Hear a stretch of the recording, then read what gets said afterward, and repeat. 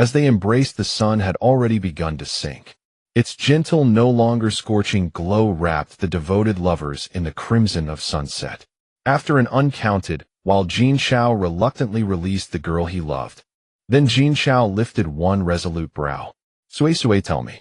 Sui Sui understood at once. Taking his hand, without hesitation, she led him on a leisurely walk through the residence. As you can see, this is the house I bought, and it belongs to me alone. Jin Xiao was puzzled. Why? Have I failed to make you feel secure?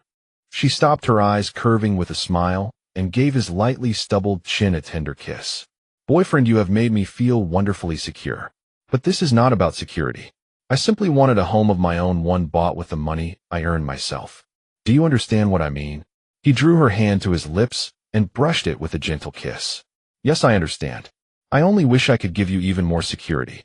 You will not blame me for deciding this on my own. What foolish words. It is only a house. So long as you are happy and do not leave me, I would never blame you for anything you choose to do. At his words, the stars in Sui Sui's eyes seemed ready to spill over. Playfully, she said, from tonight until our wedding, I want to live in my own home and leave for the wedding from there. May I? Jin Xiao's expression stiffened at once.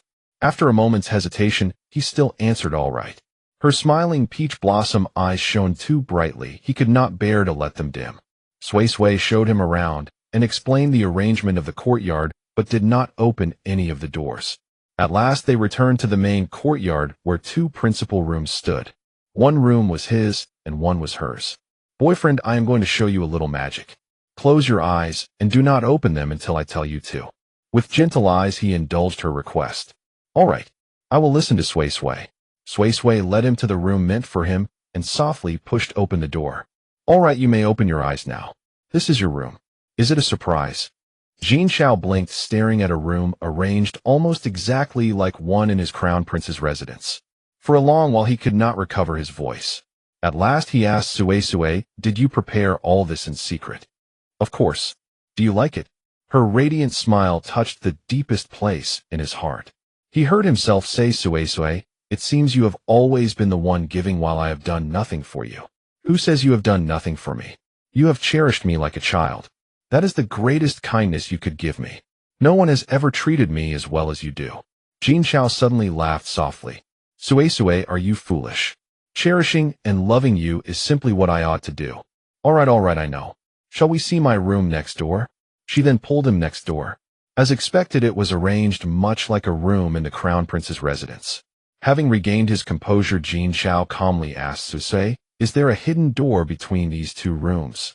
Sui Sui shot him a laughing, mock-scolding look. A hidden door? Do not even think of it. And opening the wall between them is even less possible.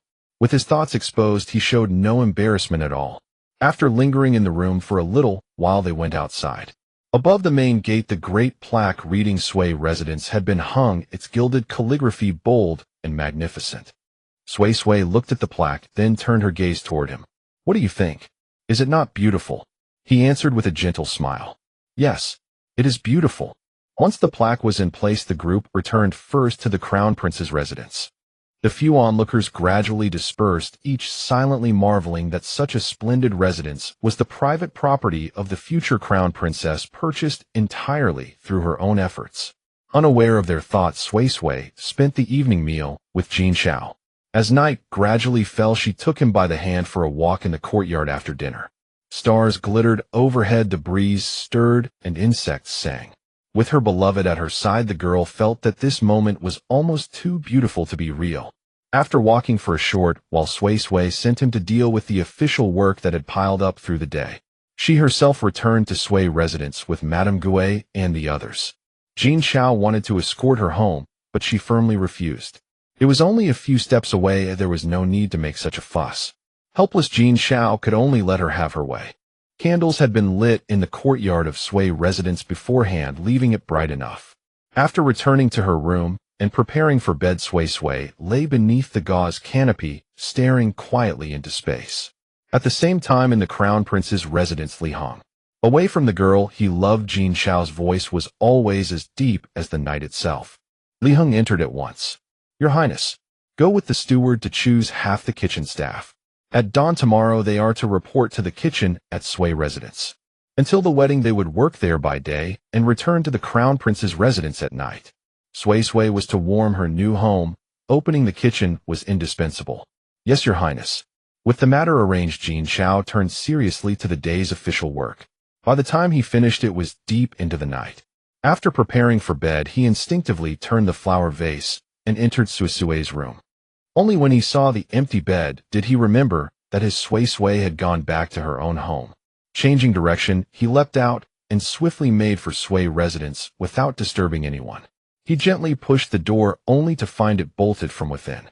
With a helpless smile, Jin Chao took out the small dagger he always carried and carefully eased the bolt aside.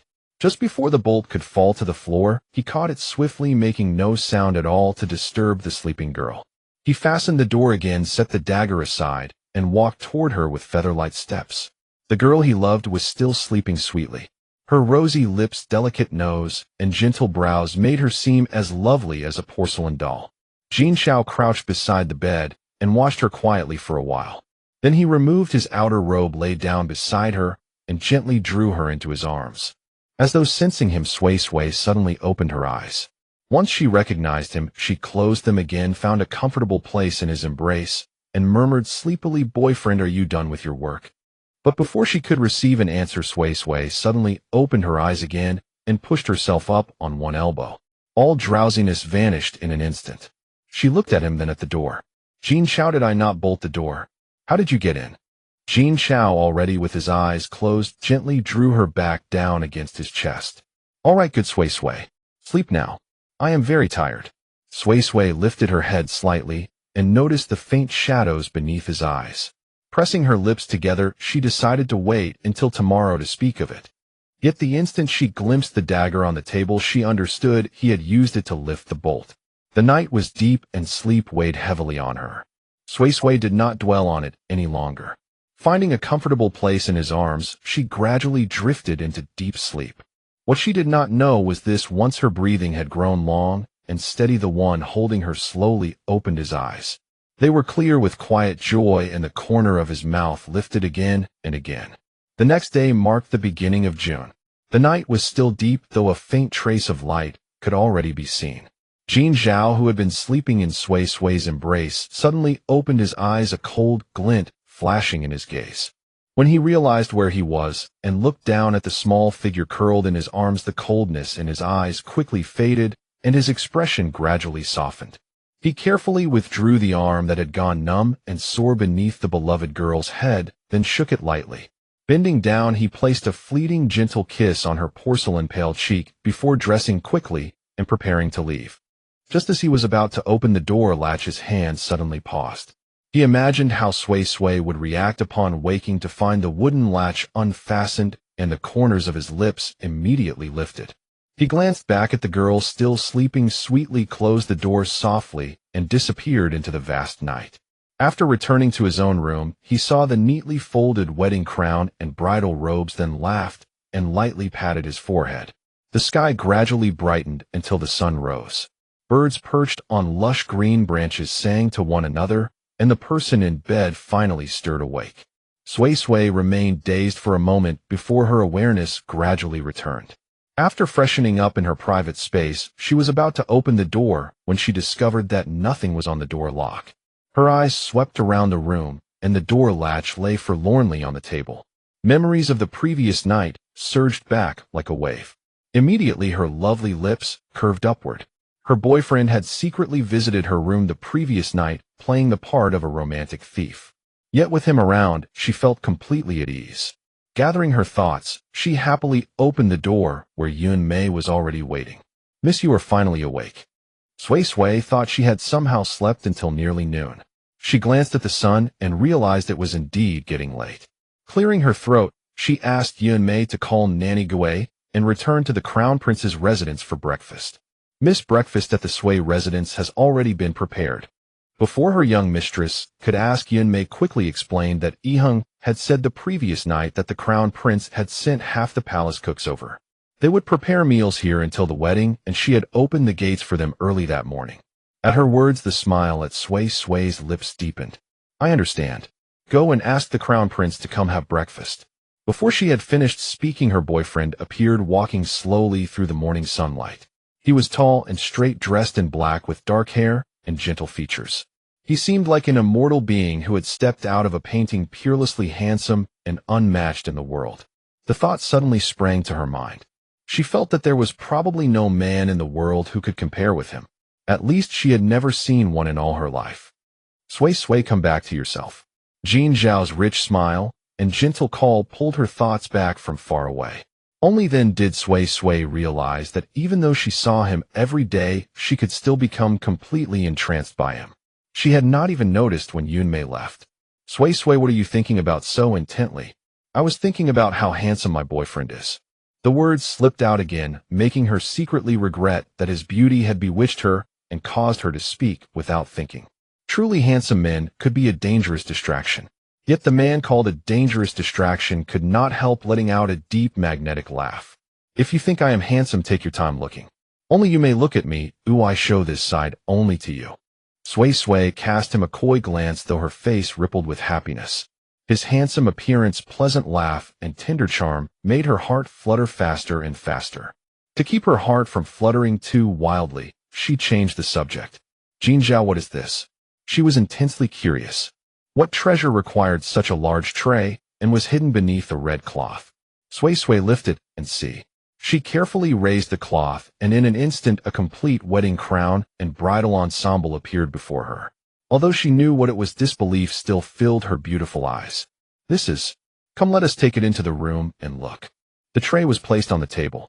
Sway stared blankly as Jin Zhao displayed the exquisite pieces in elegant crown with 9 kingfishers, 4 phoenixes, and paired side ornaments, while 2 red gold mandarin ducks embraced at the center of her forehead. Pearls and jade formed the foundation, making the crown even more dazzling and breathtakingly beautiful. The scarlet wedding garments consisted of a double-layered brocade silk robe with wide sleeves, its edges embroidered with mandarin ducks and pomegranate motifs. A red gold clasp set with a ruby fastened the collar. Over it lay a crimson cape embroidered with twin peacocks' clouds and gold tassels. A peach-pink sash carried paired floral and bird patterns, while a 12-panel flowing skirt descended in gold and silver cranes embroidered with symbols of many children and blessings. Its long train swept nearly 3 feet across the floor, trimmed with matching gold thread and 5-colored seed pearls. When did you have this prepared? Her voice sounded slightly hoarse. The day after the imperial betrothal decree, I had the palace prepare it. Do you like it? I love it, but why did you not tell me? He bent his index finger and gently brushed the bridge of her delicate nose. Like you, I wanted to give you a surprise. A mist gathered in her peach-shaped eyes, growing thicker until it spilled over. With a blink, tears flowed down like a continuous stream. A phoenix crown, radiant bridal robes, and swaying ornaments represented the cherished dream of countless women. Jin Zhao, panicked, bent down and gently kissed her tearful eyes before carefully wiping the tear tracks from her cheeks. Her tears struck his heart like a sudden flame. Sway, do not cry. You will soon become my most beautiful crown princess. There, do not cry anymore. Reassured by his gentle words, Sway could no longer restrain her emotions and threw herself into his arms. Jin Zhao, you are truly awful. You prepared such a huge surprise without telling me and even made me cry. Jin Zhao hurriedly comforted her, admitting that he was at fault and asking her not to cry anymore. I will not. I insist on crying. Then cry for a little while longer, otherwise your eyes will swell. Your beautiful eyes should hold only smiles, never tears. The mischievous young woman resumed her playful protest. Do you dislike my eyes when they swell and become less beautiful? Jin Zhao gently widened the distance between them and answered seriously, although beauty is pleasing to the eye as long as it is you, I will love you whether you are beautiful or not.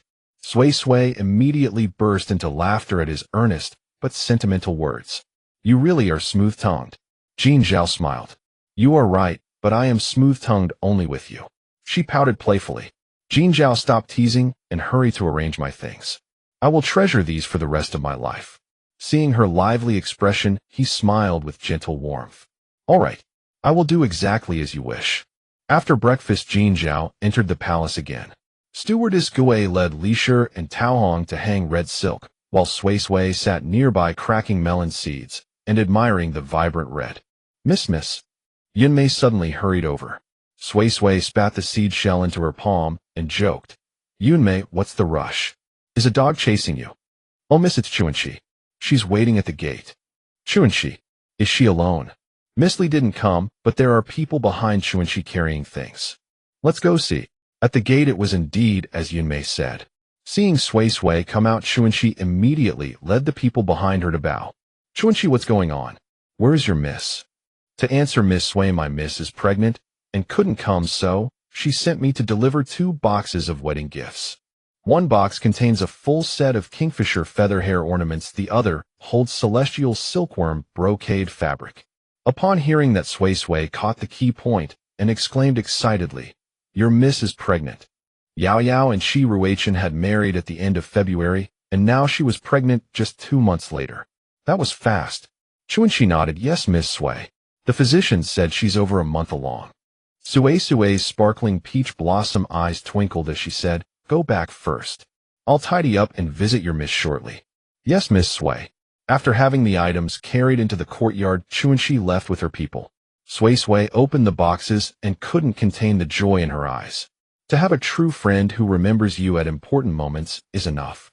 The hair ornaments were clearly of the finest quality, numbering over 50 pieces in all sizes. No wonder they needed such a large box.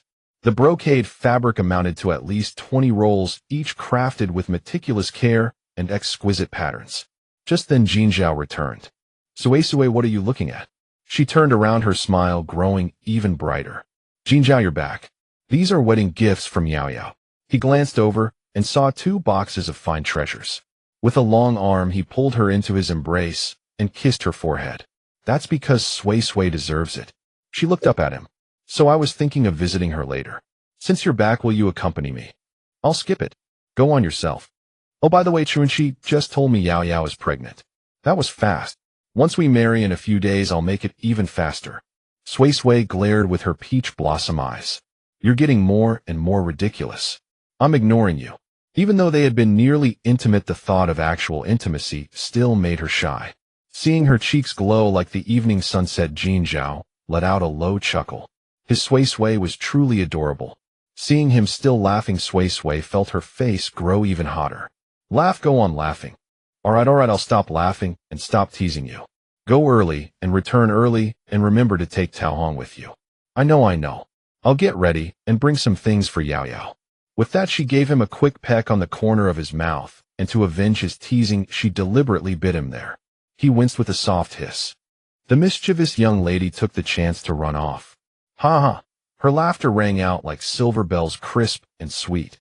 Despite the pain at the corner of his mouth, he touched the spot she had bitten, his smile still tender. His Sui was truly playful. Inside her space, Sui found 2 beautiful bottles, filled them with spiritual water, and picked out 2 New Year baby stickers. She thought about bringing 2 cans of pregnancy milk powder, but decided against it. After a quick freshening up, she took a carriage to the Prime Minister's mansion. At the entrance of the Prime Minister's mansion, Li Yao was already waiting. Seeing Sui's carriage arrive, she immediately stepped forward. Sui, you're here. Once Sui descended, she warmly took her arm. Sui, I missed you so much. I heard you're pregnant, so I came to see you. Who would have thought you'd become a mother just a few days after we last met? Sui, don't talk about me. You're getting married in a few days. Given how much the crown prince dotes on you, you'll probably soon follow. Oh, Yao, I came to visit you, and you're teasing me. If you weren't pregnant, I'd definitely tickle you. Li Yao quickly begged for mercy. Good Sui, I'm sorry. Since you're sincere, I'll forgive you this time. Then she turned to Tao Hong. Tao Hong, I'll be out soon. Wait for me outside. Yes, miss. In the front hall, Sui took out the items from her bag one by one. Yao here. No need for me to explain this water, right? Wow, these bottles are beautiful too. Thank you, Sui. This water was simply magical. She loved it. Then Sui unrolled the New Year baby sticker. Open it and see. Li Yao looked at her suspiciously, but did as told. Sui, these are New Year babies from my hometown. In our tradition, if a pregnant woman looks at beautiful babies, her child will be more beautiful. Li Yao's eyes lit up and her voice betrayed her excitement. Really? Of course. Also, eating grapes during pregnancy will make the baby's eyes black and shiny like grapes. Apples are good for the skin and walnuts are good for the brain. Sue, thank you for telling me this. What are we to each other? Besides, you just sent me 2 big boxes of wonderful things. I know you don't lack these things, but since you're about to get married, I wanted to express my feelings by adding to your wedding gifts. Sue, you don't know. The wedding photo you gave me is 1,000 times more precious than gold and silver. And you're always so good to me. How could I not repay your kindness? Alright, I've received your feelings, and I've delivered mine. I'll head back now. Rest well, but do take some walks. Go on. I know you're missing your boyfriend. Can't bear to be apart, even a moment. Sui just smiled at Li Yao's teasing. Because she was telling the truth. She really did miss Jin Zhao a bit. Not seeing him, though not 3 years, felt like 3 days. Yao, go back inside. No need to see me off. I'm leaving. She then left by carriage. When she returned to the Sui residence, the red silk was almost fully hung. Jin Zhao, who had been surrounded by red, now saw only Sui's figure. Sui, you're back. She walked over to him with a gentle smile. MMC. I went early and returned early. Catching sight of the small broken patch at the corner of his mouth, she suddenly felt a pang of heartache. She carefully touched the wound. Does it still hurt? He shook his head. But she still pulled him into the room. She found a clean silk handkerchief, soaked it in a cup filled with spiritual water, folded it, and applied it to the corner of his mouth. Boyfriend, I won't bite you anymore. Jin Zhao gently stroked her silky hair and said softly, See, don't blame yourself. I'm a grown man, what's a little pain? But I'll worry about you. Alright then, no more biting from now on. Because I'll worry about your worry. The red silk was fully hung at Sui residence, creating a festive atmosphere everywhere. The Crown Prince's mansion followed suit, hanging large red silk. Amidst all the miscellaneous hustle and bustle, time flew, and it was the day before the wedding, the 7th day of the lunar month. On this day, before dawn had fully broken, the Crown Prince's mansion was already ablaze with lights and bustling with activity. The reason was none other than that today was the auspicious day for presenting the betrothal gifts. In the vast courtyard of the Crown Prince's mansion, boxes also adorned with red silk were packed to the brim, along with some large items that could not be boxed.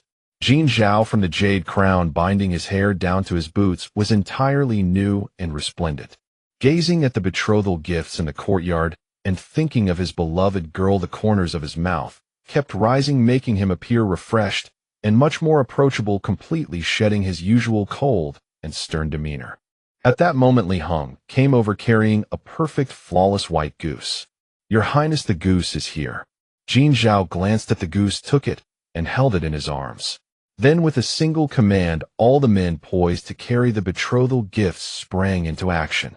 Although the Crown Prince's mansion and Sui residence were only separated by a street, Jin Zhao decided to parade the gifts around the entire city.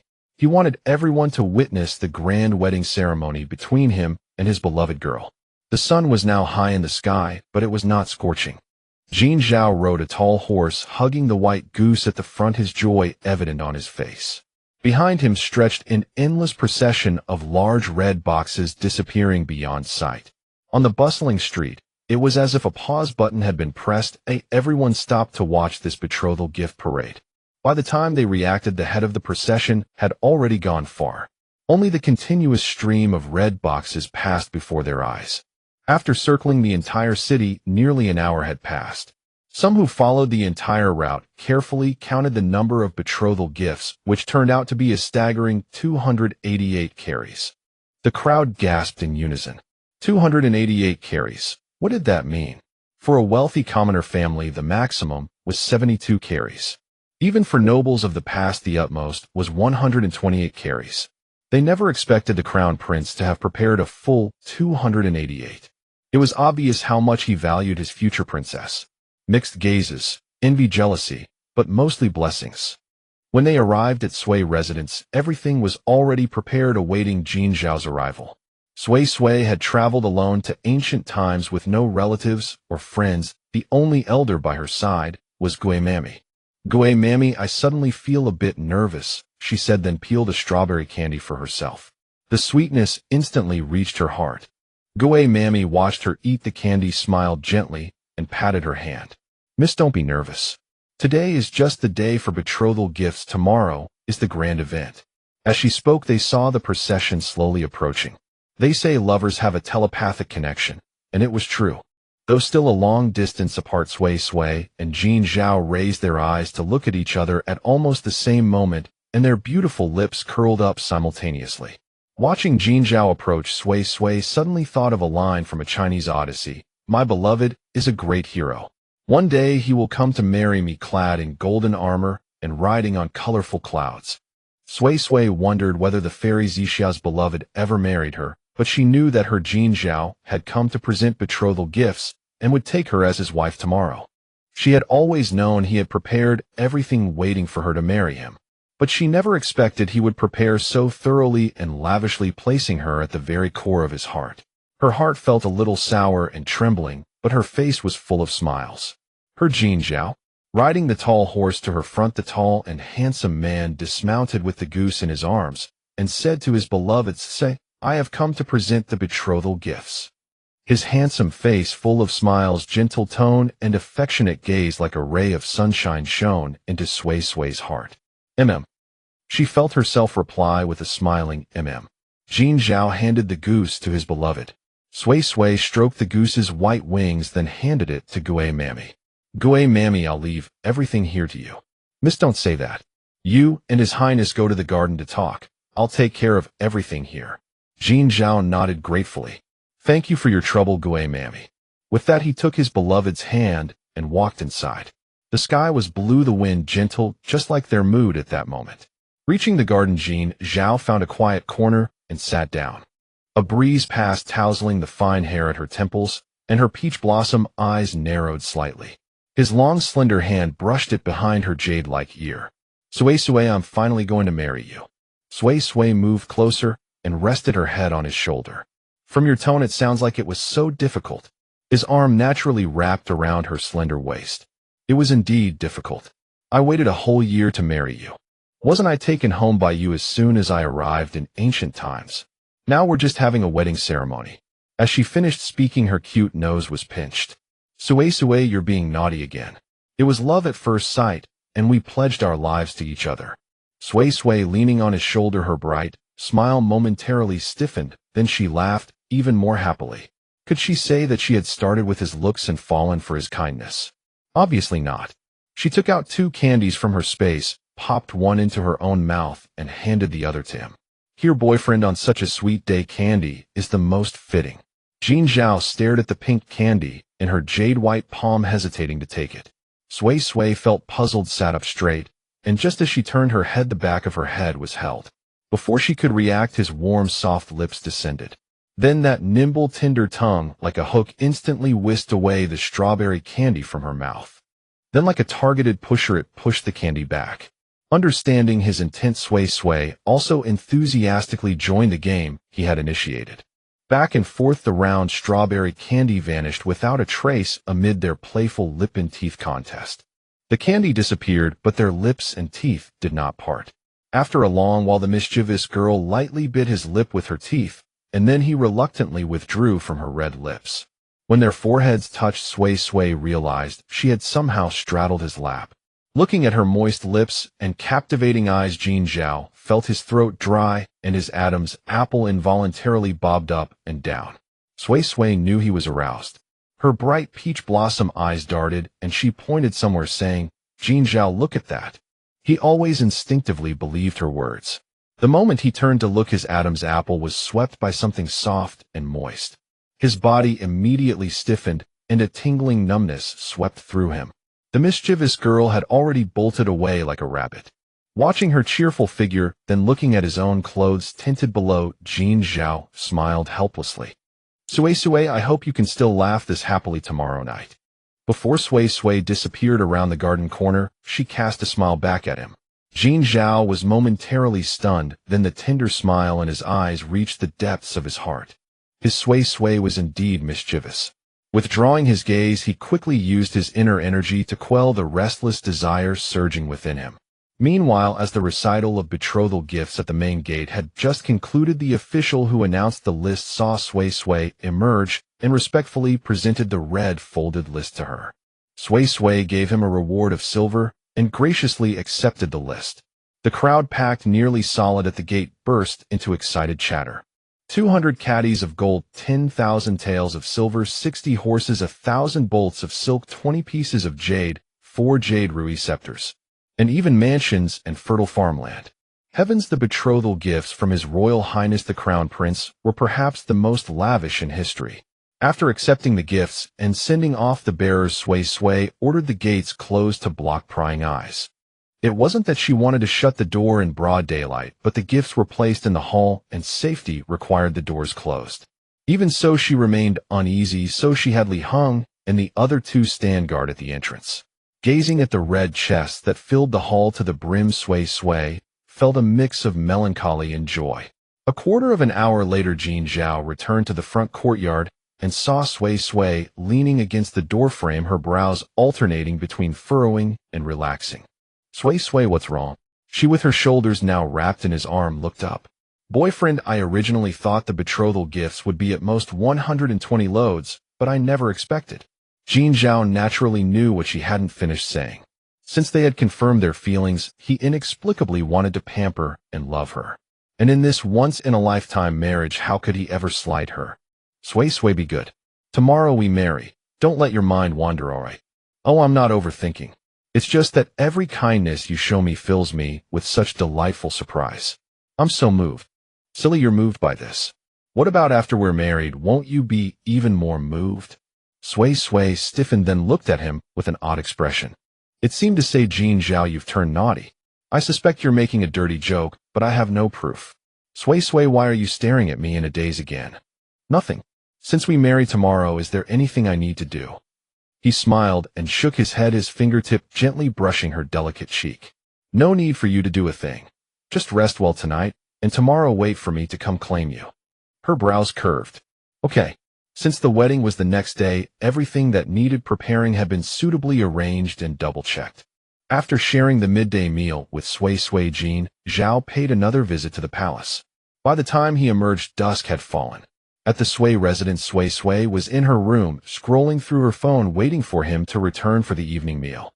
According to ancient customs, the betrothed couple were not to meet for 3 days before the wedding, lest it affect marital harmony.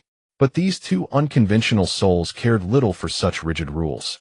They both believed that a marriage's quality and happiness were cultivated by the couple themselves. If the bond was deep and well managed, no such rules would ever stand in the way. Moreover, Sway Sway had come from another world, and the only one she truly wished to see was Jin Zhao. At that moment, she felt a surge of longing for him. Just then the door creaked open. Sway Sway turned, and upon recognizing the figure, immediately removed her earphones and rushed over. She leaped into his arms, and he caught her effortlessly.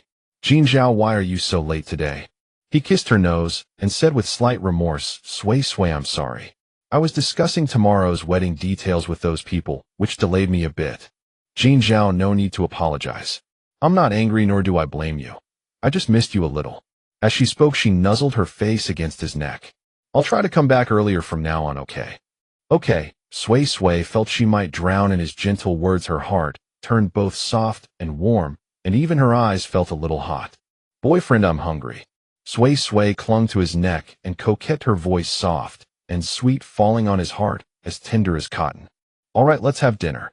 The evening meal had been kept warm in the pot, ready to serve. After dinner, they took a leisurely stroll to digest. Then Sway Sway sent Jin Zhao back to his crown prince's mansion, and after washing up, she gradually fell into slumber. But Jin Zhao at the mansion, thrilled at the prospect of marrying his beloved the next day, tossed and turned for 2 hours before finally drifting off. The next day, the 8th of June. Auspicious, suitable for marriage. Before dawn, Sway Sway was roused by Yun Mei, who called out, Miss, are you up yet? The door was pounded thunderously. Sway Sway, still half asleep and groggy, stumbled over in her slippers to open it. Yun Mei, what are you doing? The sky is still pitch black. With that, she let out a heavy yawn. Heaven knows how sleepy she was. Miss, have you forgotten?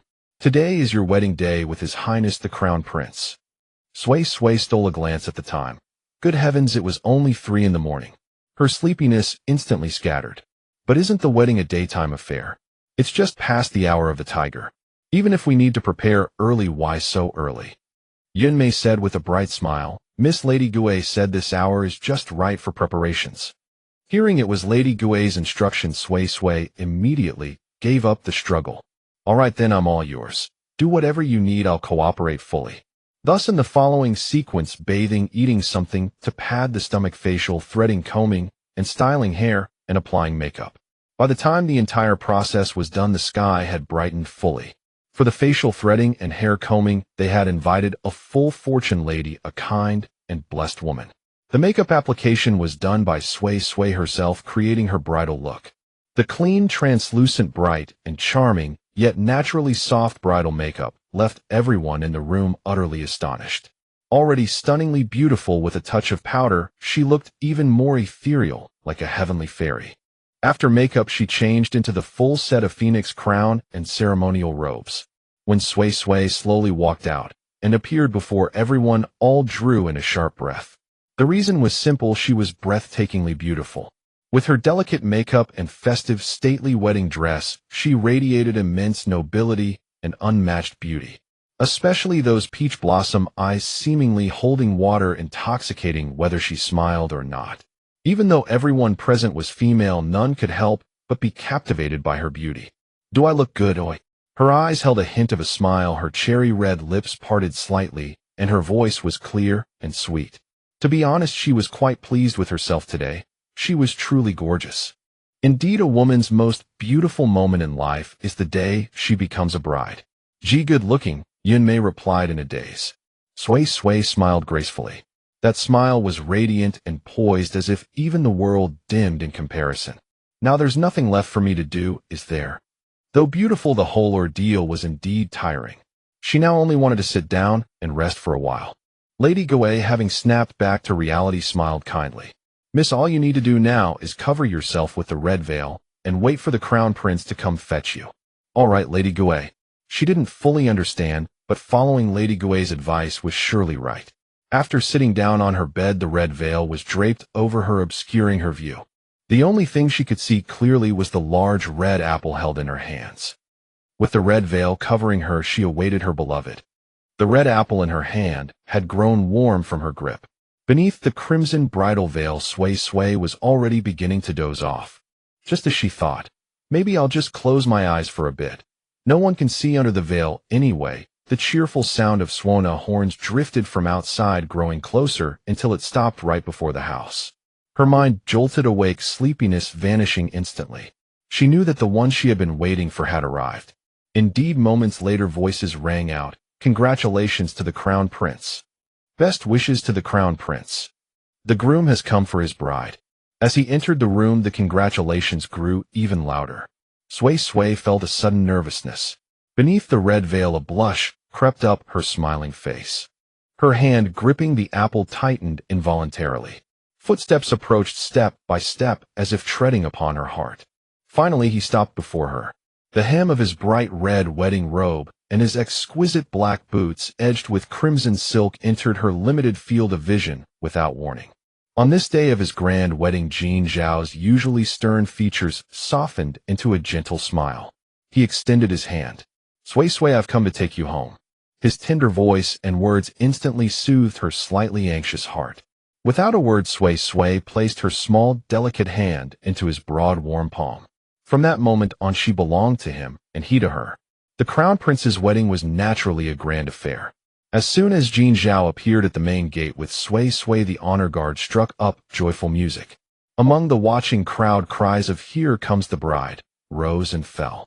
With the announcement, "The auspicious hour has arrived, let the bride ascend the bridal sedan," Sui stepped into the enormous, luxurious 8-person sedan. The sedan's body was draped in red silk and green canopy adorned with dragons and phoenixes, and tassels hung from its 4 corners.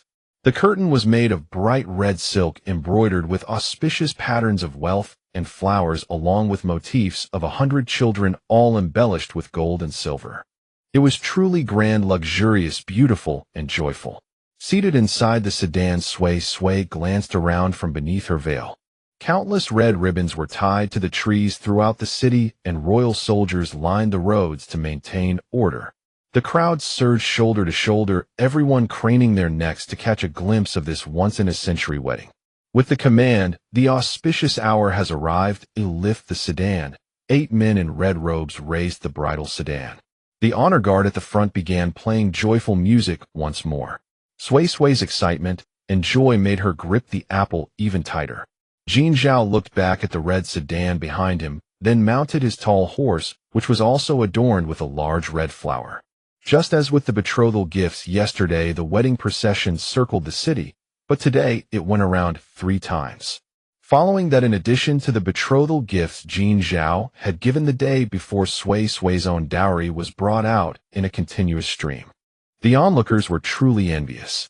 But the observant among them noticed that the procession included an additional 128 carries. Connecting this to the items she had purchased from her own shop, the truth dawned: the crown princess had provided a full 128 carries of her own dowry. Thus, this conclusion spread from one person to another, quickly becoming common knowledge. And there was more than one observant person. Of course, Sui Sui remained unaware of all this. After circling the city 3 times, the wedding procession returned to the crown prince's residence. It was now nearly dusk. The gentle sunset and brilliant evening clouds seemed to serve as a backdrop for their grand wedding.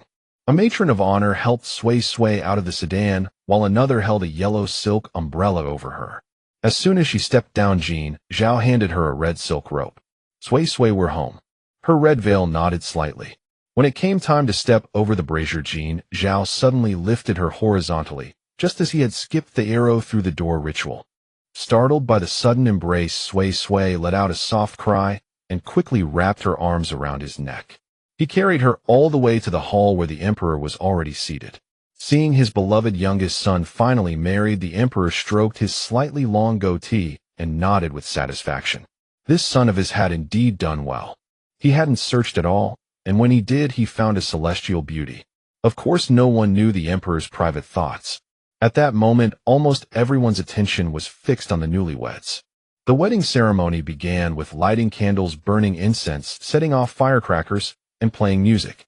Then the officiant chanted, "Incense rises, candles shine bright. The groom and bride ascend the hall." Jin Zhao and Sui Sui took their positions. Then, following the officiant's chant, first bow to heaven and earth, second bow to the parents, husband and wife bow to each other. They knelt in proper sequence. Finally, they were led into the bridal chamber. "Be good, Sui Sui, eat something to settle your stomach.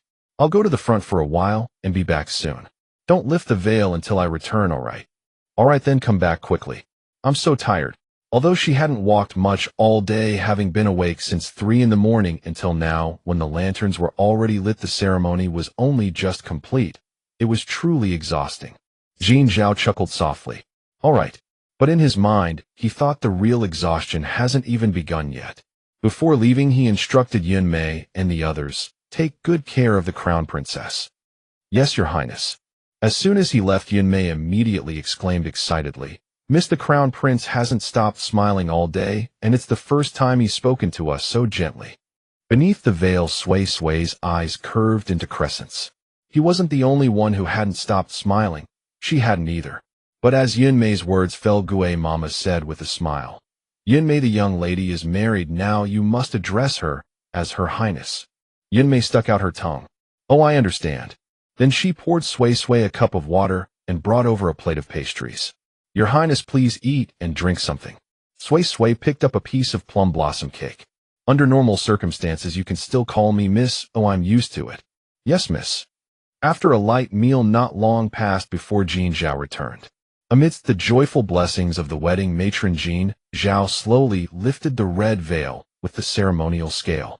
When he saw Sui Sui's makeup today, Jin Zhao felt his eyes and heart burn. He gazed at her deeply, but all his 1,000 words melted into one. "My lady, you are so beautiful. My lord, you are so handsome." The wedding matron, beaming like a flower, watched the loving couple, recited a string of auspicious words for the cross-cup wine, and then withdrew from the bridal chamber. When they were alone, Sui Sui immediately relaxed. "Honey, I'm so tired. I want a hot bath." Jin Zhao, already well informed by her constant explanations, knew what honey meant and responded smoothly. "Darling, I've already prepared hot water in the side room." Sui Sui kissed him brightly. "Thanks, honey. Honey and darling. What beautiful words. Jin Zhao's eyes softened as he helped her remove her phoenix crown and embroidered robe, leaving her in pure white undergarments. Her figure was shapely beneath the clothing. Thinking of the intimacy to come, Jin Zhao's heart tightened with anticipation. Sui Sui, you bathe first, or I'll bathe after. All right. Sui Sui picked up the undergarments she would wear and entered the side room. Leaning against the door, she thought of what was to come. Her face flushed with heat. Her heart was both nervous and expectant. It was her first time as a bride, and also her first time experiencing love. A quarter of an hour later, both were ready. Fragrant incense curled gently. The dragon and phoenix candles burned steadily, light gauze curtains hung. She lay inside, he outside. The atmosphere was intimate and beautiful. Jin Zhao turned on his side, propping his head on his hands, staring at her, as if to etch her image into his mind and heart. Perhaps because of his intense gaze, Sui Sui's heart began to pound uncontrollably fast. She thought it must be because of his handsome looks. Out of sight, out of mind. She simply turned over. The man behind her asked in a hoarse voice, Sui Sui, may I? His voice was filled with undisguised desire. Flustered and annoyed, Sui Sui replied incredulously, this sort of thing. You're the man, and you're asking me. Don't you know I'm also very shy? Hearing her petulant, embarrassed voice, Jin Zhao suddenly laughed with pleasure. He turned her body toward him, then reached for the ties of her undergarment, and gave a gentle tug, sending the garment open. The festive red lace was thus exposed to his sight. Beneath the red was pure snow-white skin. His Adam's apple bobbed, his gaze froze, and the veins on his forehead tightened. He had always known his Sui Sui's skin was as fair as snow, but never had the sensation been so intense. Stared at like a hungry wolf, Sui Sui felt unbearably shy and spoke in a fierce tone. Are we doing this or not? If not, I'm going to sleep. But to his ears, it was a silent invitation. His Sui Sui was as straightforward and bold as ever. But he loved her just like this. His lips met hers, and his hands, not idle, continued to peel away the shell like an egg, leaving only the tender white flesh. At first his kisses were only on her lips, but as his breathing grew heavier, the kisses gradually moved downward from her lips. He kissed her neck, her collarbone, the snowy peaks, and then slid lower. Meanwhile, his large hands roamed freely, wandering without restraint. Everything seemed to flow naturally, as if it were the most natural thing in the world. The warmth of the wedding chamber filled the spring night, each moment worth 1,000 gold pieces. In the warm hibiscus canopy they spent the spring night. The spring night was too short, and the sun rose high. Sui Sui, who had been pulled into a night of passion, woke up, not only when the sun was high, but right overhead. She tried to prop herself up on her elbows, but as soon as she moved, her whole body ached so much that her face scrunched up. She didn't know what it felt like to be run over by a truck. But she knew that the bone-deep soreness was even more intense than running a full marathon. It was as if she had truly fallen apart. With effort, she stacked 2 pillows and struggled to sit up. Only then did she realize that besides the bruises on her arms, wherever her eyes fell, her body was covered in marks. Especially her neck and chest. Although last night she had enjoyed it too, her husband had been too rough with his mouth. She guessed that the only part of her body that had escaped was her face. If she didn't know what Chinese zodiac sign he was, she would have suspected he was a dog. But people are so susceptible to being talked about. Speak of Chow Chow, and Chow Chow arrives. The door creaked open and Jin Zhao entered carrying a basin of water. Sui Sui, you're awake. As soon as she saw the culprit coming and looking refreshed and carefree, Sui Sui suddenly felt a sense of injustice. Why is it that he was the one putting in the effort, yet I'm the one suffering? So in response to his question, she wrapped herself tightly in the ice silk mandarin duck quilt and turned her face away with a very tsundere attitude. Jin Zhao looked at his new wife, so adorable, and couldn't help but chuckle softly. His Sui Sui finally belonged to him completely. He put down the basin, sat on the edge of the bed, and asked softly, Sui Sui, what's wrong? His tone, like coaxing a child, was so tender it could drip with water. Sui Sui immediately surrendered. Where he couldn't see, her peach blossom eyes curved into crescent moons. Seeing that she still ignored him, Jin Zhao let out a slight sigh. Then he reached out with his long arm and scooped her up, quilt and all, onto his lap. He kissed her tender cheek. Sui Sui, are you angry? Wrapped tightly, only her head visible, she looked up and retorted, what do you think? Oh my God, she was holding back her laughter so hard. Jin Zhao kissed her cheek again and coaxed, Sway Sway, don't be angry. Once I get close to you, I can't stop. Your taste truly only those who have tasted it know. It makes one crave more, unable to stop. Upon hearing this, Sway Sway's face visibly flushed, and her moist eyes became charming and seductive. But you can't not let me sleep. Although the feeling was indeed indescribably wonderful, she was so exhausted later that she was about to fall unconscious. He insisted on dragging her into it, and it went on for half the night. But what she didn't know was that her shy and charming appearance had once again ignited a certain factor within him. But considering that his new wife was truly tired from last night, he forced himself to look away, and then circulated his inner energy to suppress that desire. Sway Sway, I'm sorry, it's my fault. If it is your fault. Yes, it's all my fault. Do you want to go into the secret base and take a bath? Hearing him mention the secret base, Sway Sway was again puzzled. Various items could be brought in, but why couldn't people be brought in? But what she didn't expect was that as soon as this thought arose, she disappeared from the spot, and along with her the man holding her also vanished. In the space, Jin Zhao held Sway Sway, staring blankly at everything. Sway Sway, what is this? Sway Sway wrapped the quilt tighter, got down from his arms, and was also dumbfounded. What was going on? How could it bring people in again? But before she could figure it out, the sound of Jin Zhao moving pulled her back to her thoughts. This is the secret base you mentioned. It's actually a large supermarket I opened. Jin Zhao, you can look around first. I'll go to the restroom on the 3rd floor to take a bath and change clothes.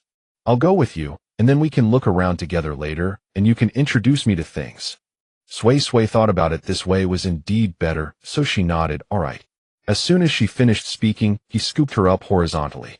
The unexpected Princess Carrie startled her, and she reflexively wrapped her arms around his neck.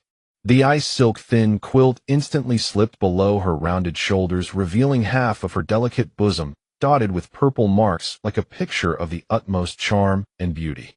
Husband, you scared me. Jin Zhao remained silent. He was afraid that the desire that would come out of his mouth would scare her. Holding his beloved girl, he strode towards the 3rd floor. Under her guidance, they arrived at the restroom. Sway Sway got down from his arms, grabbed a set of clothes, and was about to enter the bathroom, but someone followed closely behind. All right, husband, you go out first. I'll fill the bathtub and take a bath. Let me see how to operate it. Sway Sway helplessly demonstrated it in front of him. With a twist of the switch, water gushed out. Sway Sway, will the water in this pipe run out? Sway Sway pondered for a moment. Probably not. Everything in here except for ancient costumes seems to be renewable. Even if they are used up, they will automatically replenish after a while. Jin Zhao was inwardly shocked beyond measure, but his face only showed slight surprise. The bathtub soon filled with water. Husband, I'm going to take a bath. Do you want to go out and wait for me? Jin Zhao hesitated for a moment, then shook his head. He wanted to see how this water could miraculously heal the bruises on her body. Since her husband was unwilling to leave, Sway Sway didn't insist. After all, they had been so intimate the night before, being overly modest now would seem pretentious. Instead, Jin Zhao worried that she might feel shy, consciously turned around. Sway Sway, quickly get into the bathtub, I won't look. Sway Sway placed the thin quilt in his hands, then stepped her long legs into the bathtub, and her whole body submerged into the water. Now it's time to witness a miracle. Splash, splash, the sound of water rose, and 2 long legs lifted out of the water. Hearing this, Jin Zhao turned around. He saw that on the water-beaded jade-like legs the bruises were rapidly disappearing at a visible speed. Soon her skin returned to its usual fair and delicate state. How about it? Isn't it amazing? Sway Sway's beautiful legs swayed in the air as she asked with a smile. Jin Zhao, who had been gradually accepting and staying calm about all the incredible things, became unsettled again upon seeing her glowing white slender legs. In a strained and difficult voice, he asked, Sway Sway, can any injury, no matter what, be instantly healed by soaking in this water? She nodded. I think so, but I don't know for sure. Then after soaking in this water, does one feel very energetic? She was puzzled, but nodded again. Her spiritual water was almost a panacea. Sway Sway, then how about I also take a spiritual water bath to relieve fatigue? This time Sway Sway immediately understood his intention. She said in a serious and earnest tone, Husband, you must be moderate. Overindulgence is harmful to your health. But as she spoke, he had already untied his waistband. One by one his clothes were thrown on the floor, leaving only a pair of underpants. This was the first time Sui Sui had seen his physique so clearly. He was strong and muscular, but not unattractive. Instead, there was a smooth, flowing beauty to his lines. Especially his chiseled pectoral and abdominal muscles, which gave the first impression of being solid, tall, and powerful. The naked admiration in his beloved girl's eyes seemed to give him great encouragement. The moment he stepped his long legs into the bathtub, water splashed all over the floor. Sui Sui lazily draped her lotus-like arms over his shoulders and teased with a playful tone, "Husband, do you want to have a mandarin duck bath with me so badly?" He didn't answer, but he showed her through actions whether he wanted to or not. Like a gentle breeze, it rippled the surface of a spring pond. The water in the bathtub overflowed, spilling all over the floor. Water continuously flowed into the sewer, trickling softly. It was like a perfect harmony accompanying their yin energy. Only when the bathtub water surface stopped rippling did it finally cease. Jin Zhao leaned against the bathtub water, just covering his chest. Sui Sui lay softly in his arms. Her jade-like hand beneath the water kept drawing circles on his chest. He grabbed her mischievous hand and kissed it tenderly. "Be good, Sui Sui, stop being playful and rest properly." Sui Sui's circling hand paused. "I just thought it was fun, and I'm truly so happy." It was a happiness she had never dared to dream of before. After speaking, her hands tightened around his lean, muscular waist, and she sighed contentedly. He held her just as tightly, his affectionate eyes half closed, his expression equally satisfied and blissful. Being close to his beloved wife through the years was truly a joyful thing. But suddenly he opened his eyes and asked, "Sui Sui, this is your secret base. How did I manage to get in?" Hearing this, Sui Sui also felt puzzled and shook her head in his arms. "I don't know either. When I returned that day, I tried bringing you in, but no matter what, I couldn't get you through. This time I only just thought about it, and unexpectedly you followed me in." Jin Zhao boldly speculated, "Could it be because we've formed such an intimate, inseparable bond?" Upon hearing this, Sui Sui's peach blossom eyes lit up instantly. It must be this reason.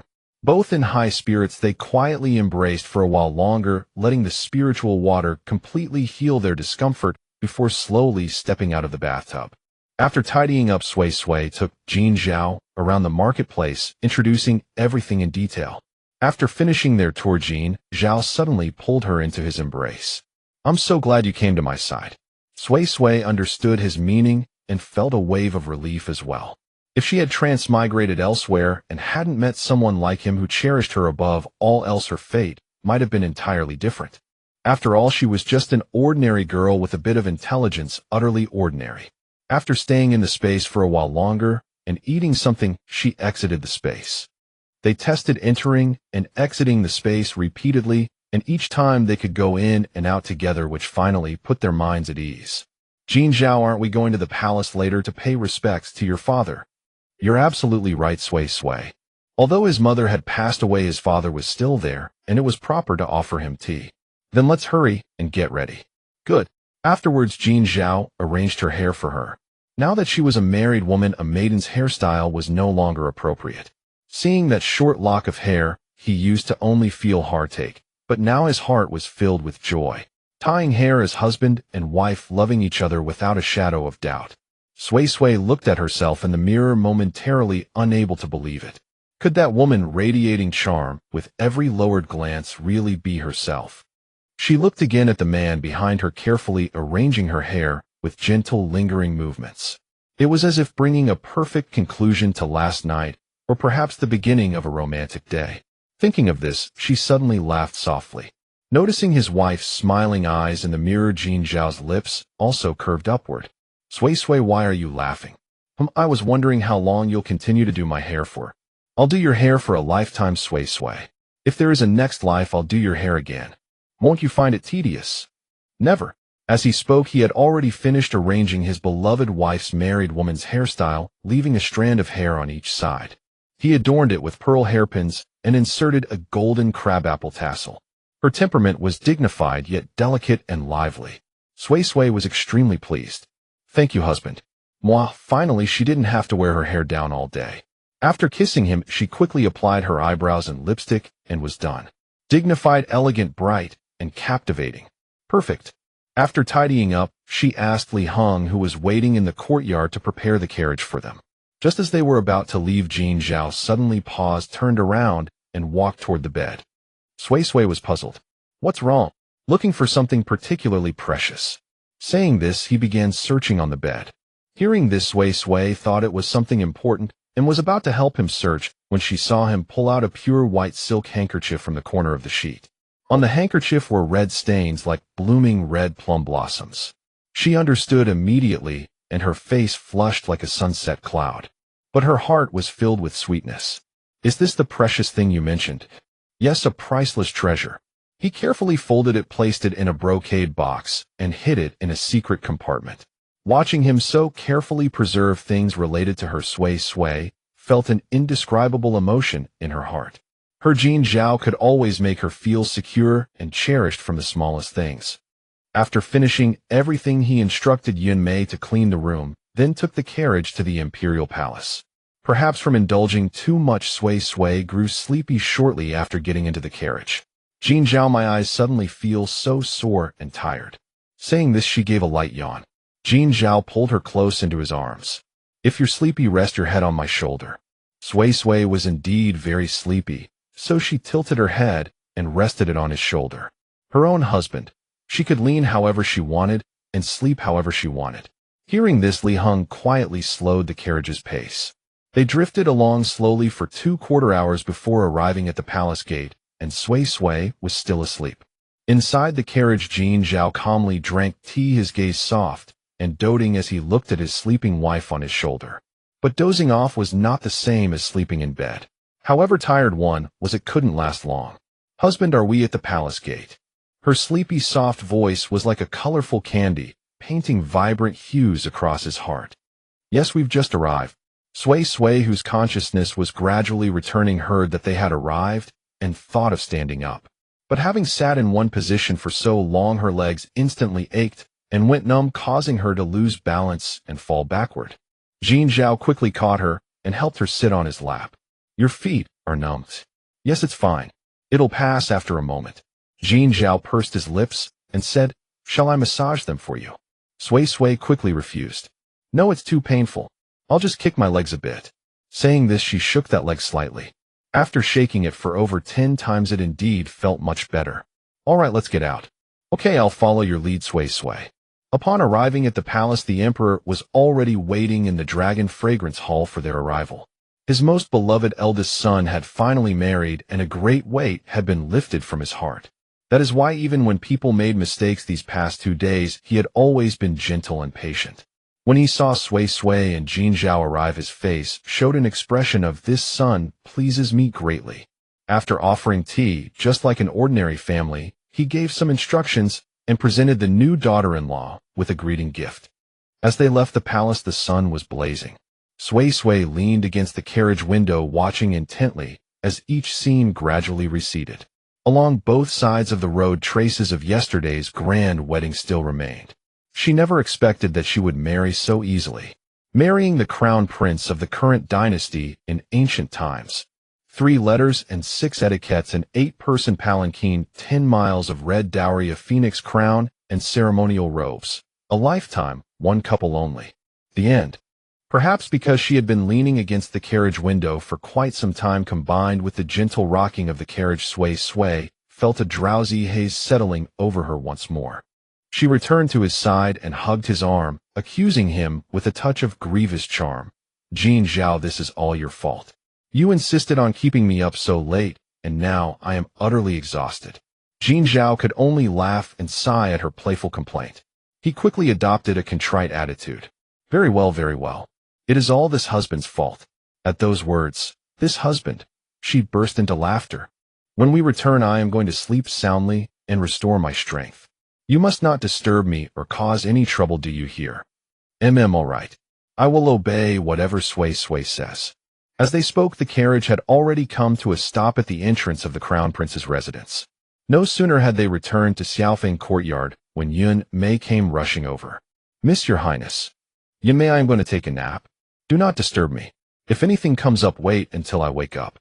Yunmei wore an expression that plainly said, I understand, I understand. Yes, miss. While tidying the room, the wrinkled state of the bed sheets made it abundantly clear just how intense things had been the night before. Sui Sui gave her a rather peculiar look. Yunmei, what are you thinking about? That smile of hers seemed to carry far too much meaning. Nothing, miss. You should go rest now. Sui Sui did not press the matter. Upon returning to her room, she drank a small glass of water, drew the curtains, and truly prepared to sleep. But the moment she stepped toward the bed, she paused. The bed was neatly made and the sheets were completely fresh. She instantly understood why Yunmei had been smiling so oddly just now. Thinking of this, she felt a touch of embarrassment herself. Jin Zhao noticed her hesitation and, assuming something was wrong, hurriedly asked, Sui Sui, what is it? Nothing. I am going to sleep. With that, she removed her outer garment and lay down, repeatedly insisting that no one disturb her. The man could only smile helplessly and coaxed her softly. Be good, Sui Sui. Sleep now. I will stay right here with you and absolutely will not bother you. His Sui Sui truly had been worn out. Overcome by exhaustion, Sui Sui had barely settled into the pillow before her consciousness began to fade. She gave a soft and sank into a deep slumber. She was simply too sleepy. She was sleeping, her face serene and tranquil. He was watching her, his eyes and brows filled with tenderness. Time seemed to stand still in that very moment. She rolled over toward the center of the bed, and he took the opportunity to climb in as well. He drew her gently into his embrace, holding her as though she were a soft, sweet marshmallow, barely resisting the urge to devour her entirely. How could his Sui Sui be so intoxicatingly sweet and alluring? As these thoughts drifted through his mind, he could not help but press a light kiss upon her crimson lips. As if sensing it, she pursed her lips slightly in her sleep, but did not wake. Watching her adorable demeanor, the smile upon Jin Zhao's brows and heart seemed ready to spill over. Holding the woman he loved so dearly, sleep soon claimed him as well. The afternoon sunlight streamed through the intricately carved lattice windows, which had not been fully drawn, and fell directly upon the large crimson double happiness character on the screen. Behind the screen, Sui Sui and Jin Zhao lay like a pair of mandarin ducks, their necks entwined in slumber. Yet Jin Zhao had not slept deeply. After roughly 2/4 hours, he stirred awake. He turned his head and saw his beloved still in a deep sleep. Rising quietly on tiptoe, he placed a gentle kiss upon her forehead, then carefully made his way outward. He instructed Yunmei to wait outside the door and proceeded directly to the study. Upon arriving, he did not attend to any official business. Instead, his fingers tapped idly against the armrest of his chair. His expression was stern and cold, entirely unlike the gentle, smiling, devoted husband she had seen earlier. But as some thought crossed his mind, his stern features gradually softened. He rose and opened a concealed compartment. From within, he retrieved a large chest, glanced inside for a moment, and then closed it again. Setting it aside, he returned to his armchair and closed his eyes to rest. Sui Sui awoke as the sun began its gradual descent toward the west. Noticing Jin Zhao was absent, she immediately entered her spatial dimension. She washed her face with spiritual water and finally became fully alert. It was then that she suddenly realized she was already married, yet her fingers remained bare. With that thought, she changed direction and headed straight for the jewelry shop. After browsing through various options, she selected a pair of simple yet elegant gold rings, planning to surprise him before sleep. Platinum and diamonds were fine, but she simply preferred the warm gleam of pure gold. She then returned to her room, but did not rush outside. Instead, she plugged in her earphones and began watching comedic sketches by Song Xiaobao. The humor was delightful, and before long, she could not help but laugh out loud. Hearing the commotion, Yunmei, who had been waiting outside the door, knocked and called, "Miss, are you awake?" With no choice but to comply, Sui Sui temporarily put away her phone. Come in." Yunmei pushed the door open upon hearing her. "Miss, you slept for quite a long time. The sun is nearly setting." Sui Sui gave her a machinoid glance. When one is sleepy, one sleeps longer. "All right. Where is your highness?" "I do not know. He instructed me to wait at the door until you woke, and then he left." Just as Sui Sui was about to nod in acknowledgement, the person she had just been mentioning appeared. "Sui Sui, were you looking for me?" Upon seeing Jin Zhao arrive, Yunmei graciously exited and closed the door behind her. "I woke and you were gone, so I was just asking. What are you carrying that box for?" Jin Zhao set the chest upon the table and opened it. Sui Sui leaned in to look and was instantly stunned. Large denomination banknotes, property deeds, land contracts, and a stack of account books filled the chest to the brim. Jin Zhao, what is this? These are our family's private assets. Now that we are married, you are the mistress of this household, and everything belongs to you. As for other income, with so many subordinates to support, even if we earn considerably, there will not be much surplus. Sui Sui was momentarily taken aback, then asked with a smile playing upon her lips, is this handing over financial authority? Jin Zhao nodded and gently stroked the strand of dark hair that had fallen loose. Handing over financial authority. Everything in this mansion is yours, Sui Sui, including me. Jin Zhao, I have noticed you have become quite fluent in sweet words lately. In front of Sui Sui, I seem to have mastered everything without formal instruction. Sui Sui smiled and gave him a playfully exasperated look. You are getting more and more exaggerated. I will keep the banknotes, property deeds, and land contracts for now, but I will not take the account books. There are so many traditional characters. Each number takes up an entire line. Just looking at them gives me a headache. There is no way around it. The writing system here is simply like this. Sui Sui's peach blossom eyes twinkled. Have you ever considered simplifying the traditional characters, or perhaps using an alternative method to represent numbers? Wait a moment. Once you see my account book, you will understand. Before he could respond, she reached into a large red chest, pulled out the account book, and flipped through it page by page. See, is it not simple and crystal clear? The more Jin Zhao looked, the more astonished and exhilarated he became. If this were to be popularized, it would undoubtedly bring benefit after benefit with no drawbacks whatsoever. Seeing his reaction, she knew he was genuinely interested. Sigh, it is partly my fault for not telling you sooner. Every time I dragged you to watch videos on my phone, it was only ever comedy sketches. Jin Zhao wrapped his arm around her shoulders and leaned down to press a kiss upon her crimson lips. It is not too late. I will discuss this with Father Emperor tomorrow. Then after dinner, I will write out a simplified version of these documents. Very well. Thank you for your trouble, Sui Sui. It is no trouble at all. Besides, since you have handed over financial authority, I happen to have a gift for you as well. She had originally planned to give it before sleep, but delivering it now would suffice. Upon hearing this, anticipation was plainly visible upon Jin Zhao's face. Sui Sui watched him with amusement and spoke softly.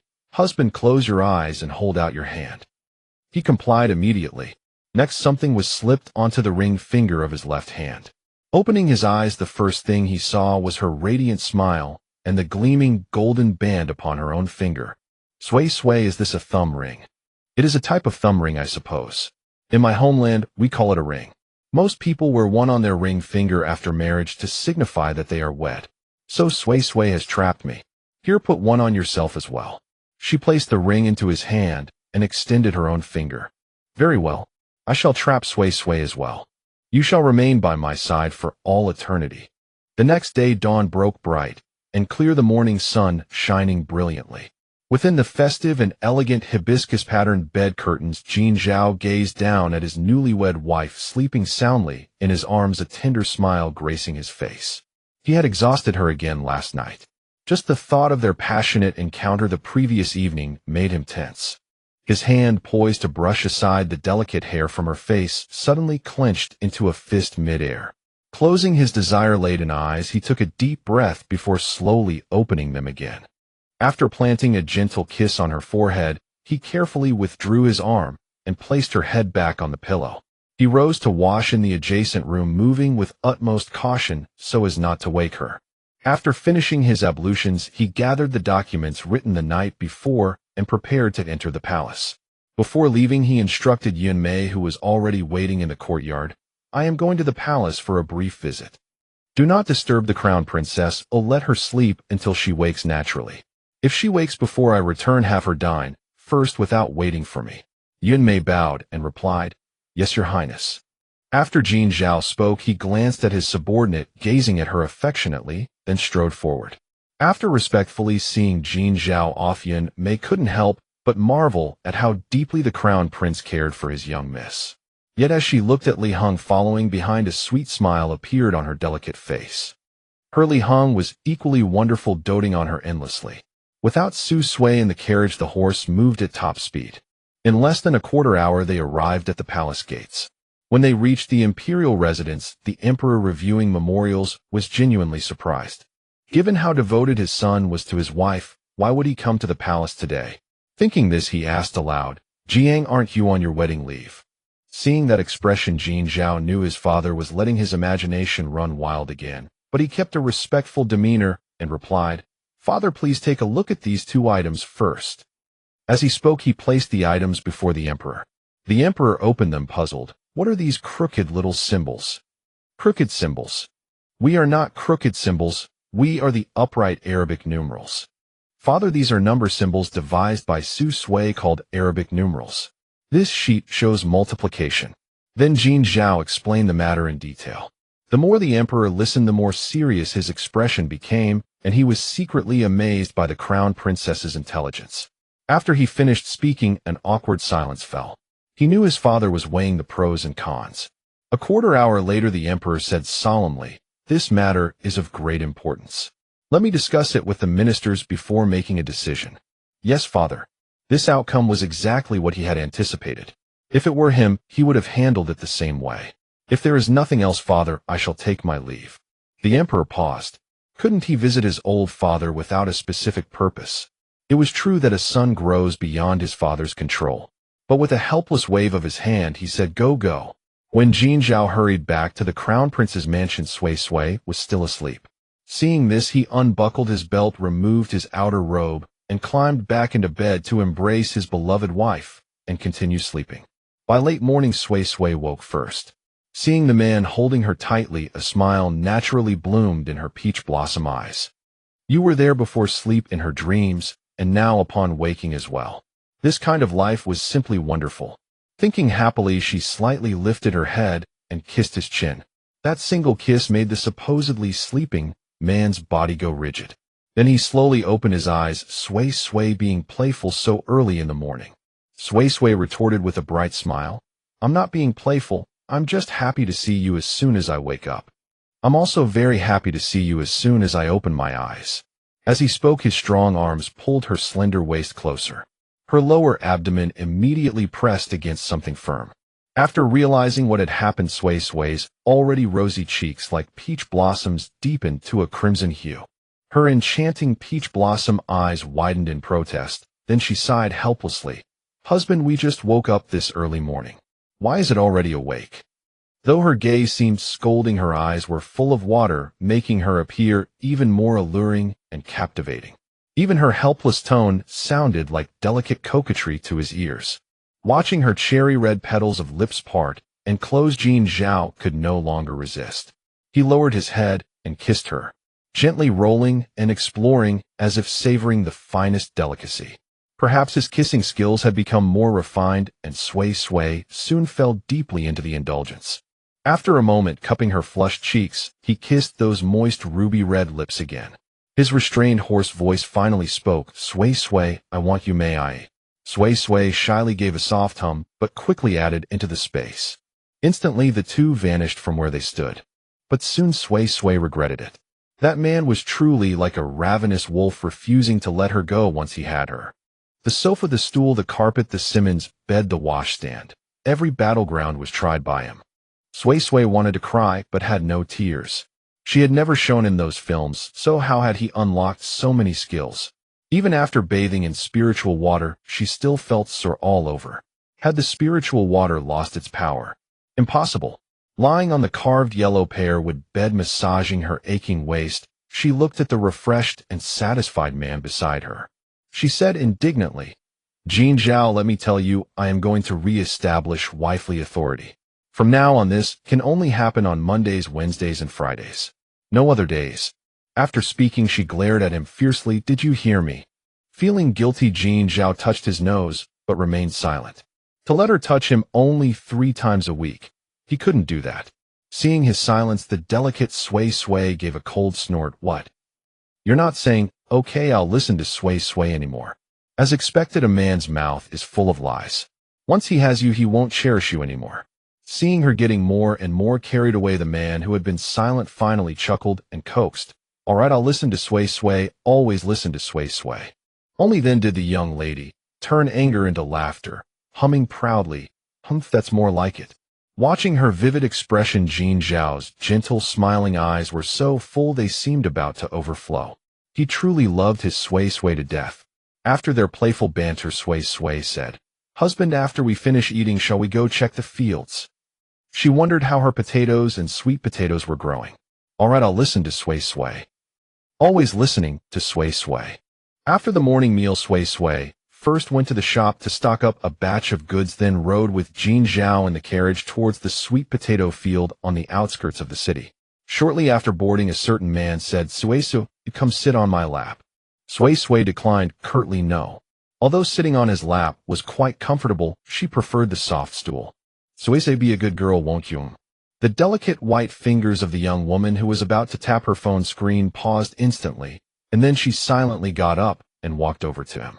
"Here, if you want a hug, go ahead." Blame her for being spineless. When he coaxed her in that low, seductive tone, she simply couldn't resist. The man who had found her weakness held back a smile and replied, "All right, I'll do whatever Sui Sui says." Sui Sui thought, "Clearly you seduced me into coming over." But she didn't say it aloud. Between husband and wife, there must be both reason and love. She sat securely on his lap and started scrolling through her phone. They shared a pair of earphones, one each. "Sui Sui, why aren't you sleepy today?" Sui Sui cast him a reproachful glance. "I can't be sleepy every day. If I were, it would definitely be because you exhausted me." She whispered this right by his ear. Her breath, fragrant like orchids, brushed against his ear, prompting him to instinctively kiss her cheek. Then he gently pinched her delicate nose, his tone impossibly doting. Yes, it's all my fault. Oh, Jin Zhao, stop pinching my nose. You can kiss it, you can tap it, but you can't pinch it. If you do it too often, my beautiful nose will turn ugly." Jin Zhao's smile deepened. "All right, I'll listen to Sui Sui." Li Kuan and Tao Hong outside the carriage overheard their interaction clearly and glanced at each other knowingly. Li Kuan placed his hand over Tao Hong's, leaned in slightly, and whispered quietly in her ear, "Tao Hong, rest assured, I will always be good to you, just like the crown prince is to the crown princess." Although his voice was low, Sui Sui caught the gist of it. She nudged Jin Zhao's chest with her elbow and gossiped secretly. "Who would have thought? Li Kuan seems taciturn, but he's a devoted husband too. Indeed, birds of a feather flock together. Following a master who dotes on his wife, one learns to dote on his own wife too." Jin Zhao lightly pecked her rosy lips. "Sui Sui, don't be cheeky." His Sui Sui was full of quirky arguments. The carriage journeyed for about 2 ku and they arrived at their destination. Stepping down from the carriage, they were immediately greeted by the bustling atmosphere of rural farm work. As far as the eye could see, people were working in small groups on various farm tasks. The crowd, previously chatting and laughing while working with great enthusiasm, almost all stopped what they were doing upon seeing the obviously wealthy and noble arrivals. Because the sun was quite strong today, Sui Sui had applied sunscreen before leaving the house. Now under the sunlight, after getting off the carriage, she appeared so fair, she seemed to glow. Combined with her stunningly beautiful face, tall and graceful figure, and bright attire, she truly looked like a fairy descending into the mortal world, strikingly beautiful and captivating. Some who recognized them quickly cried out in realization, "It's the crown prince and crown princess." He had personally witnessed the crown prince's grand wedding procession around the city 3 times. He thought he would never forget that once-in-a-century magnificent wedding. Hearing this, the crowd converged upon them and bowed in respect. They hadn't expected to see the crown prince and crown princess of a dynasty up close. Indeed, they were a match made in heaven, a perfect couple.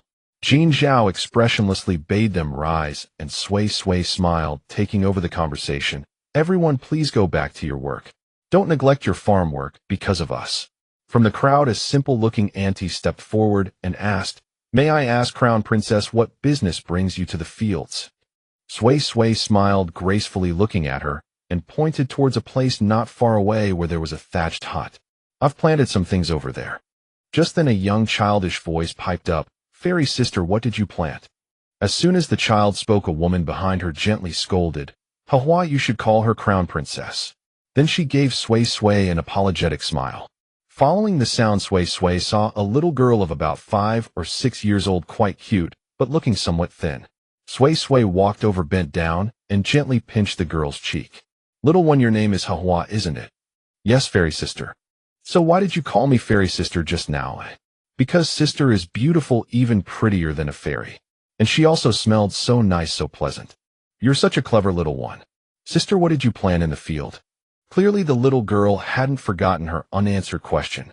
Sway Sway deliberately kept her guessing. Well, I can't tell you right now. How about I tell you at the end of September? She had them planted in mid-April, and by the end of September, they should be ready to harvest. Really? The little girl's dark eyes sparkled like diamonds under the sunlight, bringing joy to anyone who looked at them. Of course it's true. I never lie, you know.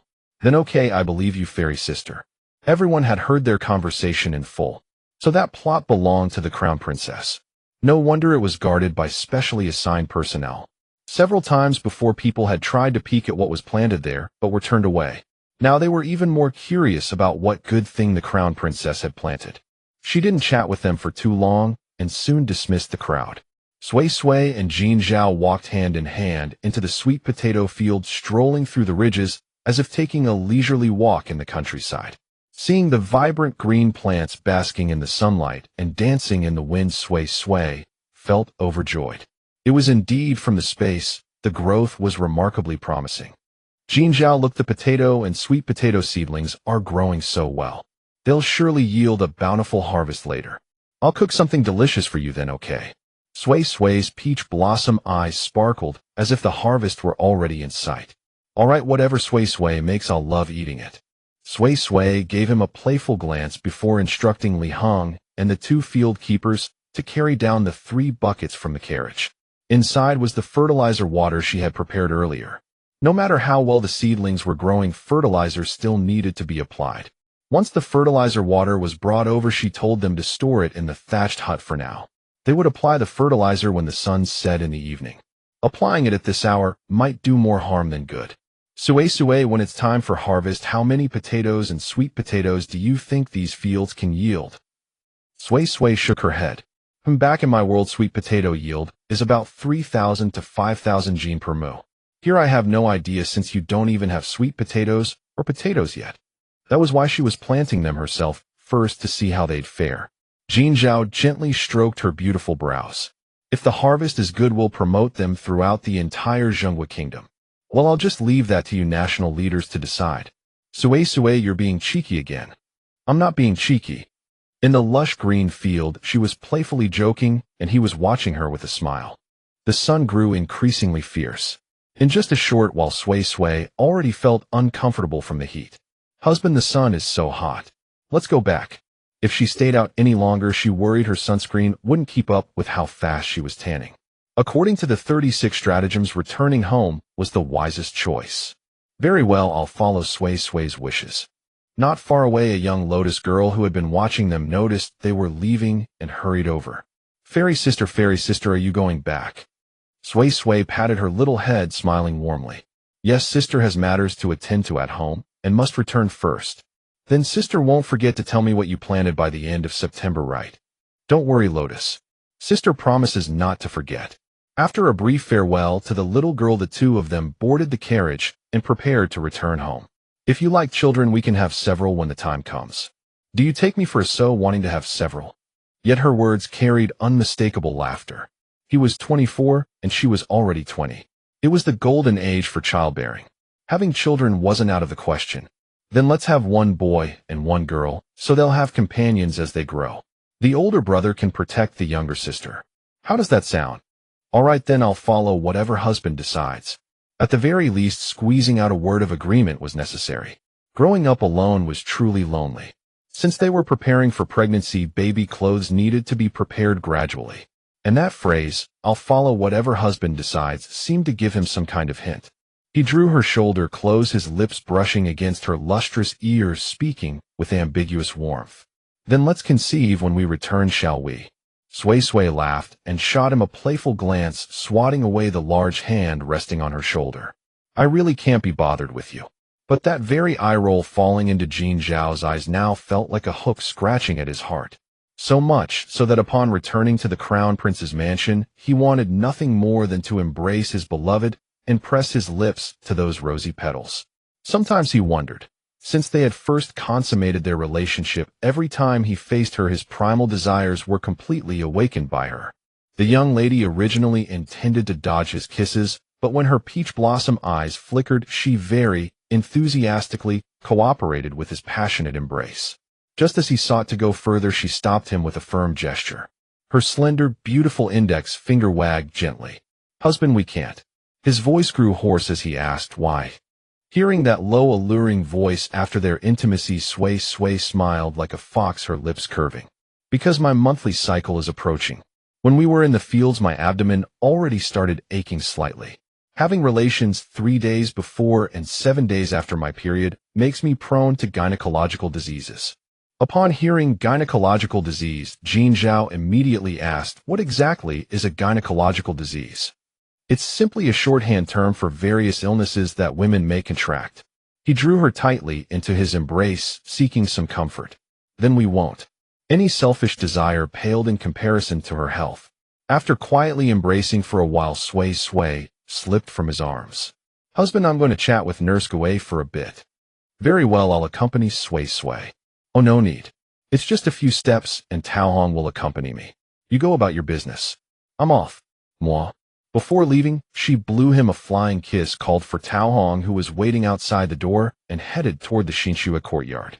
Suddenly remembering what she had overheard in the carriage, Sui felt her gossip instincts stirring once more. "Tao Hong, let me ask you something." "Miss, please ask." "You and Li Kuan have been dating for quite some time now. When are you planning to marry? I can help you know." Hearing the word marriage, the usually brave and spirited Tao Hong visibly blushed. "Returning to Miss, we haven't discussed it yet." "Oh, I see.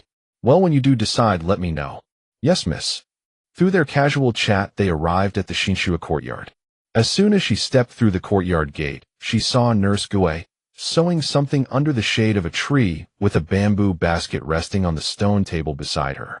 Sui approached. "Nurse Gui, what are you sewing?" Upon seeing her arrive, Nurse Gui hastily placed the item back into the bamboo basket, rose, and offered a respectful bow. Sui peered into the basket and saw half-finished baby clothes, a suspicion forming in her heart. Yet she still asked, "Nurse Gui, is this for?" The older woman smiled kindly. "This is prepared for our future young master or lady. You and the crown prince are already married, so I imagine the little one will arrive soon."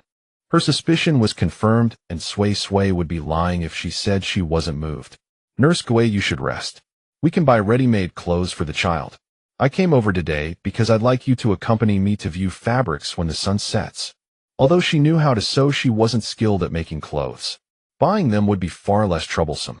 "Miss, this old woman sews for the young master out of sincere devotion. You acknowledge that I'm advanced in age and don't need to serve at your side, and you even cured my decades-long leg ailment. If I don't show my gratitude in some way, I won't feel at ease staying in the crown prince's mansion." Honestly, Sui understood her feelings and nodded. "Then do as you wish. Just don't strain your eyes. Miss need not worry, this old woman knows her limits." After agreeing on the afternoon outing time, Sui told Tao Hong she didn't need to follow and returned alone to the Xiaofeng courtyard. When she returned to her room, Jin Zhao happened to be absent. Her peach blossom eyes lit up instantly. If not now, when would be the time to enter the spatial dimension? With a mere thought, she vanished from the spot. She enjoyed a comfortable bath in spiritual water and dried her hair. Then, rolling freely on her soft Simmons mattress, a bright smile graced her charming little face. Without anyone pawing at her, this was pure bliss. Meanwhile, in the imperial palace, the emperor, seated upon the golden throne, looked at the ministers who had just finished morning court, but were recalled once more. Clearing his throat, he said, "My dear ministers, do you know why I've summoned you back?" A chorus of "This humble subject does not know" rose from below. The emperor stroked his neatly trimmed beard, wearing an expression that said, "I knew you wouldn't know. I've recalled you to test you with a few questions." Hearing this, the ministers exchanged bewildered glances, wondering what scheme the emperor had up his sleeve. After observing their expressions to his satisfaction, the emperor continued, "What is 14 multiplied by 79? Silence fell instantly. Yet everyone was mentally calculating by various methods. After a stick of incense had burned, Prime Minister Qi Inkai stepped forward and replied, "Your Majesty, the answer is 1106. The answer is correct, but you took far too long. Let me give you a few more problems. The results without exception were the same. Although most answers were ultimately correct as the difficulty of the problems increased, the time consumed grew longer and longer. After posing all the problems, Jin Zhao had brought over, the emperor straightened his posture and gestured to the side. Immediately, Eunuch Li distributed copied multiplication tables to everyone. The ministers were perplexed. This is a calculation method uniquely invented by the crown princess. It yields fast and accurate results. In the afternoon, as the sun touched the horizon, Sui Sui exchanged a brief farewell with Jin Zhao and departed with Gui Mama in a horse-drawn carriage toward the bustling district. Standing at the lively street corner observing the ebb and flow of the crowd, Gui Mama voiced her reflection. I can hardly recall how long it has been since I strolled through the streets with such leisure. Sui Sui stepped forward, linking her arm through Gui Mama's, and said, in the future, I'll bring you out for more walks. Gui Mama waved her hand dismissively. On no need. With age, my energy is not what it used to be compared to you youngsters. Sui Sui understood. As one ages, the body's vigor inevitably declines. Besides, in ancient times, 50 was considered the age of knowing one's destiny, and 60 was already regarded as a venerable age. Yet despite her understanding, she insisted, Mama, where are you old? To me you look youthful. If you hadn't told me you were 52, I'd think you were only in your early 40s. Though there was some exaggeration, it was true that thanks to the regular consumption of spirit water, Gui Mama appeared at least 5 years younger than when they first met. Miss, you flatter this old woman, Gui Mama said, chuckling. I'm not flattering you, Mama. I'm speaking the truth, Sui Sui replied. Gui Mama joyfully conceded, all right, the truth it is. Then the two strolled along, chatting and laughing. Sui Sui's exquisite beauty, whether she offered a gentle smile or a cheerful grin, drew the attention of passers-by. But Sui Sui paid them no mind and continued their shopping. Having spent a year in ancient times, she had gained a good understanding of the locations and layouts of the capital's finest establishments. Yet after browsing through the high-end shops, none met her satisfaction, and she lost the enthusiasm to continue. More importantly, her feet were growing tired. She missed Jin Zhao dearly. She longed for his embrace. She yearned for his comforting words. Thus the young woman who half an hour ago had promised to bring Gui Mama out more often now declared, Gui Mama, we've shopped for quite a while without finding anything to our liking, and the sun is about to set. Let's head back. After all, I'm not pregnant yet, so we can come back another time to make purchases. Her words were cut short as the sound of galloping hoofbeats rose behind her. Sui Sui turned around and saw that it was her husband. She had been thinking of him just moments before, and now he appeared. Truly their hearts were in perfect sync. In an instant, her previously listless expression blossomed into radiant joy. Jin Zhao dismounted and walked over to her. What are you doing here? She asked. Her smile was bright, and her voice brimmed with undisguised delight. Jin Zhao gently pinched her nose and teased, the sun is about to set, and a certain playful one hasn't returned yet. I had to come and bring you home. I was having such a good time shopping with Gui Mama that I lost track of time. Come on, let's go home. She placed her hand in his, and he held it firmly. With her husband's arrival lifting her spirits, Sui Sui turned to Gui Mama with a sunny smile and said, Gui Mama, let's head back now. Ah, very well, Gui Mama responded. Watching the affectionate young couple, Gui Mama felt a deep sense of consolation. She believed that her late mistress, looking down from above, could now rest at ease. The onlookers burped so full. This unexpected dose of sweetness. No dinner needed tonight. The crown prince truly dotes on the crown princess. By the time they returned to the crown prince's residence, the last rays of twilight had vanished. As soon as the door closed behind them, Sui Sui leaped into Jin Zhao's arms, burying her face in the crook of his neck, and took a deep breath, inhaling the unique scent of cedar that clung to him. Then with a voice both plaintive and tender, she cooed, Honey, I wish I could be a salted fish all day long, just eating, drinking, playing, and sleeping. Whatever Sui Sui wants to do, I'll support you. Being a salted fish is not out of the question. I'll handle everything. With me in charge, what beautiful words of love. Sui Sui believed he wasn't just paying lip service. But then again, being a salted fish might get boring. Never mind. Honey, my feet are so tired, aching, and weary. Hearing his beloved wife complain of sore and tired feet, Jin Zhao, who had been carrying her, and swaying gently promptly carried her to the bedside and set her down with the utmost care. Come slip off your shoes and socks, let me take a look. No, just hold me for a while, and it'll be fine. Sway mused that since having him, she had become incredibly pampered. She recalled the days when she was alone enduring all sorts of ailments and hardships without complaint. Now any minor discomfort was magnified out of proportion. Perhaps it was because someone cherished her now that she could afford to be so willful. Be good, listen to me, let me see. Soothing her like a child, Sway sweetly gave in. Her husband was truly too gentle. She extended her feet and let him fuss over them. Jin Zhao crouched down, kneeling on one knee. He removed her embroidered shoes and silk socks. He gently placed her snow-white, jade-like feet upon his thigh. His large palm enveloped her soft, boneless little feet, and he began to massage them with tender strokes. Yet he skillfully avoided the soles, for he knew she was ticklish. His wheat-colored hand against her pristine white feet formed a picture of perfect harmony, a stirring image that captivated the senses. It was ineffably exquisite, ineffably beautiful. Sway suddenly felt moved by his devout and earnest manner and simply gazed at him spellbound. After a long moment, Jin Zhao looked up and asked Sway, what are you looking at? Sway declared with pride, I'm looking at my man, thinking how handsome and gentle he is. In my past life, I must have saved the Milky Way, so heaven, seeing me alone and helpless in the modern world, sent me to ancient times to be by your side, to be cherished and loved by you. Well, I too must have saved the Milky Way to have married you, Sway.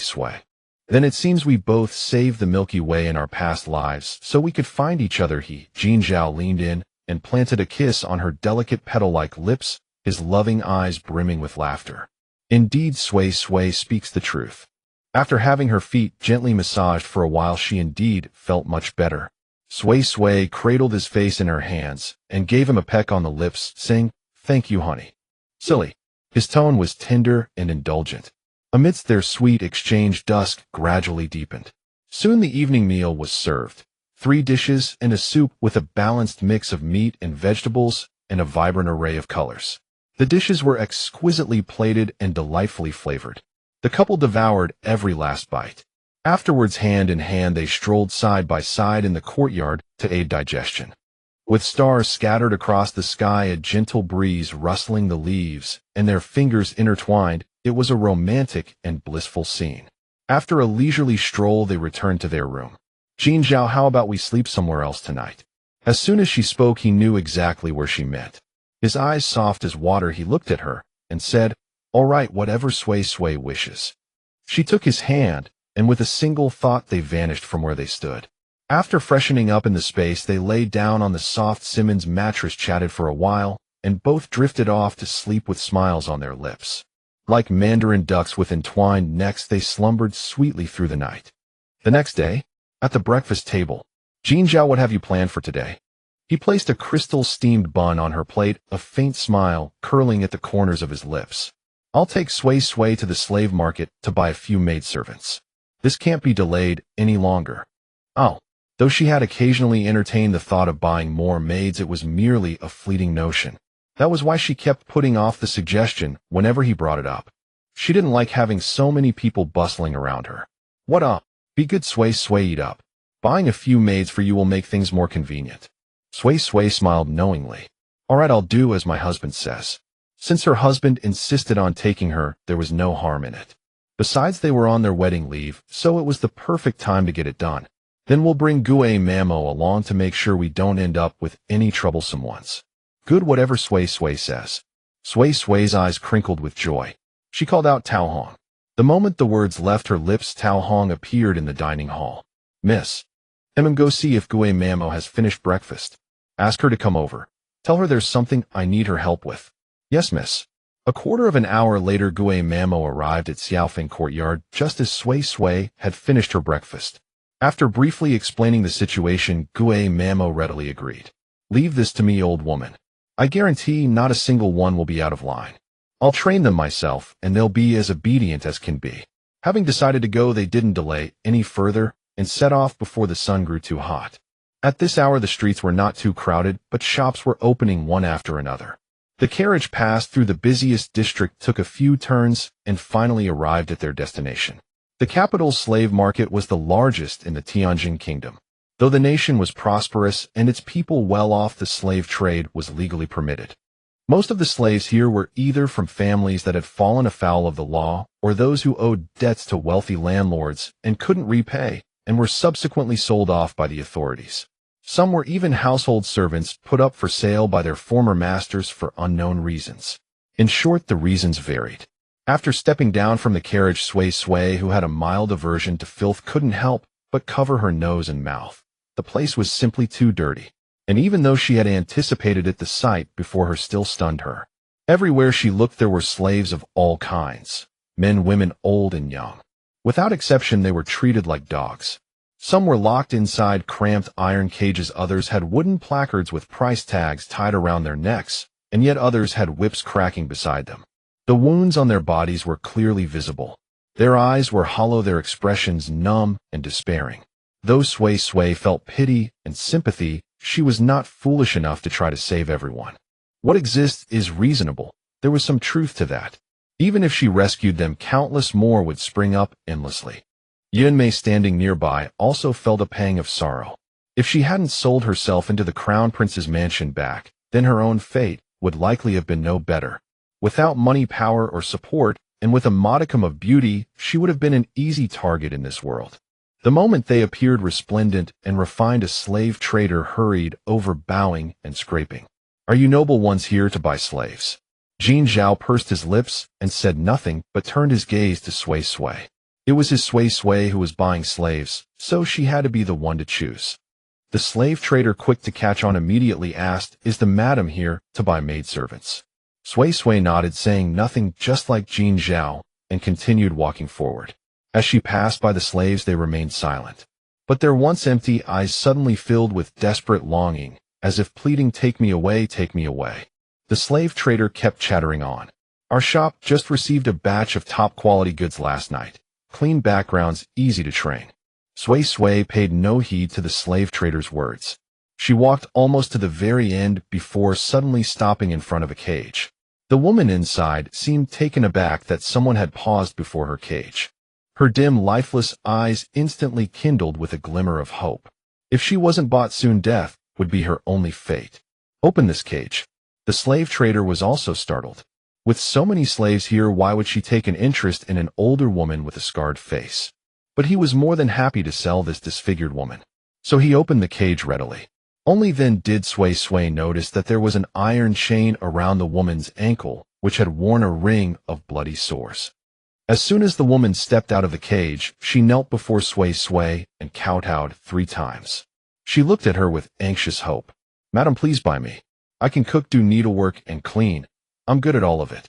Sui Sui was silent for a moment before asking, "What is your name? How did you end up here?" The woman's face flickered with pain, but she still answered. "This humble woman is named Jiang Chuiying, 21 years old. I failed to bear a child in 3 years of marriage and was constantly bullied. A month ago, when I fought back, I accidentally injured my sister-in-law, and they had me sold off by force. This scar on my face was made by my sister-in-law with a hairpin." As she spoke, her grimy hand touched the long, thin scar on her cheek. Sui Sui sighed deeply after hearing this. If she hadn't mentioned her age, she would have thought the woman was over 30. Indeed, a bad marriage was a grave. It could grind a person down beyond recognition. Fortunately, her own marriage was happy and blissful. After a brief inward sigh, she turned her gaze to Gue Mamo. Though one shouldn't judge by appearances, and she was quite satisfied with this kind-faced woman, she still needed Gue Mamo's opinion. After all, her judgment of people was surely sharper and more ruthless than her own. Gue Mamo, standing nearby, had already scrutinized the woman thoroughly with her keen eyes. When Sui Sui looked over, she nodded. In the end, Jiang Chuiying was bought for 10 taels of silver. Then for 30 taels they purchased a pair of twin sisters, Cheng Denu and Cheng Ernu, who were only 15 years old and had been sold by their stepmother because they refused to marry a widower. With the sisters' consent, they changed their surnames to their mothers. The elder was renamed Wang Lanfan, the younger Wang Lanfang. Once everything was settled, they headed back home. The follow-up matters were handed over to Li Kuan Taohong and Gue Mamo. Sui Sui and Jin Zhao returned to their room. As soon as they entered the room, Sui Sui leaned into her husband's arms and let out a deep sigh. "Oh, Jin Zhao naturally tightened his arms around her. Tired Sui. She shook her head. Not tired, but I just feel that the common people in ancient times were so worthless. A living, breathing person, only worth a few taels or a dozen taels of silver. Especially the first one. She was ground down by marriage to that state. All right, Sui, don't dwell on it. We will surely be happy until our hair turns white. Thank goodness I have you. Love can heal almost all negative emotions. This was vividly demonstrated in Sui. Her previously slightly depressed mood gradually brightened under Jin Zhao's gentle coaxing words.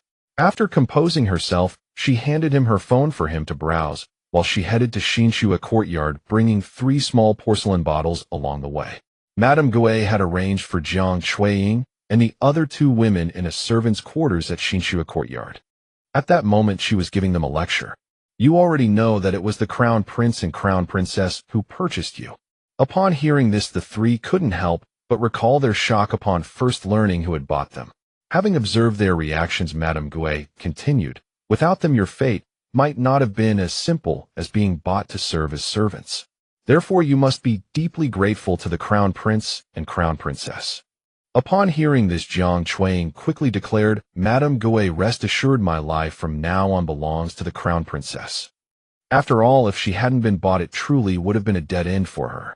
Seeing her pledge loyalty, Madame Gui turned her gaze toward the other 2 sisters. Having navigated the palace for over 20 years, her stern, unsmiling gaze was truly piercing. The 2 were immediately frightened into quickly saying, Madame Gui, rest assured my life and my sister's life also belong to the crown princess from now on. They certainly understood the severity of the situation. If not for their vicious stepmother who feared the damage to her reputation, they would long ago have been sold into a brothel. Hearing them say this, regardless of whether it was genuine or not, Madame Gui nodded in satisfaction, her stern expression softening somewhat. Sui, witnessing everything from outside the door, thought to herself, truly worthy of being from the palace. Just as she was about to step inside, she heard Madame Gui continue, very well. But the crown princess will not take your lives. As long as you work diligently and do not slack off or deceive, she will not mistreat you. The 3 responded in unison, yes, Madame Gui. Good. Now let me assign your daily duties. Unless the crown princess has special instructions, you will be responsible for sweeping the courtyards of both Xinxue and Xiaofeng. However, you are not to clean the crown prince and crown princess's bedrooms, and under no circumstances are you to enter without permission.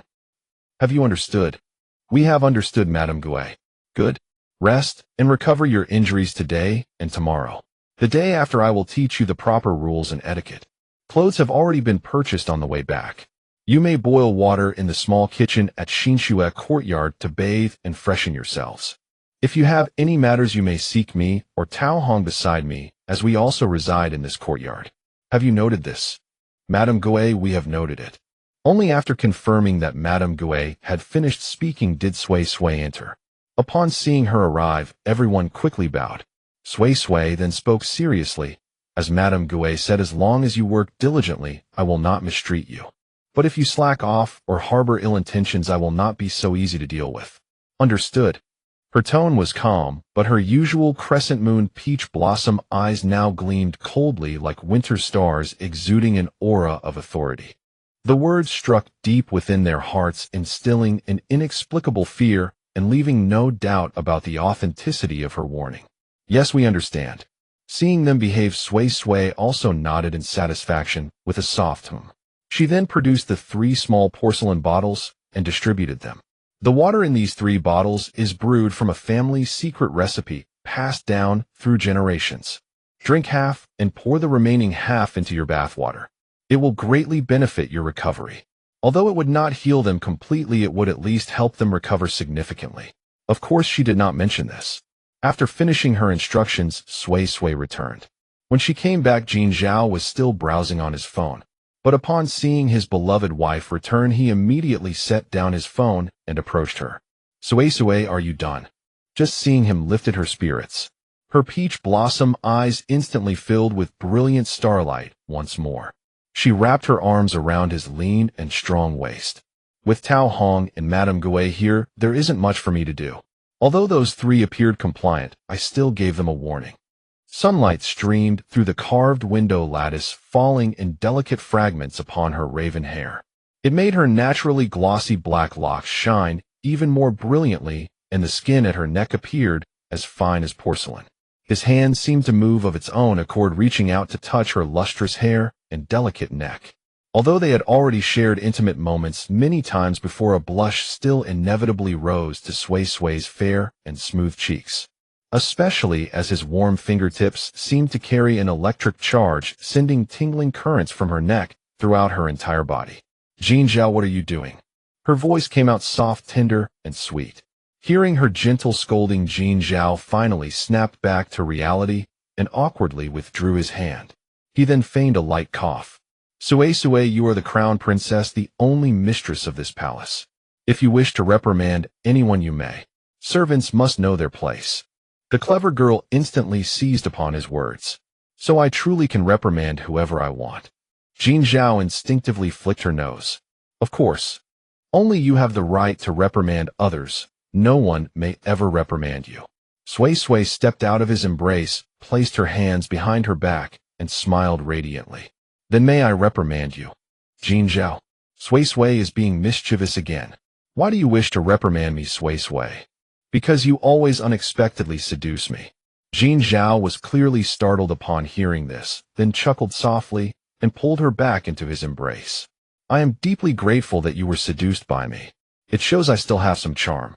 Sui Sui looked at him with a playful, scolding glance. "I compliment you, and you actually get cocky." But she had to admit he truly was charming. If he had been an utterly ordinary passerby, when they first met she still would have saved him, but she would never have fallen in love with him. There was no helping it. Sometimes she felt she was overly shallow, preferring to discover interesting souls through attractive appearances. Yet she loved her shallowness dearly. One shallow act had led her to find a truly handsome, wealthy, and successful husband. Thinking of this, she couldn't help but laugh at herself. The tall, handsome, and wealthy man lowered his eyes. "Sui Sui, what have you thought of that makes you so happy?" Sui Sui's beautiful peach blossom eyes darted about. "I'm wondering what to have for lunch. I'm already hungry. It is nearly noon. The afternoon meal should be almost ready. Let us go eat. Then I want extra spicy kung pao chicken, stir-fried rabbit, green vegetables, and a soup." "Very well, whatever Sui Sui desires we shall eat." "What if those dishes are not available at noon?" "Then we will owe it until the evening meal, shall we?" Very well." The young couple was savoring their sweet lunch when Li Kuan suddenly reported that Eunuch Li had arrived. Sui Sui swallowed her food and asked in puzzlement, "Why is Eunuch Li coming at this hour?" Jin Zhao's expression remained unchanged as he gently said to her, "Sui Sui, finish your meal first. We shall go see him shortly." Then turning to Li Kuan, his voice devoid of emotion, "Tell him to wait." "Yes, your highness, crown princess." Thereupon Li Kuan turned and withdrew. "Then let us eat quickly. Oh, we should not keep others waiting." "No matter. It is likely nothing of great importance." "Be good, Sui Sui. Eat slowly. Eating too fast may cause you to choke." "Very well." A quarter hour later in the front hall, Eunuch Li kept glancing toward the doorway, his voice rising with each upward flick of his orchid finger. "Li Kuan, might I ask why the crown prince and crown princess have not yet arrived?" Li Kuan clasped his fists and replied with deference, "I am unaware." Eunuch Li cast him a sidelong glance, his inner thoughts clucking incessantly. Alas, neither of those two brothers is likable. Though his own crown prince often wore a cold countenance, he was still far more pleasing than they. Mini drama. Li Kuan, what did I ever do to deserve this? Though not as striking in appearance as the crown prince, he was hardly detestable, was he? As if summoned by thought, he looked up and spotted his beloved crown prince leading his fairy-like crown princess toward him. Thus his already elevated orchid finger rose even higher. After bowing deeply to greet them, he exclaimed loudly, "Oh, my dear crown prince, you have finally arrived." Jin Zhao, long accustomed to his antics, casually led Sui Sui past him with an indifferent expression. Sui Sui, however, was always overcome with delight at the sight of those orchid fingers. "Eunuch Li, it has been some time since we last met." That powdered-faced old man was still as charming as ever. Upon hearing Sui Sui address him, Eunuch Li's orchid finger seemed to ascend to the heavens. "Oh, it has indeed been too long since we saw you and the crown prince. I am honored that the crown princess remembers this humble servant." Not only was his crown prince delightful, but his crown princess was equally cherished. She would even greet a lowly servant like him. As these thoughts crossed his mind, his gaze couldn't help but flick toward the side, as if to say, Li Kuan, take notes. Li Kuan I. Before long, Sui Sui and Jin Zhao were seated in the host position. Only then did Jin Zhao turn to Eunuch Li. Eunuch Li, what brings you here? At the mention of business, Eunuch Li immediately composed himself. The emperor has entrusted me with a verbal edict. The crown prince is to bring the crown princess to the palace tomorrow morning at dawn. Sui Sui and Jin Zhao exchanged glances, both understanding why he was to bring her to the palace. Very well. The crown prince and crown princess have noted your message. You may return to the palace to attend to the emperor. Yes, this humble servant takes his leave. But Sui Sui promptly called out, Wait, Eunuch Li. Pretending to reach into her sleeve, she actually retrieved a small porcelain vial from her spatial storage. Fortunately, in her idle moments, she had filled dozens of such vials and stored them away for just such occasions. Eunuch Li, you have served the emperor diligently. Please accept this water as a token of my gratitude. At the mention of water, Eunuch Li's eyes instantly brightened. Tea or water offered by the crown princess. That was nothing short of celestial nectar. He stepped forward and accepted the porcelain vial with both hands, offering his earnest thanks. After Eunuch Li departed, Sui Sui and Jin Zhao returned to their chamber. Jin Zhao, do you think they have come to accept Arabic numerals and multiplication? Indeed. Had they not accepted them, they would not have sent Eunuch Li all this way. You're right. I shall prepare some additional exercises this afternoon, so that tomorrow they may understand and apply them more effectively.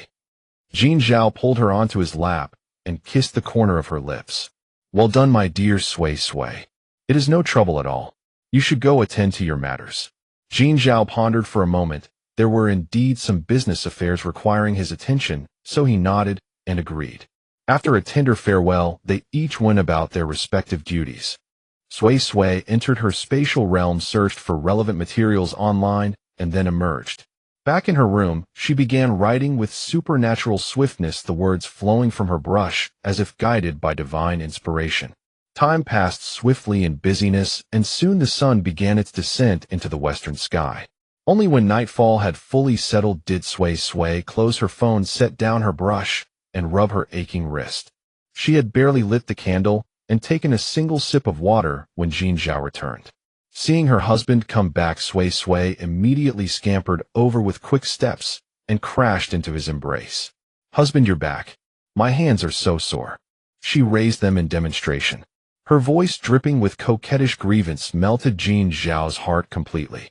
He gently grasped her snow-white wrists and softly massaged them. Have you soaked them in spiritual water? In future, leave any laborious tasks to me.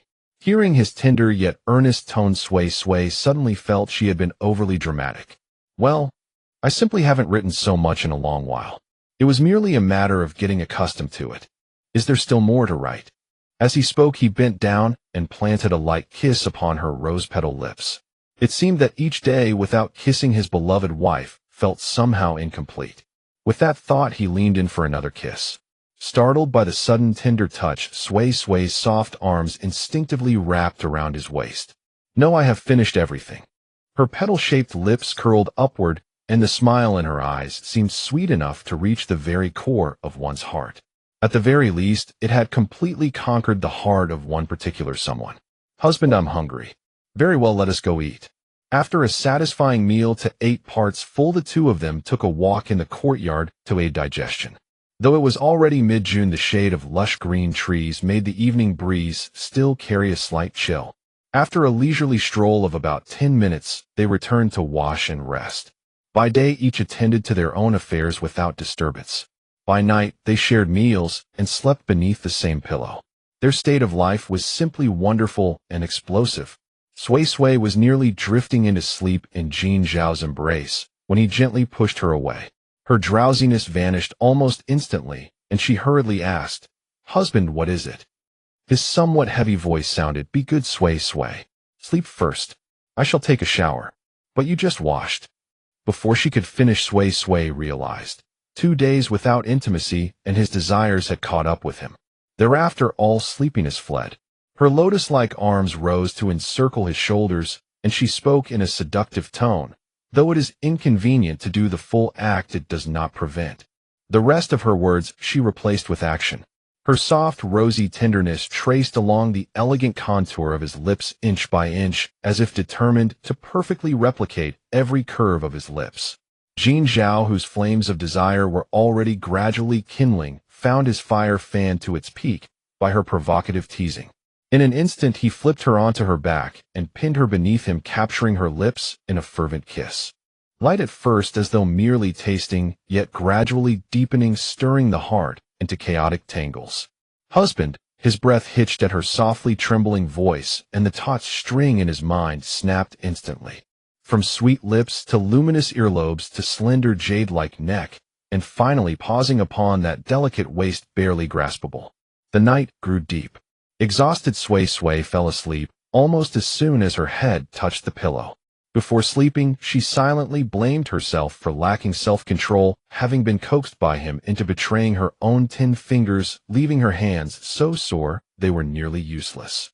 Beside her, the refreshed Jin Zhao propped his head on his hand, watching the beloved girl who had fallen asleep in an instant. The corners of his lips curled up again and again until laughter escaped his throat. After a moment, he gently turned her body to face him.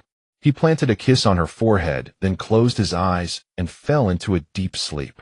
The night deepened and then faded away. When the first ray of morning sunlight streamed through the window lattice into the room, his peach blossom eyes trembled slightly and then slowly opened. What met her eyes was that strikingly handsome face that could make both gods and mortals envious. As if possessed, she reached out her hand to touch it, but at the last moment she stopped. The reason was simply that scenes from last night surfaced vividly in her mind. Thinking of this, her cheeks uncontrollably flushed pink. That was the first time she had been so wild. But her hands really had almost ceased to belong to her. Meanwhile, the still asleep person, having waited in vain for her hand to fall helplessly, opened his eyes and asked Sui Sui, "What's wrong?" "My hands are even more sore." Jin Zhao, upon hearing this, still wore a gentle smile on his face, showing no trace of embarrassment. But the earlobe hidden beneath his dark hair quietly betrayed him. "It's my fault. I tired you out, Sui Sui. The only thing to blame is that your allure is too great, making it so hard for me to control myself. If you know it, I'm going into the space to wash up. Are you coming? It's still more convenient to go into the space to change sanitary pads. No matter what the waste, once thrown into the trash bin, it disappears directly." He sat up and replied yes. Hearing him say yes, Sui Sui also got up. With a pull of her hand, the two disappeared from the spot.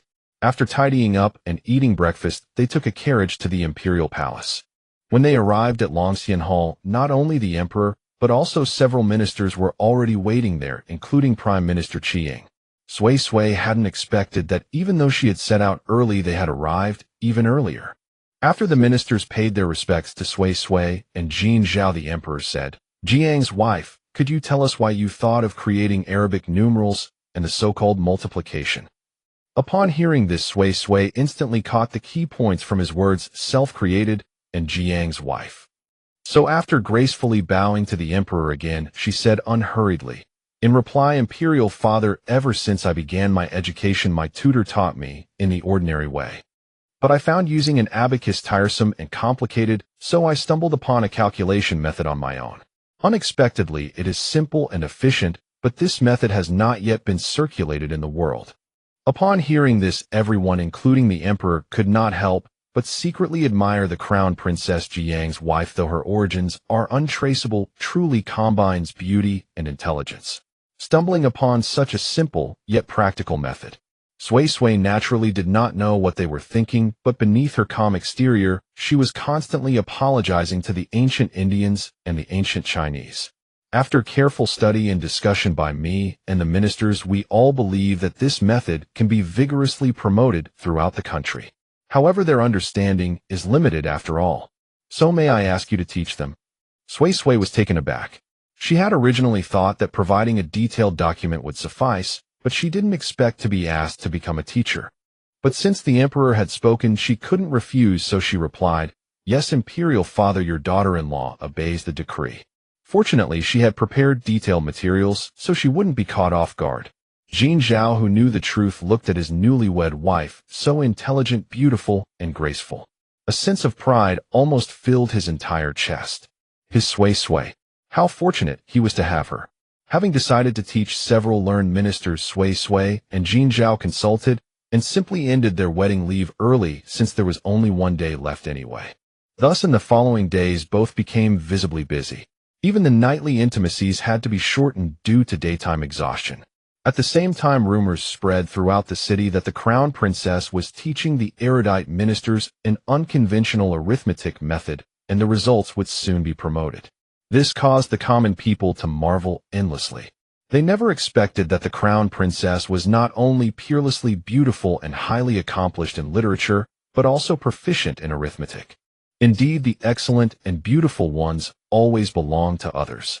Thus the titles of number one beauty of the capital and number one talented woman for the crown princess spread far and wide. By the time Arabic numerals and multiplication were promoted, these two titles made Sui's name resound throughout Tianjingua. Of course, that is a story for later.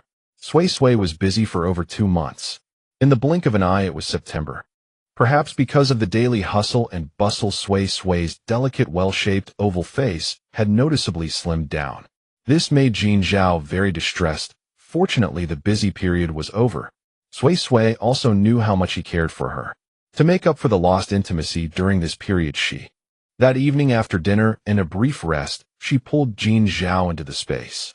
Spending the night in the space, both wore as simple clothes as possible. When Jin Zhao came out of the bathroom, as usual, he was bare-chested and wore only a pair of loose shorts. Even though she saw his physique every day, Sui was still amazed every time she looked. It was simply too perfect. His firm, powerful abdominal muscles were like a mesmerizing oil painting, stirring with intense beauty, perfectly organizing delicate lines into undulating waves. Undried water droplets slid down the undulating contours into the unseen area. When they first met, she had estimated him to be just over 1.8 meters tall, but it turned out she was too short-sighted. Not measuring, she wouldn't have known. Measuring, she was shocked. It turned out he was 1.88 meters, nearly 1.9 meters. As a result, every time they kissed, she had to stand on his instep or be lifted by him. Otherwise, it would be too much strain on the neck. Is it good-looking? Extremely good-looking. I like it, hee. Seeing him come out, Sui also picked up her dress and prepared to enter the bathroom. Before entering, she kneaded his abdomen with her hand. But because it was too firm, she couldn't pinch it. So she gave him a playful glare with her peach blossom eyes. In the bathroom, Sui stripped and washed herself clean. After blow-drying her long hair, she changed into an extremely sexy red spaghetti strap dress. She also sprayed a little perfume into the air. Red dress, fair skin, dark hair, arched brows, alluring eyes, rosy lips. Everything was beautiful, everything was enchanting. Sui looked at her breathtakingly beautiful reflection in the mirror and nodded with satisfaction. Perfect. With a click, the door opened. Sui leaned languidly against the doorframe, not immediately walking over. Jin Zhao looked over, and when he saw her attire, his heart suddenly skipped a beat. Tall and slender, with cascading dark hair like a waterfall, long and straight legs, and graceful curves faintly visible beneath the translucent red dress. Sui, his voice came out hoarse and thick. After seeing the reaction, she wanted. Sui curved her lips into a smile and walked over gracefully, stirring a fragrance. Since the wedding night, she had discovered that her beauty had gained an extra touch of allure. Especially her originally pure peach blossom eyes. Now with just a slight lift at the corners, they could exude boundless charm. Sitting on his lap, her lotus-like arms wrapped around his neck, her soft body pressed against his chest, she breathed softly into his ear, "Honey, am I beautiful?" The intoxicating fragrance unceremoniously invaded his nose. Jin Zhao felt his head grow dizzy. Slightly lowering his gaze, he again fell into the snowy valley, and his eyes gradually turned bloodshot. Then he used actions to show her whether she was beautiful or not. The room was filled with intimate bliss. The room was dark, with the warm glow of the bedside lamp veiled by a thin layer of gauze, casting a faint, intimate light that added a touch of ambiguity to the space. On the floor, a crimson strapless dress and casual trousers lay intertwined in layers. Jin Zhao, disregarding his own drenched state, first held his exhausted beloved wife close, cleaned her thoroughly, then changed the bedding, and finally tidied himself up. The girl who had been meticulously cared for throughout nestled in his arms like a baby, her peach blossom eyes brimming with sweetness and allure. Husband, I love you. Though exhausted, she was truly happy and joyful. Jin Zhao held her tighter, wanting to meld her into his very bones, yet afraid of hurting her. But the sudden, husband, I love you, made his embrace tighten. My Sui Sui, I will love you forever. Even with 1,000 words, none could express the moment's emotion. After their love, they exchanged heartfelt confessions, then fell asleep in each other's arms, both wearing contented smiles. They slept until they naturally woke, the phone showing past 5 in the afternoon. Husband, let's freshen up, grab something to eat, and then go back to the room. He caressed her smooth, fragrant shoulder and kissed her fair forehead before replying, all right, whatever Sui Sui says. His lowered eyes were full of affection for her. After eating, they left the space. The night outside was still pitch black. Having slept long within the space, neither felt sleepy, so they simply scrolled through their phones. An hour later, the outdoors remained dark. Eyes weary, they slept again. When they woke, once more the sky was fully bright. After lounging lazily in bed for a while, Sui Sui, under her husband's attentive care, dressed neatly and had her hair done. The beauty in the mirror, with a golden-laid, ruby-studded double phoenix hairpin quivering slightly, her eyes like spring water, and clear waves alluring with every glance, every smile brimming with charm. It was breathtaking. Sui Sui, you are so beautiful. The beauty in the mirror lifted her eyes slightly. Just noticing, Sui Sui has always been incomparably beautiful, and after our wedding night, she has reached the pinnacle of beauty. You might as well say I've been nourished by you to become even more beautiful. Cough, cough, cough. Jin Zhao was suddenly choked by her startling remark, and a flush rose to his face. He thought luckily his skin was dark enough to hide the blush, or else Sui Sui would surely laugh at him. Little did he know his embarrassment had already fallen into her eyes. So her smiling peach blossom eyes twinkled. The sun rises from the west. The ravenous wolf that pounced on the rabbit is actually blushing. Sui Sui, you're being naughty again. His tone was helpless and unnatural, yet brimming with overflowing affection. After a bit of playful banter, they had breakfast, then each went about their own tasks. Days passed like honey, and quickly it was the end of September. That day a gentle breeze blew, the sun was mild, perfect for harvesting. Early in the morning, Sui Sui enthusiastically arranged everything, preparing to go to the fields for the harvest. Husband, I'm off. Take care, come back soon. I know you go ahead with your own matters. Moi. Then Sui Sui brought Li Kuan, Tao Hong, Lan Fun, and Lan Fong to harvest sweet potatoes and potatoes. Behind the carriage, a long line of carts followed. Almost everyone in the capital knew the crown princess and knew she was no ordinary woman. Seeing her grand procession, they were intensely curious. Those with free time even hitched their carriages and joined the line of carts, wanting to see what was happening. Sui Sui was well aware of the commotion behind and was pleased with it. To promote widely, letting the people see with their own eyes was the best method. The long procession took 3/4 of an hour to reach the fields. When they arrived, the group, who had worked the fields in June, was already waiting. Hihua ran up cheerfully. Sister, sister, you really came. Sui Sui pinched her little cheek. Of course, sister never lies.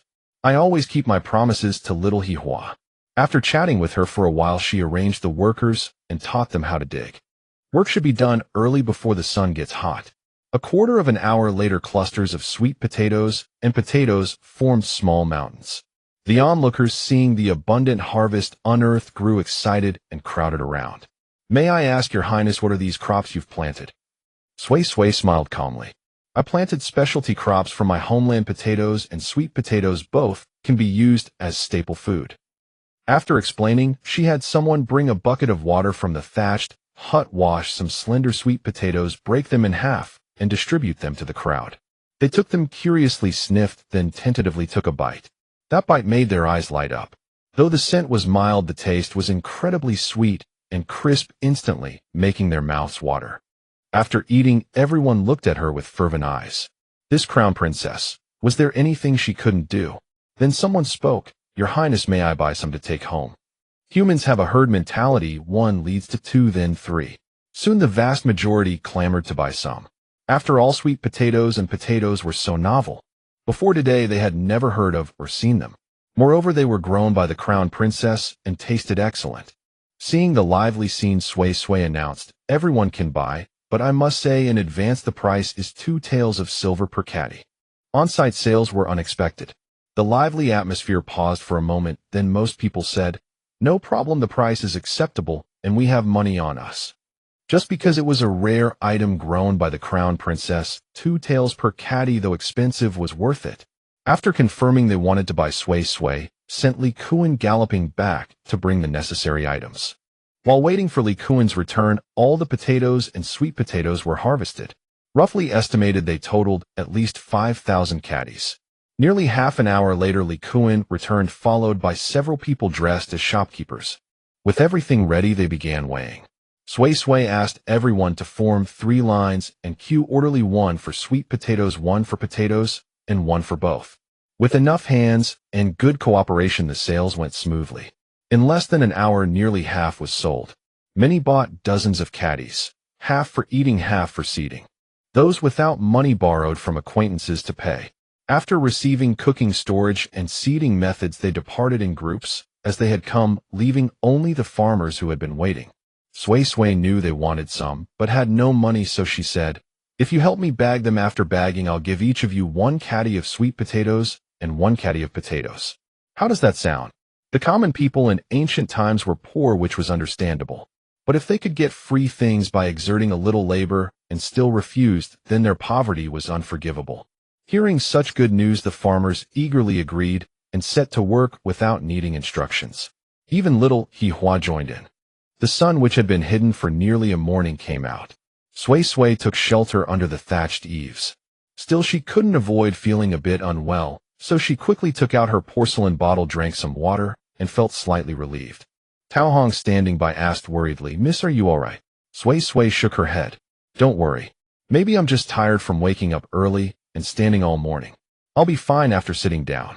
How could it be from overindulgence? Many hands make light work. Nearly 3,000 caddies of sweet potatoes and potatoes were bagged in half an hour. As promised, Sui Sui distributed 1 caddy of potatoes and 1 caddy of sweet potatoes to each person.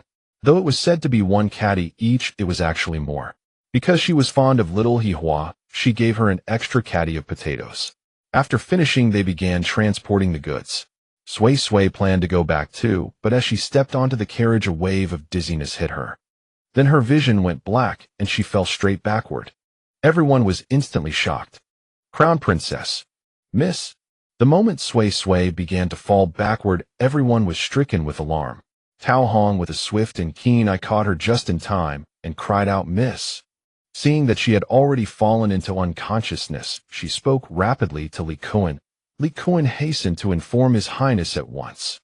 Li Kuan, who had been of the same mind, nodded quickly. "All right." Then he turned and mounted his horse, galloping away. Tao Hong carried Sui Sui horizontally into the carriage, and immediately a perceptive servant from the Crown Prince's residence came to drive the horses. The farmers, who had been too stunned to react, came to their senses, and never expecting such a sudden turn of events, were deeply worried for her. Little He Hua burst into tears. "Mother, what's wrong with the fairy sister?" He Hua's mother shook her head gravely. "Perhaps she's exhausted from overwork. Will the fairy sister be okay?" "Yes, she'll be fine. She'll be better after a good sleep." Meanwhile, when Li Kuan hastened to the Crown Prince's residence, Jin Zhao had not yet returned from the palace, so he had no choice but to rush to the palace as well. Just as he reached the palace gate, Jin Zhao, who was coming out, saw the flustered Li Kuan, and a foreboding sense immediately surged within him. He knew his subordinate too well. Without a major incident, he would never be so panicked. He strode over quickly, his tone grave. "What is it?" Li Kuan clasped his fists and replied swiftly, "The Crown Princess has fainted. She is being taken back to the residence." Upon hearing that his beloved wife had fainted, Jin Zhao's face darkened ominously. He cast a glance at Li Kuan and then flew past him, rushing to his horse. In an instant, both horse and rider vanished from sight. Li Kuan intended to follow, but then reconsidered and hurried back to the residence to prepare the court physician. Jin Zhao met Sui Sui's carriage halfway. When the driver saw him, he quickly reined in the horses. Upon entering the carriage, he saw his beloved wife lying pale and unconscious in Tao Hong's arms, her normally rosy lips drained of color. In that instant, his heart felt as if pierced by countless needles. He carefully took her into his arms, then spoke in a restrained yet icy voice. "You drive the carriage." His expression blank, to others unconsciously softened when he turned to his beloved. His voice even carried a hint of tenderness. "Sway, sway, be good. We'll be home soon." Yet within this tenderness was a palpable worry and anxiety. Tao Hong drove the carriage at breakneck speed. Half an hour later they arrived at the gates of the Crown Prince's residence. Jin Zhao lifted Sway Sway out of the carriage and dashed into the residence without a moment's thought. If anything happened to the woman in his arms, he knew not what madness he might commit. Li Kuan, who had been waiting at the gate, quickly said, "Your Highness, the court physician is already waiting at Xiaofeng Garden." His steps did not falter in the slightest.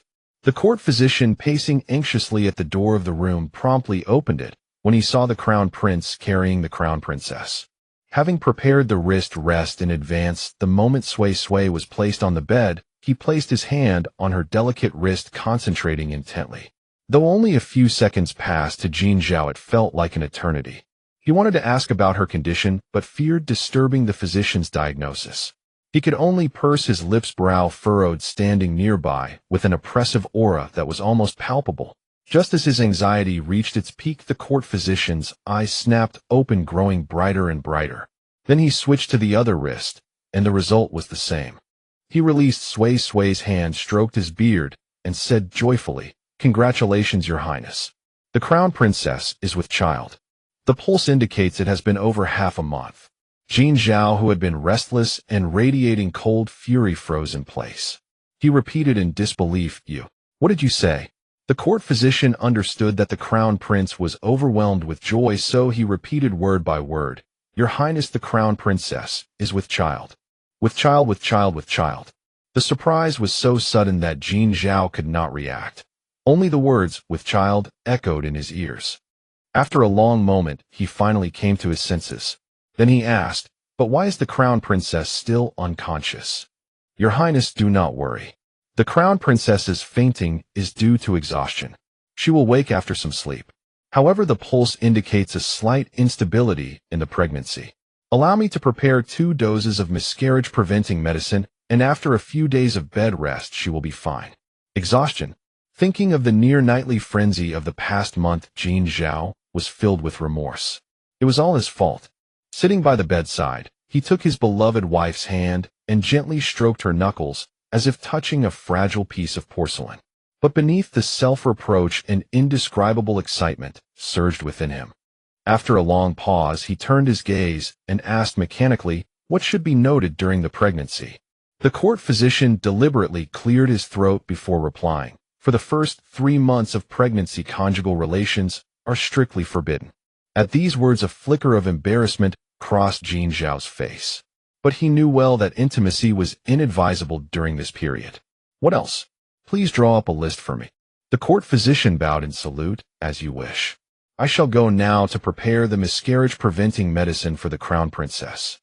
With that, he withdrew and closed the door. Jin Zhao leaned down and kissed her lips, using his thumb to smooth the slight furrow between her brows. Then he pressed her hand to his cheek. Sway, sway, sway, sway. Whether it was a soft call or a murmur to himself, he did not know. Seeing that she would not wake for a while, he quietly slipped out. The moment he stepped out, all emotion vanished from his face. He looked at Li Kuan and Tao Hong with an impassive expression. "What happened today?" Tao Hong, seeing this, quickly recounted the morning's events in full detail. Jin Zhao pursed his lips without a word and returned to the room.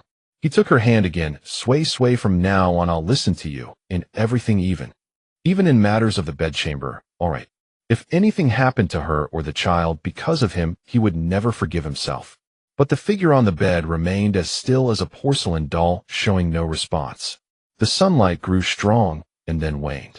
Soon night fell, but Sway Sway still had not awakened. The court physician examined her repeatedly, but could find nothing wrong. Just as Jin Zhao's agitation was about to drive him to violence, Sway Sway woke up. "Husband." That single word melted away all his turmoil, leaving only a lingering tenderness for her. "Sway Sway, you're awake." His voice trembled with unmistakable relief and joy. The taut string of his heart finally loosened. Thank heavens she was awake. Sway Sway struggled to sit up, and Jin Zhao quickly helped her into his arms. He asked softly, Sway Sway, do you feel any discomfort? Seeing her shake her head, his heart fully settled. You must be hungry. I had them prepare some red date and silver ear porridge. He then called out an order, and immediately someone moved to fulfill it. Thank you, husband. But what happened to me? When I got on the carriage, I suddenly felt so dizzy, and then everything went black. Don't worry, my dear. The court physician said you are with child, and the fainting was due to exhaustion. Thinking she had misheard, Sway Sway asked differently, Did you just say I'm with child? Jin Zhao nodded, his face brimming with joy. You mean I'm pregnant? Yes, we are going to be parents. Upon receiving the affirmative answer, Sway Sway's hand instinctively moved to her abdomen. How amazing! I never expected to become a parent so soon. No wonder her menstrual signs had been unusual lately. It was because she was pregnant. Thinking of the passionate moments from last night, she felt a wave of relief that nothing had gone wrong and that they had discovered it in time. With that thought, she teased, Husband, you'll have to abstain during my pregnancy. Seeing his beloved wife awake and in good spirits, Jin Zhao was in the mood for a joke. All right, Sway Sway can owe me, and after the baby is born and you've recovered, you'll repay me with interest. Sway Sway looked at him with an air of leisurely confidence, smiling. And if I don't repay? Jin Zhao kissed the tip of her nose. Not repay. Then you'll see how I punish you. If you dare punish me, I'll run away from home. All right. I'll punish myself instead, okay? His tone was filled with boundless indulgence and affection. As long as she was lively and by his side, he would do anything to make it right. The weather in October was delightful, with bright, yet gentle sunlight spilling into every corner. Sway Sway rested her chin on her hands, watching the man beside her peel grapes for her eyes curving into crescent moons with a smile. Since becoming pregnant, she sometimes couldn't help but think that even the modern national treasure treatment was nothing compared to this. The imperial palace bestowed countless gifts every few days, food, clothing, and necessities, all in abundance. Jin Zhao doted on her to the extreme, truly holding her as if she might break in his palm, cherishing her as if she might melt in his mouth. When handling official affairs, he tried his best to keep her by his side. During his leisure time, he stayed by her side, without leaving even for a moment. As a result, though she was barely 2 months pregnant, her face had already noticeably rounded. Noticing her figure subtly expanding horizontally, Sway Sway couldn't help but let out a soft sigh. Jin Zhao, thinking she was craving something, coaxed, "May be good. Just wait a little longer. The grapes are almost peeled." With a flick of a bamboo skewer, a scrape, and a twist of his fingers, a whole grape fell into the white jade plate. The emerald, juicy grape flesh and the flawless jade plate looked like a lifelike still life painting. Honey, I'm living like a real salted fish now. Clothes come to me, food comes to my mouth. The only thing left is for you to eat and use the bathroom for me. Jin Zhao moved the plate before her, wiped his hands, and brushed back her bangs. Sway Sway, you're being naughty again. Sway Sway didn't want to dirty her hands, so she used a skewer to eat the grapes. As she gently bit down, the sweet juice burst in her mouth, so rich that no sourness could be detected without careful tasting. The grapes were so sweet and juicy that her peach blossom eyes half closed in delight. Honey, try some too. It's especially sweet. Sway Sway pierced a grape and brought it to his lips. He opened his mouth and took it in. Indeed, very sweet. When she tried to feed him another, he refused. Sway Sway, be good, have more yourself.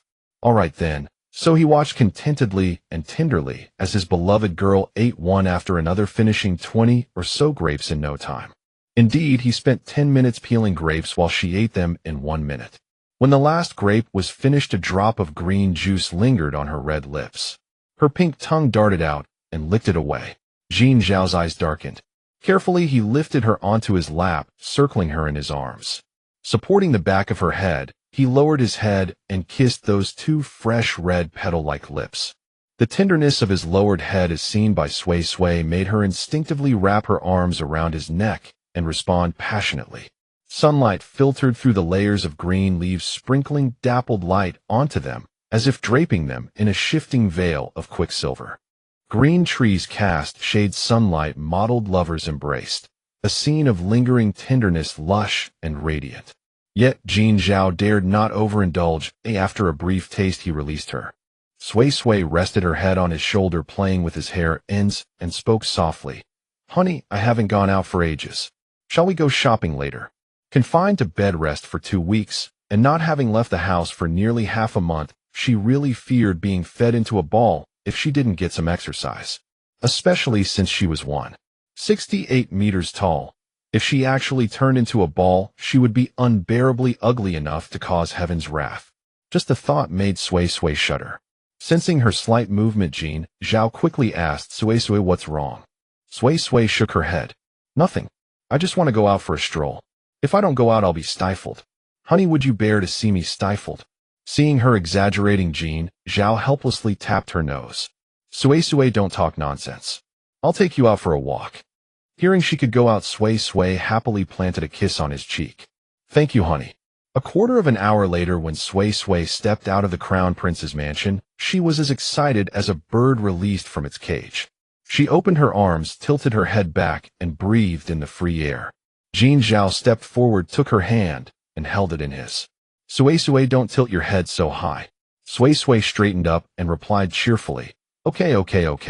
I'll listen to my husband. Seeing her obedient demeanor, that man felt his heart soften with warmth. He helped her into the carriage, and the carriage began to move slowly, truly slowly. Sui Sui felt the speed was as slow as walking. Honey, isn't this too slow? Sui Sui, be good. Slower means no jolts. Fine, his reasoning was always irrefutable. But shortly after the carriage started, Sui Sui felt drowsy again. Jean Zhao noticed her state. Sui Sui, let's go back and sleep first. We can come out later, all right. Ever since his Sui Sui had become pregnant, she had been especially sleepy. Sui Sui leaned on his shoulder, her eyes half closed. No need. Just let the carriage go slower. As she spoke, she yawned, her eyes glistening with tears. Thus the already slow-moving carriage slowed to a crawl. For 2/4 of an hour it ambled along.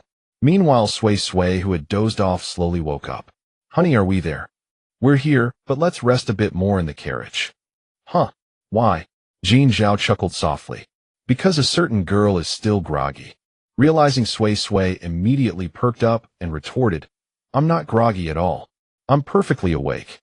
With that, she stood up and lifted the carriage curtain. Jean Zhao's heart leaped in fright. Sui Sui, no matter what you want to do, you must have someone with you. Oh honey, I'm not that fragile. Looking out, the bustling market was still crowded with people. Still so lively. Sui Sui, watch your step first. I know. Perhaps because she hadn't been out for so long, everything seemed full of the warmth of life, and she wanted to look at everything. Truly, the earthly fire of the human world soothed her mortal heart. As soon as they appeared in public, the people on the street immediately gathered around, enthusiastically greeting them and paying respects. Especially Sui Sui, who was even more popular than Jean Zhao. Originally renowned throughout the capital for her peerless beauty and extraordinary talent, she had gradually become known across the nation due to the new calculation methods, sweet potatoes, and the intentional publicity from the great harvest celebration in Lianyuan town. Everyone also knew she was currently pregnant. After greeting her, they instinctively kept a distance to avoid bumping into her. Walking through the bustling streets, feeling the warmth of the crowd, Sui Sui felt for the first time that the ancient world was truly wonderful. But soon the feeling faded. Honey, I'm tired of walking. Looking back at the path they had taken, it was at most about 1 kilometer. Was pregnancy so exhausting, or was she just out of shape from being a salted fish? Jean Zhao, who had been supporting her the whole way, hearing his beloved wife complain of fatigue, immediately stopped. Then let's go back and rest. But I still want to wander a bit more. Jean Zhao coaxed softly, Sui, be good. If you're tired, you should rest. I'll accompany you out again next time. All right then. Though she regretted the short time out, her feet hurt, and she couldn't be stubborn and reckless. It's not easy being a mother. Days passed one after another, and before long it was deep autumn. By now the child in Sui Sui's womb had reached 3 months of age. In a normal pregnancy of 3 months, the belly would not be very noticeable, but Sui Sui was quite the opposite. Although she experienced no morning sickness, ate everything with gusto, and her limbs remained slender, her belly was conspicuously swollen, resembling a 5-month pregnancy. This change made Jean Zhao so anxious that he scarcely dared to leave his beloved wife's side, fearing any mishap. Under the weight of such circumstances, he had visibly grown thinner. This distressed Sui Sui greatly, so she could only feed him more items from the space with increased effort. That day it was time for the palace physician's bi-weekly pulse diagnosis. Husband, don't be nervous. I feel wonderful except for my big belly. Moreover, she had consulted an online search engine and suspected she might be carrying at least twins. If only they were in modern times when an ultrasound at 2 or 3 months could instantly reveal how many babies she carried. In this ancient era, medical care was indeed backward, but there was no helping it. Sway, I'm not nervous. But if you feel any discomfort at all, you must tell me immediately, you understand. I know, husband. As they chatted, the palace physician arrived. Normally, he would diagnose through a silk cloth, but Sway worried that might be inaccurate, so she asked him to take her pulse directly on her wrist. Gently pressing his fingers, closing his eyes to concentrate, stroking his beard. These seemed to be the standard gestures of every Chinese physician. This time the diagnosis felt unusually long. The physician's expression grew increasingly serious. Your Highness, the Crown Princess is carrying multiple fetuses, at least twins.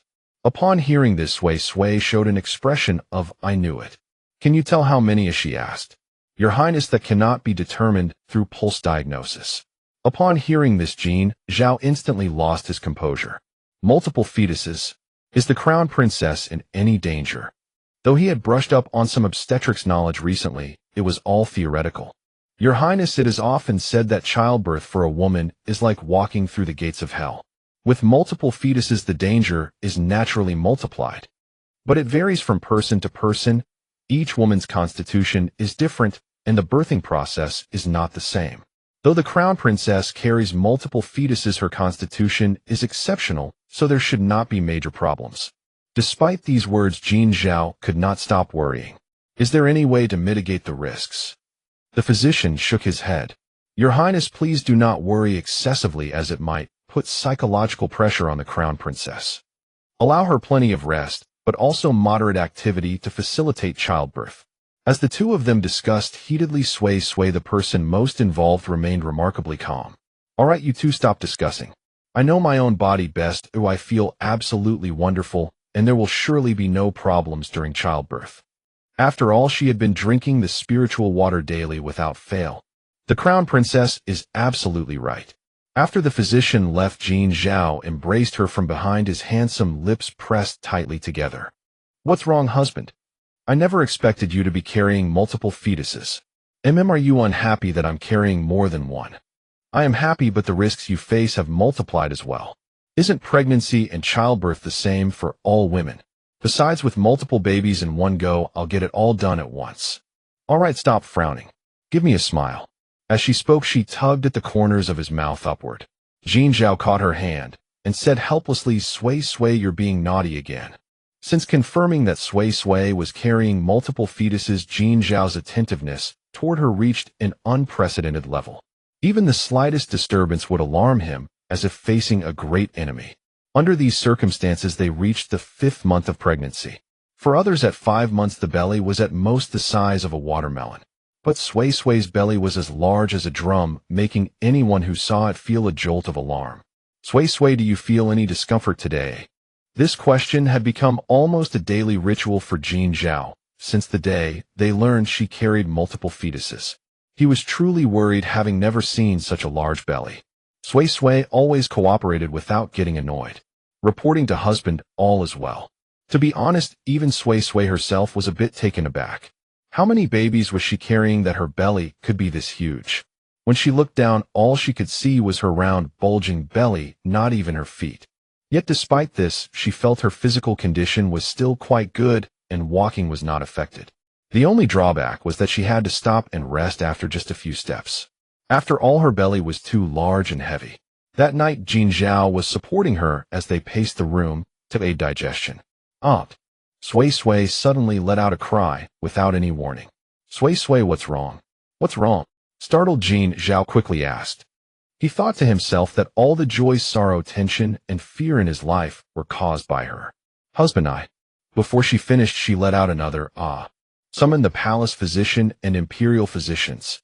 Ever since Sway's belly had ballooned like a balloon last month, Jin Zhao had ordered 2 imperial physicians to reside in the mansion to handle emergencies. Although the palace physician himself had served as an imperial physician for a lifetime, having colleagues around at least allowed for consultation.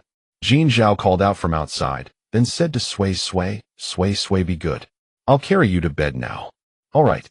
He carefully lifted her horizontally, and she immediately wrapped her arms tightly around his neck. After laying her on the bed, he asked gently but anxiously, "Sway Sway, be good. Tell husband what happened just now." Sway Sway looked amazed. "I think they just kicked me in." Jin Zhao's gaze followed her words to her belly. He happened to see a sudden noticeable protrusion on her belly, which quickly disappeared. Knowing that his beloved wife was not in discomfort, his heart eased by more than half.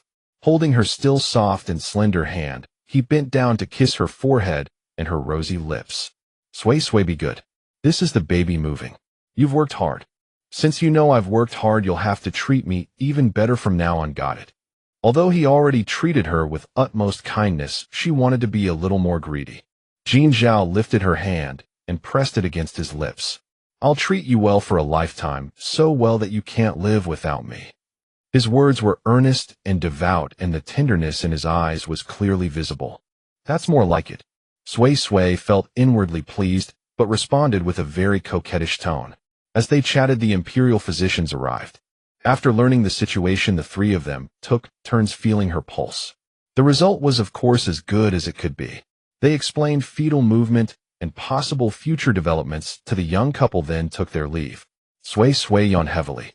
"Husband, I'm sleepy." Since becoming pregnant, her drowsiness had grown stronger day by day. Hearing that his beloved wife was sleepy, he quickly helped her up, removed her outer garments, carried her back to bed, and tucked her in. Then he took off his own clothes, carefully laid down beside her, avoiding her belly. Feeling him lie down, Sway Sway, who was almost asleep, murmured, "Good night, husband," and drifted into deep slumber. Watching her sleeping form, he smiled tenderly. "Sway Sway, be good. Good night." They had a peaceful night's sleep. At 5 months pregnant, Sway Sway's belly was already as large as a drum. By the 6th month, at the end of February, her belly had visibly grown another size, yet her movements were still unimpeded. The 3 most renowned and experienced midwives in the capital took up residence in the Crown Prince's mansion.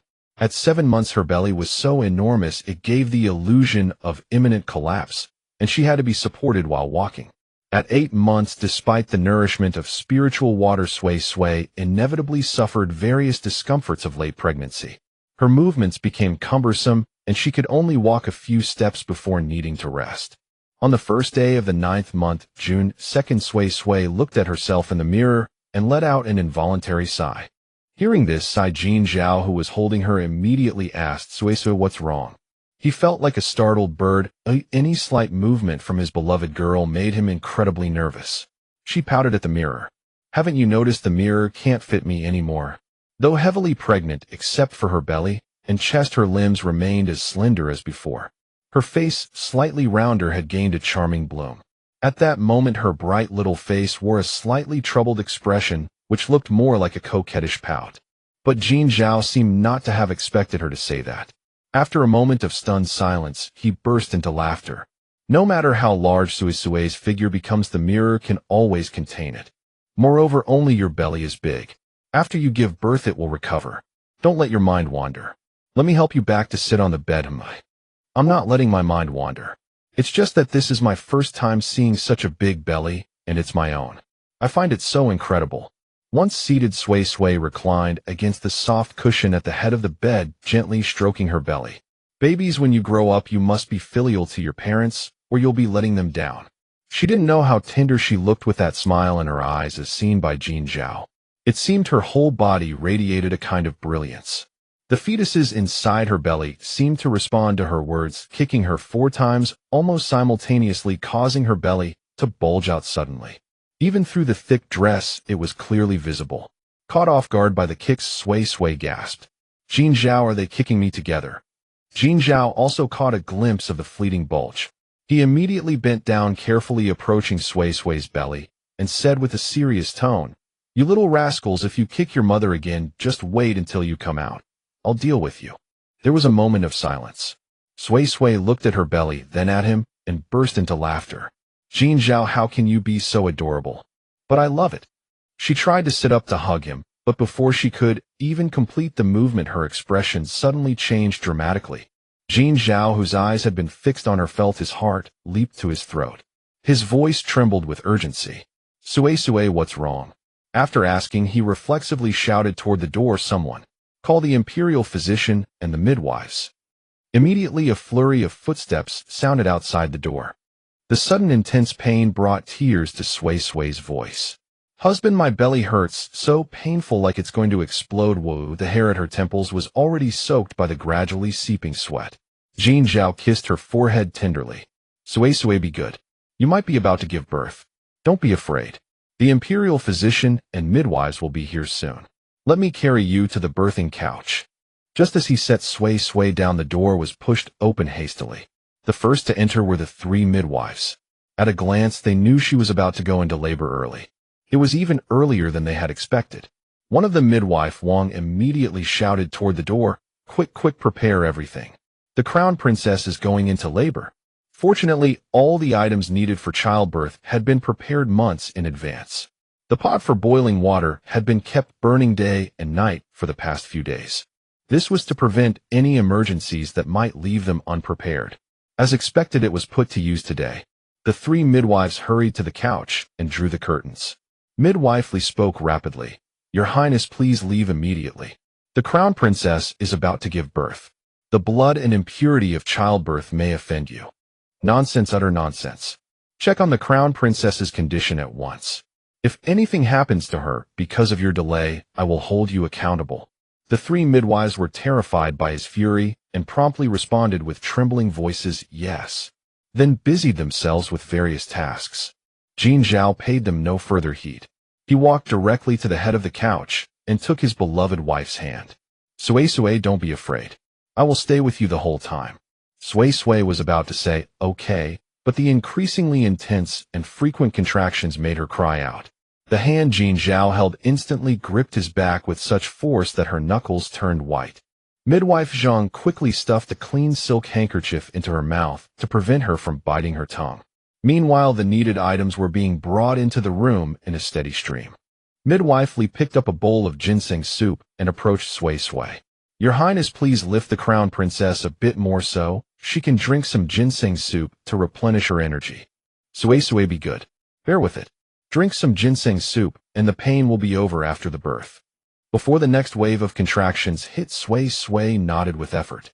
During this time, she had also crammed a lot of modern childbirth knowledge.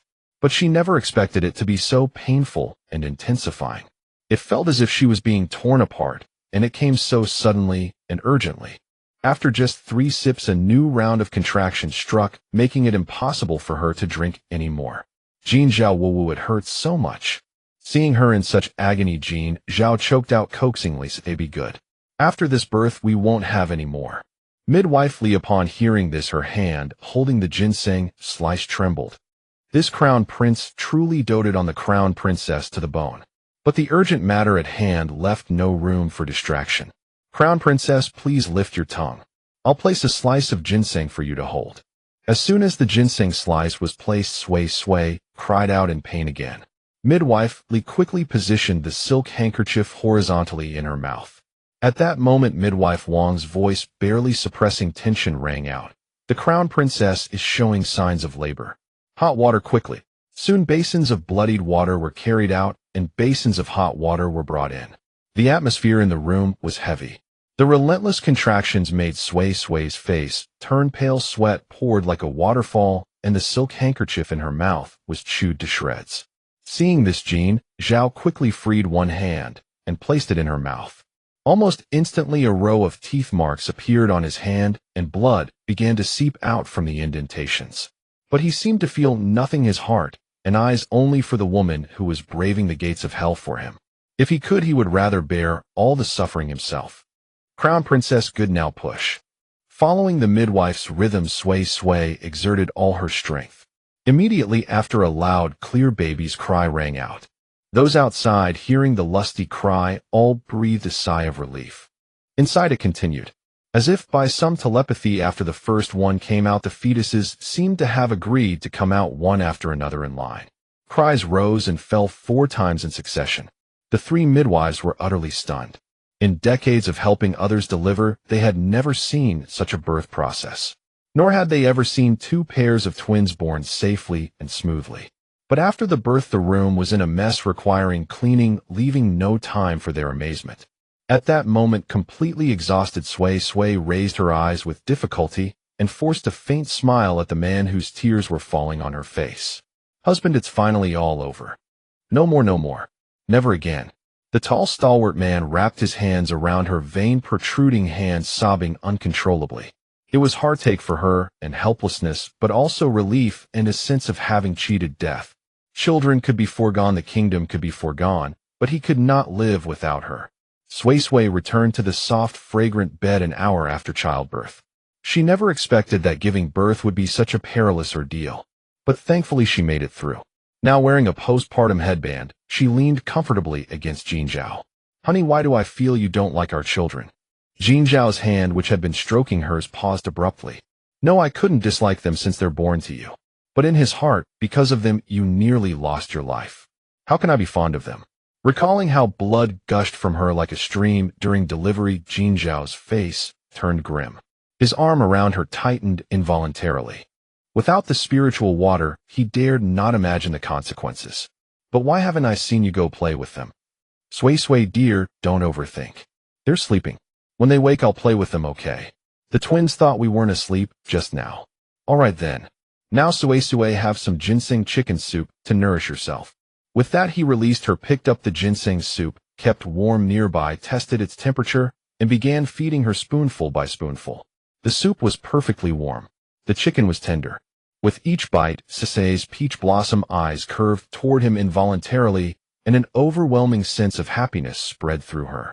Seeing the lively sparkle return to her beautiful peach blossom eyes, Jin Zhao felt a surging emotion in his heart. A bowl of ginseng soup, not much, was soon finished. Jin Zhao carefully wiped Sui Sui's lips before pulling her back into his embrace. After a while, as if a thought struck her, she asked, "Oh honey, aren't we supposed to have the emperor name our children?" "No need. Father said before that we as parents should name them ourselves." "Oh, I see. I thought we had to ask him. Do you have any good names?" He kissed her forehead and asked tenderly, "What names would you like to give them?" "You choose. I'm terrible with names." Chuckling at her self-proclaimed ineptitude, he pondered briefly. "How about this? The eldest boy Jin Yonghan, the second Jin Yuanhai, the elder sister Jin Ixing, and the younger sister Jin Suichen. What do you think, Sui Sui?" Her expression froze for a moment. Then she tilted her head up, a smile rippling in her peach blossom eyes. "The Hanhai star theme is nice, but Yong Ai Sui, isn't that a bit too clingy?" Jin Zhao lightly pecked her red lips. "I think these names are perfect." He genuinely felt they were excellent, so much that his voice carried boundless joy. "All right, I think they're good too, hee. Then we'll tell the emperor in the next couple of days." "I'll listen to you. But honey, can you fetch me a clean change of clothes?" He asked softly. "What's wrong, Sui Sui? Didn't you just change?" But as he slightly rose, he noticed a large wet stain on her chest, and understanding dawned. His affectionate eyes darkened, and his voice turned husky. "Sui Sui, your milk has come in. Does it hurt?" Perhaps his reaction was too intense. Even though they were an old married couple, Sui Sui couldn't help feeling embarrassed. A rosy flush spread across her glowing cheeks. "Check which child is awake, and bring him over." Jin Zhao did as told, but secretly wished they were all still asleep. Indeed, all four were sound asleep, and he felt a secret joy. "Sui Sui, the little ones are all asleep. May I help you instead? I won't waste their milk." Sui Sui was about to say they weren't awake, and she had a breast pump, but before she could speak, her loose undergarment was lifted. He lowered his head onto the snow-white skin, his dark hair splaying across it. The raised peaks glistening due jet-black tresses and delicate petal-like curves. Truly a breathtaking sight. But just as his lips were about to reach the summit, the four little ones, as if sensing their new names, or that their food was about to be stolen, burst into simultaneous wails. At their cries, Jin Zhao's face stiffened, and a vein throbbed on his forehead. Seeing his frustrated and resigned expression, Sui Sui burst into giggles. "All right, honey, go check on the children. I'll make it up to you after my confinement month." They just drank some plain water and went to sleep, so they must be hungry. Helpless Jin Zhao had to suppress his urge and got up to go over. He looked at them, especially the two boys, with a distinctly unfriendly gaze. But still he gently checked their diapers. They were dry. He carefully picked up little Yonghan. As the soft, squishy bundle nestled in his arm, Jinzhao felt his heart melt unexpectedly. That softness was completely different from the feeling his beloved gave him. As if sensing something, little Yonghan opened his black grape-like eyes and grinned toothlessly, as if he hadn't been crying moments ago. But seeing that smile, Jinzhao unconsciously curved his lips. Perhaps this was the bond of blood. He placed him beside Sui Sui, and then brought little Yuanhai over. As if smelling their mother's scent, the two little ones nuzzled eagerly into her bosom. Their tiny pink lips and upturned noses sniffed around, instinctively searching for food. Sui Sui, already lying down, gathered them closer. Once they found their food source, both brothers gulped ravenously. Seeing this, Jinzhao quickly took out milk powder and opened the water bottle to prepare formula. The repeated actions came as second nature. After mixing, he called out, "Nanny Gui." The door opened immediately, and Nanny Gui and Jiang Chuang walked in. Having been prearranged, they went straight to the bed and picked up the two brothers. Just as they were about to wail again, Jinzhao quickly popped the bottles into their mouths. With food in their mouths, they immediately quieted. Everyone couldn't help but laugh, yet their hearts melted. With the brothers settled, it was the sisters' turn. Although the four little ones, nourished by spiritual water and plenty of good food, were no different from full-term babies, the sisters were still slightly weaker than their brothers. Therefore, Sui Sui let them nurse until there was no milk left before having them taken away. Eating, sleeping, crying when hungry or wet. It's the nature of every little angel. These four were no exception. After a full meal, they soon fell asleep again. Watching the four exquisitely delicate little ones, Sui Sui's gentle smile never faded. Jinzhao changed her into clean clothes and coaxed softly, "Sui Sui dear, eat a little, and then sleep. Wake up for dinner. The children are taken care of by me, Nanny Gui, and the others. I'll listen to you." Meanwhile, news that the crown princess had given birth to twins spread through the capital like a green whirlwind. Gifts from the imperial palace poured into the crown prince's mansion endlessly. As the old saying goes, childbirth is a woman's passage through the gates of hell, while the postpartum confinement period is a rebirth. A well-kept confinement allows a woman to emerge like a phoenix from the ashes, radiant and resplendent. Though Sui Sui had been blindingly beautiful before childbirth, the month of confinement had only enhanced her radiance, leaving her even more luminous and captivating. Her naturally firm and shapely breasts had not sagged in the slightest from breastfeeding, to instead, they had become even more alluring and enticing. Days of bliss passed swiftly. In the blink of an eye, it was the second day of the 7th lunar month. The sky was clear, auspicious, and everything was favorable. As the first light of dawn broke, Sui Sui awoke with the brightness. Her drowsy eyes blinked for a moment before she realized what day it was, and a smile instantly spread across her brows. After truly lying idle for a month, she discovered that she preferred the freedom to move and enjoy good food. She turned her gaze to find her husband still fast asleep, faint shadows of exhaustion beneath his handsome eyes. Leaning in, she planted a light, fleeting kiss on his cheek and prepared to rise quietly. But the moment she stirred, a strong arm encircled her slender waist. "Husband, you're awake. Did I wake you?" Her deliberately lowered voice could not conceal her joy. He half rose, pecked her petal-like lips, and whispered, "Susan, hey darling, it's still very early. Sleep a little longer." Sui Sui shook her head, leaning close to his ear to murmur happily, "Have you forgotten? Today is the day I finish my confinement, and our children celebrate their full moon. You sleep a bit more. You've been working so hard lately, my dear husband. During the day you handle business and take care of me and the children, and at night you prepare their milk and change their diapers." Hearing his beloved wife's thoughtful words, Jinzhao felt a warmth surge in his heart. "With Aunt Gui and the others to help, I'm not tired. Even if I were exhausted, it would be nothing compared to what you've endured. Could you stay in confinement a little longer, Sui Sui? Aunt Gui says 40 days helps recovery even more." At the mention of extending her confinement, Sui Sui quickly refused. "No, I've been eating well, drinking well, resting well, and using the spiritual water from the space. I've already recovered perfectly." If she stayed in bed any longer, she feared she'd go mad. Except for the day after giving birth, when Jinzhao had bathed her, she hadn't washed her hair or taken a bath in a full month. If not for the powerful spiritual water, she would have felt utterly foul. Her hair especially was a tangled, sticky mess. Another 10 or 15 days of confinement. Absolutely impossible.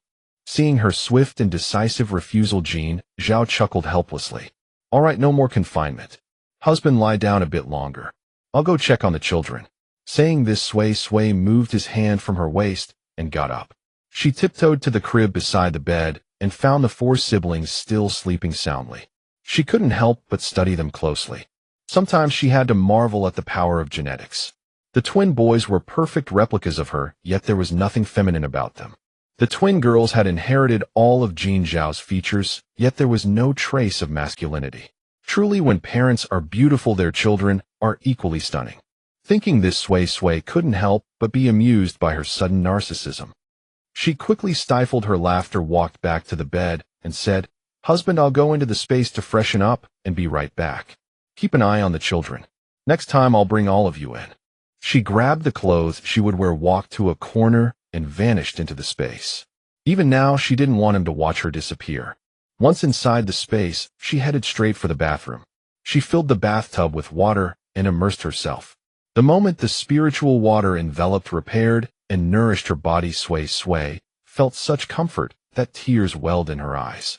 This was the spiritual bath she had been denied for an entire month. After thoroughly washing her hair and body, she rinsed the tub clean and refilled it with fresh water. Then she dashed to the toy area, picked out a small toy suitable for each of the 4 siblings, and exited the space. Sui, done with your toilette? How long was I in there? Jean Zhao gazed tenderly at his radiantly beautiful wife, who defied description. The time was so short it would barely take a teacup to be lifted and set down. Sui breathed a sigh of relief, having spent nearly an hour in the space. That's good. Husband, I've filled the bathtub with clean water. I'll send you into the space now, so you can enjoy a nice soak. I'll come back to get you later. She put the toys aside and picked out a matching couple outfit for him similar to what she was wearing. Both sets had been prepared during her confinement for the full moon banquet. Then she took his hand and entered the space. Husband, go take your bath. I'll come back for you in a little while. Jean Zhao gently stroked her unbound hair. All right, whatever Sui says. Later I'll do your hair for you. I know. Go on. As he turned, she quickly vanished from the spot. Inside the space, Jean Zhao felt the sudden absence of her presence behind him and let out a soft chuckle. Then he strode briskly toward the 3rd-floor bathroom. Outside the space, Sui simply stood there staring intently at little Yonghan and the others. It seemed she could never look at them enough. The more she looked, the happier she felt. Judging the time, she quickly re-entered the space. As expected, Jean Zhao was already waiting. Sui took his hand. Husband, have you been waiting long? Not long. Then let's hurry out. With a thought, they both vanished from the space. Once outside, Jean Zhao's first act was to style his beloved wife's hair. No sooner had he finished pinning up her hair and inserting the hairpin than the 4 siblings began to stir and whimper. Hearing the sound, Sui quickly got up and went to them. Oh, my precious babies are awake. As if they hadn't expected to see their mother upon waking, the 4 little ones froze in their whimpering expressions. Sui's heart nearly melted at the sight. She leaned down and kissed each of their cheeks. My darlings, how can you be so handsome and adorable? The 4 little cuties, whether from the kisses or from understanding her words, curved their bright eyes into crescent moons and burst into wide smiles, their tiny hands and feet flailing excitedly. Behind her, Jean Zhao stood with arms crossed, gazing at the scene with a tender expression. With her, and with them, life was truly wonderful. Seeing their joy, Sui clapped her hands. All right, my little treasures. Let's play later, shall we? First we need to change diapers, then drink some water and have breakfast. At her words, the 4 little ones miraculously quieted down, staring at her with eyes like black crystals. Husband, look how well-behaved and clever our babies are. Jean Zhao stepped forward, wrapped an arm around her shoulder, and kissed her on the cheek. Of course, because they were born from you, Sui. The sky gradually brightened, illuminating the entire room with a warm glow much like the heart's mood, radiant and cheerful. After bringing the 4 little ones into the space for a bath of bliss, Sui dressed them in new clothes for today's full-month banquet, making them look like lucky dolls dressed even more so for the occasion. Upon emerging from the space, she called in Stewardess Gui and the others, beginning another round of orderly feeding. Perhaps due to her modern sensibilities, Sui couldn't bear the thought of her children nursing from another woman. Thus, even though the four little ones could only nurse once a day, they had plenty of formula and were raised plump and fair. At this moment, having been burped, they kicked and waved about on their small beds, wide awake. Listening to their babbling, baby talk, Sway smiled with crescent-shaped eyes. Her precious darlings were simply adorable, no matter how she looked at them. She then turned to the side and said, "Honey, go out and check if there's anything else needed for the banquet. We mustn't miss anything." "Don't worry, Sway. Everything for the banquet was prepared yesterday. Now we just wait for the auspicious hour and the arrival of the guests." Sway nodded, then asked, "Will Father Emperor come?" "Silly question, Father Emperor will surely come." They chatted a bit more as guests began to arrive one after another. Among them were Chi Ruichen and Li Yao with their 5-month-old son Shi Yao. When almost all the invited guests had arrived, Sway and Jin Zhao placed the four little ones into a decorated baby stroller. With so many precious babies and being so small they couldn't hold one in each arm, a stroller was the most convenient. Before leaving the room, Sway said with a beaming smile, "My darlings, we're going out of the room for the first time now." It was also her first time stepping out since her confinement. What a momentous occasion. The four little ones seemed to understand their mother's words, their black, grape-like eyes sparkling as they gazed at her, as if saying, "Take us out, quickly take us out." Sway glanced at Jin Zhao. "Honey, I'm so happy we can finally go out." Jin Zhao first adjusted her hair ornament, then gently replied, "I'll take you all out for walks more often." Thank you, honey," she said sweetly, her crescent-shaped eyes brimming with deep smiles. Without further delay, they pushed the stroller out. The moment they appeared before the crowd, there was a brief silence. The reason was simple: the crown princess and the twin babies were so breathtakingly beautiful that everyone momentarily forgot to react. After childbirth, the crown princess was not only as stunning and statuesque as before, but she also possessed an added charm, making her even more enchantingly beautiful. Turning their gaze to the adorable twin babies, they inwardly exclaimed, "My goodness, the crown princess sure knows how to give birth." Their chubby little faces were fair and smooth. Their big watery eyes were like black crystals, seemingly set with meticulous precision. With high-bridged noses and bright red lips, they were utterly adorable and beautiful. They thought that even the finest ink and paint in the world couldn't capture the cuteness of such babies. But upon reflection, they realized that with parents of top-tier looks, a powerful combination, it would be extremely difficult for their children to be anything but beautiful. After collecting their thoughts, the guests brought out additional gifts beyond the listed ones for the four little ones. After offering their blessings from a respectful distance, they dispersed. At this moment, Li Yao approached holding Chi Yao and said, Sway, you're amazing. When you give birth, you go all out, four at once. And they're twins, both boys and girls, and so beautiful. Sway looked at the baby in her arms and gently poked his cheek. Yao, your little Chi Yao is wonderful too. He's sturdy and bright-looking. Just then the emperor arrived. A procession of attendants followed, carrying gifts. Everyone bowed, and the emperor bade them to rise, saying not to stand on ceremony today. He then walked directly to the four little ones. Although they had only met once before, little Yonghan and the others seemed to remember the emperor. Upon seeing him, they grew excited and waved their arms and legs. Their toothless, babbling smiles were utterly endearing. Seeing this, the emperor laughed heartily. Truly my eldest grandson. He picked them up one by one, placing silver longevity locks around their necks. He said with a chuckle, when you turn 100 days old, Grandpa Emperor will give you gold longevity locks. Everyone observed the emperor's attitude towards the twins, their thoughts varying. Soon the full-month banquet commenced. Sway and Jin Zhao pushed the stroller back to their room.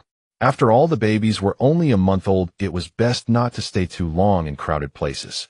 Back in the room, they prepared some formula for them, and after feeding, it was time for sleep. The curtains were half drawn, dimming the once bright room.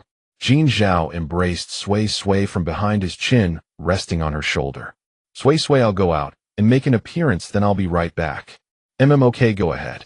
After he left, she rested her chin on her hands, watching the adorable four little ones sleep, and pondered something she wanted to do.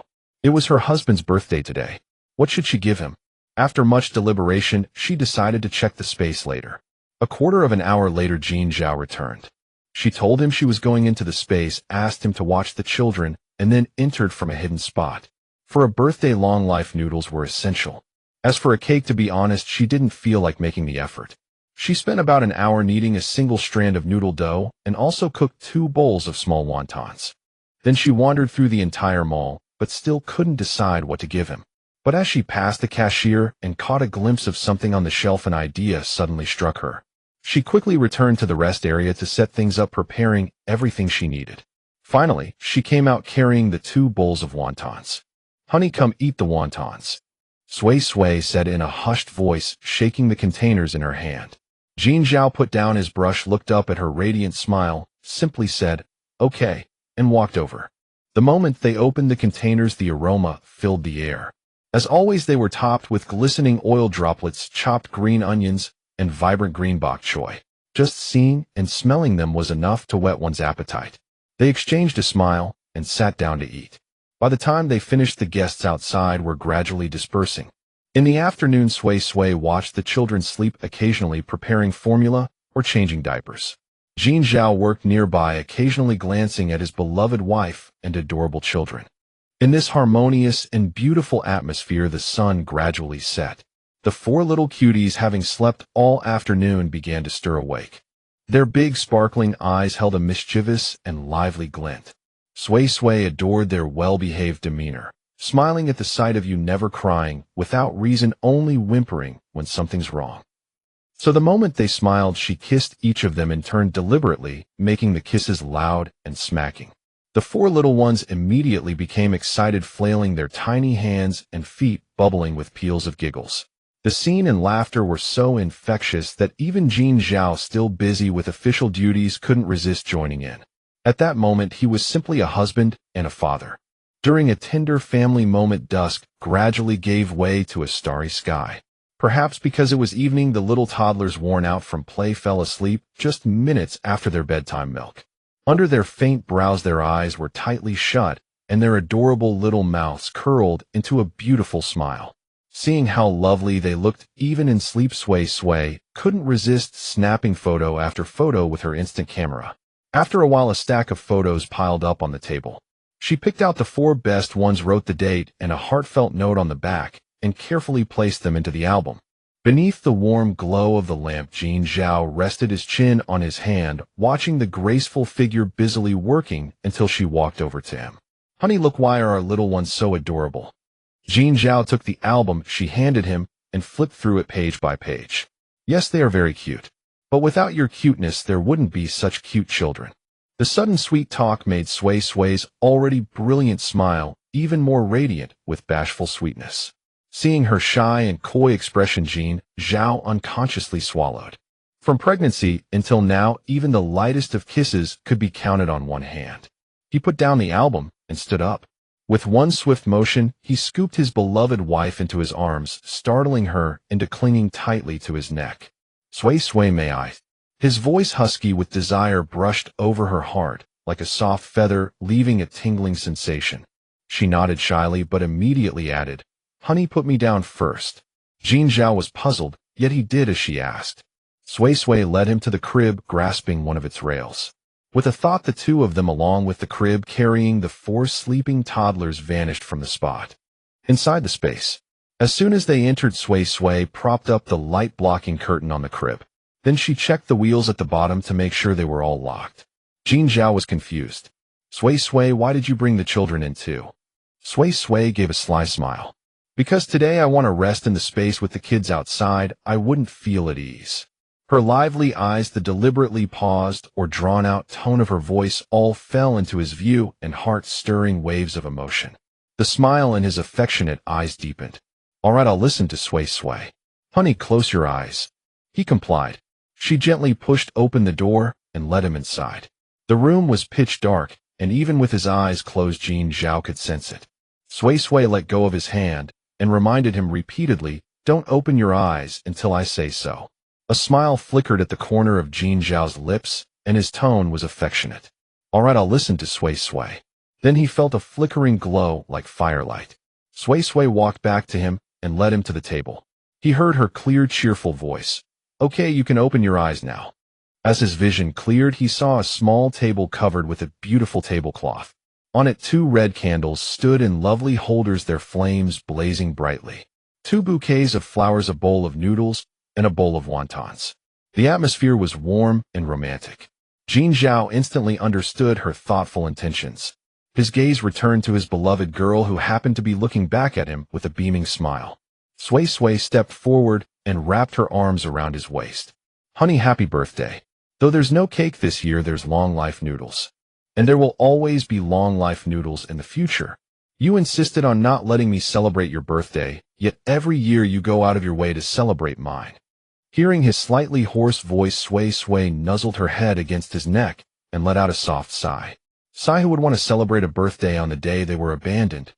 Then how about sharing my birthday with me? Sui Sui pulled back from his embrace and said with a mix of laughter and exasperation, "All right, let's not talk about that now.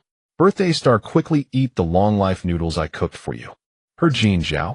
"All right, I'll listen to Sui Sui." Then the two sat down. A candlelit dinner with flickering flames. Though there was no wine or Western food, there were wontons, long life noodles, and her and him. After the meal, Jin Zhao cleared the dishes. Sui Sui went to the door to check on the little toddlers, and seeing that they were still sleeping soundly, she returned to the room. "Honey, I'll go wash up first." With that, she grabbed an oversized bathrobe and entered the bathroom. Yes, a bathrobe. But Jin Zhao had no idea. With a click, the door was locked from the inside. Hearing the familiar lock sound, Jin Zhao shook his head with a smile. His Sui Sui was treating him like a wolf. Inside the bathroom, Sui Sui was carefully cleansing herself. She wanted to be fragrant from head to toe, every strand of hair. Thinking about her plan for later, though she was shy, she couldn't help but laugh out loud. After ensuring she was thoroughly clean, she stepped out of the bathtub. Splash water droplets scattered onto the floor. She dried her body, blew her hair dry, and then put on the bathrobe. Click, the lock opened. Jin Zhao looked up at the sound and saw his Sui Sui wearing a thick garment that reached her ankles. Her slender waist was perfectly accentuated by the belt attached to the garment. With dark hair and red lips, her figure swayed gracefully. Every step seemed to land directly on his heart. Seeing how captivated he was, Sui Sui smiled gently. "Honey, I'm done washing. Go take yours now." Her voice snapped him out of his wandering thoughts. "Oh, okay." Soon the sound of running water echoed from the bathroom. Taking the opportunity, Sui Sui went to check on the little toddlers again. Good, they were still sleeping soundly. Then she scurried into the bed, clutching something she had prepared in advance, and nervously watched the direction of the door. Though they were an old married couple, she still felt unavoidably shy and embarrassed. But only she knew that she had to take matters into her own hands. As she was thinking, the sound of water stopped. Soon the sound of a hairdryer followed. After a moment, the door opened again. Sui Sui covered herself with the quilt, leaving only her head exposed. "Honey, you're done washing." "I'm done. I'll be ready to rest soon," Jin Zhao said, and first went to check on the 4 little ones at the door, ensuring they were still sleeping before returning to the room. Flipping open the down comforter, Jin Zhao froze. "Sui Sui, why are you still wearing such a thick dress when it's time to sleep?" "Sui Sui, this is a bathrobe." "Bathrobe? Bathrobe?" Her bashful expression under the flickering candlelight looked incredibly vivid and amusing. Jin Zhao let out a helpless chuckle.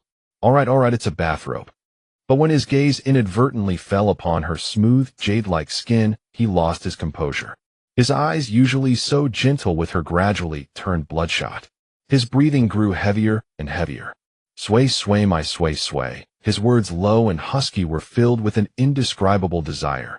Like a natural weather phenomenon, winds rise, clouds surge, a light drizzle begins, then the rain intensifies, and just as it's about to become a storm, she brings out the most beautiful umbrella he has ever seen. Ever since the full-month banquet, the 4 little cuties had been growing at an astonishing pace. Nourished by the spiritual water, they had mastered lifting their heads, rolling over, crawling, standing, and toddling in the blink of an eye. And every milestone of their growth brought Sui Sui an endless stream of surprises. Time flew by, and the 4 little cuties were soon approaching their first birthday celebration. Normally, children at this age were still in the early stages of learning to walk and speak. However, the 4 little cuties were an exception. Although they had only just passed 11 months old and could not yet run swiftly, they could already waddle along in a little run. Their speech was no longer limited to simple babbling. Though their words came out haltingly, they could already express their wishes completely. More importantly, they were remarkably precocious. One day with gentle sunlight and a soft breeze, the four little cuties playing on the garden lawn suddenly gathered together, their heads close to one another. From the pavilion a few meters away, Sway Sway leaned against someone's shoulder and asked, "Husband, do you think about what they are whispering and plotting?" Jin Zhao glanced at his beloved wife and smiled, saying, "Whatever their plan is, as long as they are happy." Sway Sway playfully scolded him and was about to say something else when the little cuties called out, "Mom and Dad," and toddled over. Although she knew they were unlikely to fall and the surroundings had been padded with soft rubber. Seeing their unsteady figures, Sway Sway couldn't help but feel a lump of anxiety in her heart. She stood up and walked out, saying, "Darlings, don't run so fast. Be careful not to fall." Before she could finish, there was an ouch as Xiao Yonghan fell down. But before Sway Sway could rush over, he rolled himself up and calmly patted the non-existent dust off his clothes. "Darling, did it hurt when you fell?" "Mom, it didn't hurt, not at all." "And Daddy said?" "Said what?" Xiao Yonghan tilted his head and thought for a while. Sway Sway squatted down to eye level and asked with a smile, "What did Daddy say?" "Daddy said that I and my little brother are real men, so we shouldn't keep crying over a little pain." Sway Sway listened patiently and then gave him a smacking kiss on his soft little cheek. "Your daddy is right. A real man should be brave and strong. But if you really get hurt, you must tell Mom, okay?" Kiss. Xiao Yonghan showed his 6 little baby teeth and smiled radiantly. "I got it, Mom." Seeing this, the other 3 little cuties nearby ran over and pressed their faces toward their mother. Their intention was obvious. So Sway Sway kissed each of their cheeks in turn. Watching this heartwarming scene from the pavilion, Jin Zhao felt his heart swelling with warmth, his smile impossible to suppress. But when he stepped out of the pavilion, he restrained his smile slightly and deliberately cleared his throat. "What else did Daddy say?" As usual, Xiao Yonghan and Xiao Yuanhai immediately ran over and hugged his legs. They adored their daddy, who taught them to write, played dart-throwing games with them, and promised to teach them horse riding and archery when they grew older. So Xiao Yuanhai quickly followed up, "Daddy also said that I and Gidge are real men and shouldn't randomly kiss Mom." Xiao Ixing and Xiao Suichin, who were hugging his legs, made Sway Sway instinctively ask, "Why, eh?" Before she could finish, the cute baby voice from her leg came, Mom, I know. Daddy said that men should not touch without reason, so I and Mimi cannot randomly kiss anyone other than Daddy and Gidge. And we definitely cannot let Chi Yao Gidge kiss us." "That's right. Every time I play with Chi Yao Gidge, he always kisses me on the cheek." It was Xiao Suichin who said this. After hearing this, Sway Sway could only laugh and cry. "Husband, they are still so young. Even if they remember it, they don't understand what it means." "It doesn't matter if they don't understand. As long as they remember, that's enough." "Oh, by the way, darlings, what were you guys whispering about just now?" As the eldest, Xiao Yonghan immediately replied, "Mom, we want to go to the street to play." "You guys want to go to the street to play?" The 4 adorable little ones nodded in unison. "Since you all want to go to the street, let's go. Your daddy has a day off today." "Yay? Thank you, Daddy and Mom." Sway Sway did their happiness make their speech so clear. The 4 cute little ones. Taking the 4 little cuties shopping was not something that could be done casually. Preparations had to be made, such as water bottles, snacks, tissues, and so on. The most important thing was security. It took another half an hour before they were ready to set out. It is worth mentioning that at the end of last year, Li Kuan, Tao Hong, Li Hong, and Yun Mei got married almost simultaneously, and after the new year, they all became pregnant at roughly the same time. Therefore, only Lan Fun and Lan Fong were currently accompanying Sway Sway, and the lingerie shop was temporarily closed. But Li Kuan and Li Hong continued to work as usual. Back to the story. After arriving at the street by carriage, the family of 6 was tied together with 5 super strong anti-loss straps. Behind them, Lan Fun and Lan Fong pushed the package strollers in case the children got tired. Every time this family appeared in public, it caused a sensation. The reason was simple: not only were they of high status, but they were also exceptionally good-looking. Passing by a roasted sweet potato stall, the 4 little ones almost said in unison, "Daddy, Mommy, we want to eat roasted potatoes and sweet potatoes." Then 4 beautiful pairs of eyes looked up at them pleadingly. Hearing this, the stall vendor immediately picked the best 4 potatoes and 4 sweet potatoes, each packaged them separately, and said, "Your Highness the Crown Prince and Your Highness the Crown Princess, please accept these for the little princes and princess." I hope you will not disdain them. Sui Sui had someone take the food and pay, but the vendor waved his hand and refused. Your Highness the Crown Princess, how could I possibly take your money? Without the potatoes and sweet potatoes you brought, who knows how many people would still be struggling to make ends meet, let alone making a living by roasting them. The onlookers also quickly chimed in. Yes, Your Highness the Crown Princess, he is right. They dared to say that no one in the Tianjin kingdom did not feel grateful to her for bringing potatoes and sweet potatoes, especially the poor commoners. Her talent, especially the Arabic numerals and new calculation methods she created, had amazed countless scholars, and the poor students were even more grateful to her. Your small business is not easy either. After saying this, she insisted on giving him the money. Parents are the best teachers for children. Every word and deed could influence their values. She could not teach the children to take things without paying. Then the group continued shopping. The little episode passed quickly, but it earned Sui Sui even more goodwill from the passers-by. In the blink of an eye, the day of the first birthday celebration arrived. This first birthday banquet was far more grand than the previous full-month and 100-day banquets. Dressed in festive attire, the four little cuties were so sweet-tongued when they saw the emperor constantly calling out, "Grandpa Emperor, Grandpa Emperor." This made the emperor overjoyed and dote on them endlessly. Indeed, there was reason to love someone. Filial, polite, sweet-tongued, and good-looking. Who could resist? After the first birthday banquet, life returned to its usual tranquility. While accompanying the children and managing her business, Sui Sui also systematically promoted the planting of cotton and carrots. She taught people how to press peanut oil and sesame oil so that the public was no longer limited to animal fat oils. These people-friendly projects deeply won the hearts of the people, making the name of Crown Princess Sui Sui once again resonate throughout the nation and even reach other countries. In their hearts, the Crown Princess was simply the lucky star of their Tianjin kingdom.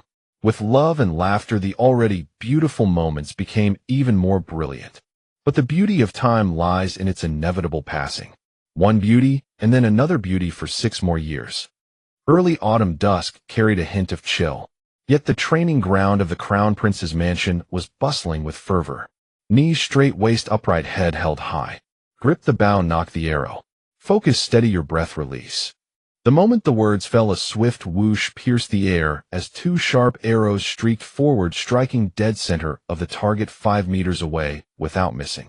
Yes, we hit it. Come on, high five. Thrilled at their bullseye, Yonghan and Yuan Hai bounced up and slapped palms in celebration. After high-fiving, they lined up before their father, their peach blossom eyes mirroring Sui Sui's, sparkling as they gazed up at him. Jin Zhao reached up to ruffle their heads, offering praise without hesitation. You've made considerable progress, but diligent practice remains essential. Martial arts demand more than mere effort. The 2 brothers responded in unison, their voices ringing clear. Yes, father.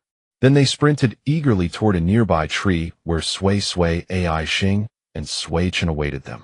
As soon as they approached, Sui Sui quickly grabbed a handkerchief from the table. You've been practicing for so long. Wipe off your sweat now, or you'll catch a cold. The 2 brothers obediently let her wipe their faces, then sweetly thanked her. Thank you, mother. Their expressions radiated pure happiness and contentment. Mother, did you and the sisters watch me and my brother practice archery? Yes, I've been watching the whole time. Then don't you have anything to say, mother? Little Yonghan looked at her with eager anticipation. Sui Sui paused deliberately before continuing. Mother wants to say that her treasures are becoming increasingly impressive, but you're still young. Don't overexert yourselves. We understand, but we're not tired at all. I just made a decision with my younger brother. We'll practice every day after school until we master archery. As they spoke, Jin Zhao approached. Having received their parents' approval, the 2 brothers quickly took their leave, making sure to bring their 2 sisters along.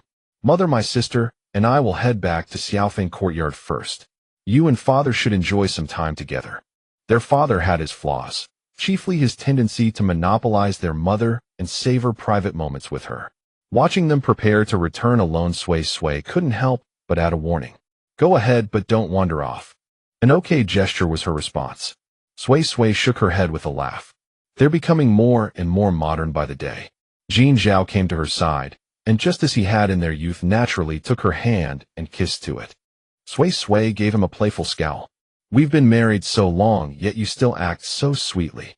But her tone betrayed unmistakable sweetness, and her eyes sparkled with obvious joy. Though already 28 years old, the passage of time had left no visible marks upon her face. Gazing at his beloved wife, whose beauty remained unchanged since their first meeting, he led her forward hand in hand. "Even when you're old and gray, I'll treat you the same. I only hope you won't grow tired of me by then." After all, he was 4 years her senior, and fine lines had already begun to frame his eyes. Now, I won't tire of you, never. Let's return home." Back at Xiaofeng courtyard, Sui ordered hot water drawn for the two brothers to bathe in. Seeing them drenched in sweat, she couldn't bear the discomfort they must be feeling. As they washed up, dusk settled completely around them. Yet the night sky held no stars, and the pale moon appeared unusually desolate. The darkness deepened gradually, but the stars remained absent, lending an atmosphere of impending storm.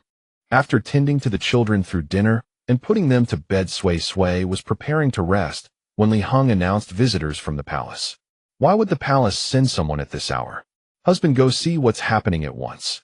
"Rest first, Sui. Don't wait up for me." With that, he strode out in long, purposeful steps. But moments later, he returned in a hurry. Seeing the grave expression on his face, Sui couldn't help but worry. "Husband, what's going on?" Jin Zhao quickly explained the situation. An accident occurred when the emperor was preparing for bed. He's currently unconscious, and the imperial physicians have arrived. I must go to the palace immediately. Hearing that the emperor had suffered an accident, Sui's heart skipped a beat. She immediately retrieved a 5-liter container of spiritual water from her spatial storage, something she'd been filling regularly in case of emergencies. "Husband, take the water and ride to the palace at once." Jin Zhao didn't hesitate. Sui, take care of the children." He grabbed the water and hurried out the door. Sui, who had been drowsy and only wanting to sleep, was now wide awake with worry. In her eyes, setting aside his imperial status, the emperor was simply a kind and endearing elder. Though in his 60s, his regular consumption of spiritual water kept his physique remarkably robust. How could he suddenly fall into such a deep coma? Unsure of the details, she wanted to accompany him, yet feared being a burden. Meanwhile, Jin Zhao rode swiftly to the palace gates, then employed his lightness skill to fly toward the dragon saliva hall. Upon arrival, 3 imperial physicians already surrounded the dragon bed, where the emperor lay with his eyes closed. Seeing Jin Zhao arrive, everyone hastily bowed. "Father Emperor, what's happening?" As he spoke, he poured a cup of spiritual water from a glass on the table. He helped the emperor sit up partially to give him water, but the emperor's lips remained sealed, making it difficult to administer. Reluctantly, Jin Zhao laid him back down flat. He gently pried open the emperor's mouth and slowly fed him the water, grateful that he managed to drink some. Before the spiritual water took effect, Jin Zhao's sharp gaze swept around. "Father Emperor, what's the situation?" Eunuch Li stepped forward and reported, "Your Highness the Crown Prince, after I assisted His Majesty in undressing, he dismissed me. But as I reached the doorway, I heard a commotion and rushed back to find His Majesty fallen on the ground. I immediately sent for the on-duty physicians from the Imperial Medical Bureau." Eunuch Li spoke with trembling caution, yet remarkable clarity. Jin Zhao glanced at him before turning his attention to the physicians. "Have you determined the cause of His Majesty's condition?" One of the physicians bowed and replied, "Your Highness, we collectively believe the Emperor's unconscious state is the result of a stroke." "A stroke?" Just then the Emperor slowly regained consciousness. He realized his bedchamber was crowded with people and attempted to speak, but was horrified to find his mouth unresponsive. He tried to move, but found his body somewhat stiff. What was happening? The events before sleep suddenly came into focus. He had been preparing to rest when his head suddenly grew dizzy, and then he collapsed. Hearing the commotion behind him, Jin Zhao quickly turned around. "Father Emperor, how do you feel?" But the Emperor's lips moved repeatedly, and he could only manage to utter 2 words, "Zhiyang." Those 2 simple words had cost him tremendous effort. Seeing this, Jin Zhao's heart sank to the bottom. Has word of this been leaked to outsiders? It was a simple rhetorical question, yet it struck the hearts of those present like shards of ice. "Your Highness the Crown Prince, when I sent people to the Crown Prince's mansion and the Imperial Hospital, I had already instructed them to be discreet and avoid being seen. However, when they returned, they reported that someone had still spotted them. Jin Zhao's lips were pressed into a thin line, his expression grave. Behind him, the emperor, having heard these words, had largely composed himself after the initial terror of waking. Perhaps my time has come, he thought. But then he heard his most cherished son speak. No matter what measures you take, you must cure, Father Emperor. The three imperial physicians below exchanged glances at a loss. The emperor's stroke had struck with devastating force and left severe consequences. To cure it, such a thing was far from easy. Yet they still responded in unison. This humble subject will spare no effort. Meanwhile, at the crown prince's residence, Sui Sui, who had been waiting in vain for someone's return, had fallen asleep at the desk without realizing it. When Jin Zhao returned, this was the scene that greeted him. He gently removed the outer garment draped over her shoulders and carefully lifted her into his arms. The moment he lifted her, Sui Sui stirred awake. Husband, you're back. What's going on? Jin Zhao pressed a kiss to her forehead. Father Emperor has suddenly suffered a stroke. Stroke? Sui Sui gazed at him in disbelief. Wasn't stroke the same as the traditional Chinese medicine concept of zhongfeng? He nodded with a grave expression. What's Father Emperor's condition now? When I arrived, he was in a coma. After administering the spiritual water, he regained consciousness 15 minutes later, but exhibited hemiplegia and difficulty speaking. I made sure Father Emperor was settled for the night, but I couldn't rest easy about you and the children, so I hurried back. Sui Sui immediately grasped the key point. Hemiplegia and difficulty speaking. She recalled a nursing home near the orphanage where an elderly man had been sent in under similar circumstances. Husband, what time is it now? It's almost an hour. Be good, go sleep on the bed. Upon hearing this, Sui Sui realized that an hour meant nearly 3 a.m. Husband, put me down first. I'll check on the children in the next room.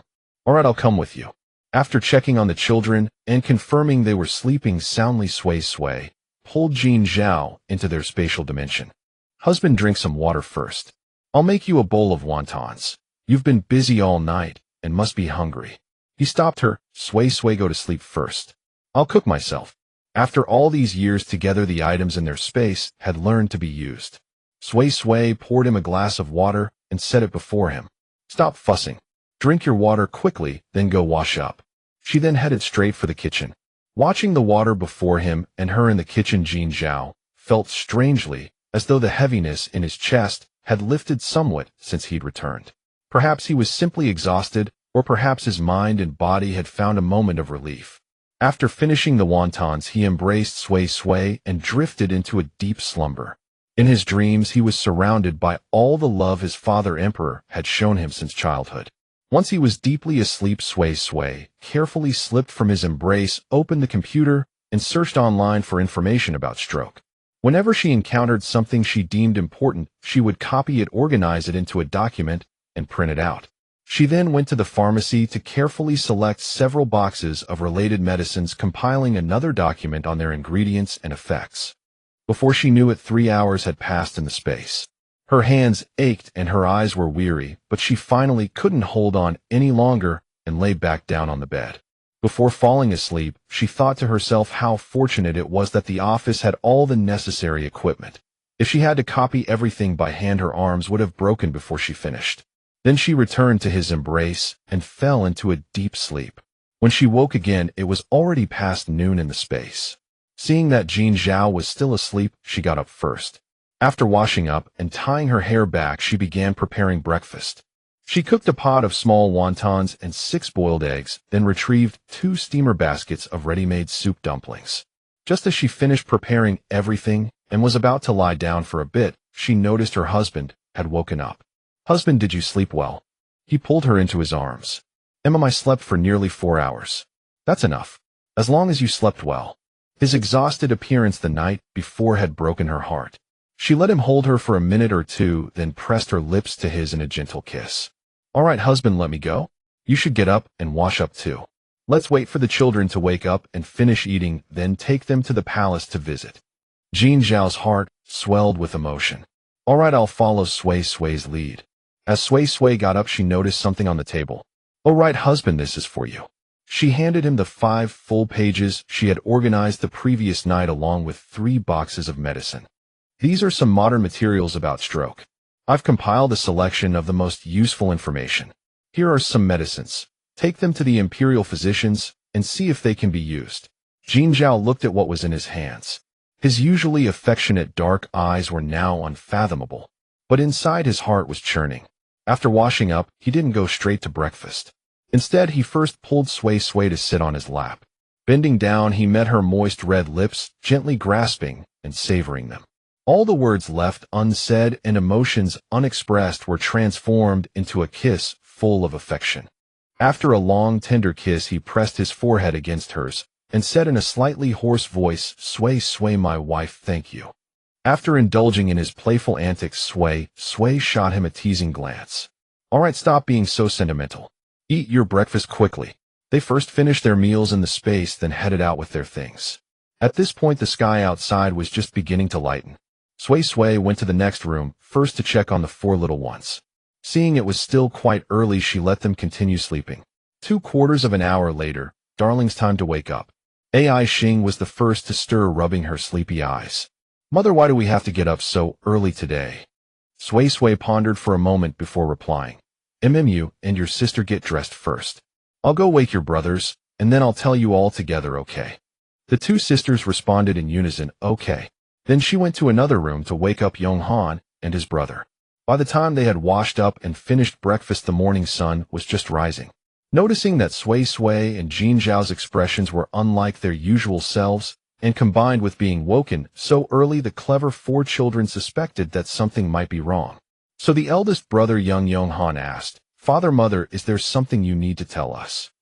After exchanging a glance with Jin Zhao, Sui said, "Darlings, your grandfather, the emperor, suddenly fell ill last night. He loves you so much, shouldn't you go see him and keep him company as soon as possible?" Hearing that their beloved grandfather, the emperor, was ill, the 4 children immediately began chattering anxiously, "Mother, Mother, what's wrong with grandfather, the emperor? How serious is his illness? Your grandfather, the emperor, cannot move or speak at the moment.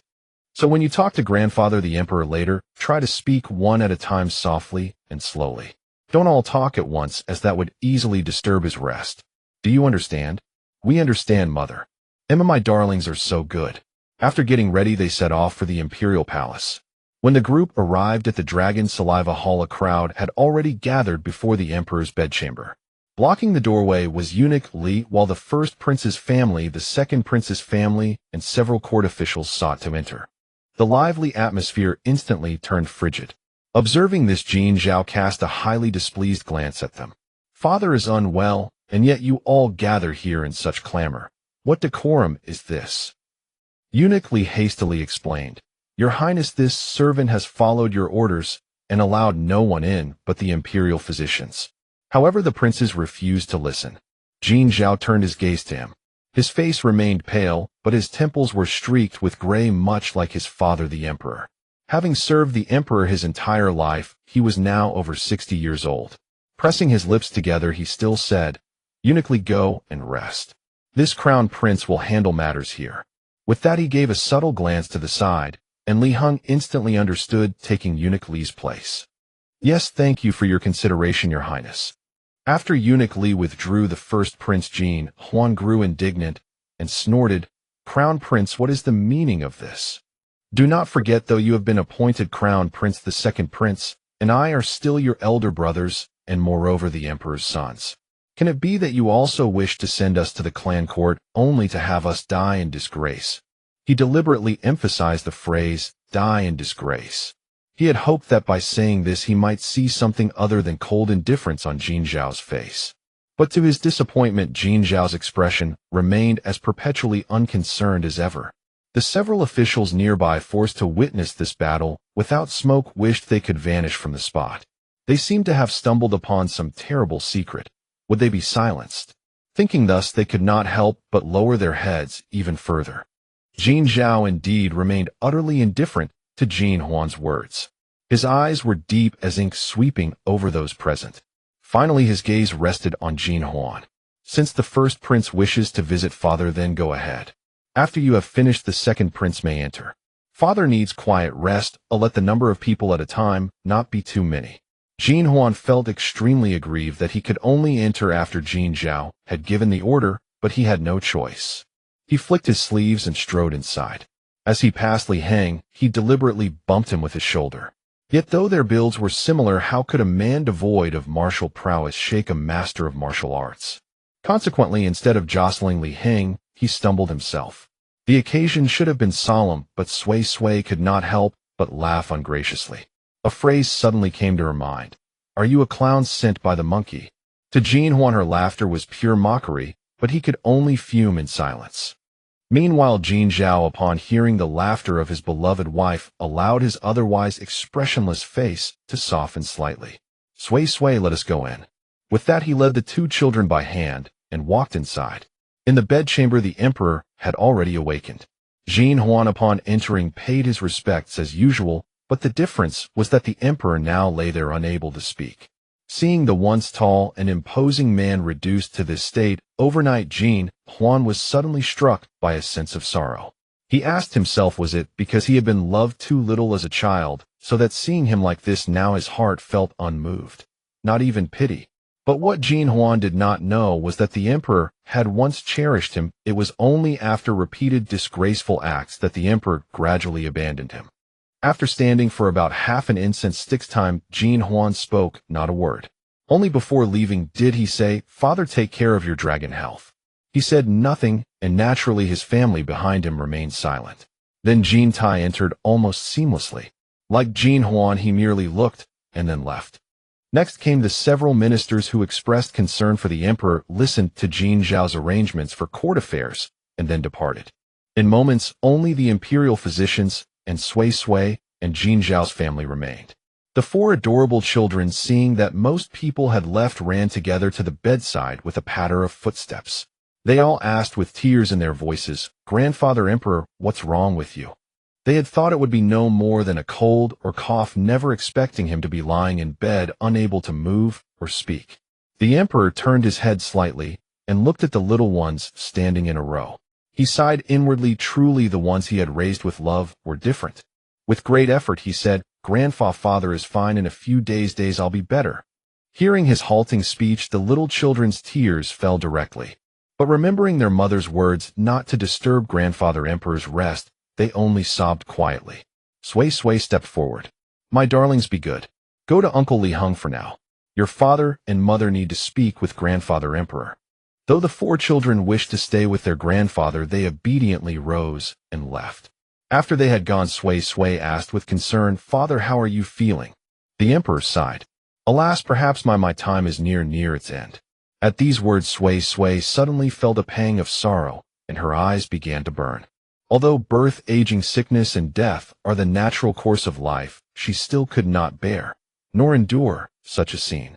Seeing her distressed, Jin Zhao stepped forward to comfort her.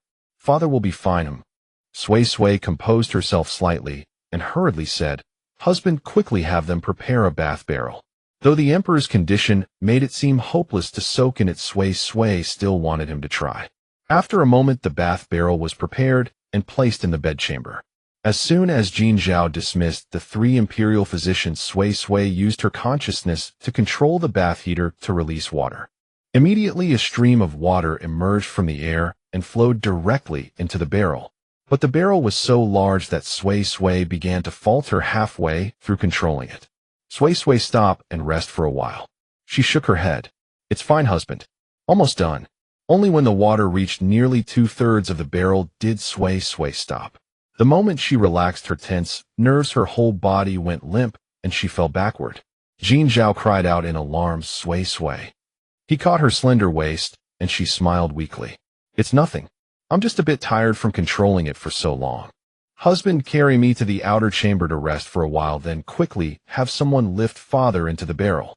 "All right, whatever Sui Sui says." He carried Sui Sui to the outer chamber, instructed the four children to stay with her, then called Li Heng and returned to the bedchamber. "Father, this is prepared from Sui Sui's ancestral secret formula. Soak in it and see if it works." The emperor said, "Good," and Jin Zhao immediately lifted him horizontally, carefully placing him into the barrel. Once inside, due to his hemiplegia, he could not bend and had to stand in the barrel with Li Heng supporting him from the side. After a quarter of an hour, the emperor gradually felt some change in the side that had been numb. It was no longer stiff and immobile. He was instantly overjoyed. Jiang the side that had no feeling. It seems I can move it a little. Hearing this, Jin Zhao also breathed a sigh of relief. After another quarter of an hour, the emperor's entire body was submerged in the water. Only when the water cooled did he emerge from the barrel. Though he still walked unsteadily, at least he no longer had to be confined to bed.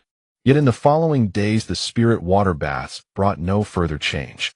They all understood that this was the extent of his recovery. Since ancient times, autumn has been a season of melancholy and solitude.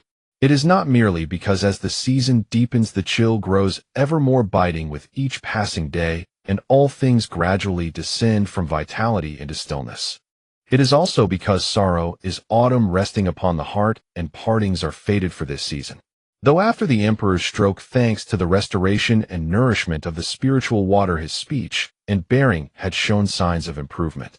To better recuperate, he had also arranged for Jin Zhao to oversee the affairs of state on his behalf.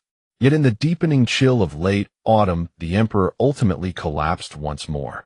No matter how much spiritual water was administered, his vitality continued to wane little by little. Just as he himself had said, his years were spent and his time was drawing near. At this moment, the emperor lay emaciated upon the dragon bed, murmuring incessantly to Jin Zhao, who sat beside him. Jiang, this time I truly am going to join your mother. Even though he knew the words might well be true, Jin Zhao still consoled him. Father, do not worry.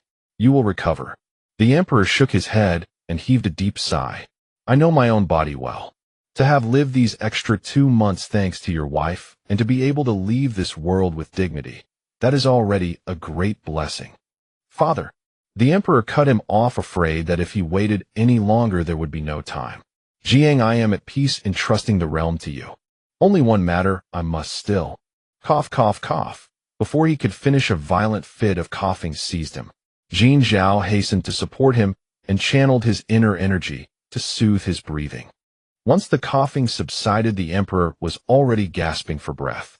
In this life I have looked up to heaven without shame, looked down to earth without guilt, and stood before the people of this world with a clear conscience. Yet I alone have wronged your mother. As the words fell, another bout of coughing overtook him. Jin Zhao eased his breathing and then waited in silence. Your mother and I once exchanged solemn vows, promising each other a lifetime of undivided devotion. But in the end, I was the one who failed her, leaving her to languish in sorrow until she breathed her last with resentment in her heart. Jin Zhao did have memories of what he spoke. In his limited recollections of his mother, the image that surfaced most often was of her weeping silently before the mirror. In those days, young as he was, he could not understand. Only later did he come to know. She was trapped by love's sorrow. Your wife is a good woman, one who braved death to bear you 4 children. Do not, as I did to your mother, ever betray her. No sooner had the emperor finished speaking than Jin Zhao answered swiftly, I never will. I will never betray Sui Sui. His words were rapid yet laden with solemn conviction. Sui Sui was wonderful, of course. She was his very life. How could he ever betray her? The emperor nodded with satisfaction. You possess far greater resolve than I did. Very well, Jiang, you may take your leave. I wish to rest for a while. Jin Zhao thought for a moment, then said, Then I shall first return to the crown prince's residence. The emperor blinked slowly. Go then. When state affairs allow, spending more time with your wife and children is always a good thing. Yes, I shall return later. Your son takes his leave. Leaving the palace, he rode at full gallop all the way back to the crown prince's residence. Upon arriving at Xiaofeng court, 6 adorable children playing in the courtyard immediately swarmed around him. Father, why have you suddenly returned? We missed you so much. Oh, how is grandfather, the emperor? Yonghan, being the eldest brother, always took the lead in everything, including asking questions. Jin Zhao ruffled his little head. I missed you all too. Your grandfather is fine. Where is your mother? Xiao Yuanhai promptly replied, Mother is resting in her room. All right, you all play here. Father and mother have matters to discuss, so you must not come in and disturb us, understood? The 6 adorable children answered in unison, understood. Before entering the room, Jin Zhao specifically instructed Li Heng, keep an eye on them. The moment he left, the little ones swarmed around Li Heng, once more chattering away. Uncle Li Heng, father, uncle, calling out in a joyful cacophony. Worried that the noise would disturb those inside, Li Heng suggested, how about I take you all to the training grounds to play? Another chorus of enthusiastic yes rang out in perfect unison. With that, Li Heng took his 5-year-old daughter Li Xiaoyun and Li Kuan's daughter Li Xiaodao by the hand, heading toward the training grounds. Inside the room, the moment Jin Zhao entered, he saw her resting on the bed. He approached slowly with light footsteps, his heart aching beyond measure at the sight of his beloved wife, who had visibly grown thinner over these 2 months. He crouched down, leaned forward, and gently pressed a kiss to the tip of her nose. The moment his slightly cool lips touched the tip of Sui's nose, she awoke. Recognizing who it was, she was instantly overcome with delight. "Honey, why did you suddenly come back?" Though the years had passed, her voice, like her face, had not changed in the slightest, still as clear and sweet as ever. "I came back to see you and the children." Ever since he had taken on the role of regent, he had been residing at the Eastern Palace. The daily demands of state affairs and tending to his father had kept him so busy that he rarely had the chance to return. Just now, when his father had told him not to betray Sui, longing had surged over him like a flood in that instant. He missed her with a desperate, consuming intensity. But if he missed her, she missed him just as much. Her slender hand gently traced over his sharpened features, grown more defined by his weight loss. "It's only been a few days, and you've already grown thinner." Jin Zhao took her hand and is revealing a smile he hadn't worn in quite some time. "I haven't thinned. Sui is the one who has. You've worked so hard these days." Sui smiled and cast him a playful glare. "How is His Majesty?" At the mention of this, Jin Zhao shook his head with a soft sigh. "The situation is not optimistic. Perhaps only a matter of days remains." Hearing this, Sui's heart grew heavy as well. She sat up and shifted inward slightly, making room for him. She was drawn into his embrace, and after taking a deep breath of his cedar scent, she said, "The spiritual water is miraculous, but ultimately it is not an elixir of immortality. Old age, sickness, and death are the natural order of life. If a medicine like the one Sui mentioned truly existed, the world would descend into chaos, overrun with monsters." Sui couldn't help but burst into laughter. "I came from another world. By your ancient standards, wouldn't I count as a monster myself?" Jin Zhao lowered his head and playfully nipped at her lip. Sui, you're being naughty again. Don't talk nonsense. You are the finest gift heaven has ever bestowed upon me." Sui, you're being naughty again." His tone was one of feigned reproach, yet soft and indulgent, just as it had been in their youth. Sui suddenly turned on her side, draped herself over his shoulder, and pressed her crimson lips to his. Though the timing was hardly appropriate, she still said, "Honey, let's go into the space." It had been so long since they had been intimate. She yearned for his kisses, for everything about him.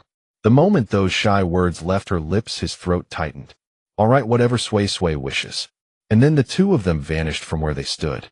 The moment they entered the space, longing truly poured forth like an opened faucet, unstoppable. From the doorway to the bathroom to the bed. Every step of the way they left traces of their passage. After their exertions concluded, they lay in a naked embrace, and that tingling sensation of touch made them exchange smiles once more. In bleak days, one must always find small pleasures for oneself, whether it be eating, drinking, or engaging in the most primal human exercise. In these late autumn and early winter days, the cold seemed unbearably harsh. The wind was not fierce, yet it swept through the air like an unbridled stallion, whipping debris and striking the face with a sting as sharp as a lash. Especially on this day. Cough, cough, cough. The emperor, growing increasingly emaciated, leaned against the bedrest and coughed violently. At the foot of the bed lay a spittoon filled with the medicinal decoction brewed with spiritual water, now vomited up. Eunuch Li watched this scene, his heart heavy with sorrow. The once dashing and spirited young man was now, after all, approaching the end of his strength. "Old Li, help me up and prepare the inkstone." Cough, cough, cough. As soon as the words were spoken, another fit of coughing seized him. Eunuch Li, collecting his thoughts, hastily stopped him. "Oh, my emperor, please rest. Your Highness the Crown Prince administered the medicine, but you vomited it all up, which only worsens your condition. Now you wish to rise, and when the Crown Prince returns, he will surely not consent." Cough, cough. "What? Do I, the emperor, no longer have my words heeded? My emperor, your servant would never dare disobey you, but your health is not fit for official duties. I am not attending to state affairs. I will write another edict." So saying, he threw off the covers and struggled to rise. Eunuch Li, unable to dissuade him, had to support him. Perhaps his end was truly near. A distance of merely 3 to 5 zhang required several rests to traverse. Seated on the carved dragonwood chair, he took a long while to recover before picking up the brush and dipping it in ink. A quarter of an hour later the brush fell and the seal was stamped. Eunuch Li glanced at the content and sighed. My emperor, the first prince and the second prince are not worth such effort from you. I originally intended to leave it be and let Zhixiang handle them.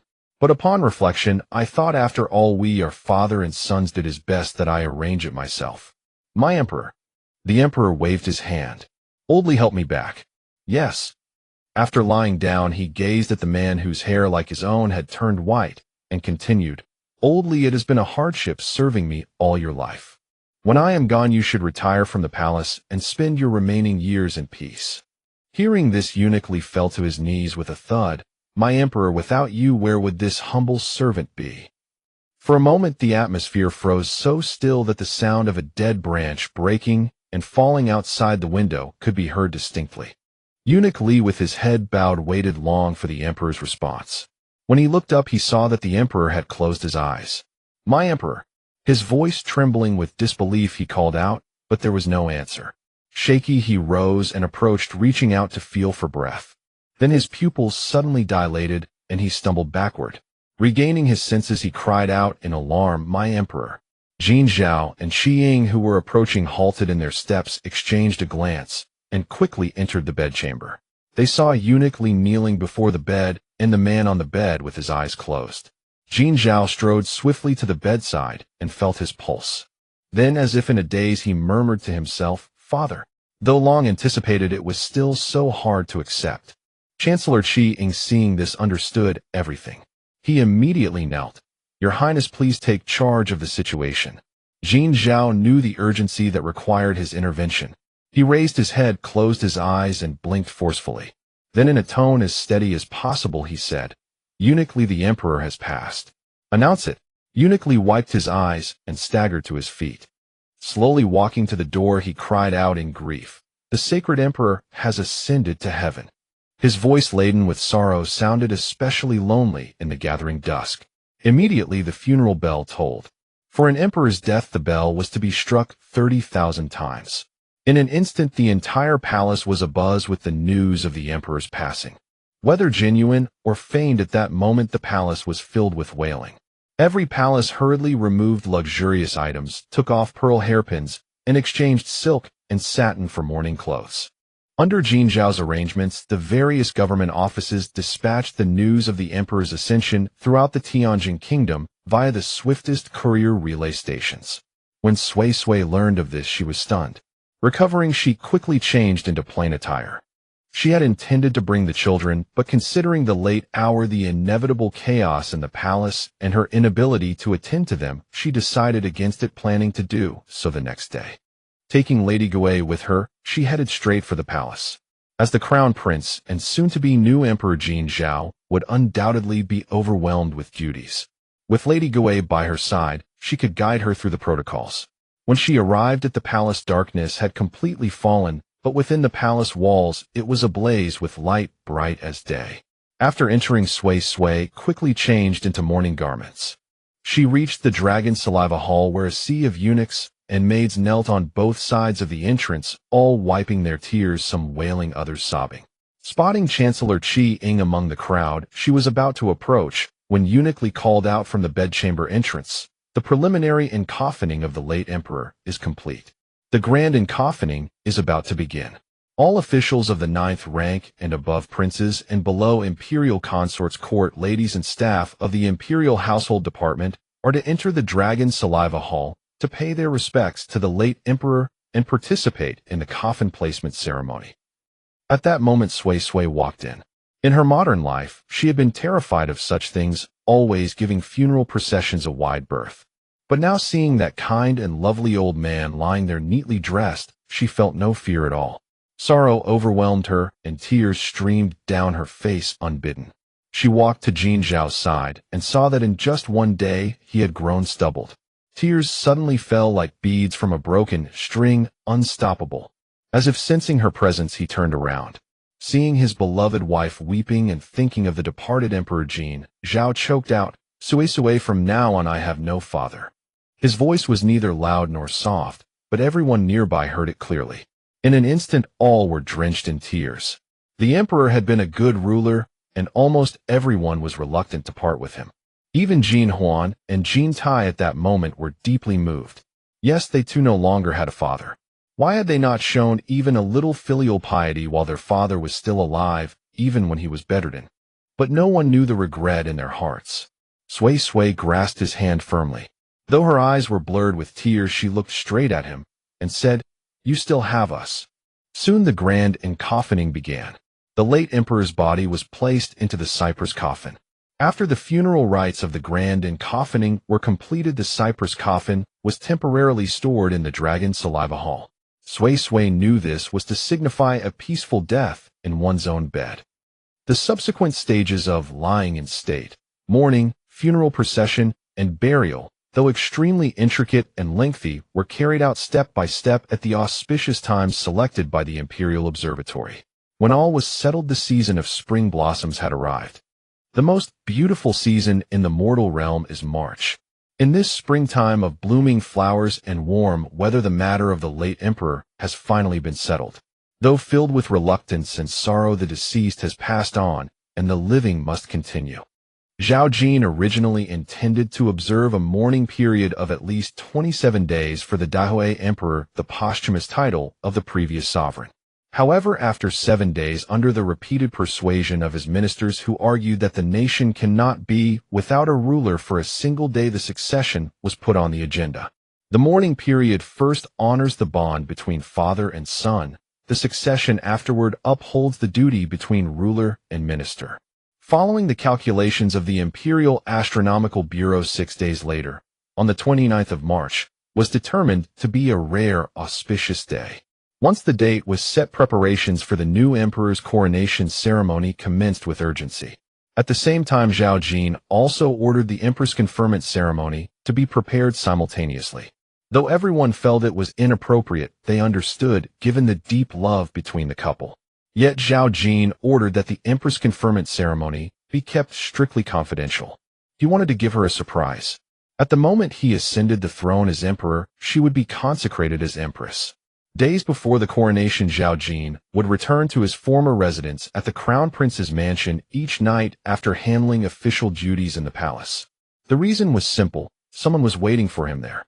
That day, as usual, when he returned home, his wife and children were already waiting for him to dine.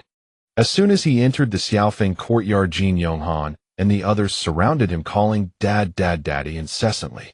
Though all 8 years old, the 4 little ones' affection for their father remained as strong as ever. Meanwhile, Sui leaned against the doorframe, watching everything with a gentle smile. How wonderful! The joyful and harmonious atmosphere had returned. Surely this was what the late emperor's spirit in heaven would wish to see. Zhao Jin looked up and saw his beloved wife leaning against the door with a peaceful smile. "All right, let's go dine. Don't keep your mother waiting too long." "Yes, father." After a harmonious dinner, the family took a brief walk in the courtyard before each retiring to wash and rest. Zhao Jin held Sui tightly with his eyes closed. But feeling the unsteady breathing of the person in his arms, his eyes slowly opened again. The passage of time and worldly complications had subtly etched traces around his once handsome Rue Feng eyes. Yet toward her they always remained tender and affectionate. "Sui can't sleep. The day after tomorrow is your coronation ceremony." Zhao Jin kissed her still smooth forehead. "All right, be good, Sui. Time to sleep. It's already very late. Tomorrow our family will enter the palace together and rest in the Eastern Palace. That's also your empress conferment ceremony. How could I proceed without you?" Hearing this, Sui assumed entering the palace tomorrow was for the convenience of the coronation 2 days later, so she nodded. All right. I'll follow whatever you say, husband."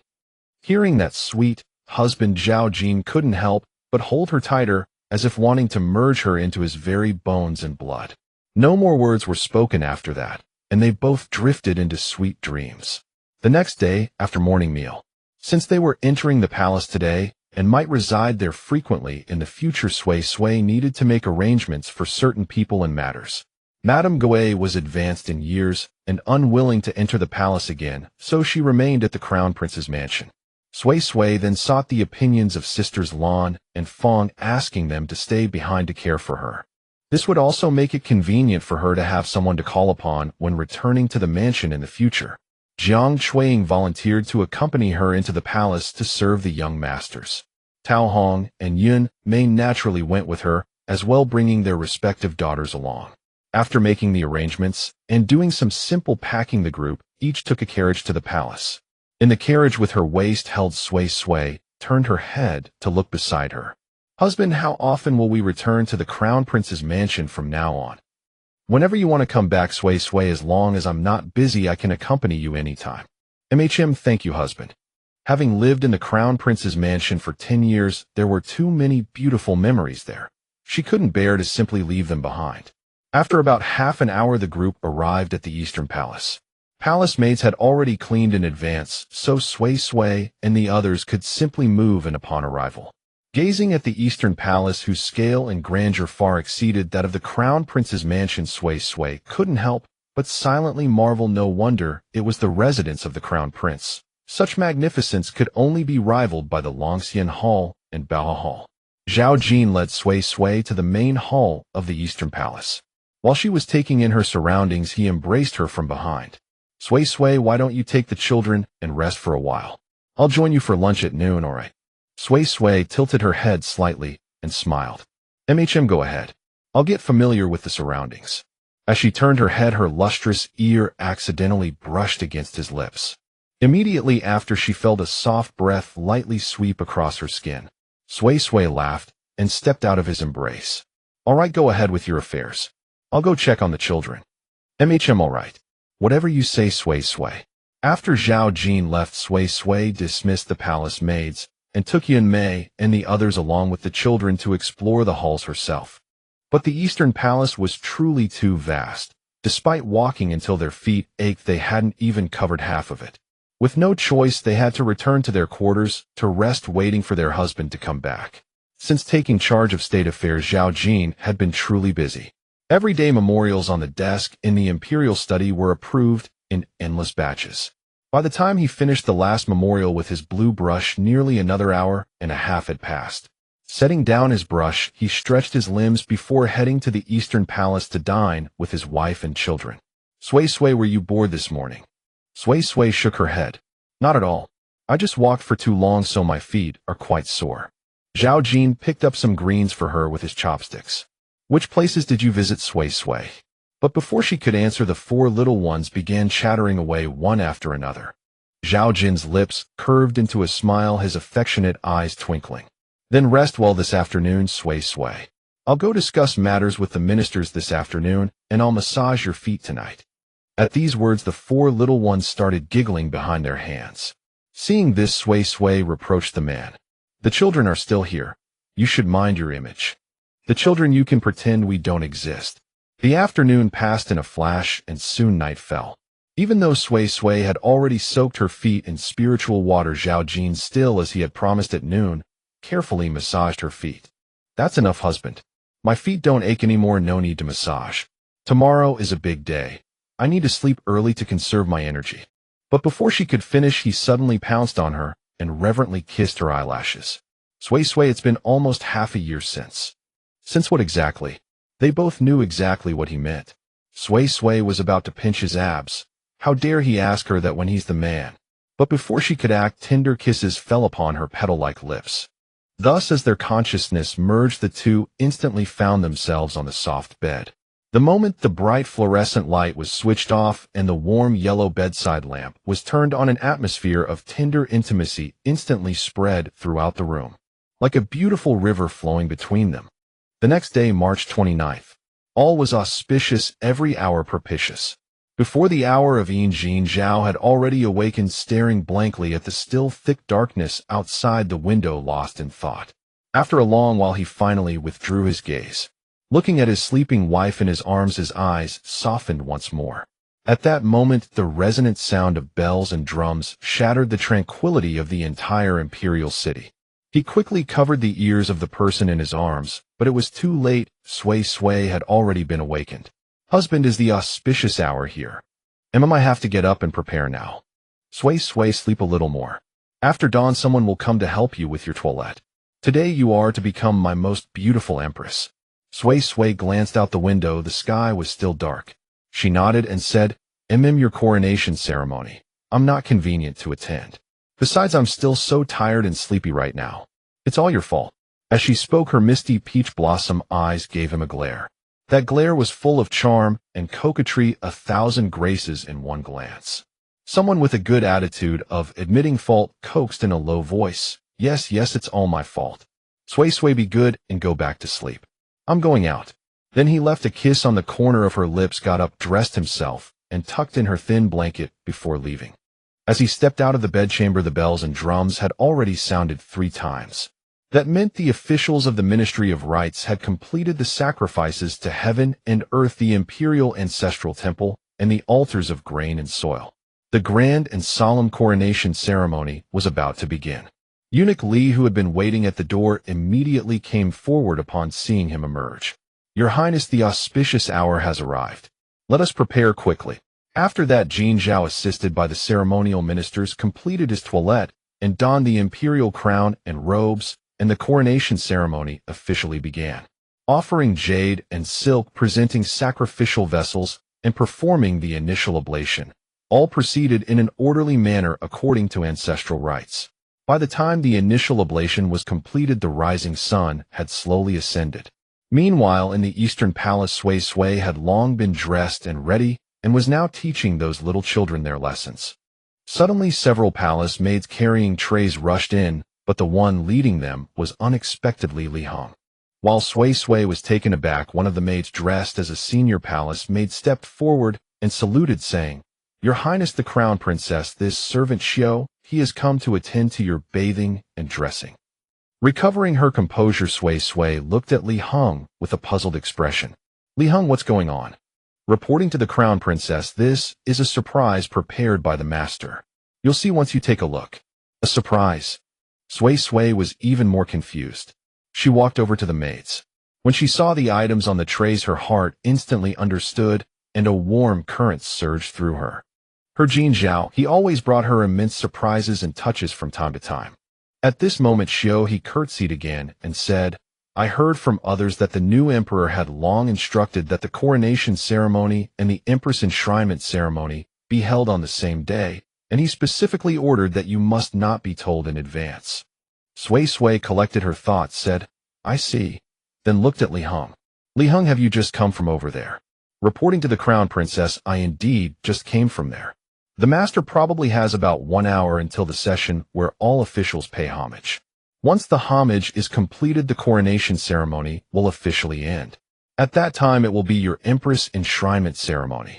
This time is just enough for you to wash and dress. Sway nodded, indicating she understood. Then she said to Xiao Yonghan and the others, You play here and wait for your mother. Don't run around, okay? The 4 little ones answered in unison, okay. Then a group of maids began to attend to Sway's grooming. An hour later, Sway donned layer by layer the empress's court robes and put on the phoenix crown that only the empress could wear. Looking at herself in the mirror, dressed in splendid attire with a solemn expression, she unexpectedly saw a shadow of Jin Zhao in herself. The aura he exuded when facing others with a cold countenance was exactly the same as the aura she was emanating at this moment. Could it be that after being married for so long we've developed a couple's resemblance? But before she could figure it out, he continued, Now please your highness wait quietly in the courtyard for the arrival of the enfeoffment envoy. At the same time, in the golden throne hall, Jin Zhao, clad in a bright yellow dragon robe, sat upright on the dragon throne, receiving the congratulations of all officials. He seemed to look down upon the world and gaze upon all living beings. His whole person radiated a kingly aura that shook the world. After the congratulations ended, Jin Zhao glanced to the side and Eunuch Li read out the late emperor's edict. Jin Huan and Jin Tai took the imperial edict in a daze, unable to recover for a long time. They knew they could not contend with Jin Zhao and had no intention of doing so. They had planned to live as elder princes, but they never expected their father to enfeoff them as kings. At this moment, overwhelming regret swept over them. Jin Zhao cast a faint glance at them, and then withdrew his gaze. Then, unhurriedly, he declared in a clear voice, "The coronation ceremony has been completed, and the late emperor's edict has been read. Now let the empress enshrinement ceremony begin." All the ministers already knew that the empress enshrinement ceremony would follow the coronation. So as soon as Jin Zhao finished speaking, they immediately knelt in a great swath, and all shouted in unison, "Long live the emperor, 10,000 years, 10,000 years." After the cries ceased, an enfeoffment envoy immediately went to the eastern palace with the imperial edict. At that time Sui Sui was already standing in the courtyard waiting. Her stunning beauty with impeccable makeup. On the noble phoenix crown were 9 dragons, 4 phoenixes, and 3 flowing side ornaments. Her bright red embroidered phoenix robe and cape trailed on the ground, making her appear even more grand and dignified. When the enfeoffment envoy arrived, this was the sight he beheld. With a calm countenance, she stood proudly, as if between heaven and earth. Recovering his senses, he greeted Sui Sui, then deliberately coughed, took the edict from the tray, held by a servant beside him, and opened it. By the grace of heaven, the emperor decrees the crown princess Ne Sui is virtuous, gentle, and accomplished with exceptional talent and beauty. She is hereby enfeoffed as the empress of the Yuan dynasty to be proclaimed to all 6 palaces. Respect this. Empress, please receive the edict. Sui Sui bowed and received the edict, saying, "Long live the emperor, 10,000 years." Then she was bestowed the golden book and golden seal. "Please accompany me, your majesty, to the empress enshrinement ceremony." The enfeoffment envoy clapped his hands, and the phoenix palanquin, reserved for the empress, was carried in. "Please board the palanquin, empress." Sui Sui nodded slightly and boarded. Yunmei and Xiu he followed on either side. Seated in the gently swaying phoenix palanquin, Sui Sui maintained an upright posture, her eyes fixed straight ahead, her demeanor composed and graceful.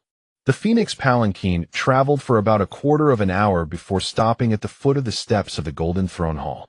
Sui Sui alighted, stepped onto the red carpet, and slowly ascended the stairs. Her trailing phoenix robe and cape moved slowly forward with her steps. Her Jin Zhao was waiting for her ahead. When she reached the entrance of the golden throne hall, she realized the red carpet extended all the way to beneath the dragon throne. On the gleaming golden dragon throne, the man in the bright yellow dragon robe, upon seeing his beloved wife, instantly softened his sharp brows and starry eyes. He rose slowly, and the 9 5-clawed golden dragons embroidered on his dragon robe seemed about to soar as he stood up. He descended the jade steps with even, steady strides, each step firm and composed. The gazes and attention of the crowd seemed to have no effect on him at all. At this moment his heart and eyes were filled only with her, the one wearing the phoenix crown and phoenix robe, walking toward him. He walked to her side, took her hand, and gazed at her with deep and lingering affection. "Sui Sui, my empress." "Husband, I'm here," Sui Sui said softly with a smile, but she felt her eyes moistening. Under the witness of all civil and military officials, the emperor and empress hand in hand walked up the jade steps step by step. Then the two exchanged a smile.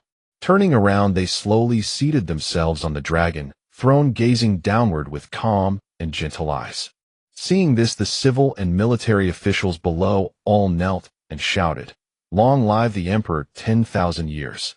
Long live the empress, 1,000 years." The fervent shouts echoed endlessly through the vast golden throne hall.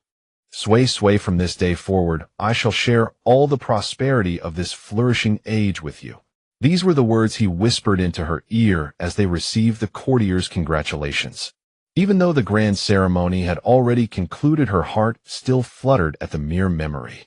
Walking through the magnificent Kunming Palace at this moment, Sui Sui's heart was filled with a whirlwind of emotions. She never expected that after transmigrating in a single moment, she would first become a princess consort, then a crown princess, and now even an empress. After taking her seat upon the main throne, the 10 maids following behind her immediately knelt and cried out in unison, "Long live our empress, may she live 1,000 years." Sui Sui gazed at the 2 rows of kneeling maids and let out an imperceptible sigh. The Kunming Palace was so vast that even if she disliked having so many people fluttering about her, she could no longer avoid it. Without enough hands, the cleaning of the Kunming Palace alone could exhaust 3 or 5 people. So she lightly raised her hand and said, "Rise. You are excused." "Thank you, Your Majesty the Empress." Though her expression was not stern and her tone carried a faint languor, everyone present, including Yunmei, still sensed an aura of authority. Was this the unspoken majesty belonging to an empress? Sui Sui had no idea what they were thinking.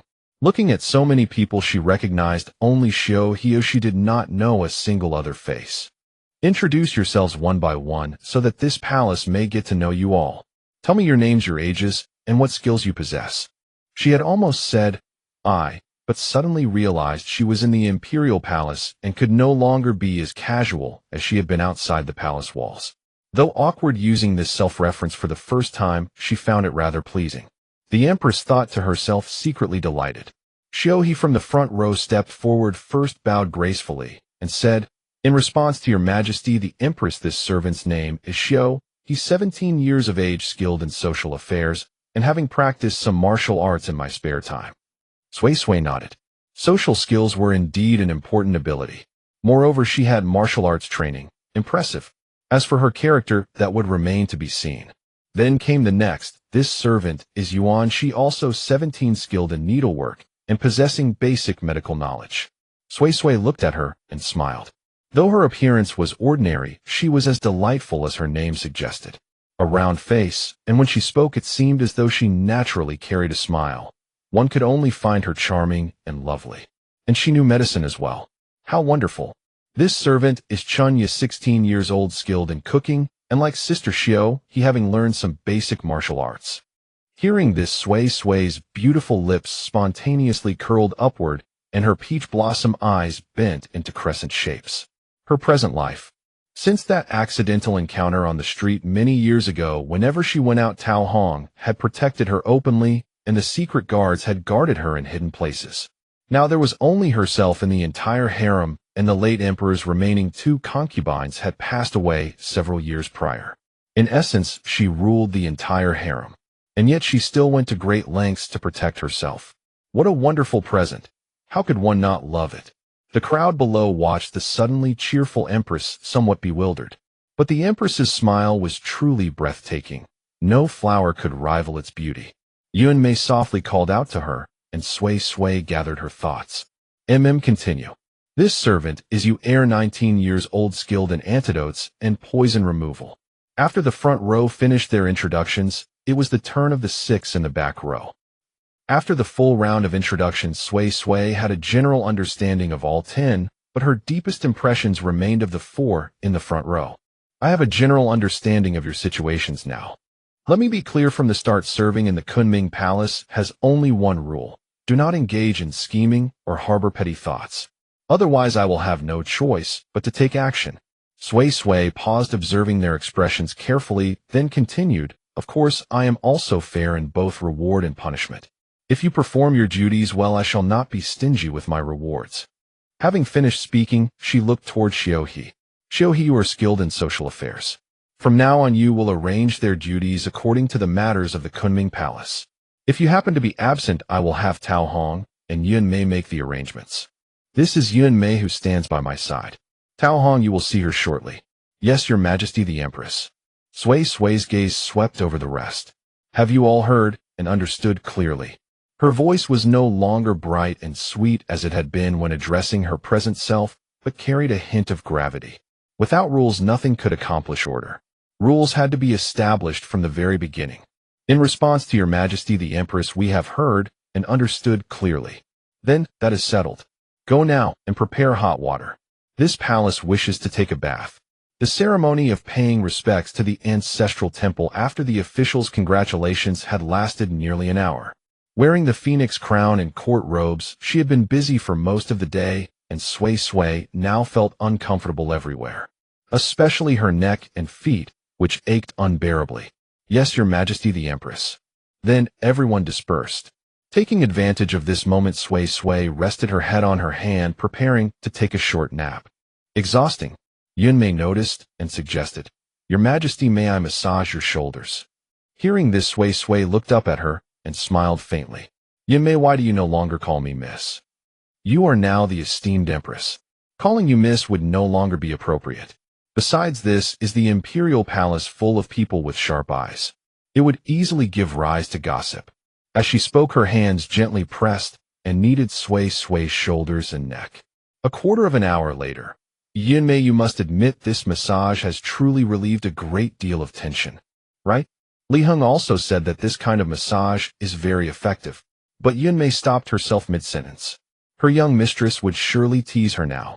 As expected, no sooner had the words fallen than Sway let out a meaningfully drawn out, "Oh, miss, you are now the esteemed empress, and yet you are still so mischievous. Does the emperor know?" Sway shot her a playful glare. "You talk too much." Yunmei, what should she do? Her young mistress was a classic case of permitting oneself freedoms one denied to others. During their idle chatter show, he came to report that the hot water was ready. Sway couldn't help but sigh. Truly, many hands make light work. In barely 20 minutes, they had prepared such a large tub of hot water.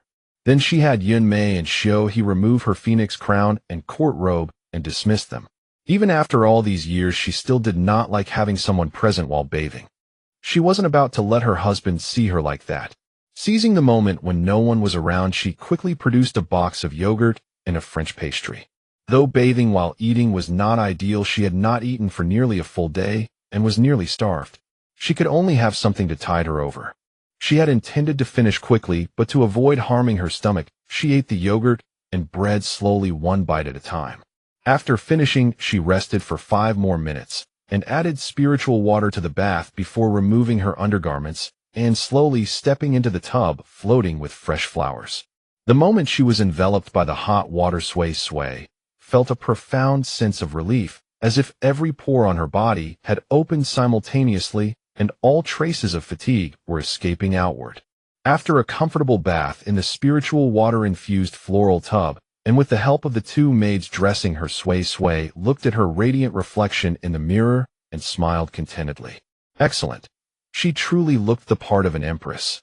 Sway gazed at her radiant reflection in the mirror, utterly delighted with what she saw. Her hair was styled in a graceful updo adorned with a delicate 5-tailed phoenix crown from whose beak dangled a lustrous ruby. Precious hairpins inlaid with gems graced both sides of her coiffure. Simple yet remarkably elegant. Overjoyed, Sway exclaimed, "Xiao He, I never imagined you had such a gift for styling hair. This empress's attire is truly to my liking." "You flatter me, Empress. Then you shall be the one to dress my hair from now on." "As you wish, Empress." Once everything was properly arranged, the sun had begun its descent toward the west, yet Sway still wished to visit the children. "Xiao He, do inspect the cunning palace and see if any corner still needs tidying. I prefer my surroundings spotless." "As you wish, Empress." With that, Sway departed accompanied by Yunmei. However, no sooner had they stepped out of Cunning Palace than Jin Zhao, clad in his imperial dragon robe, approached them. Sway was about to call out, "Darling," but her peach blossom eyes twinkled with mischief. When he was still about 10 paces away, she suddenly knelt in a graceful salute. "This humble consort pays respects to your majesty. May your majesty be blessed with peace and fortune." Seeing this, Jin Zhao hurried over in quick strides and gently lifted her to her feet. Then with the pat of his thumb, he playfully tapped her nose. Sway, you're being mischievous again." Sway replied with a smile. "Well, your status has changed, and we're in the palace now." He took her hand in his. "Oh, haven't I told you before? No matter what status I hold, no matter where we are before you, I will forever be just Jin Zhao, your husband." I know. When he took in her appearance, the admiration in Jin Zhao's eyes was unmistakable. "Sway, your imperial attire is exceptionally beautiful." Hearing this, Sway suppressed the urge to twirl her skirt, her smile radiant. "Indeed, I think it looks wonderful too." Where was Sway headed? "All right, I was going to fetch the children. Since you're here, let's go together." Sway tugged his hand, ready to head toward the Eastern Palace, but he stopped her. "The children are no longer in the Eastern Palace. I've just issued an imperial edict. Yonghan and Yuanhai are to reside temporarily in the Chonghua Palace, while Ixing and Suichen will stay in the Huiyan Palace." "What? But they're still so young. Can they manage living on their own?" "Rest assured, Sway. I've arranged for dedicated caretakers to look after them. Nothing will go wrong." Besides, they're already 8 years old. It's time for them to learn independence. If I hadn't considered your worries, I would have given each of them their own palace. No, let them stay in pairs instead. Then allow me to escort Sway to their palaces for a visit. Okay. Hand in hand, they exchanged smiles and walked forward together, the atmosphere truly idyllic. Behind them, Li Heng and Yun Mei, while not as bold as their masters, exchanged amorous glances, sweet and romantic in their own right. After a quarter of an hour of walking, the two finally arrived at the Chonghua Palace. Jin Zhao, the Chonghua Palace is far too distant from both the Cunning Palace and the Bao Hall. Sway could feel a dull ache beginning to creep back into her feet. Hereafter, Sway can take the imperial carriage. Couldn't you have arranged for them to stay closer? Jin Zhao let out a helpless chuckle. Very well, my apologies. The moment they appeared at the Chonghua Palace, sharp-eyed attendants rushed forward to bow. We pay our respects to Your Majesty the Emperor and Your Majesty the Empress. Rise, Jin Zhao said with an air of imperial authority. We thank Your Majesties. Where are the first prince and second prince? Your Majesty, the princes are inside the main hall, familiarizing themselves with their new surroundings. Sway nodded in acknowledgement. As they stepped into the Chonghua Palace, Yonghan and Yuanhai, having been informed of their arrival, came out to greet them. They performed a flawless courtly bow. We pay our respects to father and mother. Jin Zhao nodded approvingly. Well done, you're truly teachable. Sway, however, asked with concern. Yonghan, Yuanhai, are you two all right staying here by yourselves, eh? Mother, rest assured. My brother and I are men now. We're 8 years old, and it's time for us to be independent. Sway knew exactly who had taught them those words. Subconsciously, she glanced sideways at Jin Zhao, but he remained perfectly composed under her gaze, utterly unruffled. After chatting a while longer, giving the children and their attendants various instructions, and reminding them to come to the Cunning Palace for dinner, they set off toward the Huiyan Palace, which lay in the complete opposite direction from the Chonghua Palace. When they arrived at the Huiyan Palace, the two sisters were happily exploring their new quarters. Upon catching sight of Sway, they bounded over cheerfully. We pay our respects to father and mother. After the formal greetings, Ixing clasped Sway's arm and said coquettishly, Mother, father has bestowed upon me the title Princess Huining, and upon younger sister the title Princess Huijing. Yes, it's true, mother. Having already been the eldest princess and second princess, now they had received formal titles, and the sisters were clearly thrilled beyond measure. Aren't you two afraid staying here all alone? The sisters exchanged a glance and replied in unison, not at all. Seeing how genuinely excited they were, Sway refrained from saying anything that might dampen their spirits. She repeated the same advice she had given the boys, then returned to the Cunning Palace. As night gradually descended, the starry river followed close behind. The four siblings came together to the Cunning Palace, shared dinner with Sway and Jin Zhao, and then accompanied one another back to their respective palaces. After washing up, Sway lay on the bed staring blankly at the ceiling, her peach blossom eyes shifting pensively from time to time. Jin Zhao, having also finished his ablutions, entered the room to find her in exactly this state. Sway, what are you thinking about? Sway sat up, wrapping her arms around her knees, and cast him a glance. Sai, I was just thinking, now that you're the emperor, doesn't that mean you'll be taking imperial consorts next? At her words, Jin Zhao's expression stiffened. Does Sway wish for me to take consorts? If you dare take a single consort, then there will be no empress by your side. He absolutely could not bear to hear such talk of her absence, so he promptly lifted her up and set her upon his lap. His large palm came down with a light smack on her backside. Sway, if you keep talking nonsense, a spanking will be the least of your worries. Sway glared at him with a playful laugh. You brute. Then will you keep talking nonsense? Oh, darling, even if you absolutely refuse to take consorts, what about those court officials? Surely they'll bring it up every single morning at court. He pressed a gentle kiss to her flowing silken hair and said with unwavering conviction, Sway, do not worry. I will handle everything. Sway snuggled into his embrace. But as your wife and now your empress, I want to share some of the burden with you. Truth be told, I had already anticipated this when the imperial edict of betrothal came down. In their eyes, my origins must seem obscure, even dubious. Were it not for those public welfare projects I initiated earlier, I doubt I would have so smoothly become your empress. Sway sway be good. I have no desire to take consorts, and no one can force me to do otherwise. Stop overthinking, all right. Sway sway buried herself in his chest and let out a long, deep sigh. I'm worried that no matter how formidable you are, you can't silence that many voices. Water can carry a boat, but it can also overturn it. She feared what those stubborn old traditionalists might do. So I thought, if I could achieve something even more beneficial to the nation and its people, then even if they insist on you taking consorts, you'd have stronger grounds to silence them. Sway sway suddenly pulled back from his embrace, her eyes sparkling as she looked at him. Tell me, aren't I clever?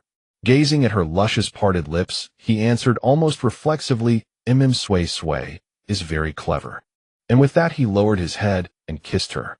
Then the crimson curtains swayed and gentle sighs and moans filled the air, a scene of exquisite tender passion. The aftermath of the turbulent red curtains was that Sway sway felt something was off everywhere, even after soaking in the spiritual water bath. Thinking of that someone waking up refreshed and heading to the early court, she felt a sense of wanting to cry, but having no tears. Why was she always the one hurt? Staring blankly at the gauze-draped red canopy, she mused that it was fortunate the entire harem had only her as the mistress. Otherwise, sleeping until the sun was high in the sky would surely invite severe criticism. So she lay there with a clear conscience until Jin Zhao had finished the morning court, and only then reluctantly got up.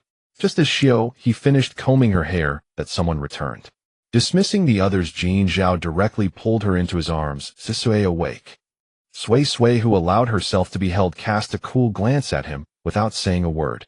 Jin Zhao knew he had indeed gone too far last night, but he had no regrets. With a soft laugh he coaxed, It's all my fault. Don't be angry, Sway sway. Join me for breakfast. After breakfast, I have a pile of state affairs to attend to and need to discuss matters with the ministers. If it was your fault indeed. I'll forgive you this time, but no next time. He didn't respond. Seeing his reaction, the Empress was helpless, but a smile crept into her eyes. During the meal, Sway sway asked, Honey, where are the children? At this hour they are in the study hall. Although they are royal children, they are still young. Don't let them overwork. He suddenly stopped his chopsticks, gently traced her eyebrows, saying, Don't worry. I have it under control. All right then.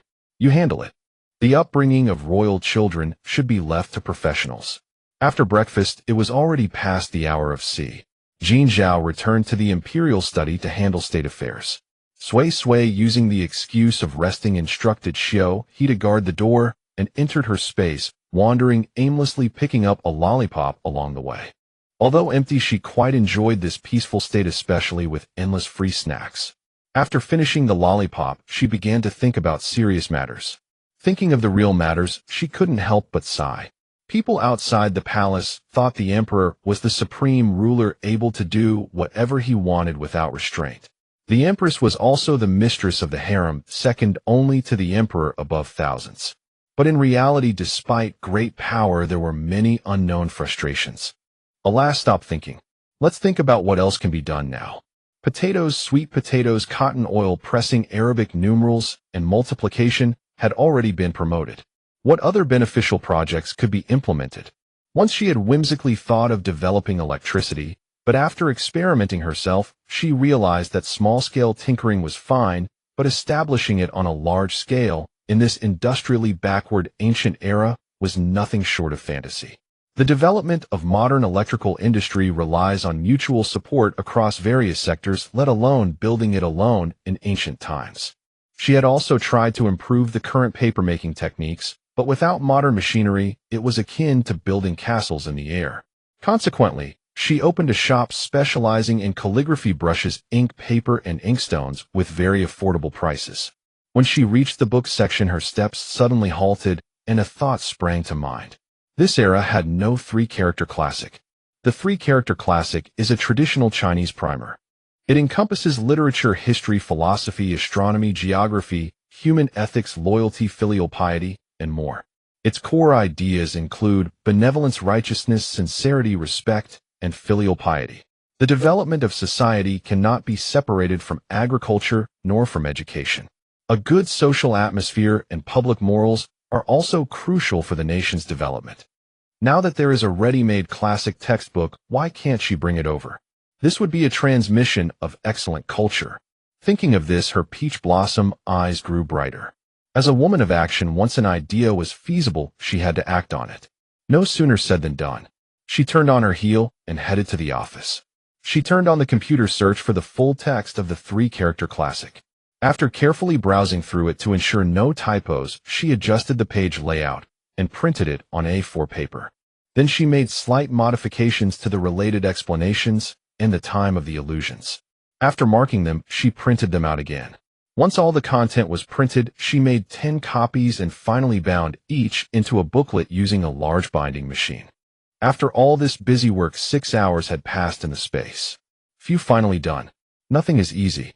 Looking at the 11 booklets of moderate thickness, Sway rubbed her eyes and let out a heavy breath. With the serious work temporarily done, her mind relaxed, and the lazy thoughts involuntarily emerged. Yogurt Chip's phone, how wonderful. After lazing around for an hour and a brief rest, she took the items and left the space. Opening the door, he was not there. Instead, Yunmei was guarding the door. Your Majesty, you've rested so quickly. Yunmei. Where is Xiaohe? Your Majesty, since I came I sent Xiaohe to attend to other tasks. Sway had guessed as much. With a "we're good sisters" expression, she patted her shoulder. My Yunmei is truly thoughtful. I was just about to send someone to find you. Does your Majesty have something for me? I have a headache and a sore neck. Ooh, I need you to massage me. Very well, Your Majesty. Then Sway lay on her side on the armoire couch, enjoying the massage service. Perhaps it was because Yunmei's massage technique was too good, or because she had stayed up late with Jin Zhao the previous night and had been busy in the space all morning. Before long, she drifted off into a daze. Seeing this, Yunmei gently covered her with clothes and quietly withdrew. Sway slept until noon. As Yunmei was hesitating whether to wake her, Jin Zhao arrived. Is Her Majesty resting? Your Majesty, the Empress is asleep on the armoire couch. I understand. You may leave. Yes, Your Majesty. After Yunmei left, Jin Zhao gently pushed the door open and entered. Sway, who had slept enough, gradually woke up at this moment. Seeing her husband, her sleepy eyes immediately lit up with a smile. Honey, weren't you handling state affairs? Why are you back? Jin Zhao sat beside her, helped her up, and leaned her against his chest. It's almost noon, so of course I came to have lunch with Sway. It's already noon. Sway hadn't expected to sleep for over an hour. Jin Zhao's tone was affectionate, his loving eyes full of her reflection. What else could it be? Oh, all right. But I want to eat with the children. I haven't seen them all morning. Sway, be good. How about we call them over tonight? All right, I'll listen to you, hee. Oh, by the way, let me show you something. With that, she presented the bound 3-character classic booklet to him, as if offering a treasure. Tada! This is the fruit of my morning's hard work. Let me tell you, this is the cultural achievement of our great China's 5,000 years. We learned this from childhood. It's perfect for enlightenment. Jin Zhao took it, looked at it, and the more he saw, the brighter his eyes became. Sway, how is it? Enough to shut them up, right? After saying that, she sighed again. Sigh to shut them up. I really racked my brains. All that work left my eyes, neck, and hands sore. Hearing this, Jin Zhao was both moved and guilty. He kissed her forehead. Didn't I tell you to leave everything to me, eh? But I want to share the burden with you. When husband and wife are of one mind, they can cut through gold. Jin Zhao was so touched by her thoughtfulness that he didn't know what to do. Since you said you're sore, let me rub it for you. The next day at the imperial court, Jin Zhao set down the memorials in his hand and said, very well, regarding the congratulations from the envoys of Ningyuan and Anhui kingdoms, I entrust this entirely to the Court of State Ceremonial. After they draft the protocol, I will review it. The minister of the Court of State Ceremonial stepped out from the ranks of officials, bowed with clasped hands, and said, Yes, Your Majesty. Your subject obeys the decree. Jin Zhao glanced at him and was about to speak. The imperial censor, seeing this, thought the court session was about to end and hastily stepped forward, saying, Your Majesty, your subject has a memorial to present. Jin Zhao's lips parted slightly and a firm "Granted" was uttered. Your Majesty, the current situation is stable and you are in the prime of your life. Many children and grandchildren are the blessing of the nation and the state. Your subjects believe it is time for Your Majesty to take consorts and expand the harem. As his words fell, another chorus of "Your subjects concur" rang out in unison. Only Prime Minister Qi Ing did not join in. Hearing this, Jin Zhao's expression paused. He knew he would be pressed to take consorts, but he had not expected it to come so soon. Thus, when his pitch-black abyss-like eyes swept downward, the ministers suddenly felt a chill in their hearts, secretly awed by the aura he exuded. It was even more terrifying than the late emperor's fury, making them involuntarily want to avoid those eyes. Jin Zhao restrained the sharp chill in his demeanor and gestured to the side. Eunuch Li then distributed 5 copies of the 3-character classic to several representative figures among them. I will give you 2/4 of an hour to read the contents. The ministers exchanged bewildered glances, unsure what the emperor was up to, but they nonetheless followed his orders and began to read attentively. But as time passed, more and more ministers grew restless. After 2/4 of an hour, the Grand Tutor asked, as if he had found a treasure, "Your Majesty, who authored this piece?" In fact, he already had a faint guess. With such literary talent across the entire realm, it could only be the Empress. Jin Zhao replied calmly. Does the Grand Tutor not already have an answer in his heart? Was this piece written by Her Majesty the Empress? The Grand Tutor's voice trembled, but it was enough to reveal the excitement in his heart. And the Emperor, with a tone of pride, responded, "It was written by my Empress." Pray tell, how many women in this world can promote the cultivation of potatoes, sweet potatoes, cotton, and carrots, and also invent Arabic numerals and multiplication? And now for the enlightenment of the children of Tianjin Kingdom, she has poured her heart and soul into writing such a masterpiece. Sui. All the ministers bowed their heads in silence. In this world, there is probably no other woman with the Empress's talent and character. Jin Zhao was very pleased with their reaction. The corner of his mouth lifted almost imperceptibly. Have my beloved ministers forgotten that the Empress has already given me 2 princes and 2 princesses at once? As for the matter of taking consorts, let us wait until a woman even more outstanding than my Empress appears. I have also promised the Empress that I will be with her alone for a lifetime. I hope my beloved ministers will cease to bring this up in the future. Court is dismissed. After emphasizing the words, "Court is dismissed," he flicked his sleeve and departed, leaving the ministers staring at each other in bewilderment. The imperial censor stroked his graying beard and said, "It seems His Majesty is unwilling and will not take consorts." Prime Minister Qi approached and said, "Imperial censor, you are mistaken. If the Empress had not borne any children, it would be understandable to advise His Majesty to take consorts. But the Empress has already given birth to 2 princes for His Majesty. There is no need to rush into taking consorts. You are all too impatient. Moreover, isn't it good to be a couple for life? Why must there be 3 wives and 4 concubines, turning the rear courtyard into a mess? In his household, both the elder and the younger have only one principal wife, with no concubines. How harmonious the family is." The Grand Tutor chimed in. "Prime Minister is absolutely right. We were too impatient. We can discuss this matter another day. Others another day. Probably there will be no such day. On the other side, on the way to Kunming Palace. Your Majesty, it seems that those ministers will not bring up the matter of taking consorts for a while." Jin Zhao said calmly, "It's fine. Even if they do, I have a countermeasure." He paused, then glanced at Eunuch Li beside him before continuing. "Eunuch Li, go to the Crown Prince's residence to enjoy your retirement. It will be good for you to keep company, Mother Gui company. Does Your Majesty no longer wish for this servant to serve you? You have served my father for a lifetime. It's time for you to rest in peace." Thinking of his deceased father, Jin Zhao could not help but feel melancholy. Obviously, Eunuch Li understood. Yes, this servant obeys Your Majesty. When he returned to Kunming Palace, Sui had just woken up again.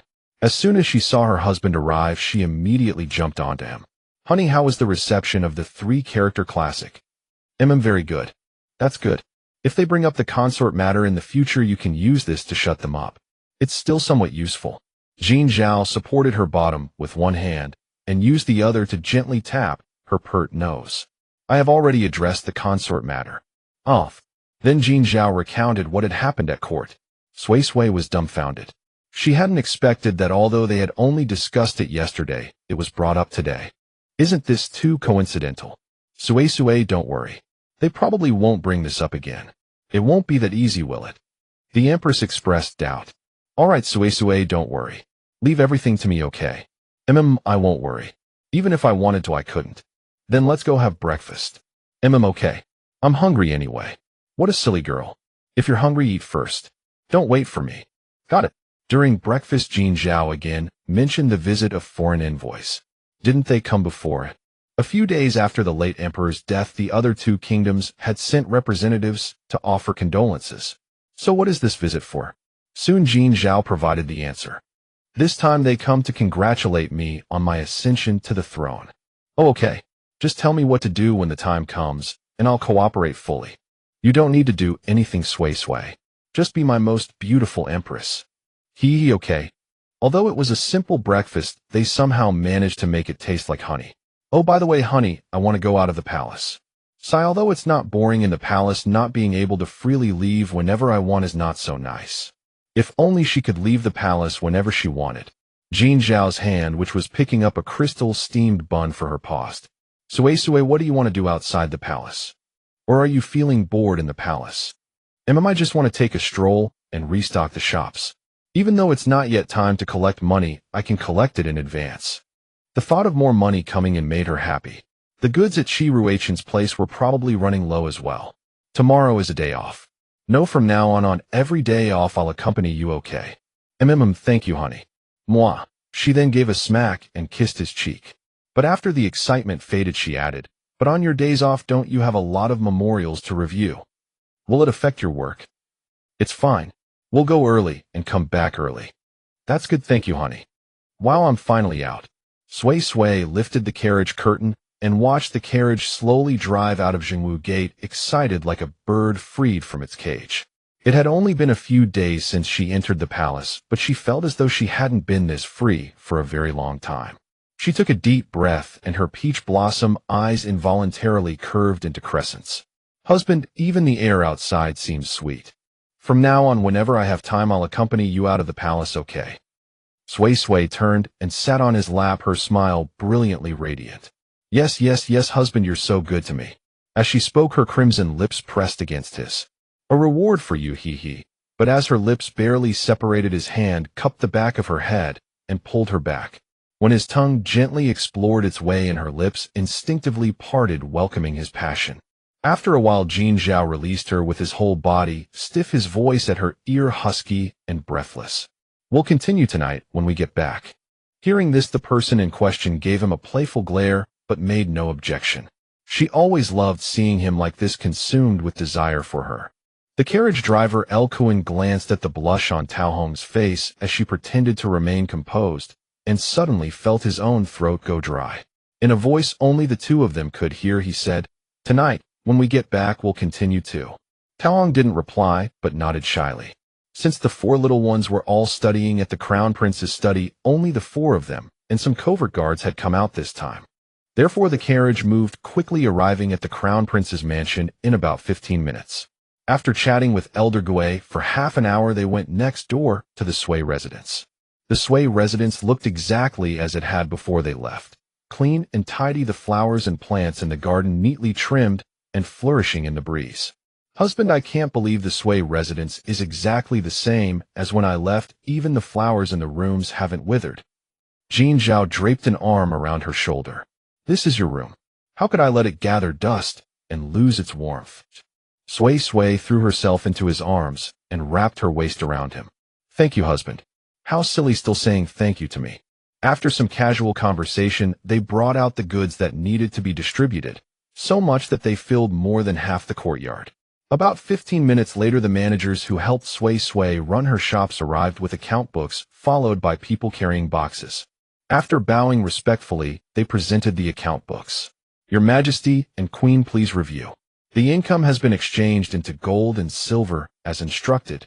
Jin Zhao compared the books with his own and verified them one by one. Sui then rose from her chair. Looking at the gleaming silver and radiant gold, her heart swelled with joy. But on her face was a standard professional smile. You managers have worked hard. With the goods distributed, half a year's sales brought in approximately 2 boxes of silver and 1 box of gold. By the time Shi Ruichen comes, there should be another 1 or 2 boxes. Simply perfect. Your Majesty, the Queen is too kind. It is our honor to manage the shops for you and the Emperor. The others all nodded in agreement. Sway Sway smiled gently. Same rules as always. Each manager receives 1 gold ingot, and all staff members get double this month's salary. Yes, thank you, Your Majesty the Queen. Having already formed a clear impression of the Queen's character, no one hesitated to decline. They happily took the gold, expressed their gratitude, and left with the goods. After they had all departed, Sway Sway waved her hand, and the 3 boxes of gold and silver were absorbed into her spatial dimension. Watching his beloved wife's beaming smile, a curved smile also graced Jin Zhao's lips. His Sway Sway, such a little money grubber. After collecting the money, Sway Sway turned and saw her husband gazing at her with infinite tenderness and indulgence. In that instant, her heart was captured all over again. Her husband was so doting toward her, and it had been this way year after year, day after day. Sometimes she really felt like the female lead in a romantic drama. Sway Sway, what are you thinking about? Thinking about how wonderful it feels to lie down and collect money. As long as you're happy, Sway Sway. With you the children, money and beauty. Plus I'm the queen. I'm truly so happy and blessed. Her gaze fell on the pile of goods nearby. Now we're just waiting for Chi Ruachin to come pick up the merchandise. Speak of the devil. No sooner had she finished speaking than Elkuan, who had been guarding the entrance, came to report that Chi Ruachin had arrived. Along with him came Li Yao and their son Chi Yao, with people carrying boxes behind them. Although they were close friends, their identities had changed. Chi Ruachin still formally bowed with Li Yao and Chi Yao before Jin Zhao and Sway Sway. Yao, just call me Sway Sway, I'm used to it. Okay. Actually, calling you Your Majesty the Queen feels quite awkward too. So I'll call you Sway Sway in private and Your Majesty the Queen in public. Either is fine, up to you. As soon as Li Yao finished speaking, Chi Yao beside her immediately stepped forward and asked, Annie Sway Sway, have Yong Han and the others come yet? Sway Sway bent down and pinched his chubby cheek. Not yet. How about I bring them next time, okay? She quite liked this polite, well-behaved, and exceptionally cute and handsome little boy. He seemed especially good to Ixing as well. Okay, don't forget to bring Ixing too. Sway Sway. I know, you little rascal. Just as Chi Yao was about to say something else, Chi Ruachin quickly intervened. Enough, little Yao. Your parents and Auntie Sway Sway still have business to discuss. Go play by yourself for a while. Oh, okay, Dad. Seeing this, Sway Sway pulled a lollipop from her sleeve pocket. Here, little Yao, have a lollipop. Go play over there. After all, he was just a child, and the moment he saw the tasty treat, his attention was immediately diverted. Thank you, Annie Sway Sway. Good boy, go play. Then the group began attending to business. Though they were friends, true brothers keep clear accounts. After comparing and verifying the account books, Sway Sway collected another box each of gold and silver. Sister-in-law, summer is almost here. Do you have any new products? Sway Sway pondered for a moment and shook her head. Over the years, she had already brought out everything from her spatial dimension suitable for selling, except for cold drinks and the like. The cost of producing ice using saltpeter here was too high, making cold drinks unprofitable. Hearing there were no new products, Chi Ruachin was not surprised, as it had been a full year since the last new release. After some more casual chat, Chi Ruachin and the others took the goods and left. Few done. Sway Sway stored the boxes in her spatial dimension and then looked at Jin Zhao. Husband, the goods are handled and the money is collected. Shall we go shopping? It's been so long since we went shopping together.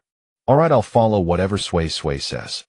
Jin Zhao, do you know what this behavior of yours, spoiling me, loving me, and always obeying me, is called in our modern times? What is it called? It's called being a henpecked husband. Jin Zhao was momentarily stunned, then let out a soft laugh. Then I'll gladly be Sway Sway's henpecked husband. But you are the monarch of a nation. Monarch or not, I am still your man. Now then, didn't Sway Sway want to go shopping? Hold on, darling. Before we go shopping, there's something we need to do. What is it? Sway Sway smiled mysteriously. You'll know in a moment. With that, she pulled him back into the room and entered the space. Darling, first wash your face with the cleanser, then sit in front of the dressing mirror. He did as she instructed. Moments later. Sway Sway, I'm done. Sway Sway stood behind him, gazing at their reflection in the mirror. Darling, watch closely. The moment of a miracle is about to arrive. With that, she picked up the various bottles and jars on the table and began to work on his face. Tisk, her husband's skin condition was still so good after all these years, rivaling that of many young ladies. After about 5 minutes of applying and dabbing on his face, Sui Sui stopped. How is it? Isn't it amazing? Jin Zhao looked at himself in the mirror, nodding as if still in a daze. Truly amazing. It was the same person, yet after all the application, he seemed completely reborn and even more realistic than a human skin mask. The art of makeup is one of the modern sorceries. As Sui Sui spoke, she applied a few strokes to her own face. The woman who had just been stunningly beautiful instantly dimmed considerably. But she was still attractive, her beauty now on par with the man beside her. Why did Sui Sui suddenly think of changing her appearance? Sui Sui draped her arms around his neck from behind. Because you allow me to be willful, but I cannot let you be put in a difficult position. As soon as she spoke, he understood the implication. My silly Sui Sui. She was always thinking of him in everything. All right, let's go. After leaving the space, they took a carriage to the bustling district, then alighted, and walked with Li Kuan and Tao Hong following behind in the carriage. This was the first time they had appeared in public since the grand ceremony. Like a pair of passionate lovers, they walked hand in hand through the lively, crowded streets. Even with altered appearances and lowered looks, they were still dazzling presences, drawing the eyes of the crowd. Sui Sui couldn't help but feel grateful that they had applied makeup before showing themselves, otherwise they would surely have been greeted with enthusiastic salutations or even have people kneeling all around. Thinking of this, she suddenly let out a chuckle. What makes Sui Sui so happy? Nothing, I just feel so romantic and happy walking hand in hand with you on the streets. Are you tired? Not really. Hey, let's go sit in that tea house up ahead. All right, whatever Sui Sui says.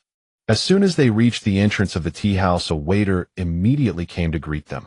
They chose a seat by the window, ordered a pot of tea, and listened to the idle chatter of the patrons. Drinking tea, cracking melon seeds, and eavesdropping on gossip. It was quite amusing. Suddenly a conversation caught Sui Sui's attention. Hey, have you heard? BCD heard what? I glanced at them with a rather smug expression before lowering his voice. I heard that the princes and envoys of the Ningyuan Kingdom and the Anhui Kingdom are going to pay a visit to our Tianjin Kingdom. Really? How do you know? Of course it's true. As for how I know, you don't need to worry about that. After saying that, I grabbed another handful of melon seeds and began to crack them.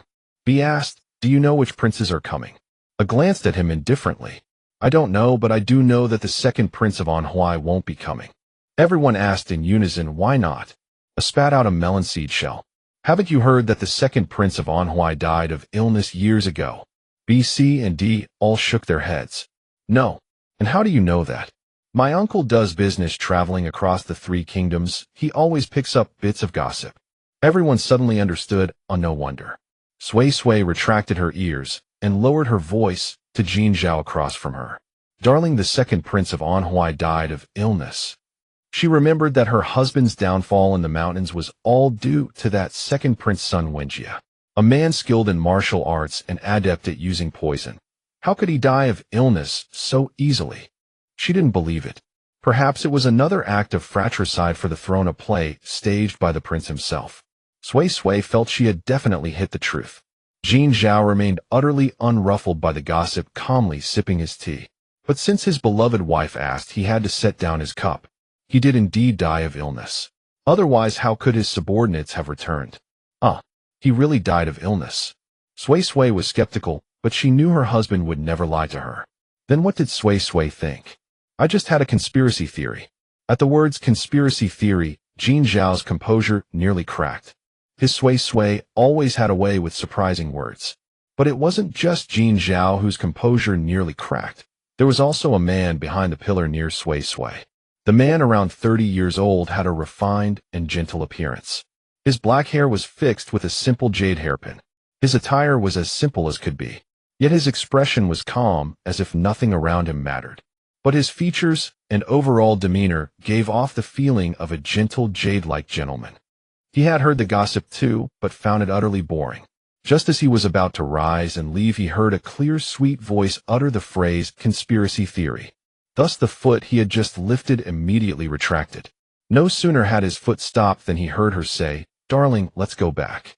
They had been out for nearly a morning, but it was time to return.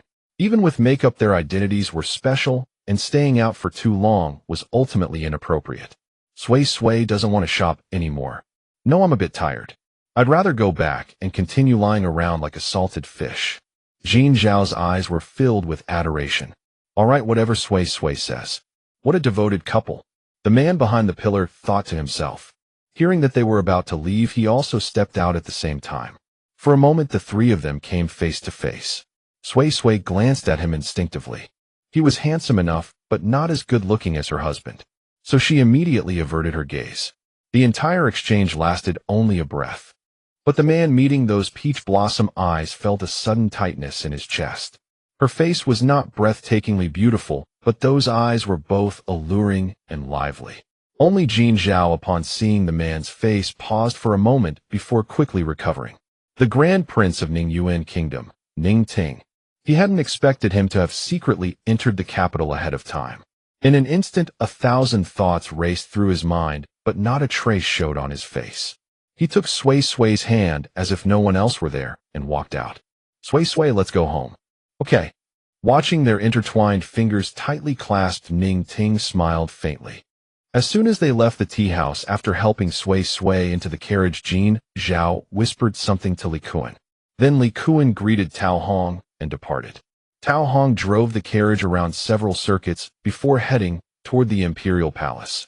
After Jin Zhao entered the carriage, Sui Sui pulled him and directly entered the space. Honey, we need to remove this makeup first. Use this makeup remover balm. Okay, whatever Sui Sui says.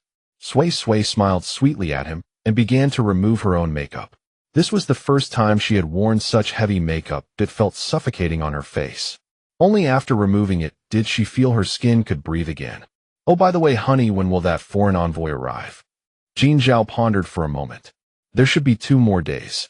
But Ning Ting had already entered the capital ahead of time, which inevitably raised suspicion. Oh, all right, but don't overwork yourself. Delegate whatever you can to your ministers. The emperor chuckled softly, pinching her smooth, clean nose. Sui Sui, don't worry. I know what I'm doing. Got it. The key point was, even if she wanted to worry, she couldn't. After tidying up, the two ate a bowl of wontons before leaving the space. Back at the palace, Jin Zhao first escorted Sui Sui to Cunning Palace. Sui Sui, rest for a while. I'll come back to have lunch with you later, okay? No. Go attend to your important matters. He planted a gentle kiss on her forehead before returning to Baoha Hall, where he quickly summoned the Prime Minister and several other senior officials. What do you, my ministers, think of Ning Ting, the eldest prince of Ningyuan Kingdom, secretly entering the capital ahead of schedule? What is his intention? As his voice fell, the Prime Minister bowed and said, Your Majesty, regardless of his purpose, we must be vigilant. The others echoed in agreement. Meanwhile, Ning Ting, who was the subject of their discussion, had already noticed the person following him the moment Li Kuan began tailing him. He deliberately led the tail into a deserted alley, and without turning around said to the direction behind him, You've been following me this whole way. Are you expecting me to buy you tea? The gentle demeanor from the tea house vanished. His handsome face was expressionless, but his entire being exuded a chilling, murderous intent. Li Kuan, hidden in the shadows, was startled. His tracking skills were top-notch even within his organization, yet he had been discovered in less than half an hour. After a brief assessment, he turned and quickly vanished into the alley. Sensing that the person behind him had disappeared, Ning Ting seemed to instantly regain his gentle demeanor. He strolled leisurely, once again composed. Meanwhile, at Cunning Palace, Sui Sui instructed someone to guard the door and then entered the space. After a morning of running around, a spiritual water bath was essential to relieve fatigue. After soaking comfortably in a spiritual water bath, she lay on the Simmons bed and searched on her phone. What does the Empress need to do when a foreign envoy visits? But after searching for a long time, she found nothing useful and had to give up. When she asked her husband, he told her not to worry. She asked Baidu, but got no reliable answers. She thought about asking Xiuhe and the others, but they were younger than her and probably didn't know either. Could it be that she really just needed to dress up beautifully, act as a mascot, and just sit there? But as soon as the mascot idea came to her, Sui Sui was amused. Initially, she had only done some things beneficial to the country and its people with the intention of silencing the gossip of the world, but unexpectedly, she had become a lucky star in the eyes of the people. How this could be considered unintentional kindness bearing fruit. Shaking off her thoughts since the search was fruitless, she simply started browsing her phone. The business was entrusted to professionals. The children were at school, and she had just released the 3-character classic. If she didn't browse her phone, there seemed nothing else to do. Thinking of the 3-character classic, she immediately went to the outer office, generously photocopied 1,000 copies, bound them into booklets, and divided them into several packages. Then she wrote a notice and made 3 copies. Though it was just simple photocopying and binding, after all that work, Sui Sui felt truly exhausted. After resting for over an hour, she barely recovered. She browsed her phone for a while, but found it boring. Sigh, this lazy life alone is pretty dull. After thinking it over, she simply took the things and left the space. Tao Hong, who was guarding the door, entered upon hearing her call. Your Majesty. Tao Hong, what time is it now? Your Majesty, it's just noon. Upon hearing this, Sui Sui thought that noon meant just 11 o'clock. Tao Hong, first take these things together with Li Hong to the ink and brush shop.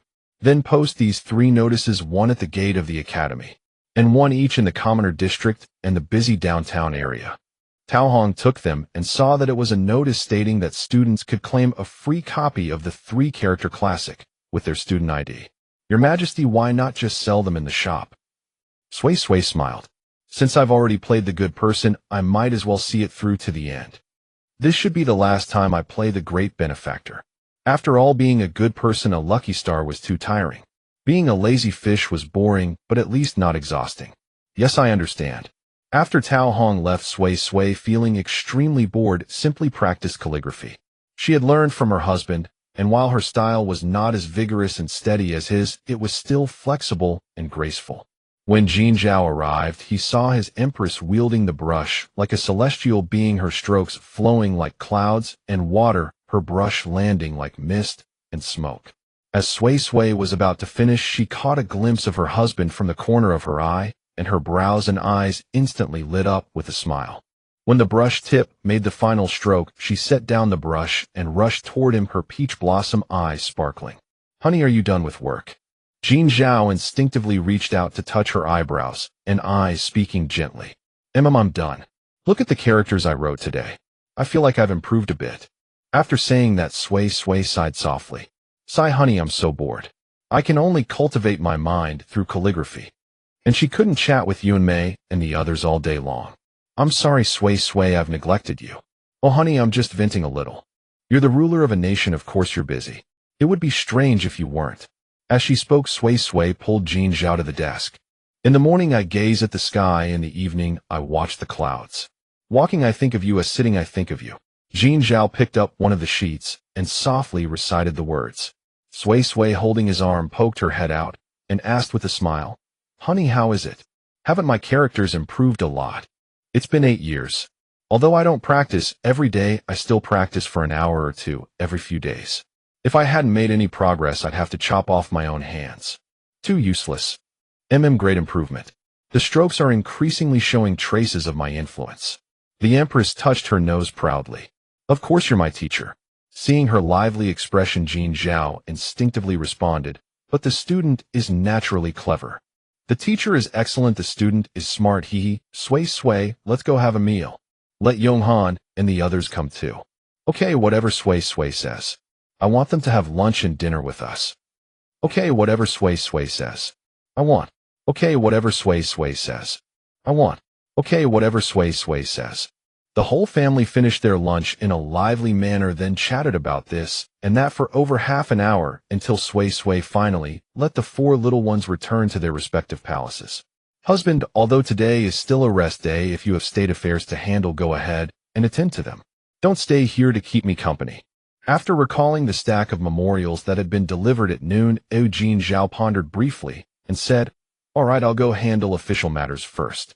If Sui Sui gets bored, come find me in the imperial study. I know, husband. Go ahead and work. If I really get bored, I'll find something to do. All right, then I'll be off. Go on, husband. Watching his imposing back, Sui Sui smiled all over her face. Her Jin Zhao really treated her like a child who always needed company. Busy times meant each was occupied, while idle times meant they accompanied each other. 3 days passed in a blink. On this day the sun was gentle, the weather was fine. Refusing to idle away, the gardener Sui Sui was learning to prune flower branches in the garden of Cunning Palace. Suddenly someone embraced her from behind, and it was obvious who it was. Turning her head to look at the person behind her, she said, "Husband, how can I prune with you hugging me like this, eh?" Jin Zhao released the person in his arms, took the scissors from her hand, and led her toward the pavilion. "You why learn gardening of all things? What if you cut your hand?" Usually even seeing her frown pained him, so how could he bear her getting hurt? "Oh husband, I'm not a delicate hothouse flower. I'm not that fragile. All right, after meeting you, a wild grass has turned into a hothouse flower. Oh, by the way, husband, why are you back so early today?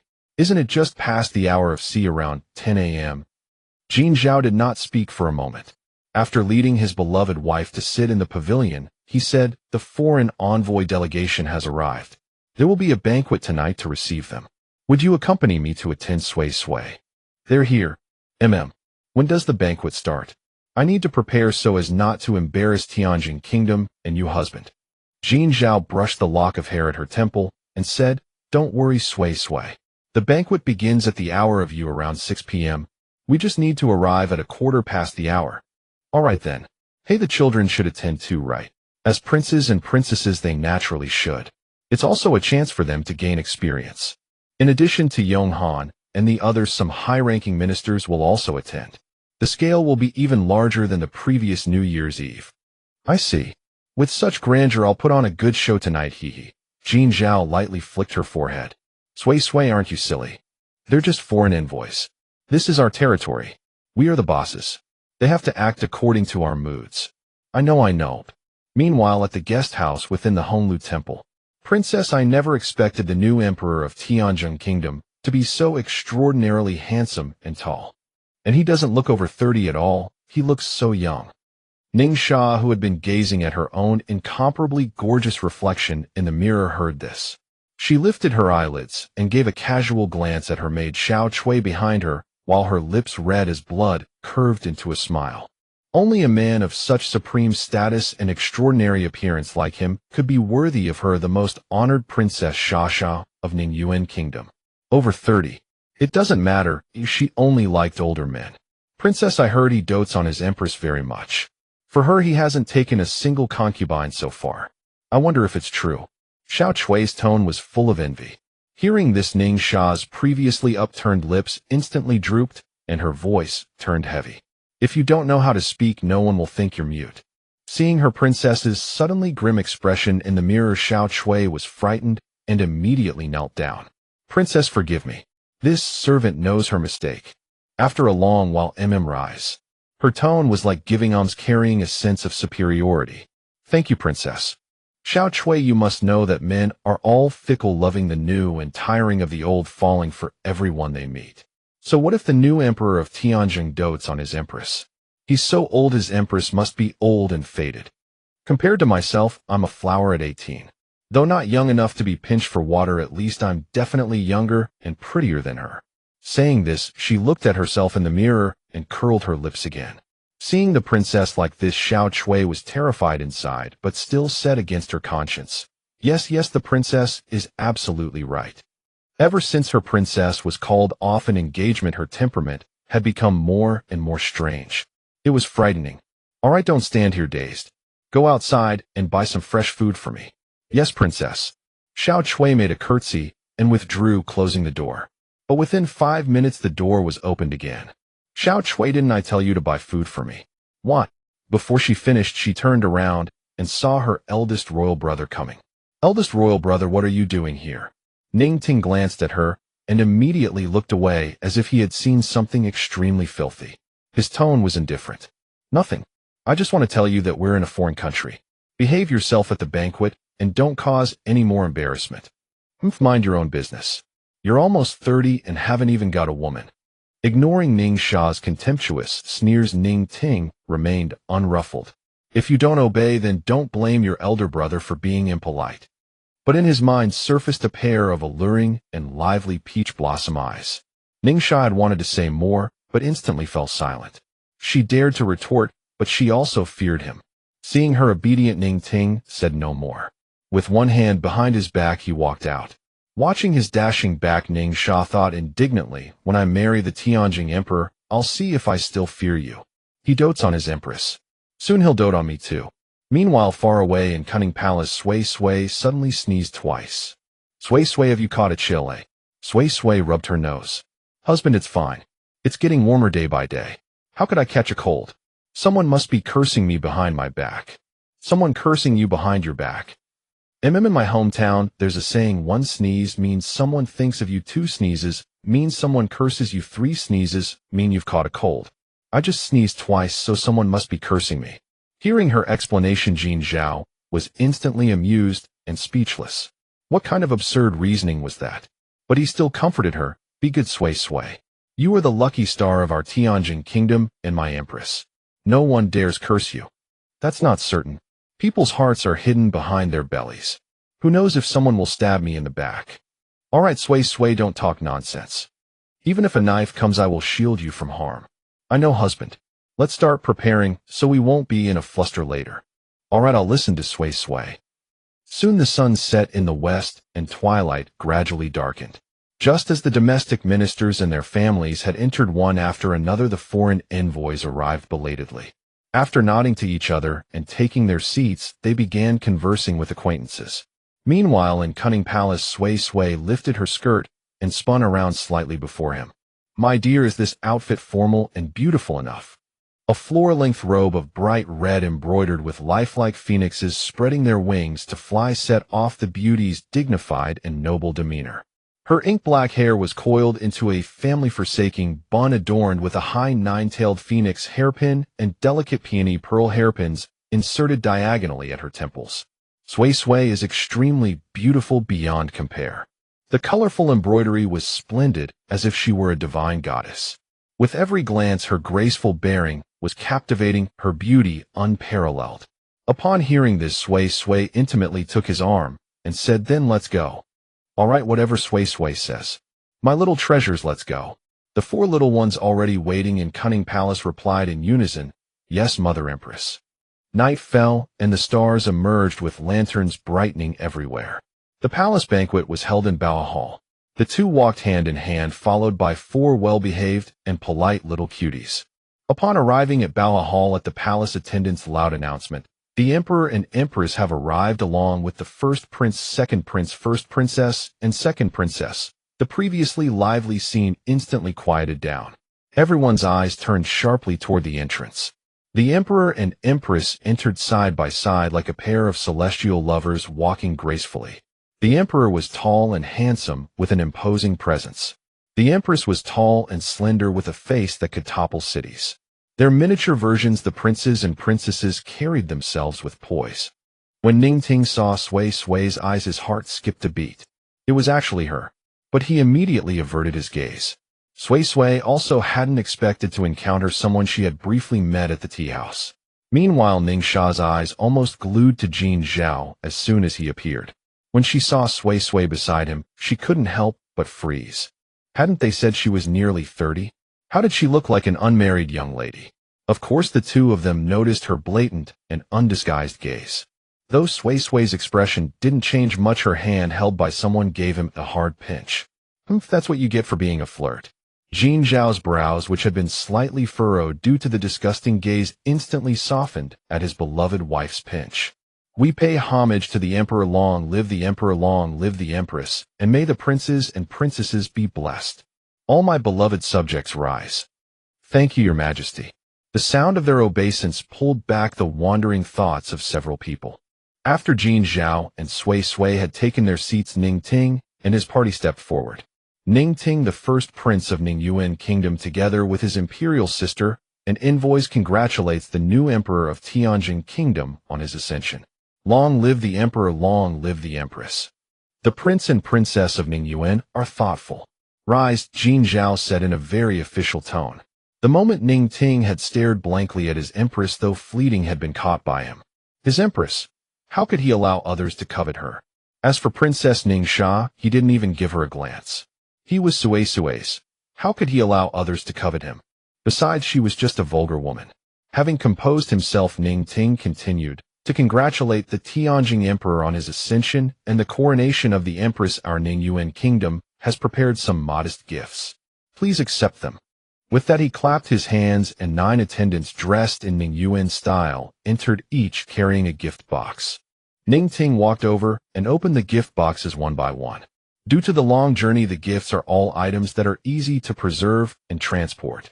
A pair of gold inlaid bracelets with 9 phoenixes holding pearls, a pair of gold inlaid bracelets with 2 dragons playing with a pearl, a pair of jade cups symbolizing eternal good fortune, a pair of gold copper crystal stones, a pair of ancient jade treasures from 1,000 years ago, a pair of natural pine root pen holders from 10,000 years, 99 southern pearls from the North Sea, 9 century-old blood ginseng roots, and 9 caddies of golden bud tea leaves.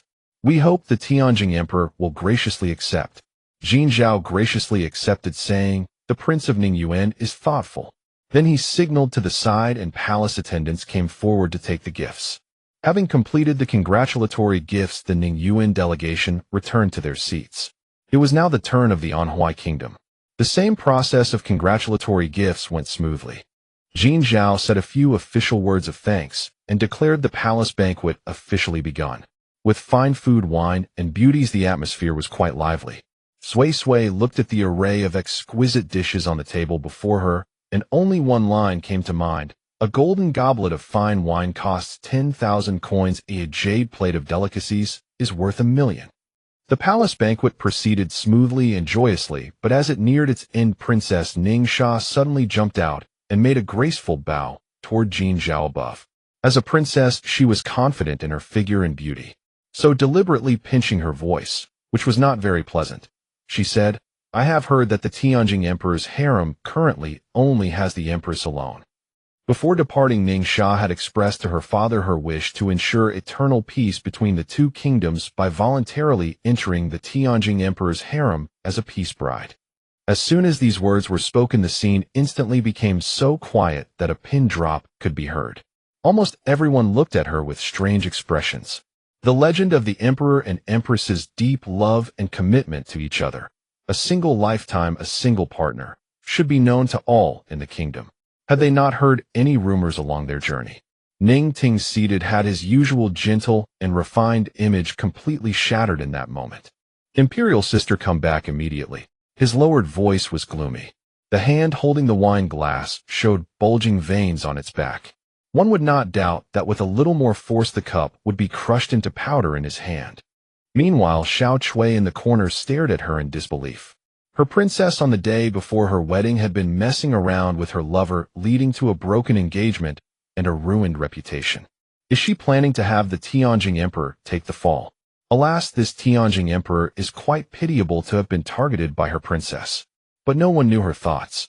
Sui Sui, who had been mostly silent, slowly descended the steps, circled around her, and scoffed disdainfully, "Princess Ningxia, is it?"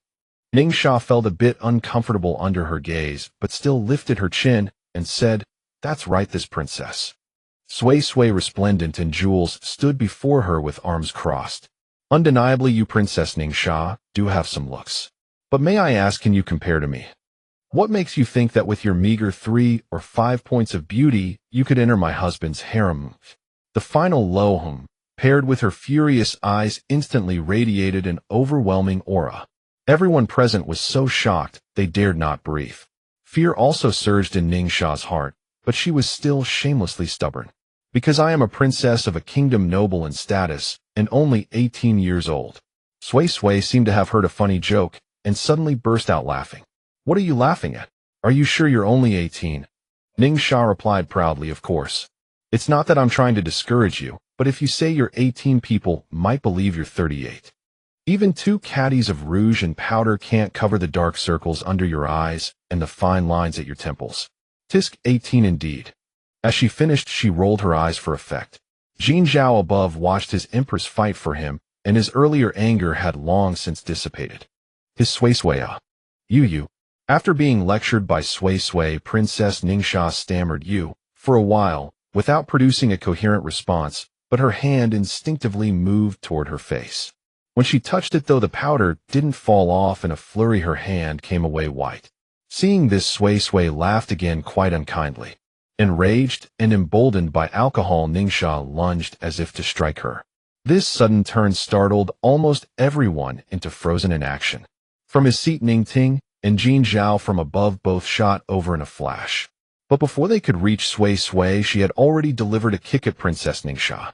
Sui Sui's kick didn't knock her down, but Jin Zhao, soaring in, added a kick of his own. Jin Zhao pulled Sui Sui into his arms. Sui Sui, are you alright? She shook her head. Husband, I'm fine. When she raised her hand, she had already kicked out. Unfortunately, her strength wasn't enough to topple her.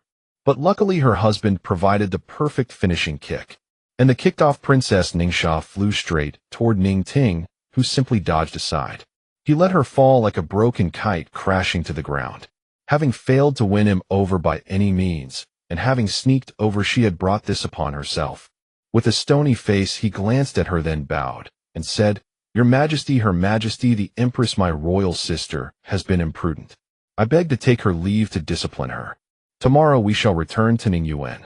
This fault is Ningxia's alone, and no one else is to blame. But Jin Zhao turned a deaf ear to his words, his face dark as he barked, Guard, seize Princess Ningxia. Daring to attempt assassination on the Empress of Tianjin, I wonder if she was acting on someone's orders. As he spoke, sword-bearing imperial guards rushed in with a clatter and surrounded her with drawn blades. Princess Ningxia, now too pained to cause any more trouble, finally felt fear. Her bejeweled hairpins wobbled precariously, and she looked utterly disheveled. Brother, save me.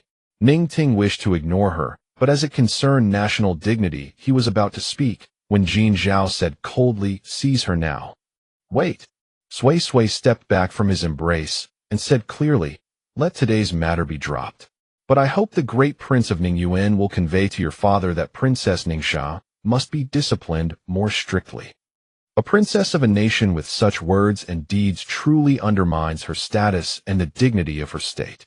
The Empress of Tianjin is right in her reproach. Ning Ting will certainly discipline my royal sister upon return. Ning Ting bowed to Sui Sui, and meeting her eyes, his heart involuntarily skipped a beat before he averted his gaze. Hearing this, Princess Ningxia, still sprawled on the ground, heaved a sigh of immense relief. If she couldn't marry the Tianjin emperor, there were still plenty of fine men in Ningyuan. Are you deaf? Didn't you hear her say it's dropped? Move your swords away. At her still so unreasonable and unyielding attitude, Jin Zhao wasted no words on her. He produced a small dagger, and with a flick of his wrist embedded it into Princess Ningxia's shoulder blade. The fierce, forceful strike made her cry out in pain, nearly fainting. No one had expected Jin Zhao to act so suddenly, yet inwardly all cheered, though none dared show it. That princess got what she deserved. Sui Sui suppressed the smile that threatened to curl her lips, and whispered into his ear, Husband, this isn't the time to act. Jin Zhao understood her meaning and soothingly stroked her cheek. It's fine. Watching their sweet interaction, Ning Ting didn't know what he felt in his heart, but he knew that he might have developed feelings for her, and he could only bury them deep. He unconsciously glanced at her eyes once more, then strode away. After such a farce, without Jin Zhao even speaking, the crowd dispersed in twos and threes. Within 15 minutes, only their family of 6 and some palace attendants remained. Husband, let's go back too, I'm tired. All right. Hearing his beloved wife say she was tired, Jin Zhao quickly crouched down. Come, Sui Sui, I'll carry you. Sui Sui's peach blossom eyes twinkled, and she directly climbed onto his back. Thank you, husband. After all, their loving marriage was already widely known. One more instance of the emperor carrying the empress probably didn't matter. Once she was settled, his iron arms steadied her securely. Hold on tight, Sui Sui. Then he said to the 4 little ones, Follow us. The 4 exchanged glances and immediately trotted after them. Even as they grew older, their father and mother only grew more affectionate. Leaving Baoha Hall with stars twinkling overhead and the breeze rustling through cicada chirps, Sui Sui couldn't help humming a nursery rhyme. Hearing the singing behind him, a gentle smile spread across Jin Zhao's face. Upon arriving at Cunning Palace, Jin Zhao immediately ordered Xiuhe and the others to prepare hot water for Sui Sui, and also directed Yunmei to bring some food. Watching Jin Zhao bustling about for her, Sui Sui teased him. That Princess Ningxia, though she looks haggard, is still passable. Are you sure you don't want to consider taking her into your harem? Jin Zhao turned around, sighed, and then gave a helpless chuckle. Sui Sui, you're being naughty again. Those words made Sui Sui's smile grow even wider. After so many years of marriage, he still spoiled her like a child. Yuan Hai, who was nearby to avoid souring his teeth, interjected, "Mother, when I grow up, I'll do business and drain all the money from Ning Yuan starving that ugly woman who tried to steal father." Sui Sui found it amusing, but asked, "Second treasure wants to do business." Yes. I want to be a martial arts expert businessman." "Why? "Because I love the Arabic numerals and multiplication you created, Mother. They're so fun, and I love silver and gold. Good, having a dream is wonderful. Mother supports you." Then she looked at Yonghan. "And first treasure?" Yonghan said awkwardly, "Mother, I don't know what I want to do yet. But just now I was thinking that when I grow up, I want to turn their country into ours, and then drive that ugly woman out." Sui Sui's hand, which had been stroking his little top knot, froze for a moment, deeply moved. "That's all right, you're still young, you can take your time to think. But no matter what you do, you must learn martial arts and culture from a young age, understand? After all, someone would eventually have to inherit the throne, and martial arts and culture were indispensable. All of you are still young, so you can take your time dreaming. No rush." "Yes, Mother." Amid the casual chat, steaming hot dishes were prepared, and the family enjoyed another harmonious meal. Meanwhile, at the courier station in Honglu Temple, the atmosphere was extremely low. Ning Ting pinched Ningxia's chin through his sleeve. "I told you to behave, but you wouldn't listen. Their couple is so loving, yet you had to go and sabotage it. Just like when my mother and father were so devoted, your mother had to barge in. Like mother, like daughter." Ningxia felt her chin might be crushed, but she couldn't move his grip at all, terror clear in her eyes. For a moment, even the pain in her shoulder seemed to vanish. As the night deepened, Jin Zhao suddenly opened his eyes. After planting a gentle kiss on his sleeping wife's forehead, he slipped out quietly. "Li Heng." At his call, a dark shadow swiftly appeared. "Your Majesty, since she longs for a man so much, go feed this to her. Then let her people see how she yearns for a man." The next day, after the foreign envoy's departed, life returned to its usual tranquility. As Emperor Jin Zhao diligently attended court sessions and handled state affairs every day. The series of measures beneficial to the nation and its people earned him widespread praise as a wise and virtuous ruler. In his leisure time, apart from accompanying his empress, he guided his two sons in horsemanship, archery, and martial arts. Watching everyone become more motivated and busier than before, Sui Sui suddenly felt as though she were the only one doing nothing all day, even idle and lazy. So she began to ponder whether she should learn something herself. Despite years of comfortable living and easy gains that had made her content with being a salted fish, she felt it was time to make a change. But it was never too late to start learning. After much deliberation, the Ningxia incident reminded her that no matter how many guards surrounded her, there would always be moments when protection fell short. So on impulse, she decided to learn martial arts. No matter how skilled others were, it was better to rely on oneself. Even showy techniques would do. At least she could kick someone flying. When she told Jin Zhao about this, he was stunned for a moment, then expressed great delight, saying he would personally teach her in his spare time. It wasn't easy. His Sui Sui finally had the desire to learn martial arts. Although martial arts training was particularly arduous and exhausting, if she succeeded, she would not only gain the ability to protect herself, but also strengthen her body. But what he didn't know was that ideals were beautiful, but reality was harsh. In the space. "Husband, how much longer do I have to hold this horse stance? My legs are about to give out."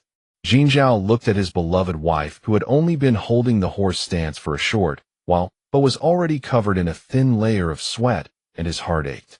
"Be good, Sui Sui, it's only been 16 minutes, hang in there a little longer." Sui Sui, who felt each minute dragging like a year, heard that it was only this dozen-plus minutes, and her heart sank halfway. The goal was 30 minutes, and she still had almost half to go. Moreover, it increased by 5 minutes each day. The more she thought about it, the more she regretted it. "Husband, my legs really can't take it anymore." No sooner had she finished speaking than her thighs, sore and weak, caused her to fall straight outward. The man beside her, who had been watching her every moment, swiftly caught her in his arms and lifted her into his embrace. Exhausted, Sui Sui looked up at him pleadingly. "Husband, I don't want to learn anymore. Horse stance is really too tiring." Jin Zhao walked to the sofa and sat down, placing her on his lap. "Although my heart aches for you, I still hope you can persevere, Sui Sui." She nuzzled affectionately against his neck and gave it a playful bite. "But horse stance is so exhausting. I'm so tired, I'm starting to question my life choices." If you practice consistently every day, it won't be difficult in the future, okay? Although Sui Sui knew the logic was sound, she had been living a lazy life for so long that she couldn't adapt to it all at once. Besides, she shouldn't have impulsively decided to learn martial arts in the first place. Now she was stuck between a rock and a hard place. But seeing his earnest and gentle gaze, she relented. All right, then. Her tone was particularly reluctant and helpless, which made him find it utterly amusing. After resting for a while, Sui Sui urged, "Husband, I need to take a bath. Squatting in horse stance made me all sweaty and smelly. It's so uncomfortable." "As you command, my empress." The so-called empress shot him a playful glance, but the smile on her face was particularly bright. Not only was she a genuine empress, but she was also pampered like one. It seemed the hardship was worth it. Besides, it was all for her own good. She might as well consider it adding a new dimension to her retirement life. Jin Zhao, of course, had no idea what she was thinking. He lifted her from his lap and placed her on the sofa. "Sui Sui, sit for a moment. I'll go fill the bath first." Husband, go quickly. If she didn't wash soon, she would really start to stink." Jin Zhao went to the bathroom to run the water, while Sui Sui wanted to go to the wardrobe to get some clothes. But as soon as her legs touched the ground, before she could fully stand up, she felt as if she had no bones and collapsed back onto the sofa. She let out a startled cry. It seemed she couldn't walk without taking a bath first. Jin Zhao, who had just turned on the shower in the bathroom, heard the commotion and immediately rushed out. "Sui Sui, what's wrong?" Sui Sui looked at him pitifully. "My legs are sore and uncooperative. I can't walk." Knowing she was fine, Jin Zhao breathed a sigh of relief and sat beside her. "Be good, Sui Sui, a bath will make you feel better." After estimating the water was ready, he carried her in and placed her on the washstand. Like caring for an infant who couldn't take care of herself, he attended to every detail for her. But what she hadn't expected was that this bath turned into nearly 3 hours of various cooking methods: pan-frying, deep-frying, roasting, boiling, and steaming. As a result, she had to soak in the spiritual water for over an hour more before she could barely feel alive again. She almost had her tender skin soft as a peeled egg soaked into wrinkles. After getting all cleaned up, one read a book, while the other scrolled through their phone, each undisturbed, yet the atmosphere inexplicably harmonious and beautiful. Tired from scrolling, Sui Sui suddenly nestled into his arms, resting her head on his elbow. Her peach blossom eyes, tinged with red at the corners, glistened as she looked at him. "Husband, sometimes I wonder. If it weren't for the spiritual water, I seriously suspect you'd have worked me to death with all this pain." Jin Zhao took off her earphones and kissed her hand. "Sui Sui, you're being cheeky again. Don't talk nonsense." "Where am I talking nonsense? I'm just stating facts, okay?" All right, it's the truth. It's all my fault." His tone was helpless, yet filled with doting affection. "Sigh, if anyone to blame, it's that our respective appearances and souls are too beautiful, and our attraction to each other is too strong." Jin Zhao could no longer hold back. "All right, Sui Sui, you're getting more outrageous by the minute. All right, I won't say anything else. I'm sleepy." "Then let's sleep." After that, like a pair of mandarin ducks entwined, they embraced and fell into deep slumber. In the days that followed, Sui Sui practiced for 1 to 2 hours every day. But this was only practiced within the space because she didn't want to affect her image as empress. To train her striking power, she even had a large sandbag made specially.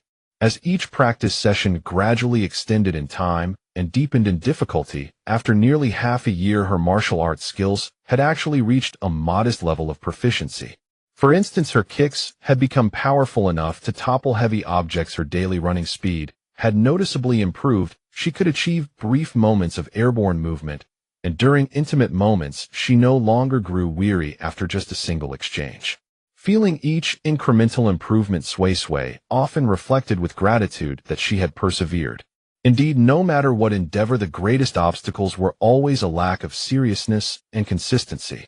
Meanwhile, due to the earlier policy allowing students to receive a free copy of the 3-character classic with their student credentials, the book had become wildly popular throughout the entire Tianjin kingdom. And Sui Sui's reputation had reached an unprecedented peak.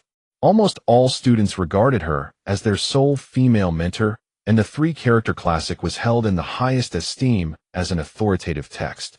Jin Zhao also took this opportunity to issue an imperial decree designating it as mandatory foundational educational material for young children.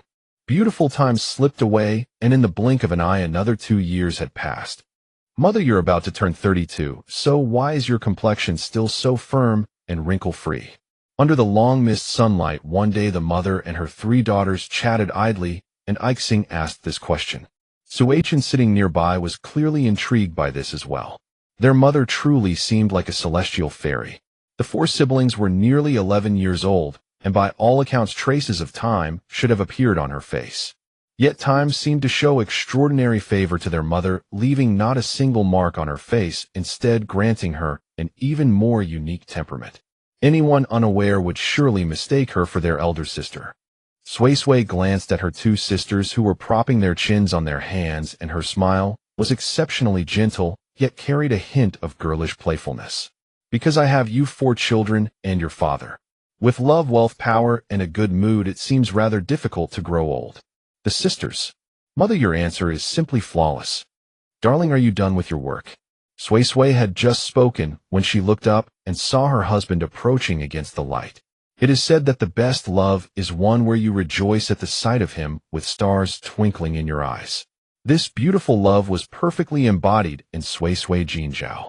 The sisters exchanged a glance, and in unison silently rolled their eyes. Then they bowed to Jinzhao and slipped away. They had no liking for self-torment, consuming others' dog food, even if it came from their own parents.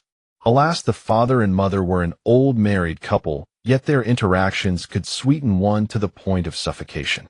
Better to leave. After the sisters departed, Jinzhao moved his stool closer, pressing it against Sui's. Sui, what were you chatting about? Sui poured him a cup of water, pushed it in front of him, and suppressed a smile as she retorted, really want to know. Just like her suppressing laughter, yet with brows curved, his brows and eyes were also filled with obvious mirth, and even his voice carried a hint of laughter. If you're willing to tell, then I want to know. Xingxing and Chunchan asked me. She deliberately paused. Why, when I'm about to turn 32, my face is still so firm and wrinkle-free? With that, her petal-like lips pressed tightly together, for Sui feared she might burst out laughing. Sure enough, the moment she finished speaking, his face darkened. Sui, you're being cheeky again, deliberately, aren't you? His voice seemed forced out through gritted teeth. He was 4 years older than her, yet she remained a delicate fresh bloom. In contrast, the traces of time at the corners of his eyes were more pronounced. Every time she saw his darkened face, Sui found it utterly adorable. Unable to contain her joy, she burst into loud laughter. Ha ha! Darling, how can you be so cute? Perhaps due to laughing too heartily, her peach blossom eyes were involuntarily moistened, and the corners of her eyes tinged with a hint of crimson. In an instant, all of Jinzhao's irritation and darkened face vanished, replaced only by concern that she might choke from laughing.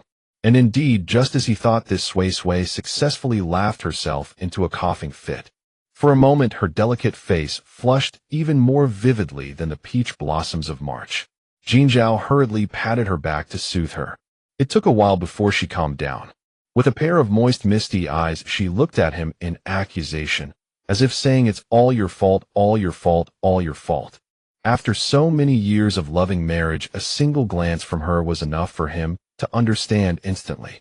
He felt helpless yet amused, lifted her onto his lap, and coaxed in gentle tones, all right, it's all my fault. Upon hearing this, the Empress grew bolder and muttered, Humph, it is indeed your fault. Jinzhao chuckled, said nothing, but kissed her glossy earlobe. Another half-quarter of an hour passed before their emotions fully settled. Sui leaned against Jinzhao's shoulder, her fingers twirling strands of his hair in circles. Darling, how did your examination of Yonghan and Yuanhai's studies go? Both have learned their cultural and martial arts well, but Yonghan's foundation is more solid. Darling, you've been testing them frequently this year. Are you trying to see who is more suitable as the crown prince? That's the idea.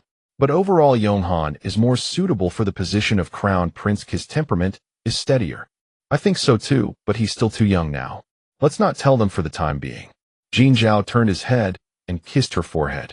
Sui, don't worry, I know what I'm doing. At the earliest, it'll be 2 or 3 years before I tell him, and then I'll guide him for 2 more years in learning to handle state affairs. When I can let go, I'll abdicate and let him inherit the throne. Sui asked instinctively, what about you then? After abdicating, I'll take you out to travel and enjoy the splendid rivers and mountains of Tianjin. Really? Of course it's true, when have I ever deceived you? But can you bear to part with it? As long as you don't cling to the position of empress, I can part with the position of emperor. After all, the one who ascends the throne will still be our son, still the world of our Jin family. Besides, how could the vast rivers and mountains compare to you? Thank you, darling. Sui Sui buried her face in the hollow of his neck, laughing joyfully. Her Jinzhao, truly foolish. Since ancient times, how many fathers and sons, brothers and kin had slaughtered each other just to seize that throne.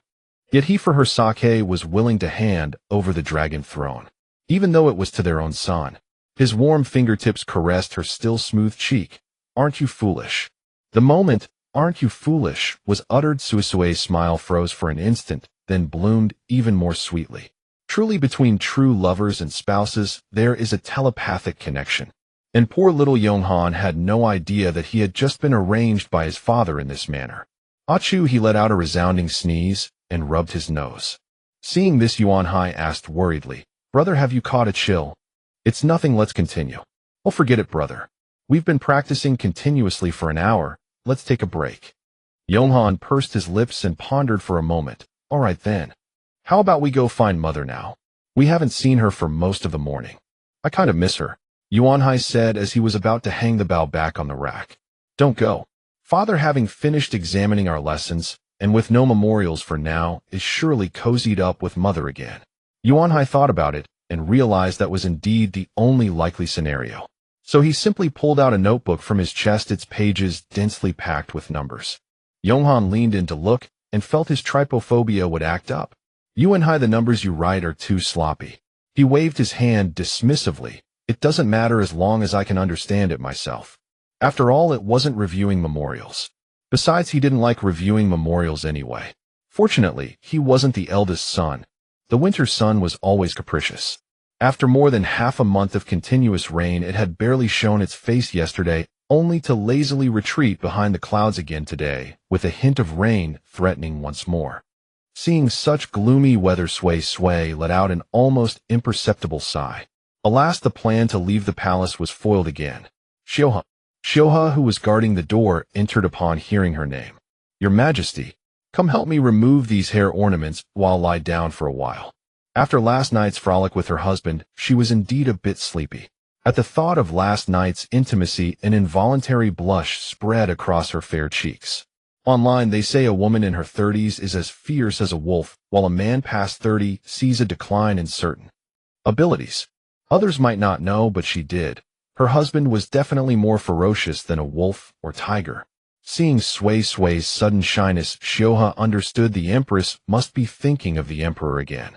Though her mind wandered, Xiuhe's hands never stopped removing the ornaments. Once done, Sui Sui instructed Xiuhe to guard the door, then entered the space again. She set a 3-hour alarm, and soon after closing her eyes, she actually fell asleep. Sui Sui rarely dreamed, and even when she did, it was always of the little moments with her husband since they met. But this time she dreamed of her nearly forgotten life in the orphanage. Her current life was too happy and complete. She didn't want to relive the darkness of her past, not even in a dream. So she struggled to wake up, but found she couldn't break free. Her whole body felt heavy, as if something was pressing down on her, and she couldn't move an inch. Her cherry lips parted ever so slightly, but no sound came out. In that moment, with clear consciousness, yet unable to wake, Sui Sui was overwhelmed by helplessness and terror. She feared that just as she had inexplicably arrived in this world, she would now vanish without warning. She didn't want to leave. She had a husband and children here. She refused to go back. "Husband, come quickly. I'm so scared." Tears slipped unbidden from her tightly shut eyes. Her brow, usually serene, even in sleep, was now etched with unease and pain. At that very moment, Jin Zhao, working in the imperial study, felt a sudden gripping dread in his heart, and his large hand instinctively pressed over it. Except for that time when he thought his beloved had left him, he had never feared anyone or anything. But this sudden, overwhelming dread made him spring to his feet. The chair behind him toppled over from the force. Li Hong, guarding the door, saw him rushing toward Cunning Palace in such haste, sensed grave trouble, and hurried after him. Normally, walking from the imperial study to Cunning Palace took at least 15 minutes, but Jin Zhao made it in just 1/5 of that time. Xiuhua at the door saw the emperor and quickly bowed, but Jin Zhao paid her no mind, charging straight into the room and slamming the door shut. Xiuhua was stunned, and when she turned to question Li Hong, she only saw him shake his head gravely. Inside, Jin Zhao saw the empty room and knew his empress had likely entered the space. But the growing dread in his heart made him panic. "Sui Sui," he called softly, his voice trembling. But there was no answer. "Sui Sui," he called again, his expression defeated, his voice weak. In that moment, he felt keenly that despite being the sovereign of a nation, he could not know the whereabouts of his beloved wife. "Sui Sui." Perhaps his sorrowful voice reached her, for Sui Sui inside the space sensed it.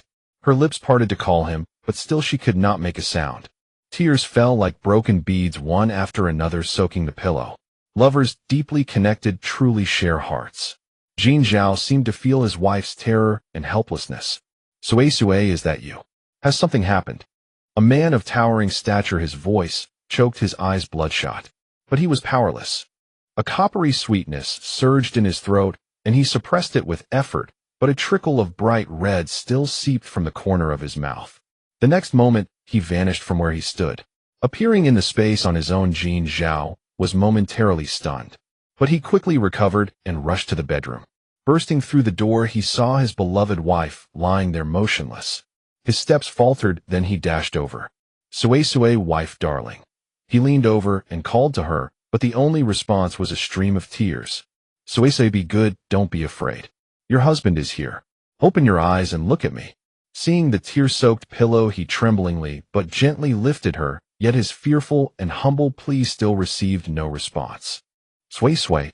His voice echoed with boundless fear, and the moisture in his eyes finally blurred his vision. A tear fell tracing down her cheek. Her damp lashes trembled, then slowly opened. "Sui Sui, Sui Sui." Seeing his beloved wife awake, Jin Zhao was overcome with joy. "Husband." Seeing that it was truly her husband, Sui Sui threw herself into his arms, clinging tightly to his waist. "Whoa, husband, I was so scared. I had a dreaming of my days in the orphanage, but I couldn't wake up. It felt like something was pressing on me, keeping me from waking or moving. Whoa, I thought I was going to be sent back again for no reason. I don't want to go back." Whoa. Her pent-up fear finally released, and her tears soaked his robes again. Jin Zhao held her tightly, soothing her gently. "Say, be good. Your husband is here. It was just a dream, don't be afraid. And I won't let you leave." He then kissed her forehead several times in a row. Only then did his anxious, fearful heart gradually settle back into place. A quarter of an hour later, with her emotions finally calming, Sui Sui, still with puffy eyes, nestled in his arms and asked, "Husband, how were you able to come in on your own?" At this, Jin Zhao was also bewildered. "I don't know either. I just suddenly came in." Sui Sui looked up, wiping the dried blood at the corner of his mouth. "Could it be because you vomited blood from extreme anxiety and the space sensed it?" He shook his head. "Husband, I want to take a bath. I sweated so much and I feel all sticky and uncomfortable. You should also rinse your mouth and drink some water." "All right. Wait a moment, Sui Sui. Your husband will run the bathwater." Thank you, husband." He kissed the tip of her nose. "Be good, wait for me." After freshening up, they tested repeatedly whether Jin Zhao could voluntarily enter the space, then came out directly. Worried about his beloved wife, he took her to the imperial garden for a stroll. Seeing the riot of colors, Sui Sui's mood did indeed improve. "Husband, I'm fine now. As you said, it was just a dream. Once it's over, everything is fine. As long as you're fine, Sui Sui. No matter where heaven or earth, I will always be by your side." After her dream of the orphanage, Sui Sui never dreamed again. Had it not been so profoundly etched into her memory, she might have truly believed it was merely a dream she had while asleep.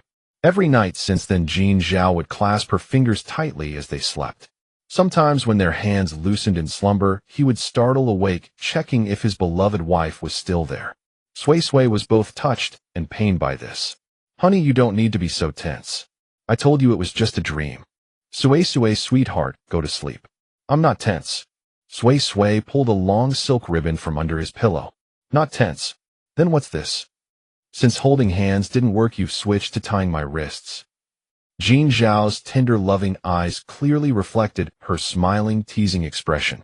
I was planning to tie Sui Sui up. His tone was calm with no hint of embarrassment at being caught. Sui tossed the ribbon aside, shifted closer to him, placed her hands on his shoulders, and clasped them together. She gazed at him intently. Honey, it's really just a dream. Don't worry, okay? All right, I'll listen to Sui. Seeing that he had truly taken her words to heart, Sui felt a little relieved. His constant worry for her would wear down even an iron body. Honey, tomorrow is your day off. Let's go out for a stroll, deliver some goods, and collect some money. I'll listen to Sui. Honey, you're the best. Let's sleep now. Sui withdrew her hands and made to lie down, but was suddenly caught in a firm iron-like grip around her slender waist. Looking down at the strong forearm encircling her waist, she turned around and looped her arms around his neck. Her peach blossom eyes were like silk, her cherry lips deliberately brushing against his ear as she breathed softly. Honey, shall we go to bed? As she turned, the pair of plump, high-standing white rabbits revealed their true form. Go to bed. He heard his own voice, stiff and hoarse. Sui saw the surging desire in his beautiful phoenix eyes and chuckled softly. All right. What followed happened naturally, like the sun sinking in the west and nightfall descending. The next day the sun shone brightly, casting a warm, soothing light that brought immense comfort. When the four children heard that their imperial father and mother were leaving the palace, they eagerly begged to join. Sui, understanding how hard they had been studying and that they hadn't left the palace in a year, agreed without hesitation. They were overjoyed. Yuan Hai especially was so happy he nearly jumped for joy. He had long wanted to leave the palace, but his father and mother had never permitted it. Today he could finally leave the palace. After taking thorough security measures and applying some disguises, the group set out. Sui and Jin Zhao first attended to business matters, then led the four children on a leisurely stroll through the streets. Since everyone was disguised and their original appearances altered, they strolled freely and carefree, like an ordinary family of six, fully enjoying the pleasures of a shopping trip. Ai Xing and Sui Chen, the two sisters, were especially happy, each holding a candied hawthorn stick in one hand and a sugar figurine in the other, eating with great delight. I say, Chi Yao, you should walk beside your parents. The delicate, pretty little girl bit into her candied hawthorn and spoke to Chi Yao, who was following closely behind her. Chi Yao, carrying 2 handfuls of snacks, grinned broadly at Ai Xing's words, revealing 2 adorable little canine teeth. It's fine. You rarely get to leave the palace, so I'll keep you company while you shop. I can accompany my parents any time. His parents. This son is raised in vain. Sui watched the scene with a knowing maternal smile. These ancients matured early. Chi Yao and Ai Xing seemed quite well matched. Perhaps when they grew up it could be considered. Seeing his beloved wife's radiant smile, the devoted Jin Zhao also curved his lips. The group continued their stroll. When they grew tired, they rested at a tea house. They chatted and laughed, the atmosphere lively and harmonious. Just then, Uncle Ant, hearing the familiar voice, Li Yao and Shi Ruichen instinctively looked toward the entrance.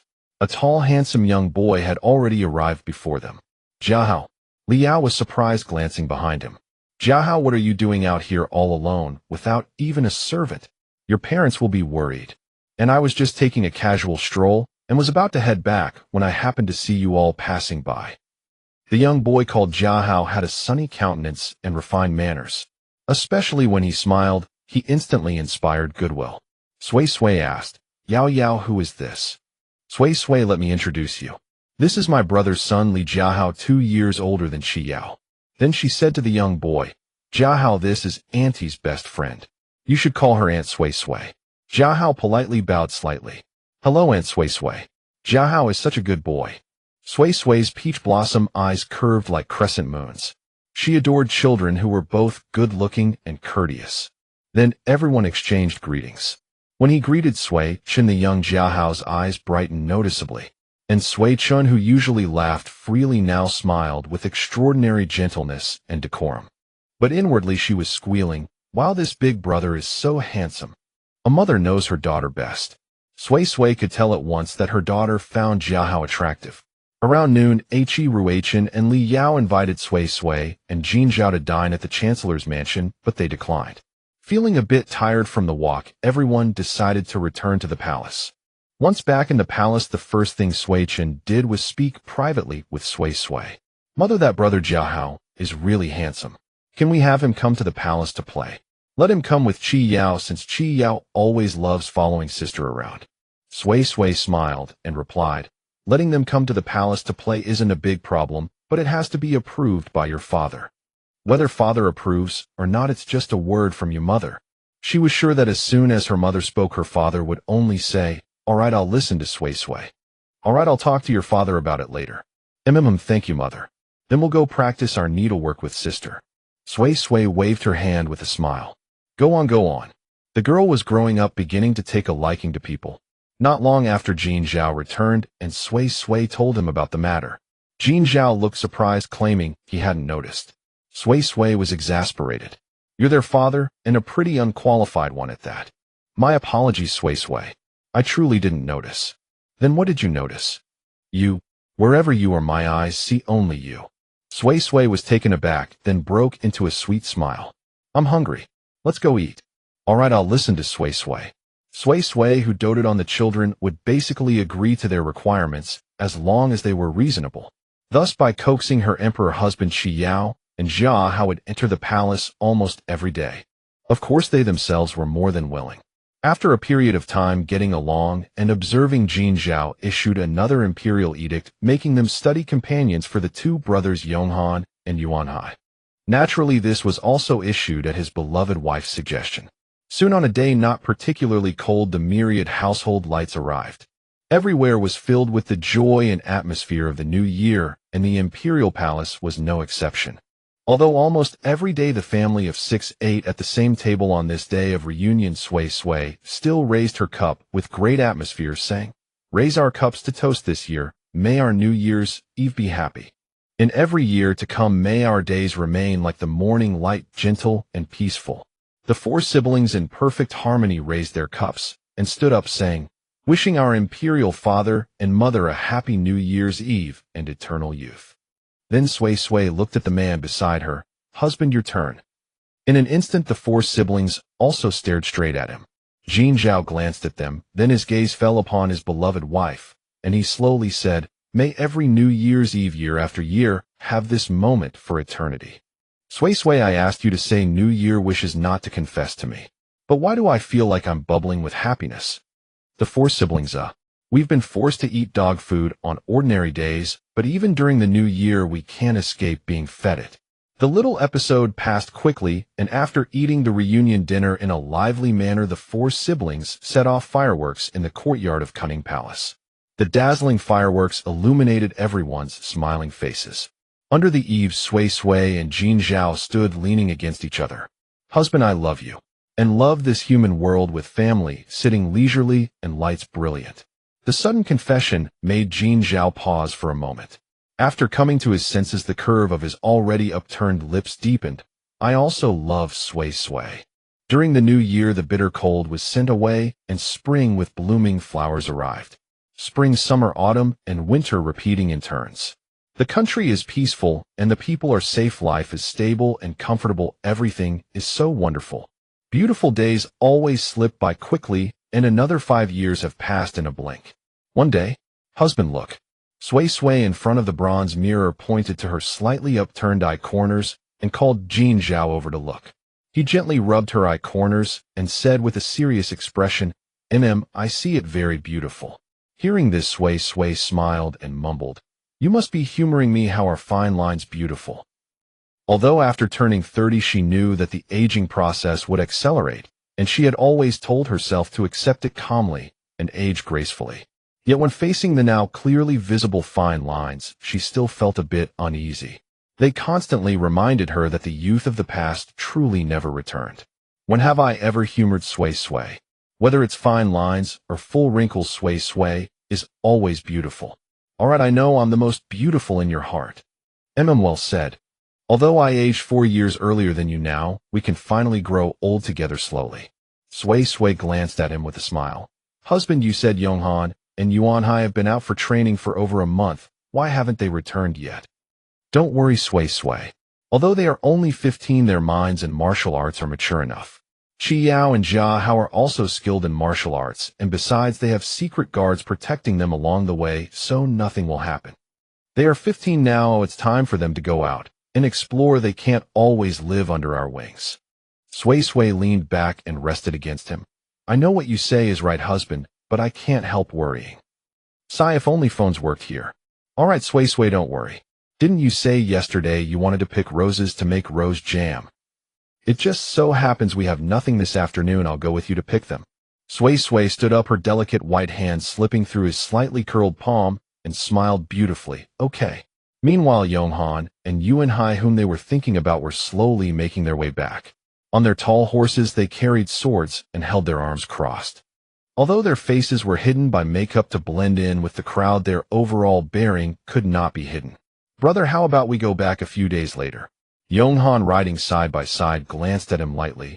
We've been out too long. If we don't go back, father and mother will worry. All right, then I'll first spend some time with father and mother, and then tell them I want to go out and do business. Yonghan didn't reply, but looked at the sky and said, It's getting late. Let's enter the town first. Oh, I estimate we'll be back in the palace in 3 days. After saying that, he raised his whip and rode off. Hearing this, the others also spurred their horses into a gallop. But just as they entered the city, they noticed the people were all rushing toward one place. Chi Yao dismounted and casually grabbed a person. Excuse me, sir, may I ask what happened? Why is everyone running in one direction? The man grabbed looked at the 4 of them. You're from out of town, right? Chi Yao nodded. That explains it.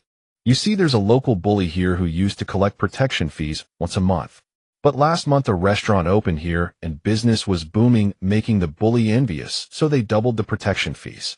Those who earn hard-earned money wouldn't agree to that, so they got smashed up, and everyone is there to watch the excitement. Jia Hao said indignantly, don't the local officials do anything about it? Alas, this place is too remote, and the bully is in collusion with the officials. With the emperor far away, it's hard to manage. All right, enough said. I'm going to check it out too. You can also go take a look. Yonghan and Yuanhai exchanged glances and then led their horses to follow. But as they pushed through the crowd, they saw an extremely handsome young gentleman stepping on the face of a fat, big-eared, middle-aged man and spitting at him. Pa, what nonsense. This young master can't stand the sight of a spoiled rich kid like you, who only exploits the people. You're a grown man who only bullies your own fellow countrymen. You bring shame to all men. As he spoke, he twisted his foot on the face, causing the side pressed to the ground to rub against it, making the man beg for mercy in a slurred voice. Seeing his pain, the young gentleman felt relieved and let out a long breath. If you really have endless energy, why don't you go to the border to defend the country? Speaking of the past, her grandfather defended the border at great personal risk, and now her father has inherited her grandfather's legacy. Thinking of this, he sneered and said, I'll settle down in Liuxin town from now on. If you collect protection fees and exploit the people again, next time it won't be as simple as a beating. Understand? The person under his foot quickly nodded, but nodding caused his face to rub against the ground, making him grimace in pain, and the hatred in his eyes was about to overflow. The young gentleman finished speaking and disdainfully kicked him away, as if kicking something dirty. Bad luck. The bully, once freed, completely changed his previous humble and pleading demeanor. With half his face covered in shoe prints and the other half full of dense blood marks, he pointed at him fiercely. You wait for me, young master. That bully was taught a lesson, yet he still dared to point at them with a ferocious glare. The young master's fiery temper, which had just been suppressed, flared up once more. With a leap, he was about to kick him, but Yonghan, who had witnessed half the scene, swiftly struck the man to the ground. The bully was detestable and deserved a beating. The force of the kick stirred up a cloud of dust, causing the onlookers to retreat, fearing that the hefty man might crush them. The bully, reeling backward, seemed surprised to find himself knocked down again. Recovering, he immediately burst into curses. Which bastard kicked me? As he spoke, he struggled to rise, his bulky body writhing. But just as he propped himself up halfway, 2 feet of different sizes simultaneously pressed down on his chest. Then his face was rained upon by a scabbard, the blows coming so fast he had no time to react. The owner of the scabbard, while stomping and striking, said, You fat dog, how dare you point your filthy paws at me?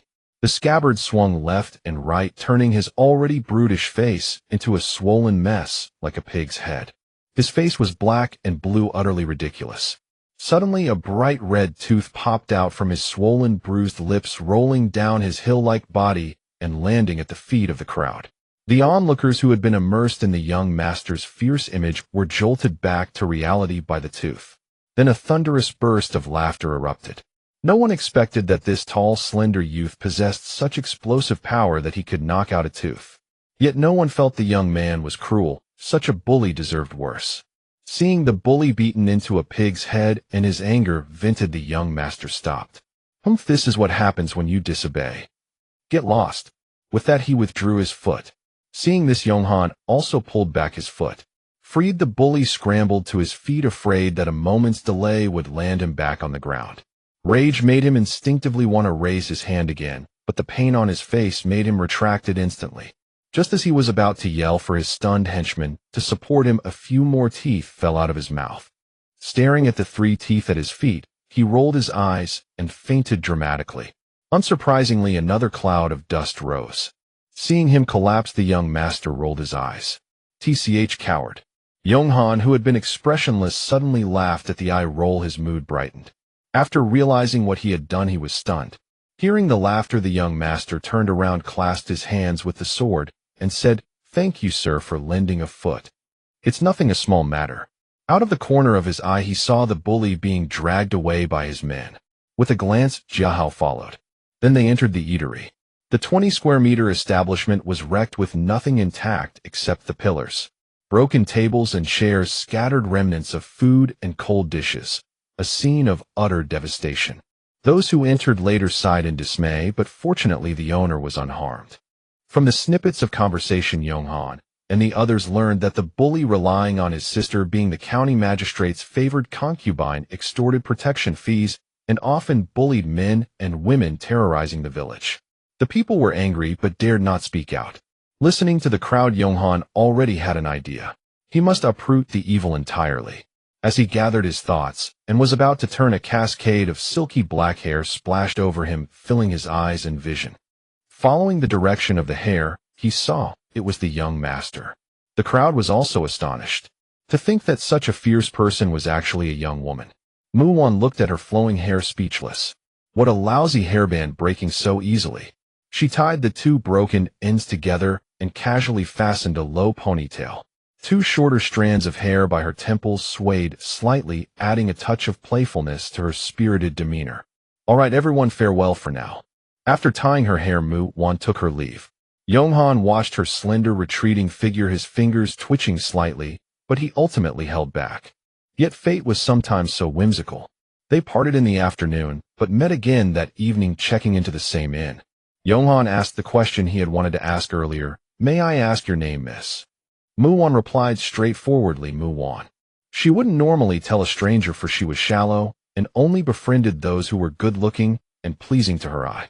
The man before her, though ordinary in appearance, had earned her favor for helping her stomp the bully earlier. "Muwan." Yonghan murmured the name softly. "Which Mu and which Wan?" "Just the Mu of trees and the Wan of delicate grace. You all take your time eating, I'm going to rest." With that, she went upstairs without hesitation. That night, for the first time in his life, Yonghan dreamed of a girl other than his mother and sister. The next morning, when he didn't see her come down for breakfast, he asked the innkeeper and learned she had already checked out. Though disappointed, Yonghan did not dwell on it. After breakfast, the group set off directly for the imperial capital. Meanwhile, in the palace, Empress Li Heng, who was guarding the imperial study, quickly bowed upon seeing Sui Sui arrive. "Is the emperor still busy?" "Your Majesty, the emperor is discussing state affairs with the chancellor. It should be over soon." "I understand. You don't need to stay here. Go find Yun Mei." "Yes, thank you, Your Majesty." With the empress's order, Li Heng left cheerfully. If the emperor blamed him for abandoning his post, using the empress's name would be a sure save. After Li Heng left, Sui Sui stood at the entrance of the imperial study holding a food box. She thought she would wait only a short while, but it was a full half-hour before the door opened. Seeing Sui Sui, the chancellor quickly bowed and hurried away. The emperor and empress's public display of affection was not something ordinary people could stomach. Hearing the commotion from inside, Jin Zhao came out. "Sui Sui, how long have you been waiting?" Sui Sui playfully complained, "A long time. My feet are tired from standing." Hearing his beloved wife's feet were tired, the man quickly coaxed, all right, it's my fault. I'll try to finish my discussions with them faster from now on." His eyes fell on her hands, and he immediately took the food box, leading her inside. Sue, is the rose jam ready? Yes, I like freshly made jam, so I brought it for you to try as soon as it was done. As they spoke, they entered the imperial study. Jin Zhao pushed the memorials aside and placed the food box. When he opened it, the rose jam was not only brilliant in color, but also released a rich, fragrant aroma of roses. Sui scooped a spoonful and brought it to his lips. Honey, try it, and see if it's good. Just as Jin Zhao was about to taste it, he suddenly asked, have you eaten Sui? Yes, I have. This is specially saved for you. Good. Hearing that his beloved had already eaten, Jin Zhao unhesitatingly swallowed the spoonful of rose jam. Though there was a slight astringent taste, the rich fragrance filled his mouth. Is it good? Sui asked, both nervous and expectant. This was her first time making rose jam. Delicious. Everything you make is delicious. I'm serious. Sui felt helpless. She really shouldn't ask his opinion. No matter what she asked, he always said it was delicious even if it was terrible. It's really good, Sui, you try it. With that, he wrapped his arms around her slender waist and kissed her. Yonghan and his companions arrived at the capital 3 days later. Although grown princes were not permitted to freely enter and leave the inner palace, the current emperor, who doted on his wife, knew she would wish to see her children and also to silence the gossip. Thus it was decreed that as long as Yonghan and Yuanhai brought Ixing and Suichun along, they could enter the inner palace. This occasion was no exception. Mother! Mother! Sue, who was pruning the flowers and plants she had cultivated, heard the voices and immediately set down her tools to greet them. Yonghan, Yuanhai, you're back. Seeing her delighted expression, the brothers knew their mother had been worried. They knelt in unison. Your sons have been unfilial, causing mother to worry. Enough, rise quickly. Why kneel? What matters is that you're home safely. Sui had been worried, but seeing her 2 sons return safely, she felt relief and more than anything pride. Her children had grown up and could stand on their own. The brothers chatted with Sui for half an hour, then took their leave to pay respects to Jin Zhao. However, Ixing and Suichun remained. Sui gazed at her 2 daughters, who had blossomed into elegant and graceful young women, constantly marveling at the power of good genes while feeling immense pride. Mother, what's wrong? Why are you looking at Suichun and me like that? Mother was thinking that in a few days you will both come of age. At that point, you'll be grown women eligible for marriage. Although I don't want you to marry too early, we can at least betroth you first. At the mention of marriage, both sisters blushed. Mother! Sui gave a loving smile. Men should marry and women should be given in marriage. That's perfectly normal, no need to be shy. Last night I discussed it with your father. If you have no one in your hearts, we will find suitable matches and issue an imperial decree for betrothal, with the wedding to be held after you turn 18. If they did have someone in mind, it would certainly be Qiao and Jiahao. To be honest, both she and Jin Zhao were satisfied with them. They came from upright families with simple households. Most importantly, the young men themselves were outstanding, virtuous, and treated the girls well. Sure enough, at the mention of sweethearts, the sisters' minds conjured images of their respective beloveds. After nearly 5 years of daily companionship and being treated so kindly, it was impossible not to develop feelings. But Sue, seeing them fall silent, deliberately teased. It seems you have no sweethearts then. Very well, your mother understands. When your coming-of-age ceremony is held, I'll have your father find you fine young men. Hearing that, the sisters felt helpless. They sighed and, mimicking their father's tone, said, Mother, you're being naughty again. Sui gave them a playful glare. If you do have sweethearts, tell your mother and your father, and I will arrange everything properly. The sisters exchanged a glance. Ixing, blushing shyly, spoke first. Mother, Qiao and I are in love with each other. Then Suichun said timidly, Mother, I am also in love with Jiahao. Then your mother knows. If you wish to prepare your own wedding gowns, you may start now. Afterward, she dismissed them. Meanwhile, in the imperial study, after paying their respects to Jin Zhao, the brothers chatted with him for a while. Yonghan gave a detailed account of matters such as the local tyrants. Seeing their father lost in thought, they took their leave. Not long after they left, Jin Zhao picked up his brush and swiftly wrote something down. After finishing, he approved the remaining memorials and left the study. Unsurprisingly, he headed to Cunning Palace. Cunning Palace, the Golden Court, and Bao Hall. These 3 points formed a line that was almost his daily routine. Arriving at Cunning Palace, he saw only Yunmei guarding the entrance and knew that Sui Sui had entered her spatial realm. Stepping inside, he saw it was indeed so. With a thought, he too entered her space. Entering the lounge, he saw his beloved wife bustling about in the kitchen. He walked over and embraced her from behind. Sui Sui, what are you doing? Dear, you're done with work? I'm making rose-flavored pastries. She turned her head with a smile, and he planted a kiss on her beautiful cheek. Now, dear, don't be naughty. You've been working all morning. Go rest for a while, or play with the computer or phone. I'll keep you company once my rose pastries are done. He shook his head, then released her and went to wash his hands. I'll make them with you. Together they picked flowers, made pastries, and ate them together. Everything you want to do, I will be part of it. Her peach blossom eyes curved naturally. All right. When a man and a woman work together, the work is light. That saying has held true since ancient times. Not only was it not tiring, but the speed also visibly increased. The rose pastries on the baking tray were arranged neatly one by one. Pressed with a uniform rose mold, the pastries lined up in a row, quite a pretty sight. Once the dough was ready, they were placed into the oven. The oven had also been brought over from the mall. After setting the temperature and time, Jin Zhao pulled Sui Sui out of the kitchen. They sat on the sofa and turned on the TV. Oh, by the way, dear, I've already asked Ixing and Suichen, and indeed they are in love with Qiao and Jiahao. Next time we leave the palace, I'll first discuss it with Yao Yao and Li Yun, Jiahao's mother. He tilted his head slightly, his lips brushing her smooth forehead. Good. Thank you, Sui Sui. Sui Sui, with his arm around her shoulder, rolled her eyes playfully. What's there to thank me for? Alas, in our modern era, 15-year-olds are still children, but here you're considered of age. While they chatted, the oven let out a ding. The rose pastries were done. Jin Zhao rose first, put on heat-resistant gloves, and took out the baking tray. The moment they came out of the oven, a unique sweet fragrance filled the air. The distinctive rose shape looked both delicate and crisp. Sui Sui took a deep breath. Wow, dear, the pastries smell absolutely wonderful. He looked at her with a smile at the corner of his mouth, his eyes tender, as if they could hold no one else. Indeed fragrant. Sui Sui is truly ingenious. We're an old married couple, and you still tease me like this. Though she said that, her still beautiful face radiated pure sweetness. The fresh pastries were too hot and fragile to handle, so they simply carried the baking tray out of the space. After letting them cool for a short while outside, the temperature dropped sufficiently. Sui Sui picked one up and took a gentle bite. The crust mixed with rose jam was crisp, sweet, and exceptionally delicious. After taking a bite herself, she didn't forget to let the person beside her have a bite. Dear, try it, it's really tasty. Jin Zhao took a small bite from the spot where she had bitten. Truly delicious. Seeing the enlarged gap, Sui Sui's smile widened accordingly.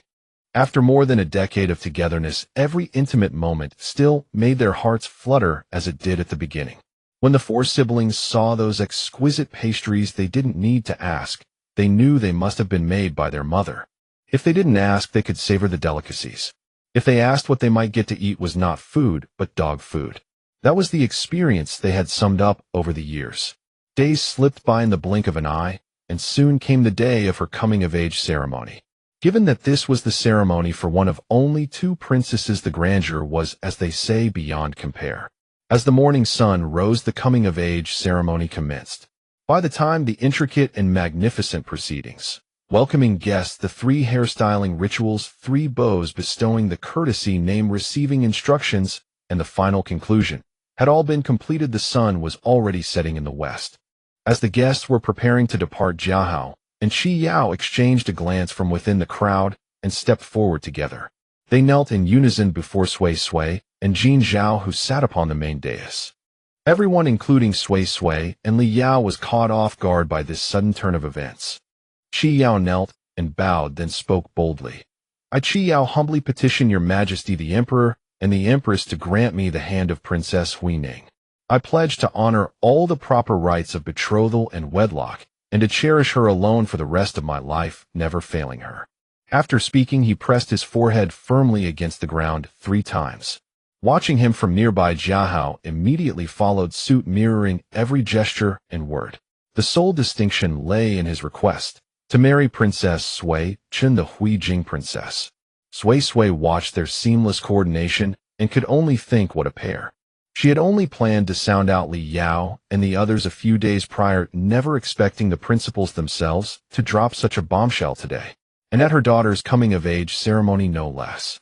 The moment the rites concluded, they rushed to propose, clearly desperate to carry her daughter off. Li Yao and Zhang Liyun shared the same bewildered expressions. What were these two rascals up to? Proposing to marry a princess was no small matter. Why hadn't they consulted them first? Even the sisters Ai Xing and Sui Chun were taken aback that they would propose on this very day, marrying them off the moment the ceremony ended. Surely that signaled how earnestly they desired to wed them, right? Qi Yao and Jia Hao, however, were oblivious to all these convoluted thoughts. All they knew was that the women they loved were now of age to marry.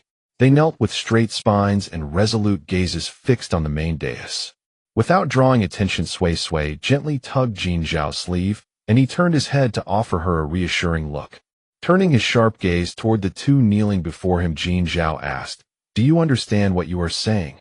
Qi Yao and Jia Hao bowed their heads in unison. "We are aware, Your Majesty," they replied.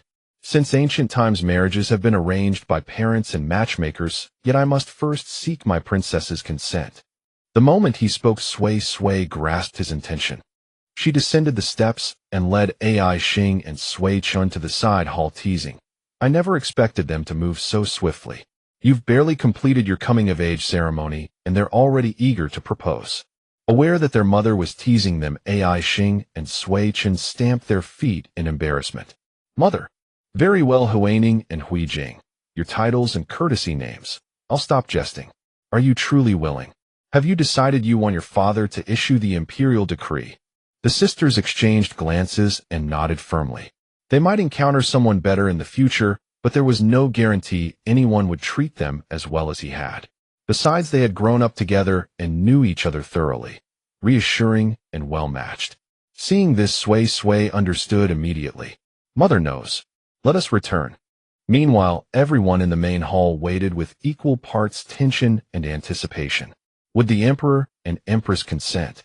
Qi Yao and Jia Hao, as the principals involved, were even more anxious, their palms growing damp with sweat. Yet their spines remained straight.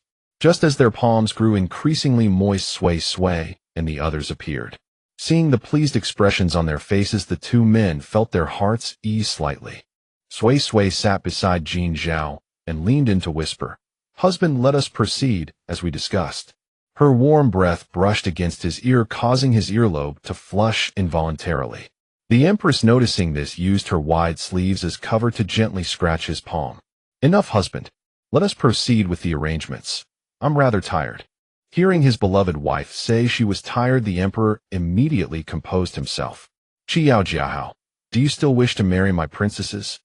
"Absolutely," they replied in unison. "My princesses cannot bear the slightest grievance." Qi Yao Jia Hao pledges his life as guarantee. He will never allow the princess to suffer even the smallest wrong, nor will he ever take another woman. Behind them, the couples Qi Rui Chun and Li Hang also stepped forward to voice their support. After a moment's deliberation, Jin Zhao spoke. "I may grant your request for marriage. However, I can only issue the marriage decree now. The wedding must wait until my princesses reach 18. Do you agree?"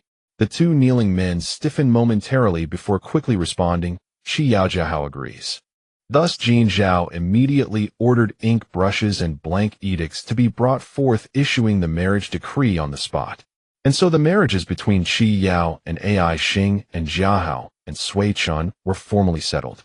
No one had anticipated it would proceed so smoothly. After their coming-of-age ceremony, they had received titles and could have each occupied a separate palace or established their own residence outside the imperial grounds. But Ai Xing and Sui Chun declined.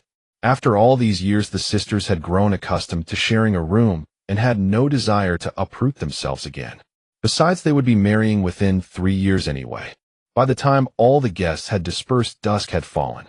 Though the ceremony was for Ai Xing and Sui Chun, Sui felt equally exhausted. After dinner, in a brief period of digestion, she entered the spatial realm.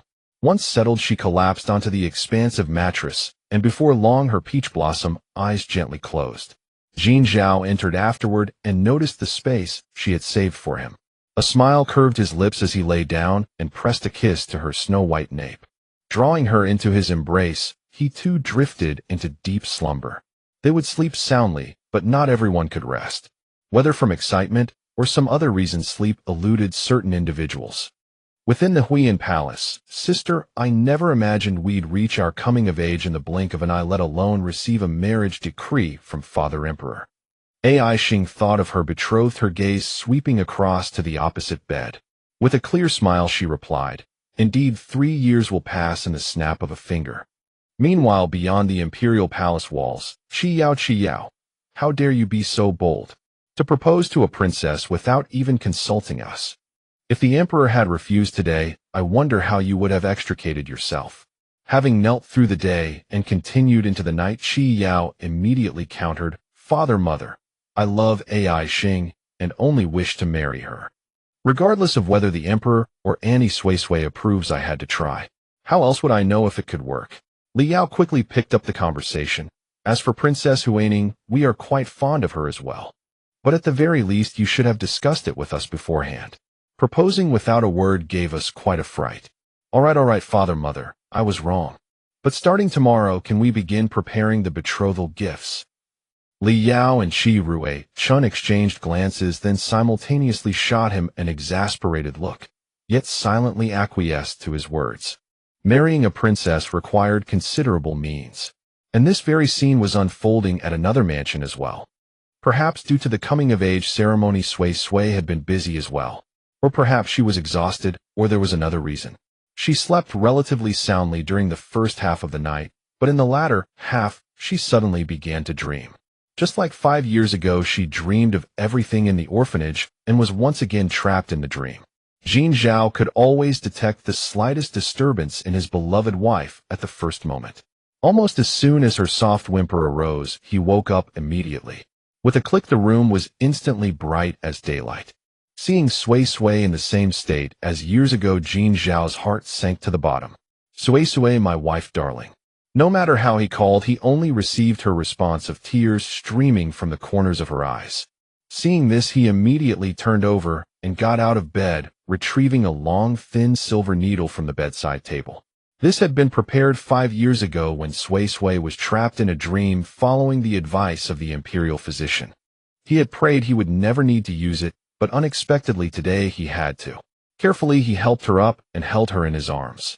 "Be good, Sui. Bear with it for a moment. Don't be afraid, I will always be with you." With that, he gently pricked her fair fingertip. As soon as a drop of blood appeared, he immediately put it into his mouth and held it. At the same time, Sui's brow furrowed. Then she slowly opened her teary eyes. "Husband." She turned slightly and threw herself into his arms, holding him tightly. "Husband, I'm so scared. Woo-woo. I dreamed of the orphanage again. Woo-woo." Seeing her cry like a mess, Jin Zhao's heart ached beyond measure. He could only coax her, "Be good, Sui.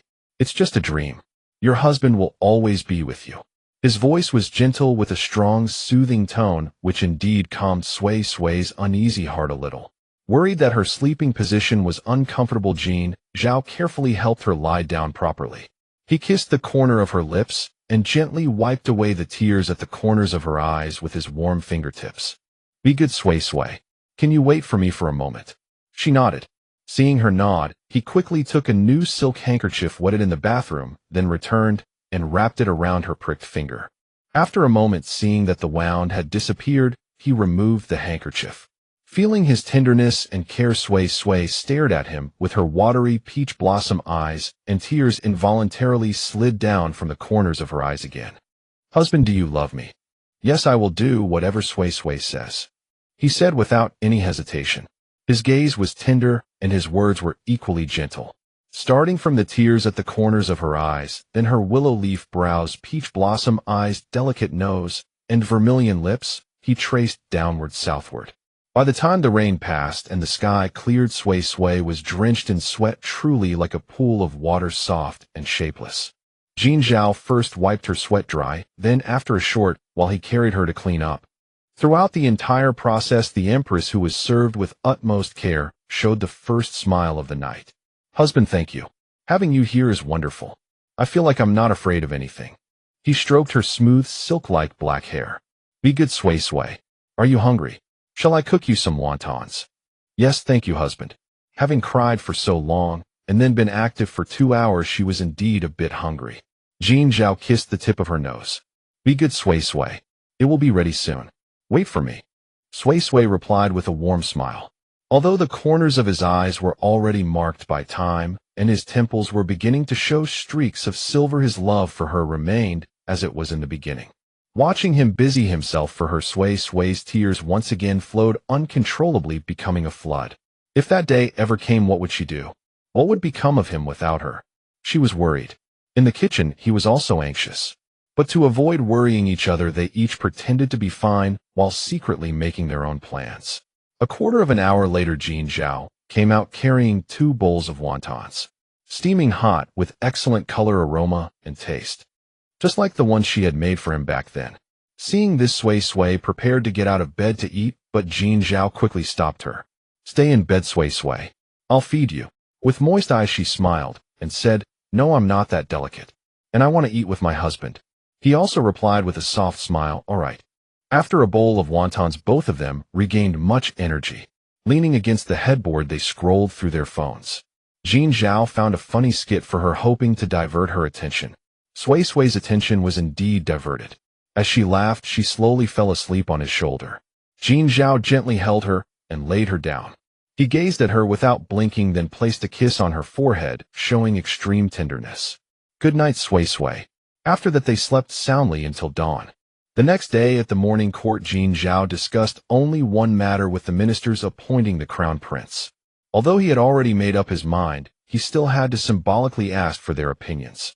The result was without a doubt in line with his own thoughts.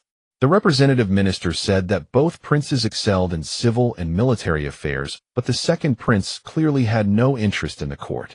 Thus, everyone unanimously agreed that the eldest prince was more suitable. After the morning court, Jin Zhao accompanied Sui Sui for breakfast, then summoned the 2 brothers Yong Han and Yuan Hai to the imperial study. After stating his intentions directly, Yuan Hai was the first to speak. Father Emperor, you know that your son's ambition lies in business. Therefore, this heavy responsibility should be entrusted to my elder brother. His temperament is also more steady than mine, so he is more suitable. Yuan Hai understood his father's good intentions, so he promptly expressed his stance, not wanting to put him in a difficult position. Besides, he truly had no interest in this matter. Not liking it, and not being suited for it, why compete? After all, the kingdom still bore the surname Jin. With the matter settled, Jin Zhao issued an imperial edict the next day at court, appointing Yong Han as the crown prince and ordering him to move from the Chonghua Palace to the Eastern Palace. He also ordered the Imperial Observatory to select an auspicious date for the crown prince's enthronement ceremony. Sui Sui only learned of this after Jin Zhao issued the decree. Husband, why is it so sudden to appoint Yong Han as crown prince? It's not sudden. Didn't I tell you 5 years ago? Once he grows up, I will abdicate and take you to see the magnificent mountains and rivers to enjoy our time alone together. Well, you did say that, but I didn't expect it to happen so soon. He asked with a smile, Does Sui Sui still want to be empress? Sui Sui shook her head. As long as I have you, it doesn't matter whether I am empress or not.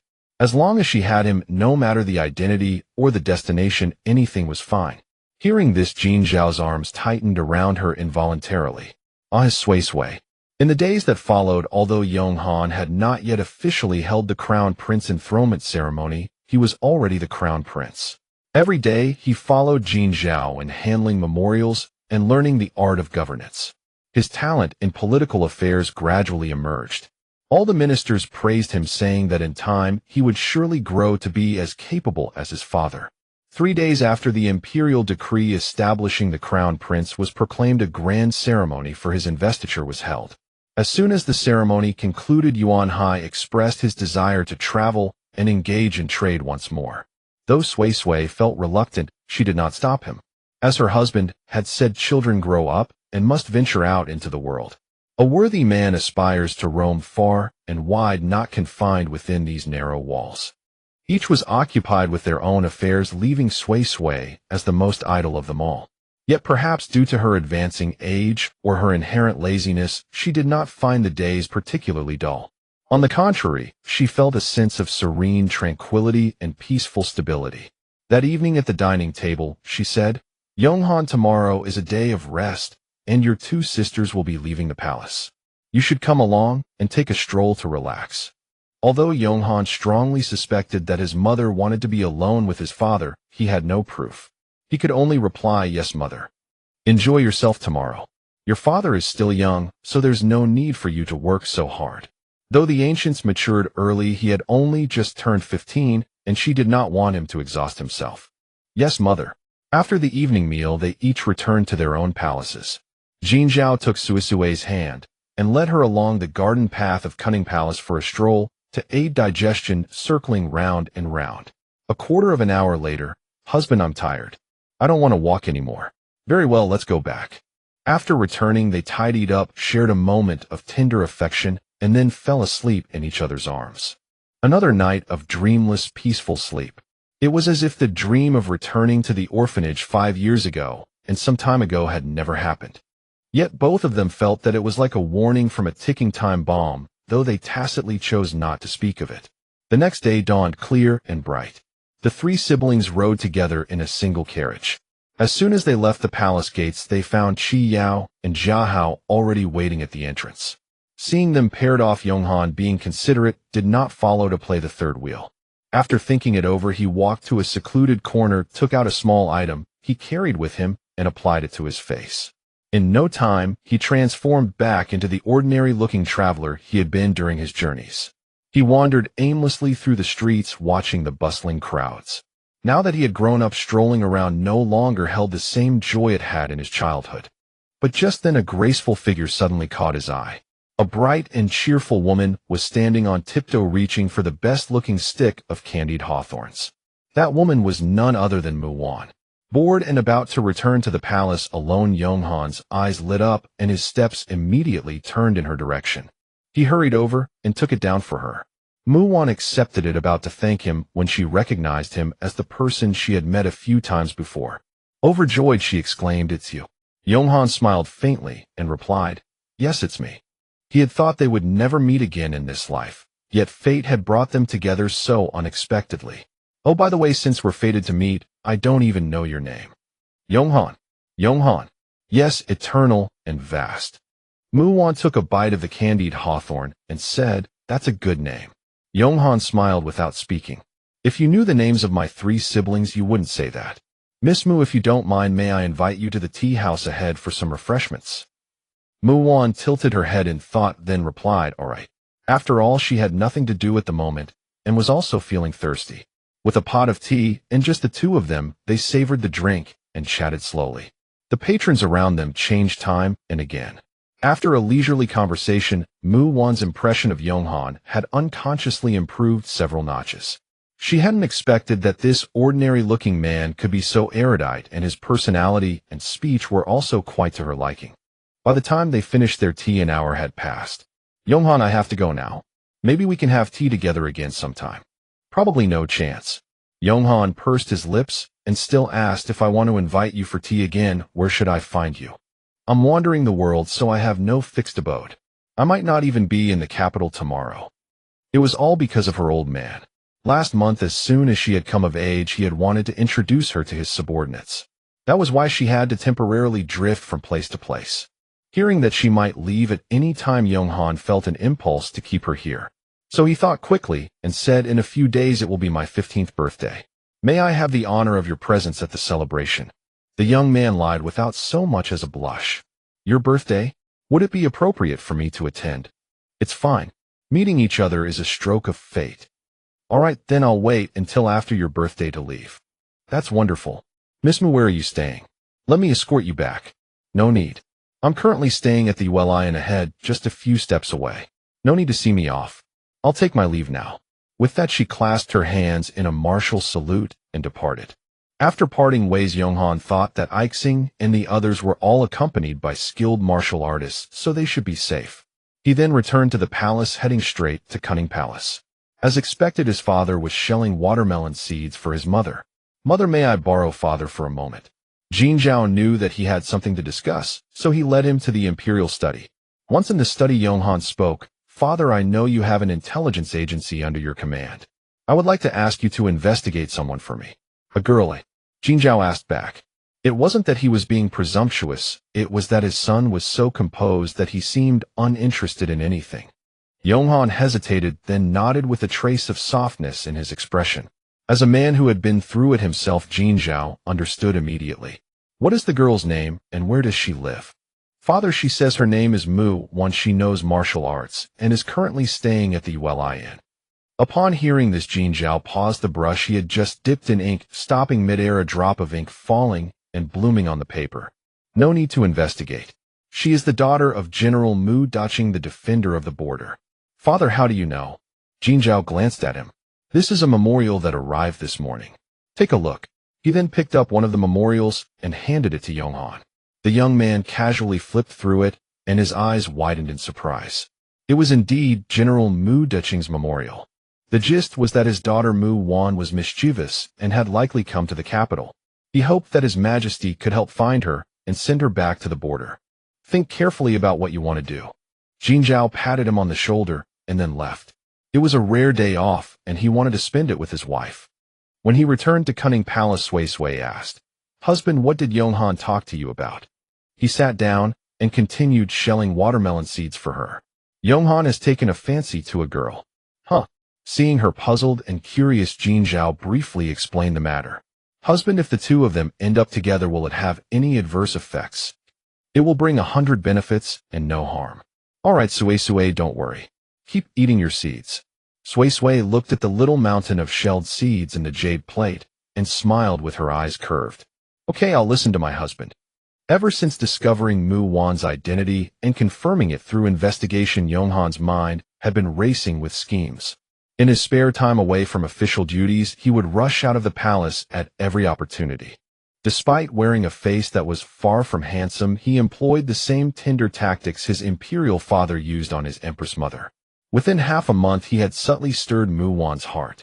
Soon, the day before Yonghan's birthday arrived, his empress mother had once said that in love, deception and betrayal were the most intolerable offenses. He decided to confess and reveal his true appearance to her. This had been his original plan all along. But before he could speak, Mu Wan asked, "Hey Yonghan, isn't tomorrow your birthday? Where are you hosting the banquet?" Yonghan hesitated for a moment, then looked at her with earnest eyes. Mu Wan, I'm sorry, but my birthday actually passed on the 2nd day of the 6th lunar month. Then you. Combining his recent behavior, Mu Wan had already formed a rough guess in her mind. A smile tugged at the young man's lips. That day when I heard you were planning to leave, I inexplicably felt a strong desire to make you stay.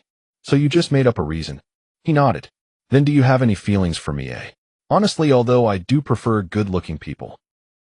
If it's you, I suppose I could give it a try. He was plain-looking, but far better than those smooth-talking men she'd met, and certainly better than her father's subordinate. Would her father approve of her acting first and reporting later, having found herself a local? Anyway, in a few years he would be retiring from the border. It'd be better to go back and beg for forgiveness in person. Yonghan was overjoyed. Really? Seeing his visible delight, Mu Wan suppressed her thoughts and smiled. I never tell lies. But there's one condition: I can't tolerate deception. If I ever find out you've been lying to me, this sword in my hand won't be polite. As she spoke, she casually tossed the long sword in her hand. Also, we're still young, so let's just take it slow and see how things go. Yonghan listened attentively, then curled his lips into a smile. All right, I'll do whatever Wan says. But those simple words nearly caused the sword in Mu Wan's hand to fall to the ground. This man really knew how to push his luck, though she supposed it wasn't entirely unpleasant. Oh, by the way, Wan, I never asked. Why did you come to the capital alone? At this, the girl let out a heavy sigh. I originally came to the capital hoping to catch a glimpse of the person I admire most, but... She shrugged and spread her hands helplessly. Suddenly hearing that she had someone she admired most, Yonghan felt a twinge of unease. He asked nervously, who is it that Wan admires most? I admire the current empress the most. Hearing this, the young man let out a relieved breath. Why do you admire the empress? Because the empress has done a series of great deeds that benefit the nation and its people, especially the legendary tale of her and the emperor being devoted to each other alone. It spread far and wide. Being devoted to one another for life. Just hearing it sounded wonderful. And they actually achieved it. Such beautiful love was truly enviable. Seeing the admiration in her beautiful round apricot eyes, Yonghan silently resolved to learn from his imperial father. Seeing his solemn expression, Mu Wan teased him. The emperor, ruler of an entire nation, managed to withstand immense pressure to marry only one woman. If you can't do the same, that would be truly disappointing. Wan, rest assured, though the pressure would be great, he would strive to bear it. With the matter clarified and their feelings mutual, Yonghan immediately washed off the makeup on his face, revealing his true appearance. You?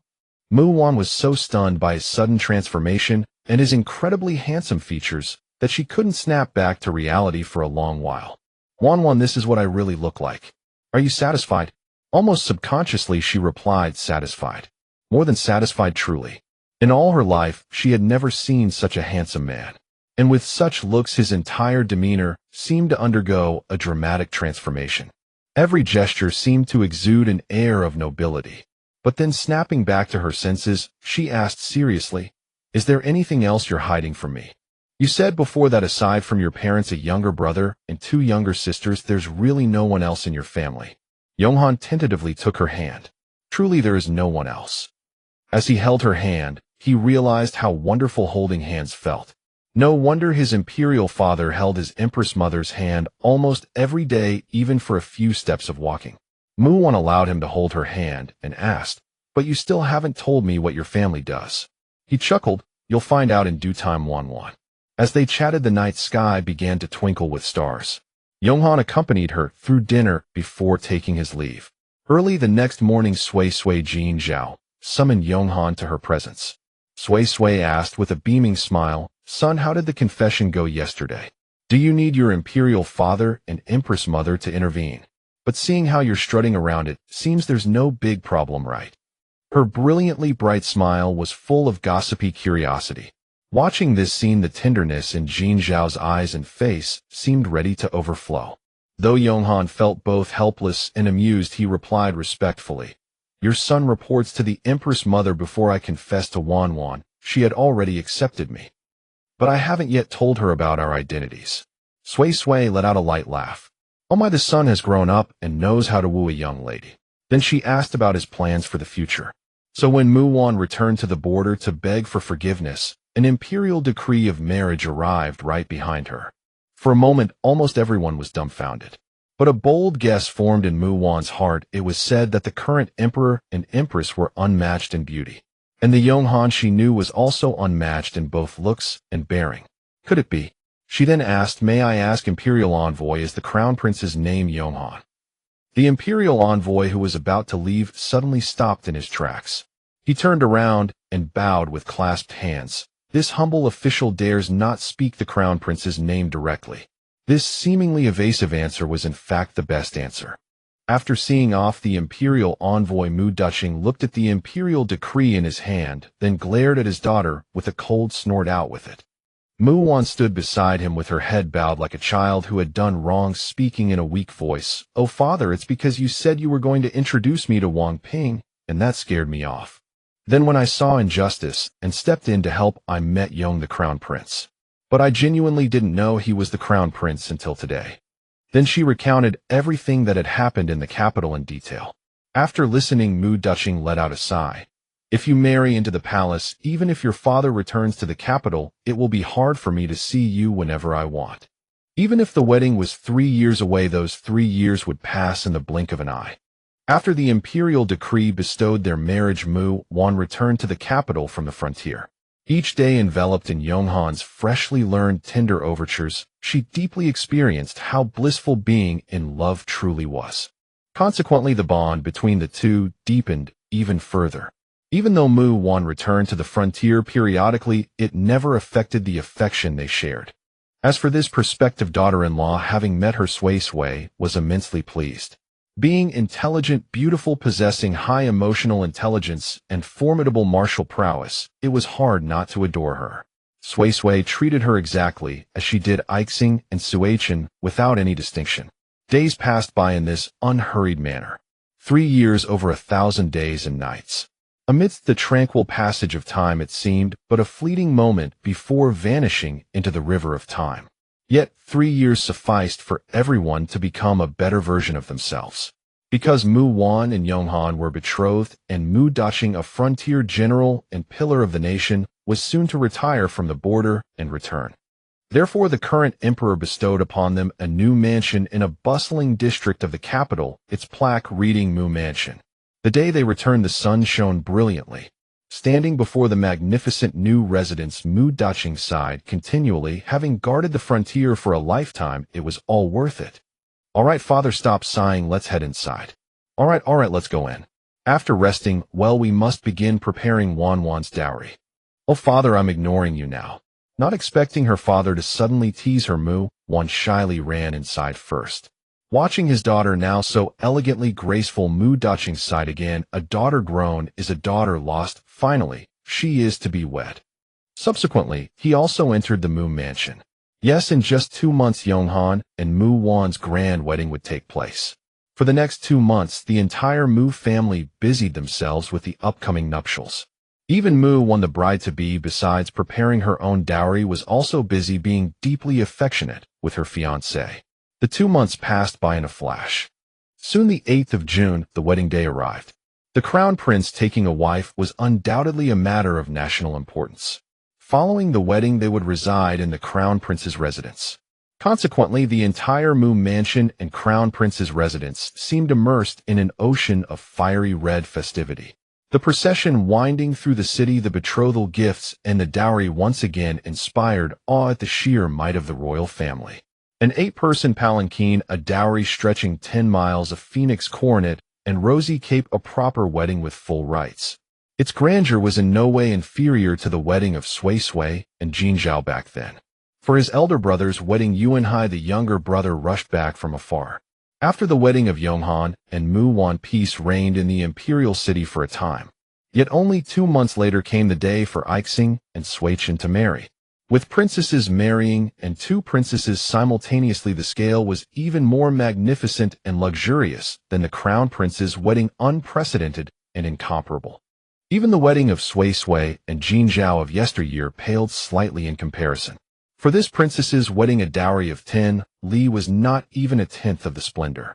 Even though Sui had divided the original betrothal gifts, dowry, and accumulated earnings from years past into 4 parts, the astonishing quantity was still comparable to a national treasury.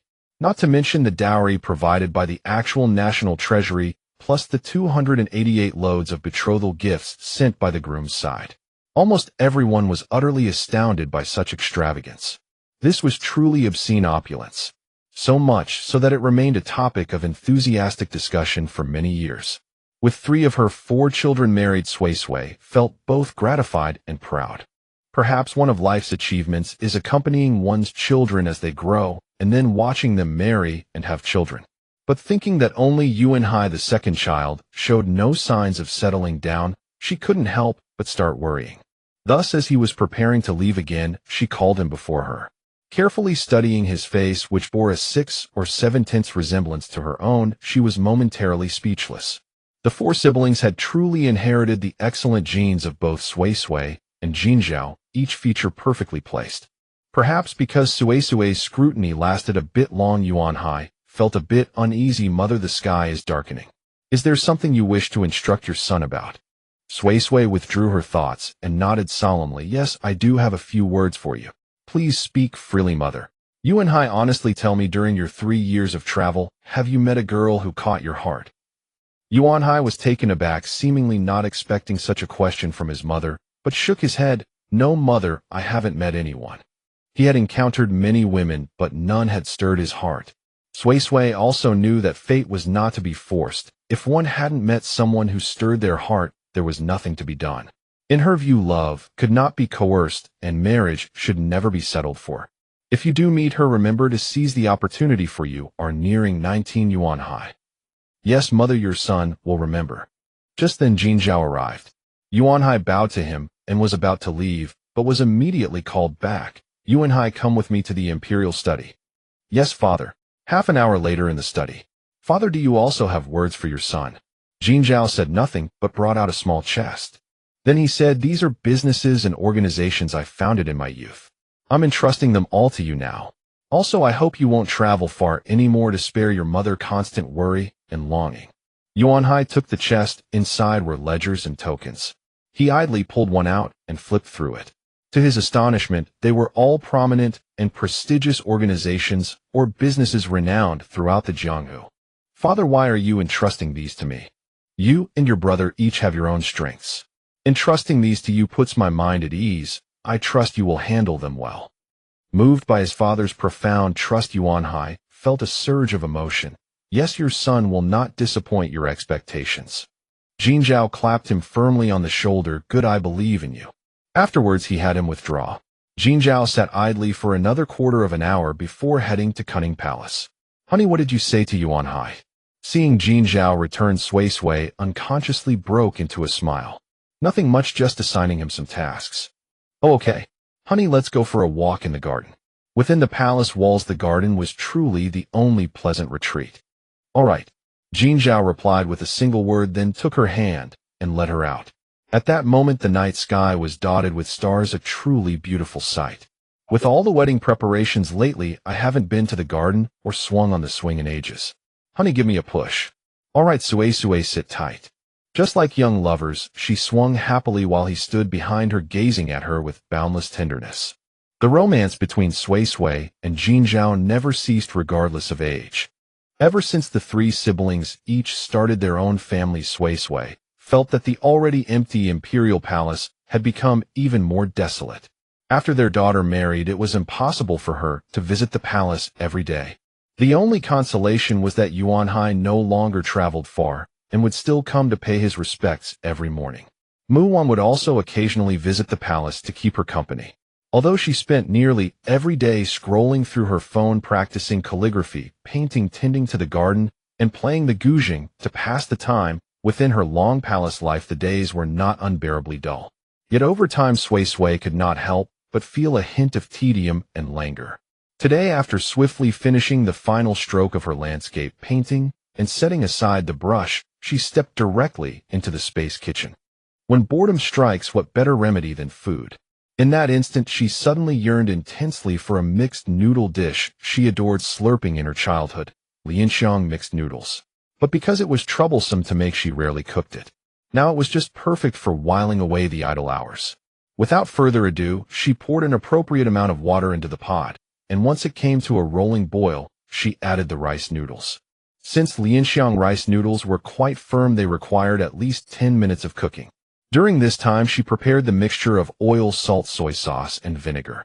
She also readied the scallions, cilantro, ginger, chopped chili, dried radish, pickled mustard greens, pickled beans, and pickled cabbage needed for later. By now, the rice noodles were cooked through with no hardcore remaining. She fished them out and rinsed them in cold water. Adding all the prepared ingredients and tossing everything together, a bowl of fragrant, springy, smooth, and delicious Lianxiang mixed noodles was complete. While tossing the noodles, Suisui's mouth was already watering uncontrollably. As soon as they were mixed, she eagerly picked up her chopsticks, lifted a strand, and slurped it down without pause. Absolutely divine. Even her still beautiful peach blossom eyes lit up. Truly good food could cure all petty bouts of boredom. After that one strand, she stopped. She wanted to share them with her Jin Zhao. Sharing delicious food with one's beloved not only doubled the flavor, but also multiplied the joy. She plated the noodles, sprinkled on some scallions, and seasoned minced chili, packed them into a food container, and headed to the imperial study. The moment she stepped through the threshold, she found her husband leaning back in his chair, eyes closed, massaging his brow as he rested. Husband, Sui called out softly. Jin Zhao, already knowing it was his beloved wife, slowly opened his eyes. Noticing the food container in her hands, he quickly rose and came over to take it, never forgetting to hold her hand. Of course, holding her hand was something he would never forget. To hold your hand in youth and grow old with you in grace. He set the food container on the desk, adjusted his own seating, and then pulled her onto his lap. Seeing the faint weariness etched upon his brow, Suisui's heart ached instantly. Time spared no one after all.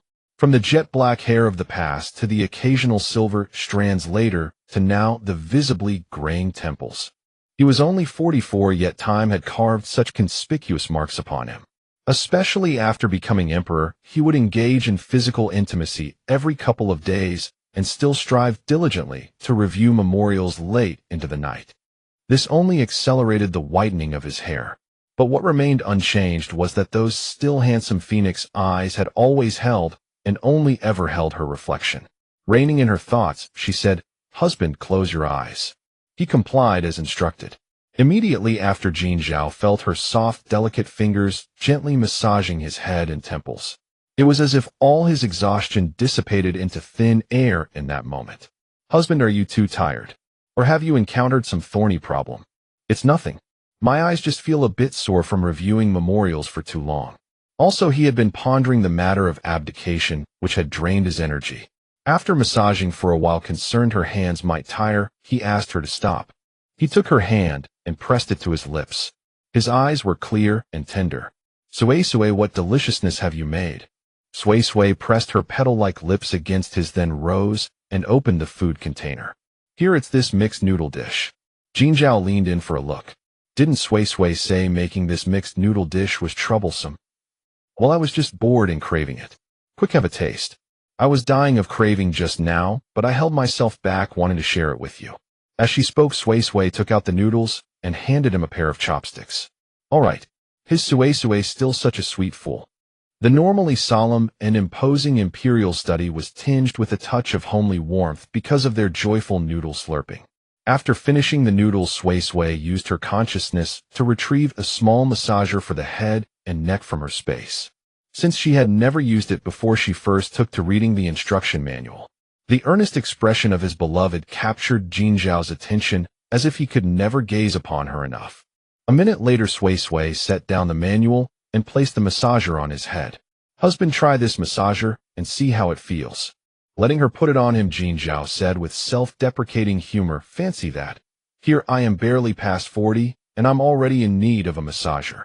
Hearing this, Sui Sui thought to herself he was about to turn 45, which in ancient times already placed him in the realm of middle to old age. But aloud she said, "Husband, a massager is just a small relaxation tool. Anyone above childhood can use it regardless of age. Besides, you're in your 40s, and I'm 40 myself, aren't I? You're getting older, and so am I. Sui Sui is still as beautiful as when she was young. Beautiful enough to make it impossible for him to look away. No woman could resist the sweetness of being called beautiful by the man she loved, and Sui Sui was no exception." A sweet, blissful smile spread across her fair, smooth face. "All right, husband, I'll be going now. I won't disturb your work."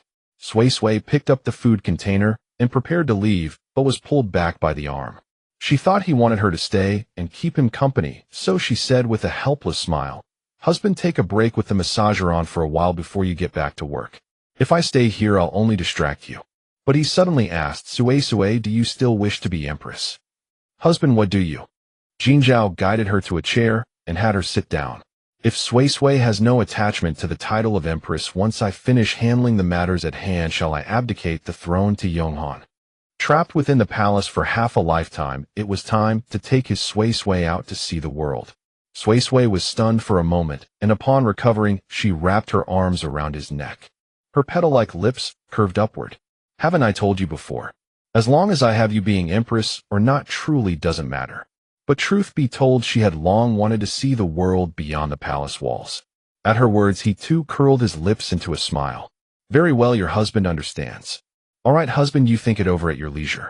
Just let me know what you decide. As long as it's the right thing, I'll support you unconditionally no matter what decision you make." But Yonghan is only 19. Can he bear such a heavy burden?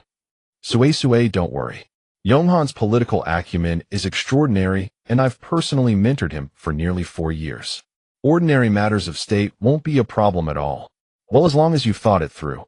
I don't understand these things anyway. I'm really leaving now. Come over early for lunch." He responded with a light, gentle smile. "All right, whatever Sui Sui says." With that, Sui Sui picked up her food container and left the imperial study. Jin Zhao, with the massager still on his head, closed his eyes and sank into deep thought. A quarter of an hour later, he opened his eyes, which were now clear and resolute. He ground the ink, took out a blank imperial edict, and with swift flowing strokes wrote out the abdication decree. Then he switched off the massager and left the imperial study with a look of effortless ease. A quarter of an hour later, his eyes opened, their depths clear and tranquil. He ground the inkstick, drew out a blank imperial decree, and with sweeping fluid strokes inscribed the edict of abdication. Then he turned off the massager and left the imperial study with a light and carefree step. Jin Zhao had written the abdication edict, but he told no one, not even Sui Sui. However, he became more meticulous and attentive in teaching Yonghan the affairs of state. Soon another spring arrived with warm blossoms. Everything seemed thriving and full of vitality. The time for the abdication recorded in the edict was drawing ever nearer. Jin Zhao wanted to take his beloved wife into the vibrant spring to feel the swaying beauty of the world outside the palace as it revived. Yet plans could never keep pace with change. A sudden upheaval might arise. On this day the sun shone brightly. Sui Sui, Yunmei, and the others sat beneath a tree cracking melon seeds and chatting leisurely. A pleasant pastime indeed. It was then that Jin Zhao returned.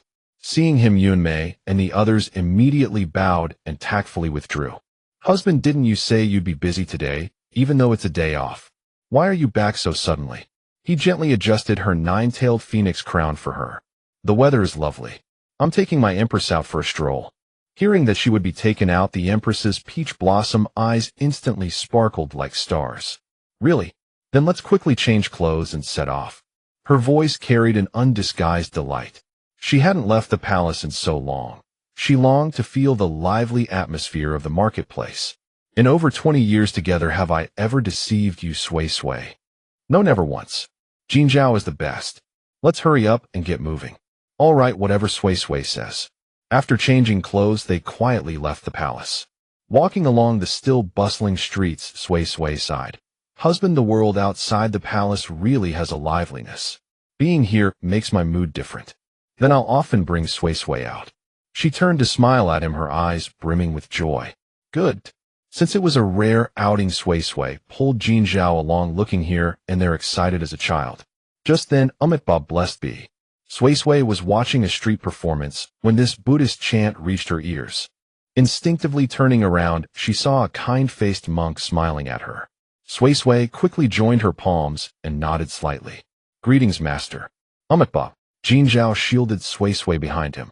The old monk with white eyebrows suddenly burst into hearty laughter, then fixed his gaze on the pair for a moment. Then, as if speaking in riddles, he said, "100 years slip through one's fingers, what seems lost may not be emptiness after all." Sui Sui, standing behind Jin Zhao, looked bewildered. "Master, what do you mean by that?" But the old monk left without a pause, not even answering her question. Sui Sui and Jin Zhao exchanged a glance and quickly followed. Yet they found that he had already vanished into the crowd. "Husband, what did that monk mean?" Jin Zhao pressed his lips together, silent, and finally shook his head. 100 years slip through one's fingers, what seems lost may not be emptiness after all. What could this mean?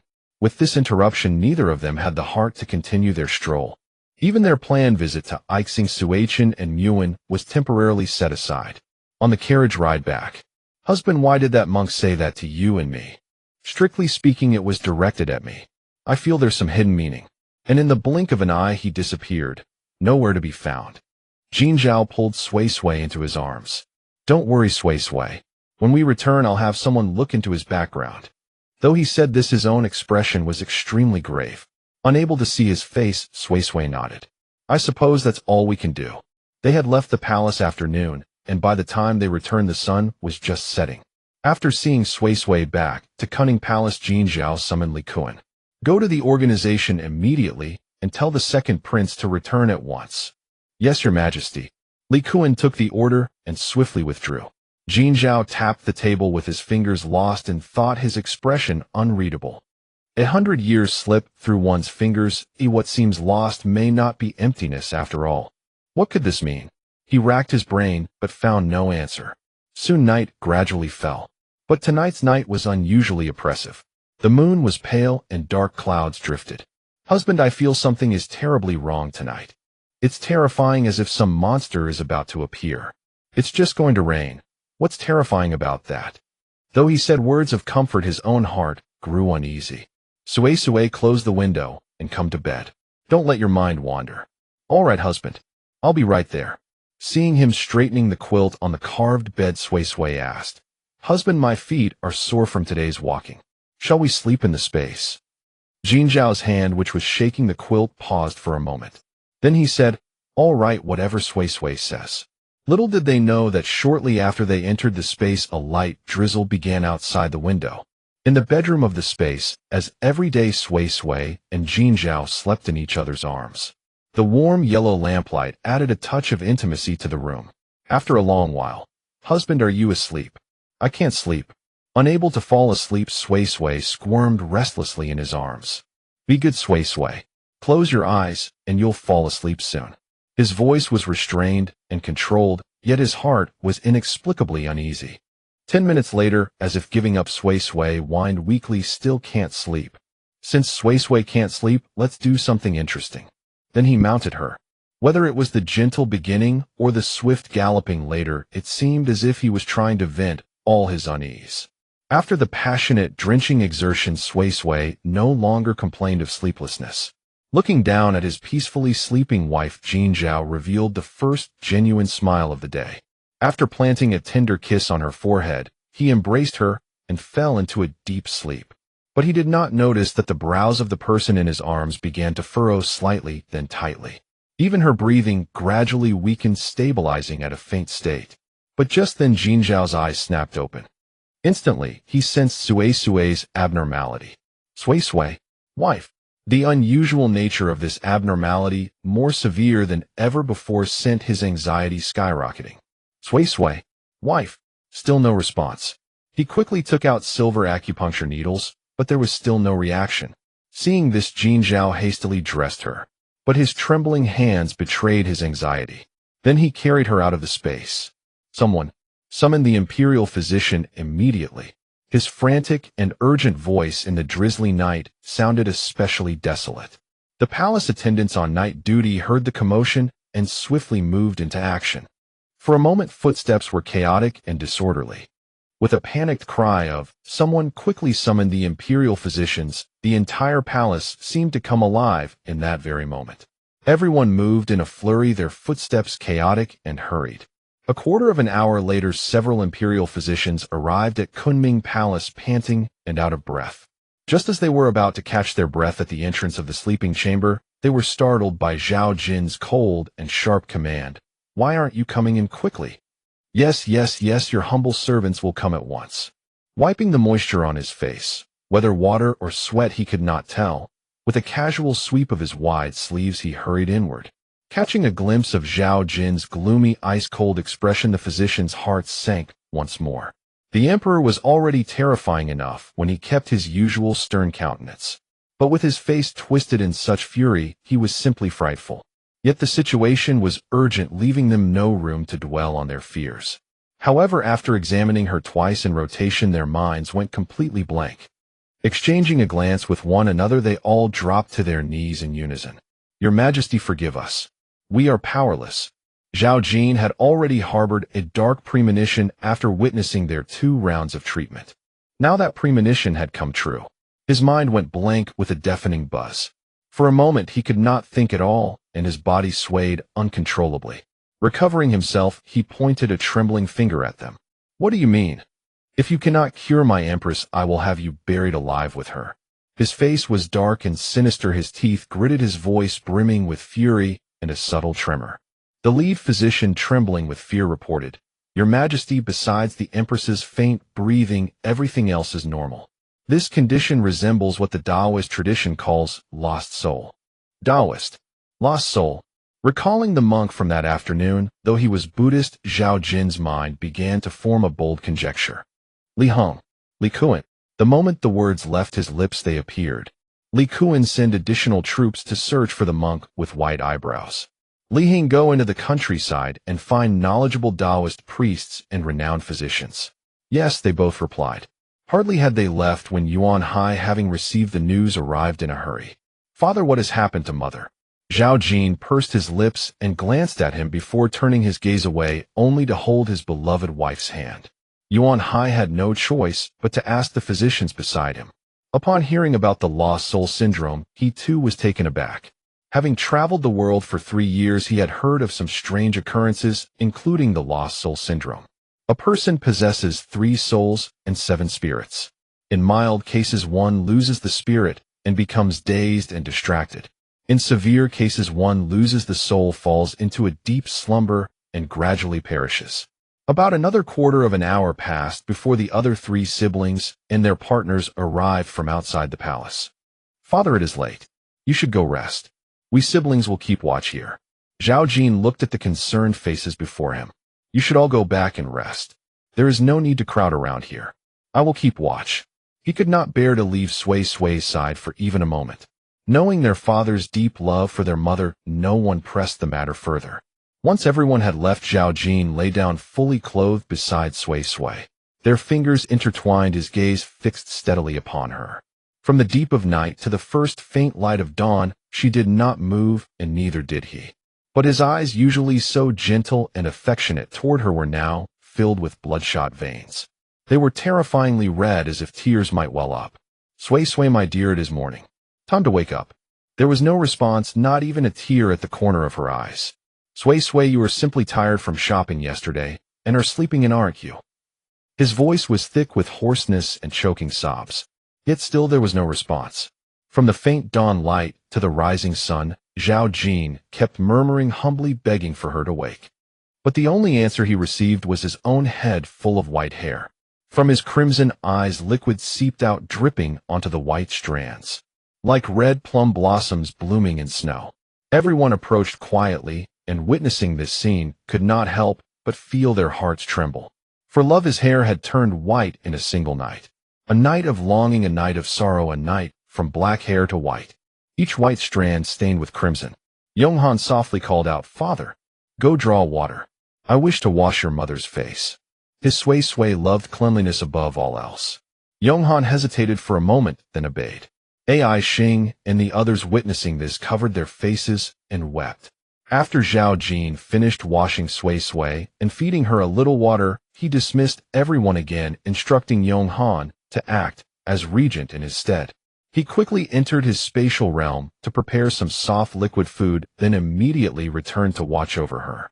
Over the following days, various people with rudimentary medical knowledge came to the palace to examine her, but all shook their heads and departed.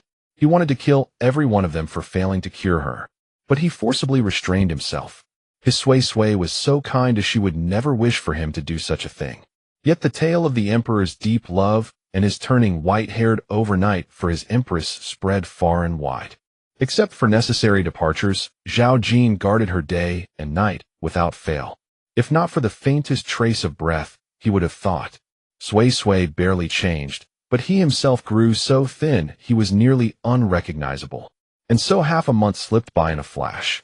But Sui Sui, deep in her slumber, had no idea that half a month had passed. Nor did she realize she had fallen into such a deep sleep. Her consciousness drifted somewhere unknown. But just then Sui Sui encountered the old monk she had met today. Overjoyed in an instant, she exclaimed, "Master, what are you doing here?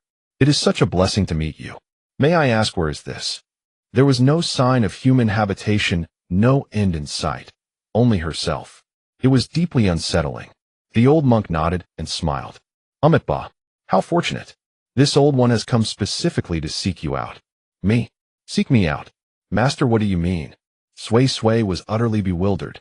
That afternoon on the street, he had said something about 100 years pass like a casual glance, and all things may not be in vain when turned to dust. And now he spoke of coming specifically to find her. Soon the old monk resolved her doubts. All things have cause and effect. 30 years ago you rendered this old one a favor of 1 meal and 1 medicine. That is the cause. This old one has spared you from the tribulation of your past life at age 20, allowing you to reconnect with your destined one in time. That is the effect. Master, please wait a moment. Are you saying I came to this ancient era entirely because of that favor of meal and medicine I showed you? The kind-faced old monk nodded. But I don't remember helping you. He chuckled. In front of the steamed bun shop, Sui Sui searched her memory diligently, and to her surprise, she actually remembered.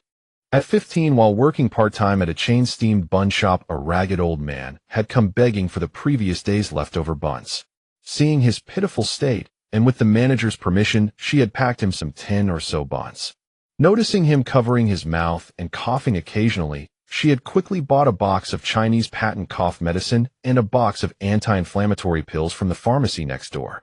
He had seemed to say something like, "Young benefactor, you will be blessed," back then, but she had not taken it to heart. She never expected it to be that very pitiful old man. "But you seemed to be in your 60s or 70s back then. How are you?" "Like this now." 30 years had passed, so why did he look only in his 50s or 60s? Ha ha ha. "Young benefactor, the secrets of heaven cannot be revealed." "Then master, what did you mean by what you said that afternoon? 100 years passed like a casual glance, and all things may not be in vain when turned to dust." "The secrets of heaven cannot be revealed," he said, shaking his head. Just as Sui Sui was about to ask more, he bowed deeply to her. "Young benefactor, the karma between us is now resolved. Go back, go back, go back." The moment the words left his lips, he vanished into thin air. And she too felt herself being pulled by some invisible force, sinking deeper and deeper and deeper. Sui Sui felt a powerful force pulling at her. After a dizzying sensation of falling, she finally seemed to land solidly. But before she could open her eyes, she felt a hand being held to her face, gently caressing her. A heart-wrenching voice reached her ears. "Sui Sui, you've been asleep for over half a month. I beg you, please wake up soon." That voice, full of sorrow and pleading, struck her heart like a heavy blow. Her heart ached sharply and tears instantly slipped from the corners of her eyes. The palm pressed against her cheek, sensed the moisture. The man's voice cracked as he lifted his head in disbelief. "Sui Sui, are you awake?" Sui Sui slowly opened her eyes, about to smile and say, "Husband, I'm awake." But she suddenly froze. What was that snow-white hair? Her peach blossom eyes, already brimming with tears, instantly overflowed like a breached dam. "Husband, your hair." Seeing her truly awake, Jin Zhao's long-suppressed emotions finally broke free. He carefully gathered her into his arms, burying his gaunt face against her neck as tears flowed freely. Sui Sui could feel the scorching heat against her neck, as if her skin were about to burn. But she remained silent, letting him release his pent-up feelings. Mindful that his beloved wife had just awakened, Jin Zhao dared not hold her too long. Composing himself, he helped her sit up properly. He gently wiped the tears from her eyes and kissed her forehead. "Be good, Sui Sui. Rest for a moment. I'll summon the imperial physicians." She smiled through her tears and replied, "All right." Then the physicians came in succession. Unlike the terror she had endured each day before, she felt completely relaxed now. The reason was simple. Aside from some weakness, the Empress was no different from a normal person. She no longer had to work under the Emperor's freezing demeanor. After repeatedly confirming that Sui Sui was unharmed, Jin Zhao finally exhaled in relief and pulled her back into his arms. Watching his relieved expression, Sui Sui felt amused and helpless, but mostly deeply moved. "Husband, what happened to your hair? Why is it all white?" "It just turned white suddenly." Would you still dislike it?" "Never. I would never. It must be my fault that your hair turned white." Jin Zhao kissed her pale cheek. "Sui Sui, don't speak nonsense. Your hair had already begun to white before. This is merely the final stage. Let's go into the space to freshen up, then have something to eat. The kitchen has been keeping porridge warm." Sui Sui nuzzled against him. "All right. But husband, you must eat more bowls. You've grown so thin, and I don't like it." "All right, I'll do as Sui Sui says." With a thought, the two vanished from where they stood. After a quick wash and a meal, they finally collapsed into the bathtub. "Husband, did I really sleep for over half a month?" Hearing this, Jin Zhao wrapped his long arms around her more tightly. "Yes, but I didn't feel it at all. I thought it was only as long as chatting with someone. I never expected it to have been over half a month." Jin Zhao immediately seized on a key point. "Sui Sui, who were you talking to?" "It must have been in a dream. I spoke with that white-browed master we encountered last time." "Can you tell me what he said?" Sui Sui, seemingly restored to full energy, was in the mood to tease. "He said that our fate is destined by heaven, and that such comas should not happen again." "Is what you say true?" "Of course it is." After a comfortable bath in spirit water and another meal, Sui Sui insisted that Jin Zhao go to sleep. His face had grown so gaunt, nearly hollow, with dark circles under his eyes. An outsider might have mistaken him for an addict. Unable to argue with his beloved wife, Jin Zhao relented, but only on the condition that she accompany him. Sui Sui promptly curled into his arms, and together they drifted into slumber. They slept soundly in the space.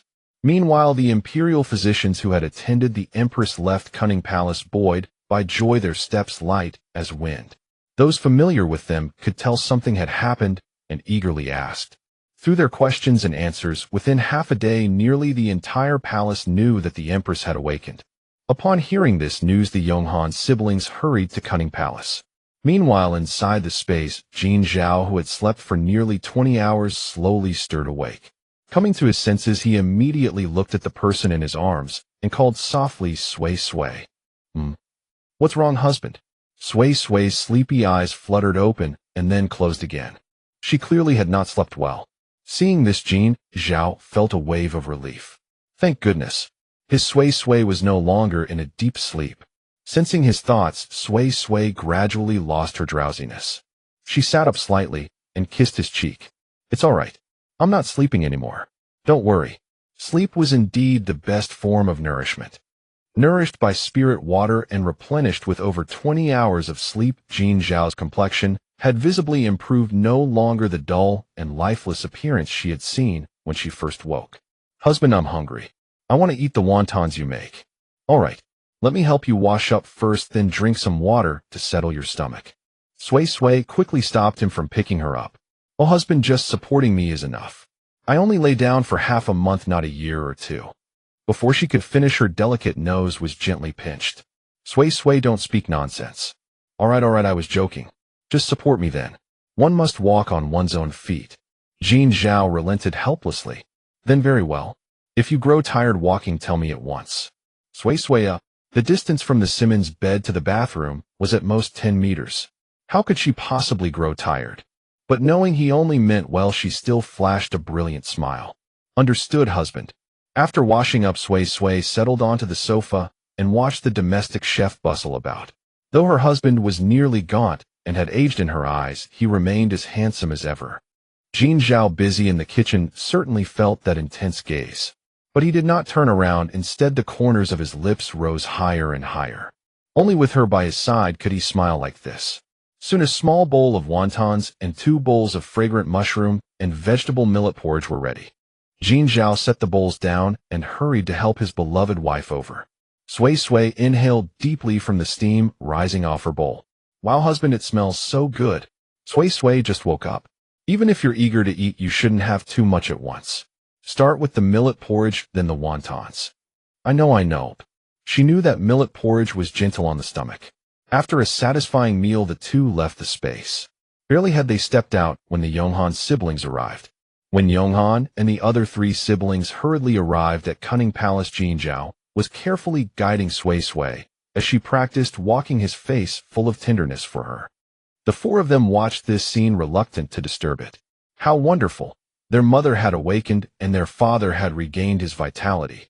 It was Sway Sway who noticed them and said with a smile, "Why are you all standing at the door? Come in quickly." Then she whispered softly to the man supporting her, "Dear, I'm tired of walking."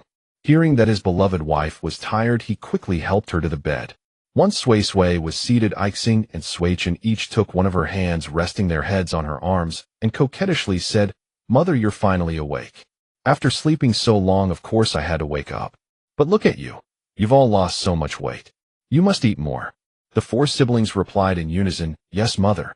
After a harmonious half hour of family chatter, Jin Zhao sent them away. His Sway Sway still needed rest. "Dear, why did you send them away so soon? Be good, Sway Sway. You should rest now." "But I've been lying in bed for over half a month. I don't want to lie down anymore." Jin Zhao pondered for a moment. "Then let me carry you to the garden to sit for a while, shall we?" The garden was filled with a riot of colorful flowers, as Sway Sway would surely love it. As expected, at the mention of the garden, her peach blossom eyes lit up.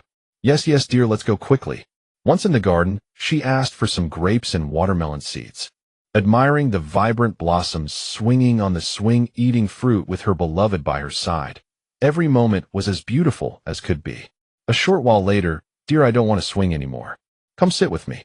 The next moment, the swing came to a steady halt. Sway Sway made room for him and leaned into his embrace. Looking at his white hair, she hesitated before suggesting, "Dear, shall I dye your hair black with hair dye?" He lowered his head and bit the grape she offered, then shook his head. "It's fine. White hair is white hair." Sui Sui suddenly buried her face in his chest, and tears of grievance streamed down her face. Feeling the dampness on his chest, Jin Zhao gently held her shoulders and pulled her back. Sui Sui, why are you crying again? I'm heartbroken that you turned white overnight for me, Wu. He tenderly wiped away her golden teardrops, cupped her cheeks, and kissed her wet eyelashes with great reverence. For Sui Sui, even if it meant turning white overnight, or even losing my life, I would give it without hesitation. Hearing this, Sui Sui cried even harder. Her Jin Zhao was such an utterly foolish man. All right, be good, Sui Sui. Don't cry. I don't want your life. Fine, I won't say such things anymore. Just as Sui Sui was about to say something more, Jin Zhao sealed her lips with a kiss. His Sui Sui was his very life. She responded to his invitation with passionate ardor. After a long while they held each other tightly, both breathing unevenly. Then they pressed their foreheads together and let out a soft laugh.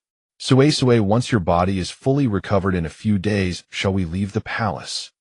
Yes, whatever you say, dear. But right now I want to eat stir-fried lettuce and crown daisy crystal shrimp dumplings, jade noodle sour soup, and lotus leaf chicken. Thanks to her supply of various vegetable seeds, the variety of green vegetables in Tianjin Kingdom was now almost as abundant as in modern times. All right, whatever Sui Sui wants. Then he called over Li Heng, who had been waiting at a distance, and repeated the list of dishes. Yes, your majesty. Seeing his master full of vitality again, Li Heng was genuinely delighted. The way he had been before would have been hard for any man to witness without feeling a pang of sorrow.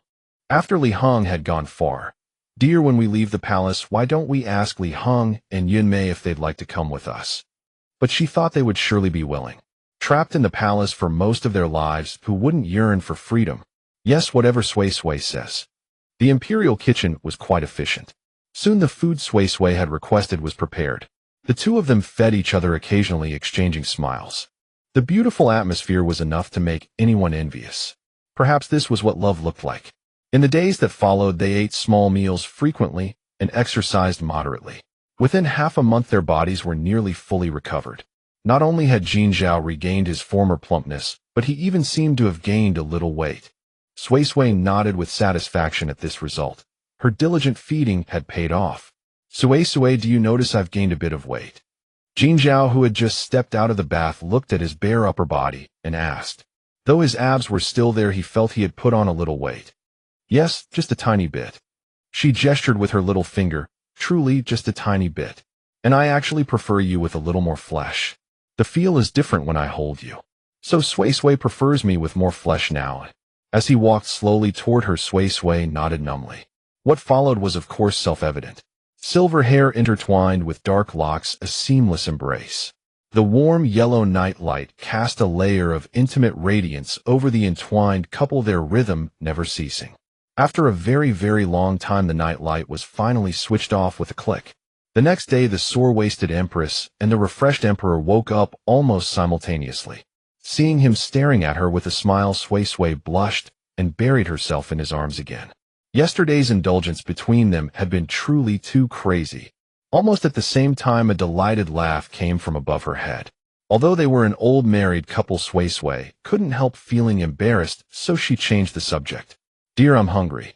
Hearing that she was hungry, Jin Zhao immediately got up. All right, wait for me, Sui Sui. I'll make you something delicious. But for now, just a little something to settle your stomach. We'll have a proper breakfast later. Yes, okay. In less than a quarter of an hour, 2 small bowls of sour spicy noodle leaves were ready. After eating, they moved around a bit and then left the space. By then, it was already broad daylight outside. Half an hour later, after breakfast, Sui Sui and Jin Zhao summoned Li Heng, Yun Mei, and the other two. The reason I called you for here is to discuss something. Sui Sui glanced at everyone before continuing. We're going to leave the palace in a few days. I'd like to ask if you're willing to come with us. The four of them exchanged glances and replied in unison, we are willing. Sui Sui had expected this result. All right, then go back and pack lightly. Don't make a fuss for now. We'll let you know the exact day of departure in advance. Yes, Your Highness. After they left, Sui Sui stood in the courtyard gazing at the vast sky and murmuring to herself, finally free. Jin Zhao embraced her from behind. No matter where Sui Sui goes, I'll be with you. Good. They held each other, smiled at each other, and love flowed between them. The magpies chirping in the trees were also in pairs. Sui Sui, when do you want to depart? Sui Sui turned her head to glance at the man embracing her. Darling, you decide. How about we set out tomorrow morning? It happens to be a rest day, and it will give Yonghan time to arrange matters after our departure. Okay, whatever you prefer. I've already had the Imperial kitchen prepare enough of my favorite foods. Jin Chao smiled tenderly, then lowered his head and kissed her cheek. All right, we'll leave tomorrow morning. Then let's summon Yonghan and the others today for a reunion dinner. Once we leave, we probably won't see them for a long time. Fortunately, we've taken plenty of photos. All right, whatever Sui Sui says. At night, the stars twinkled brilliantly. The four siblings and their companions arrived as promised. Of course, Yuanhai, being a bachelor, had no partner yet. After the greetings, Ixing warmly linked arms with Susu. Mother, why did you summon us all today? Sui Sui tapped her forehead. Can't your mother miss you? The matter of their long journey was known to no one except themselves. They wondered what their reaction would be when they found out tomorrow. All right, mother, whatever you say is correct. Since you are beautiful, your word is law. Soon the evening meal began. During the meal, Sui Sui occasionally spoke words that sounded like final instructions. This made everyone feel strange. Thus Sui Chen asked, Mother, I feel you are very strange tonight. Sui Sui gave her a playful glare. Except for Yuanhai, you all live outside the palace. Isn't it normal for me to give a few more instructions? Everyone thought it over and found it reasonable, so they didn't dwell on it. After a cheerful meal, they chatted with Sui Sui and Jin Chao for half an hour before leaving the palace to return to their respective residences. Sui Sui and Jin Chao also entered the alternate space to tidy up, then lay down embracing each other. Sui Sui pinched a strand of white hair between her fingers and tickled his bare chest. Darling, have you put away the letters and imperial edict you left for them? He caught her mischievous hand and brought it to his lips. See, don't be naughty. Then he continued, they are placed well. Yonghan will see them when he picks up the memorials tomorrow. That's good. Let's sleep now. We have to get up early tomorrow. Can we sleep a little later? After more than 20 years of companionship, Sui Sui knew exactly what he wanted as soon as he spoke. She chuckled lightly, just once. He pursed his lips, hesitated for a moment, then replied, okay. But in the end, Sui Sui sighed for the 1000th and nth time. Thank goodness for the space mall. One day outside was almost a week inside. Otherwise, with this once rule, she might not be able to get out of bed for 3 days. Watching his beloved wife, who was so exhausted that she fell asleep almost instantly, the smile on his lips couldn't be suppressed. He leaned over and pecked her still fresh and rosy lips. My say good night. A good night's sleep. The two slept until they woke naturally. After eating and drinking their fill, they exited the space only to find the night still dark outside. So they played Gamoku to pass the time until dawn. When the sky was just beginning to lighten, the 6 people and 2 carriages set off. Actually, it was 3 carriages. The 2-horse carriage driven by Li Heng could be split into 2. By the time Yonghan discovered the letters and abdication edict left by his father and mother, it was already past noon. At this point, it was impossible to chase them back. Moreover, they had repeatedly instructed in the letter not to search for them, saying they would return when they had played enough and grown tired. And they told him to take the abdication edict and ascend the throne to be a good emperor. Yonghan stared at the items in his hands at a loss for what to feel. His father and mother had actually handed the burden to him, just like that. The other 3 siblings rushed over upon hearing the news, patted his shoulder, and earnestly told him to understand. After all, having grown up on dog food, they should have long known that the emperor's love for the empress knew no bounds. At this moment, darling, which direction are we heading? All the way north, full of scenery. But what I most want is to take Sui Sui to see the Xiangshan Red Sea and experience its romantic allure. Xiangshan Red Sea, wind, flowers, snow, and moonlight. It sounds wonderful. Then we can stay there a while longer and see all the nearby scenery, okay? His warm fingertips caressed her cheek. All right, whatever Sui Sui says. Along the way, they traveled and played. When they reached particularly beautiful and beloved places, the group would stay for a few days to experience the local customs. Every time they appeared in public, it never failed to cause a huge sensation. The reason was simple. The tale of the emperor turning his hair white overnight for the empress had long spread throughout Tianjin Kingdom. Thus, when people saw Jin Chao's iconic white hair, they all recognized their identities. Of course, Sui Sui and Jin Chao were no longer emperor and empress, but had been promoted to Grand Emperor and Grand Empress Dowager. Yes, Yonghan had ascended the throne 5 days after their departure. Although Sui Sui and her group were traveling on the road, they also learned of this news. They set out when spring was warm and flowers were blooming, stopping and going, and finally arrived at Xiangshan Red Sea in the golden autumn of October. At that moment, everyone was captivated by the beauty of the place. Especially Sui Sui, who was as excited as a child, tugging at Jin Chao's sleeve. Jin Chao, can we stay here a bit longer? It's so beautiful here. The water of the Red Sea was so blue and so clear. It made one feel that the color of jade was too light and the color of sapphire too deep. Even a master artist could hardly depict it. Sui Sui opened her arms and took a deep breath. Feeling such a refreshingly beautiful scene, it seemed the fatigue of the journey melted away. All right, whatever Sui Sui says. The inn in the market town was too far from Xiangshan Red Sea, but fortunately their carriage was a travel special, spacious enough and convenient for meals and lodging. Thus, as before, they ate and slept in the carriage. Every day they woke naturally, and upon waking they saw their beloved and the ultimate beautiful scenery. Sui Sui couldn't help sighing. Fortunately, we embarked on a spontaneous trip, otherwise how could we have enjoyed such exquisite scenery? Nature is truly magical. Hearing her murmuring, Jin Chao gathered her hair. Vast Tianjin Kingdom has countless scenic wonders. Every place's splendid landscapes are enough to make one linger and forget to return. I believe. The beauty of Xiangshan Red Sea is enough to take one's breath away. Darling, let's go into the space to freshen up, then we'll take a stroll nearby. All right, whatever Sui Sui says. The group stayed in this place and its surroundings for a full month. Each day they explored new scenery and sought different pleasures. Though there was fatigue, they also found joy in it. Here Sui Sui deeply experienced what Jin Chao had called Xiangshan Red Sea wind, flowers, snow, and moonlight. Xiangshan Red Sea wind, flowers, snow, and moonlight. That was freedom and romance. Traveling with a loved one is not only free, but also romantic. From the crimson sea of fragrant hills, wind, flowers, and snow, to the 5 marvels and 3 waterfalls, and then to the foremost spring of the desert and onward. 5 years had whisked by in the blink of an eye, and Sui Sui and her companions had traversed nearly every breathtaking landscape of the Tianjin Kingdom. Their footprints graced every corner they visited, and they crafted a series of welfare initiatives for the locals based on observed conditions. As a result, the former emperor and empress, now known as Jin Zhao and Sui Sui, once again found themselves the talk of the town. Yet a shadow of regret lingered. Throughout their journey, despite drinking spiritual water and tending to their skin, 5 years of exposure to the elements had inevitably etched deeper lines of weariness upon their faces. They had finally come to look their age. After all, Sui Sui had crossed the threshold of 46, while Jin Zhao had stepped into his 50th year. One day she said, "Jin Zhao, I'm tired. We've seen enough of the scenery. Let's go home." Besides, the most beautiful sight in the world was the person right beside her.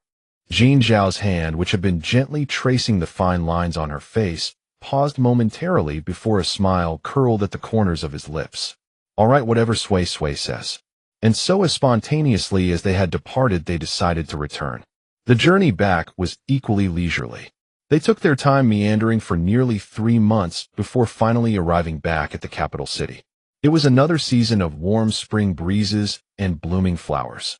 Instead of heading to the palace, they settled directly into the Sui residence. Just as they had left it, the house was immaculate.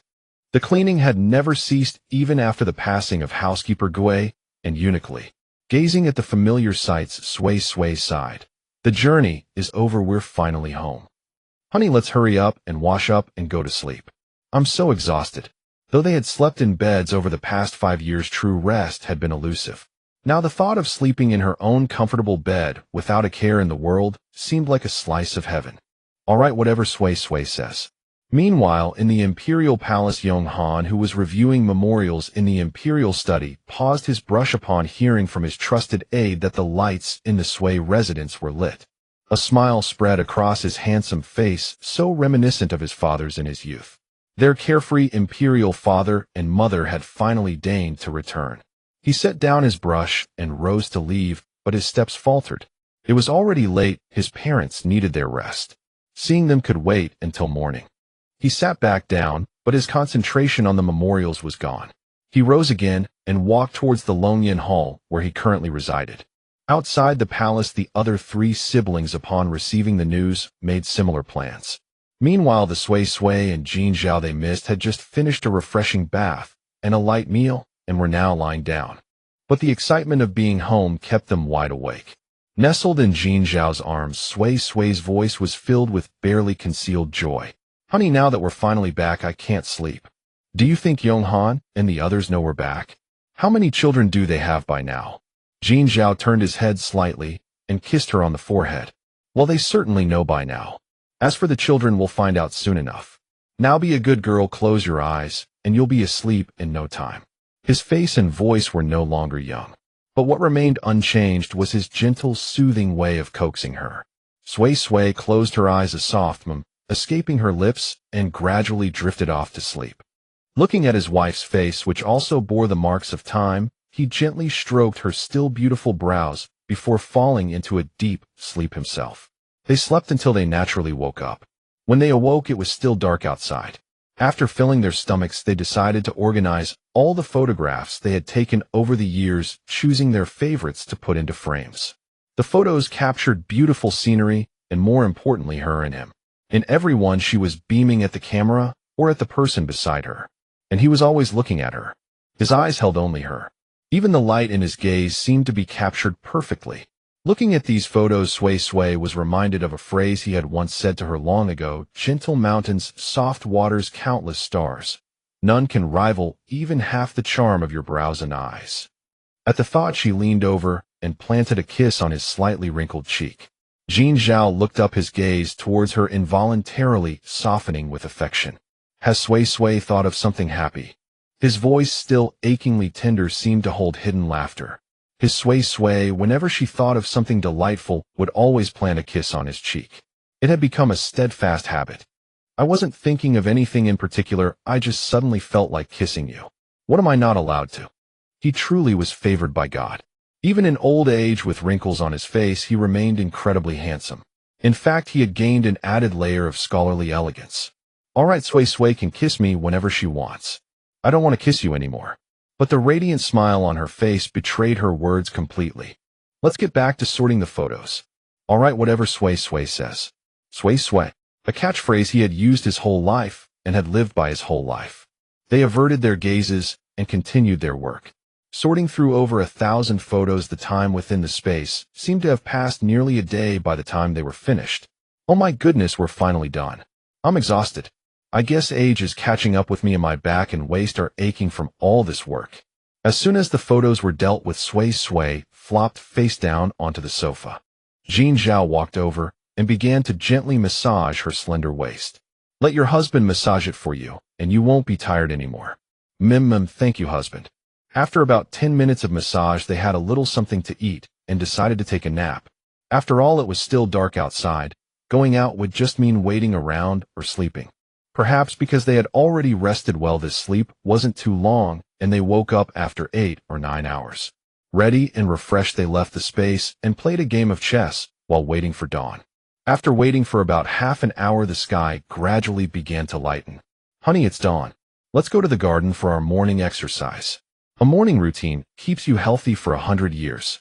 But before they could begin, the sound of horse hooves came from the front gate, followed quickly by a knock. Sui Sui glanced at Jin Zhao. "Honey, could it be Yonghan and the others this early?" "It probably is." And indeed, when they opened the door, it was them. Behind them trailed a small group of children, undoubtedly their offspring. "You're all here." Seeing the 4 siblings, Sui Sui's face instantly lit up with joy. Upon seeing their parents, Yonghan and the others were overjoyed, and they made sure the children offered their respects as well. Enough with the formalities, come in. After introduction, Sui Sui learned that Yonghan and Mu Wan had a pair of twins, a boy and a girl. Ai Xing and Sui Chen each had a pair of twin sons. Yuan Hai had found someone he liked, though they weren't yet engaged. From that day on, apart from lazing around, Sui Sui also found herself a new activity, occasionally looking after the grandchildren. Since the journey ended, Sui Sui and Jin Zhao settled down in the capital. Although they were truly an old married couple, their affection remained deep, envied by all. Occasionally, they would playfully tease those adorable kids. Life was leisurely and pleasant. In the blink of an eye, 15 years passed. The former children had grown into young adults. Sui Sui and Jin Zhao, once middle-aged, had now fully entered their elderly years. Especially Jin Zhao, perhaps due to the irreversible damage left after his hair turned white overnight. Or perhaps it was simply due to aging. Once he turned 65, even with daily nourishment of spiritual water, he could clearly feel his constitution was far inferior to before. He was especially sensitive to cold. Sui Sui had obviously noticed this as well. Today the first autumn rain fell. As the saying goes, each autumn rain brings a chill. Yesterday was still warm, but after the drizzling autumn rain the temperature dropped sharply. Honey, it's raining outside. Why are you still standing by the window? You'll catch a cold. Close it and come here. All right, whatever, Sui Sui says. As soon as he leaned out the window, a gust of cold wind hit him. Jin Zhao's nose itched, and he suddenly sneezed, then sniffled. Seeing this, Sui Sui quickly went over and closed the window. Honey, let's go into the space. I'll make you a bowl of ginger soup. Ever since she discovered her husband's extreme sensitivity to cold, she often worried about him catching a cold. His sudden sneeze today made her heart tighten. Sui Sui, don't worry. No, we must go into the space immediately. After saying that, she pulled him into the space without allowing any refusal. She quickly boiled a bowl of ginger soup. Honey, eat it all, including the dregs. All right, whatever, Sui Sui says. Jin Zhao took it and drank it in one go. His whole body instantly felt warm, and his heart was also warm. However, perhaps he truly had caught a chill. The spiritual water ginger soup was useless.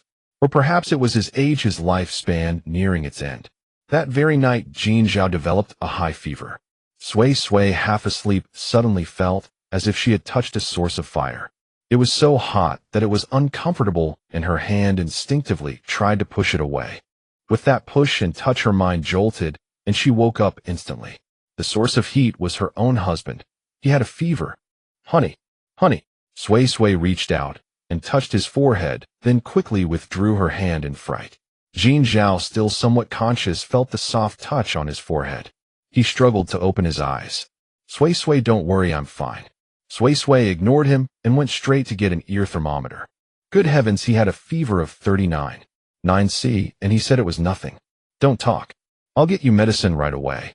Then she put down the thermometer, hurriedly got out of bed, fetched the fever reducer, and fed him the correct dosage.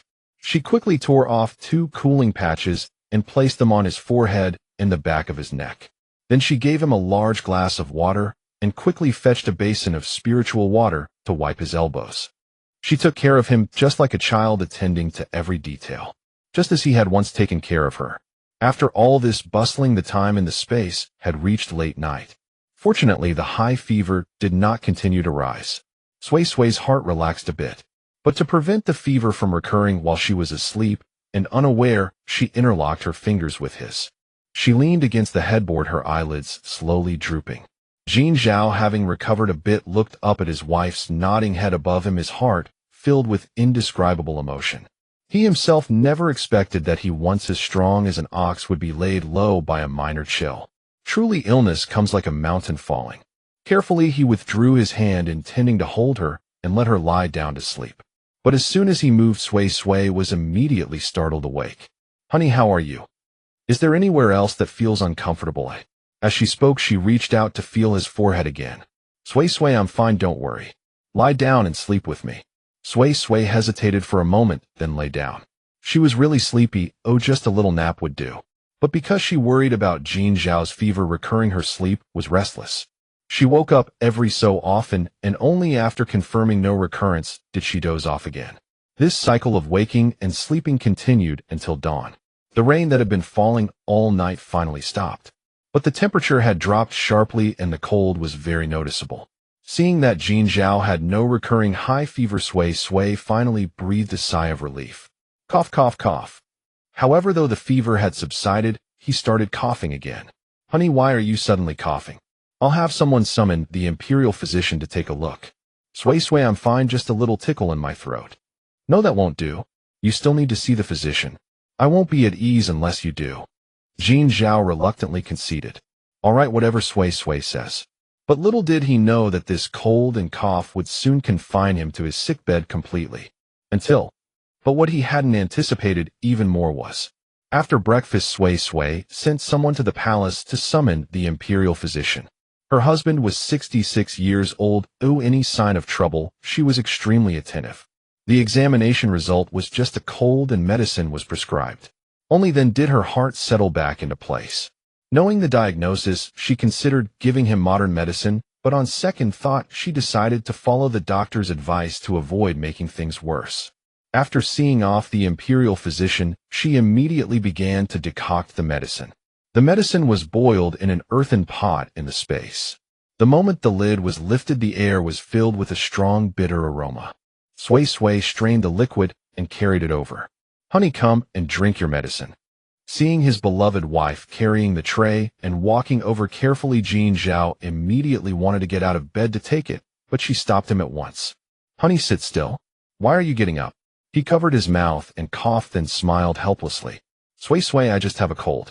There's no need for such caution." "No, that won't do. Besides, I like feeding you." Sui Sui put down the tray, picked up the white porcelain bowl, and scooped a spoonful of medicine. She gently blew on it and brought it to his lips. The dark brown liquid in the white porcelain spoon emitted a strong medicinal smell. Jin Zhao drank it in one gulp, but his gaze was fixed on her with intensity. He even said with feigned seriousness, "It's sweet." Sui Sui gave him a playful glare. "How can medicine be sweet?" "Because it's fed by Sui Sui's own hand. Even bitter medicine tastes sweet. You're old and still so improper. No matter how old I am in front of you, I'll always be the Jin Zhao who loves you." I know. Hurry up and finish the medicine. Then get a good sleep and you'll be fine." "All right, whatever Sui Sui says." Without further banter, the bowl of medicine was soon drained. Sui Sui brought him a glass of water to rinse his mouth and took out a candied fruit. "Here, honey. After the medicine, have a candied fruit to sweeten your mouth." "All right." His loving eyes were no longer sparkling, but when they looked at her, they were still gentle. The autumn rain fell incessantly, and the temperature dropped further and further. Though it was only early autumn, it felt as if early winter had already arrived. Jin Zhao's cold, which had lingered for nearly a month, still hadn't fully recovered. Recently, it had instead grown worse, with occasional specks of blood appearing when he coughed.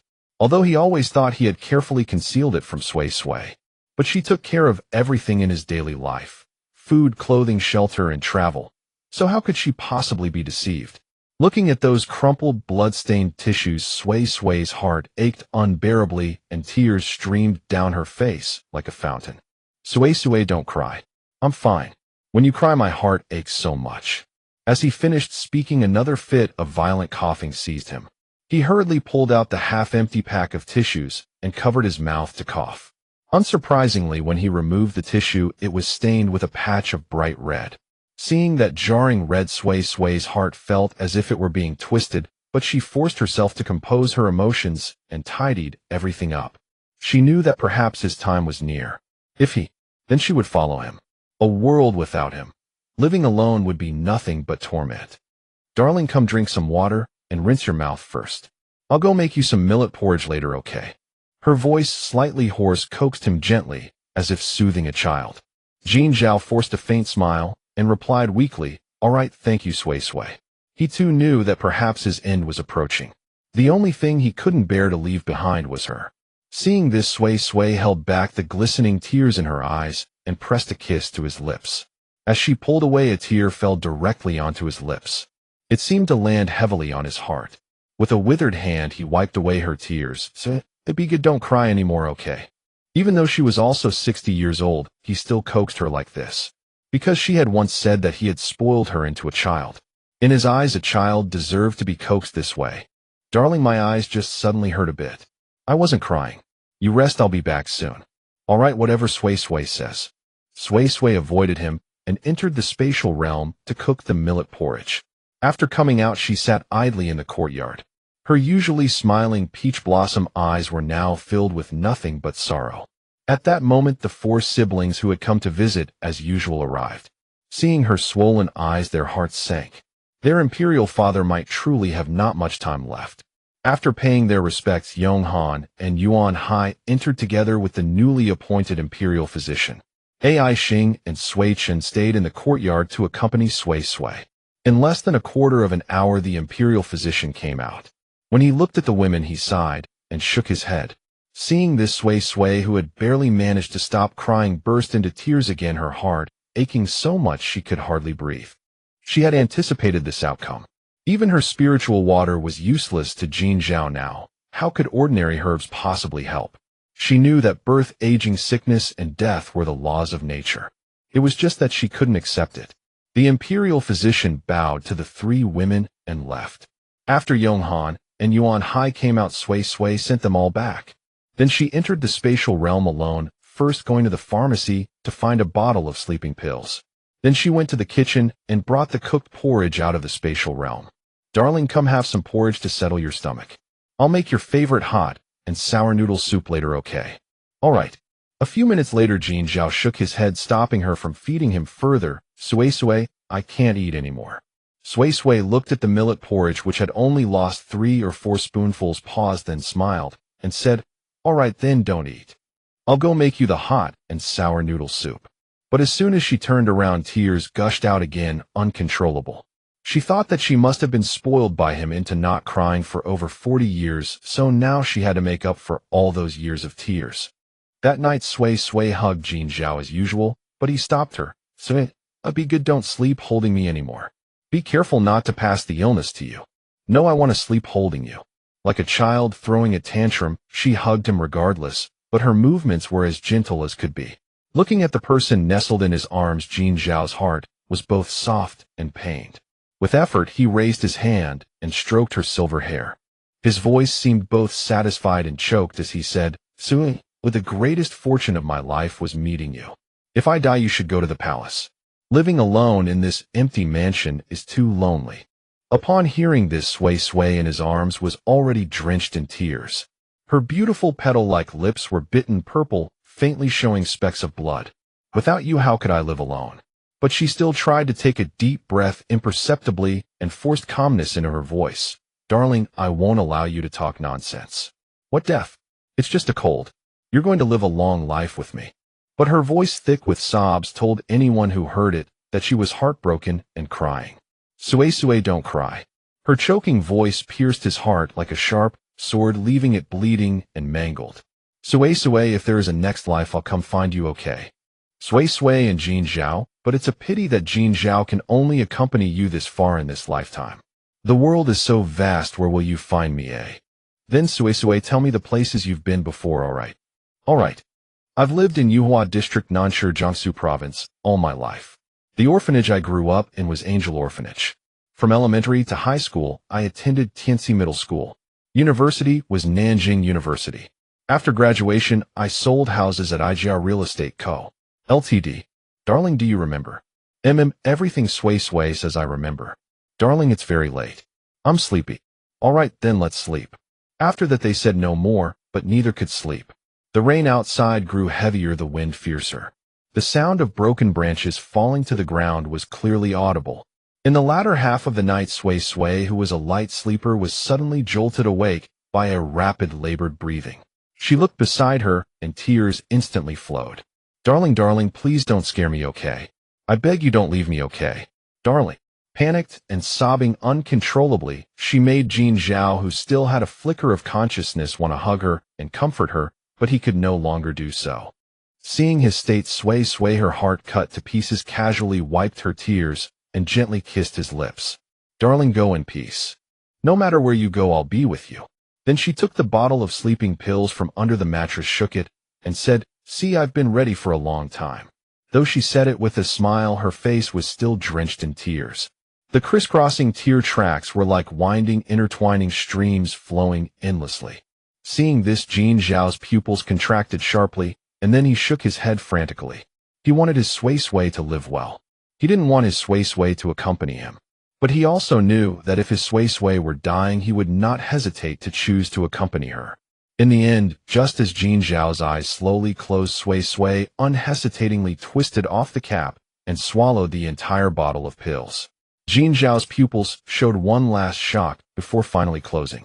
After swallowing the whole bottle of sleeping pills, Sui tidied herself, and Jin Zhao slightly, then hugged him and fell into a deep sleep. He died, and her heart died too. Jin Zhao, my darling. No matter if I ascend to heaven or descend to hell, wherever you go I will follow. At the same time in the vast land of China, at the Angel Orphanage, a sick girl slowly opened her peach blossom eyes. In the intensive care unit of a hospital a kilometer away, the already flat electrocardiogram of a boy with phoenix-shaped eyes gradually began to show fluctuations. Sui gazed incredulously at her surroundings. Wasn't this the orphanage she had lived in for over a decade as a child? Yet she had clearly swallowed an entire bottle of sleeping pills and died together with her husband. How had she returned to the era of the orphanage?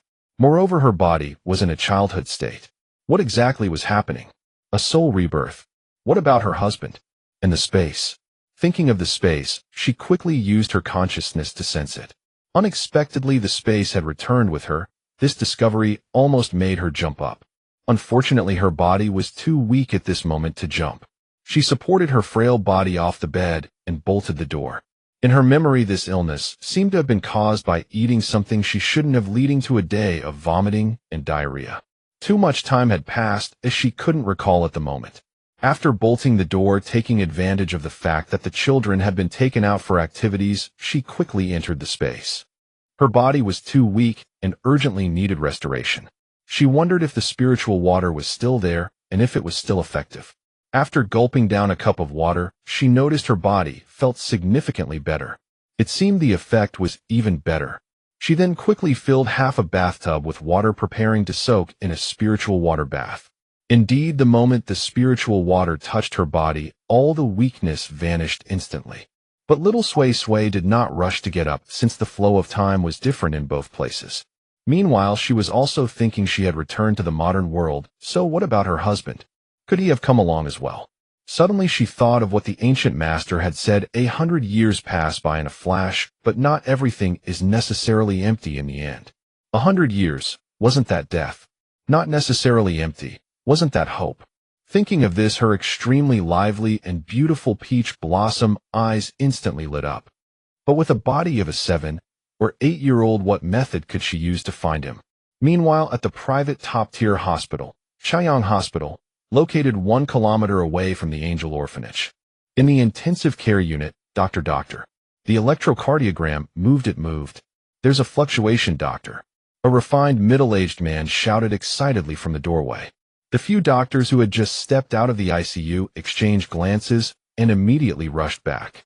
After checking the ECG and performing a brief examination, they promptly began resuscitation efforts on the boy in the bed. The refined middle-aged man retreated to the side, watching anxiously as he silently prayed. Half an hour later, the ECG monitor resumed its steady operation. The lead doctor stepped forward, removed his mask, and respectfully said to the middle-aged man, "Congratulations, President Jean. Young Master Jean is out of danger.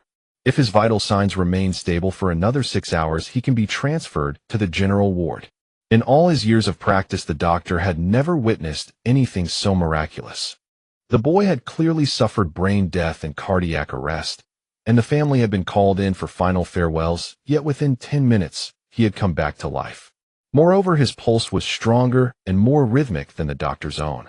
If not for the need to reassure the nation's richest man standing before him, the doctor would have wanted to transfer young Master Jean to the general ward immediately.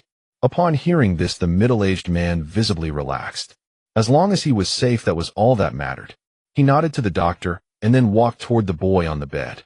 The doctor promptly left the ICU. However, no sooner had they left than the boy slowly opened his eyes. His vision was filled with white, a pure white, without any blemish. His handsome phoenix eyes shifted around. Where was this? Hadn't he died of a persistent cold? And his Sui had swallowed pills and followed him. Sui. Yes, Sui. Thinking of his beloved wife, the boy immediately sat up, only then realizing he was in a completely unfamiliar environment. It seemed similar to the country of his Sui. But what was this tiny body? Could it be? The boy's sudden movement startled the middle-aged man who was approaching. Xiao, you're awake. The voice was filled with barely concealed excitement and joy. Jin Zhao turned his gaze, and his phoenix eyes widened in shock. Staring incredulously at the middle-aged man before him, Father Emperor. Xiao, what did you say? Jin Zhao was disappointed upon hearing this. This was not his Father Emperor, only a man with a similar appearance. His father emperor had always called him Jiang. Who are you? The middle-aged man was startled. Xiao Zhao, I'm your father, Jin Zhanha. You don't recognize your father. Jin Zhao shook his head. He knew that father meant father. Seeing this, Jin Zhanha immediately pressed the alarm bell. Soon the doctors returned. However, after a thorough examination, they found nothing. They could only say it might be amnesia. Jin Zhanha accepted this result. After all, as long as his son was still alive, memories could be slowly recovered. Subsequently, Jin Zhao was transferred to the general ward. Although called a general ward, it was a top-tier private ward reserved for the Jin family. F.A. Father. Calling someone by this title for the first time, Jin Zhao felt a bit awkward, but soon relaxed. After all, this man seemed to treat him very well, just as his father emperor had treated him. Yes, I'm your father. Dad, where are we now? We're in our own hospital, of course. No, I mean which province and which city. His Sui was in Yuhua District, Nansiti Su Province. He needed to find her. We're in Yuhua District, Nansiti Su Province. Once you've recovered, Dad will take you out for a stroll to see if you can regain some memories. Hearing this familiar location, Jin Zhao's phoenix eyes suddenly lit up.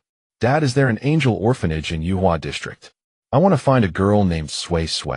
Jin Zhanha looked puzzled, but still made a phone call to have it investigated. Xiao Zhao, what are you up to? Dad, if there's a girl named Sui, can we adopt her? Jin Zhanha was dumbfounded. Why did his son, upon waking up, want to adopt someone? But under his expectant gaze, he still nodded. In less than 10 minutes, a call came in. After listening to the entire conversation on speakerphone, Jin Zhao immediately got out of bed. His elderly father couldn't stop him in time. Son, what are you doing? You haven't recovered yet. Get back in bed. Dad, I'm fine. I need to go to the angel orphanage right now. The orphanage won't run away. Can't you go in a few days? No. His tone was unwavering. He had promised his Sui that if there was a next life, he would be the one to find her. Jin Zhanha, doting on his son, had no choice but to compromise. After getting into the Rolls-Royce Phantom, Jin Zhao was momentarily astonished. But soon the joy of meeting Sui soon drowned out everything else. The Rolls-Royce Phantom. All vehicles on the road gave way and let it pass first, fearing that a careless scrape might lead to financial ruin. Thus the car moved at a safe, yet nearly flying speed. Since the hospital was only a kilometer away from the orphanage, it took just 5 minutes from getting in to getting out. Meanwhile, Sui, who had fully recovered, had already emerged from the space. As soon as she opened the door, the orphanage director came bustling over, saying someone wanted to see her by name. Sui was utterly confused. Who would come looking for her? It certainly couldn't be her husband. Though puzzled, she still followed the director out. As if sensing something the moment she appeared, Jin Zhao looked over. It was a gaze she had known for over 40 years. How could Sui ever forget it? Her peach blossom eyes instantly reddened and tears rolled down. She asked tentatively, "Old Jiang, is it you?" The moment she spoke, Jin Zhao knew his Sui had also returned. His voice choked as he replied, "Yes, it's me, Jiang. Sui, I've come to take you home." Confirming that it was indeed her husband, Sui burst into tears. She immediately stepped forward and threw herself into his arms. "Husband, it's really you, woo-woo." Jin Zhao held her tightly. "Yes, it's me. Sui, don't cry. When you cry, my heart aches." "Husband, how did you find me so quickly?" "Because Sui is here, so I came." "Let's go home, okay?" Sui pulled back from his embrace, her tears turning into a smile. "Okay, let's go home, never to be separated." Jin Zhao gently wiped away her tears. "Okay, home, never to be separated." The Buddha said that it takes 500 turns of looking back in the past life to earn a brush of the shoulder in this life. But Sui and Jin Zhao were blessed beyond measure, able to love deeply and passionately life after life. Returning home, never to be separated. This was no empty promise. On the day Jin Zhao found Sui, he brought her straight home. Although Jin Zhanha did not understand why his son, upon waking up, went straight to the angel orphanage to find a little girl he had never had any connection with before and insisted on bringing her home, he thought that if it made his son happy, then bringing her home and adopting her was fine. After all, as the wealthiest family, they didn't mind raising another child. Moreover, this was the first request from his precious son after waking from a car accident that had kept him unconscious for half a year. How could he refuse? That very day, Jin Zhao brought Sui home, and Jin Janha completed the adoption procedures registering her in their household. But that night, recalling the scene of them embracing and weeping during the day, Jin Janha found it strange.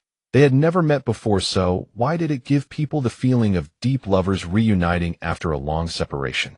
With this doubt, he asked directly, "Son, did you know Sui Sui before? Why do you seem so familiar with her?"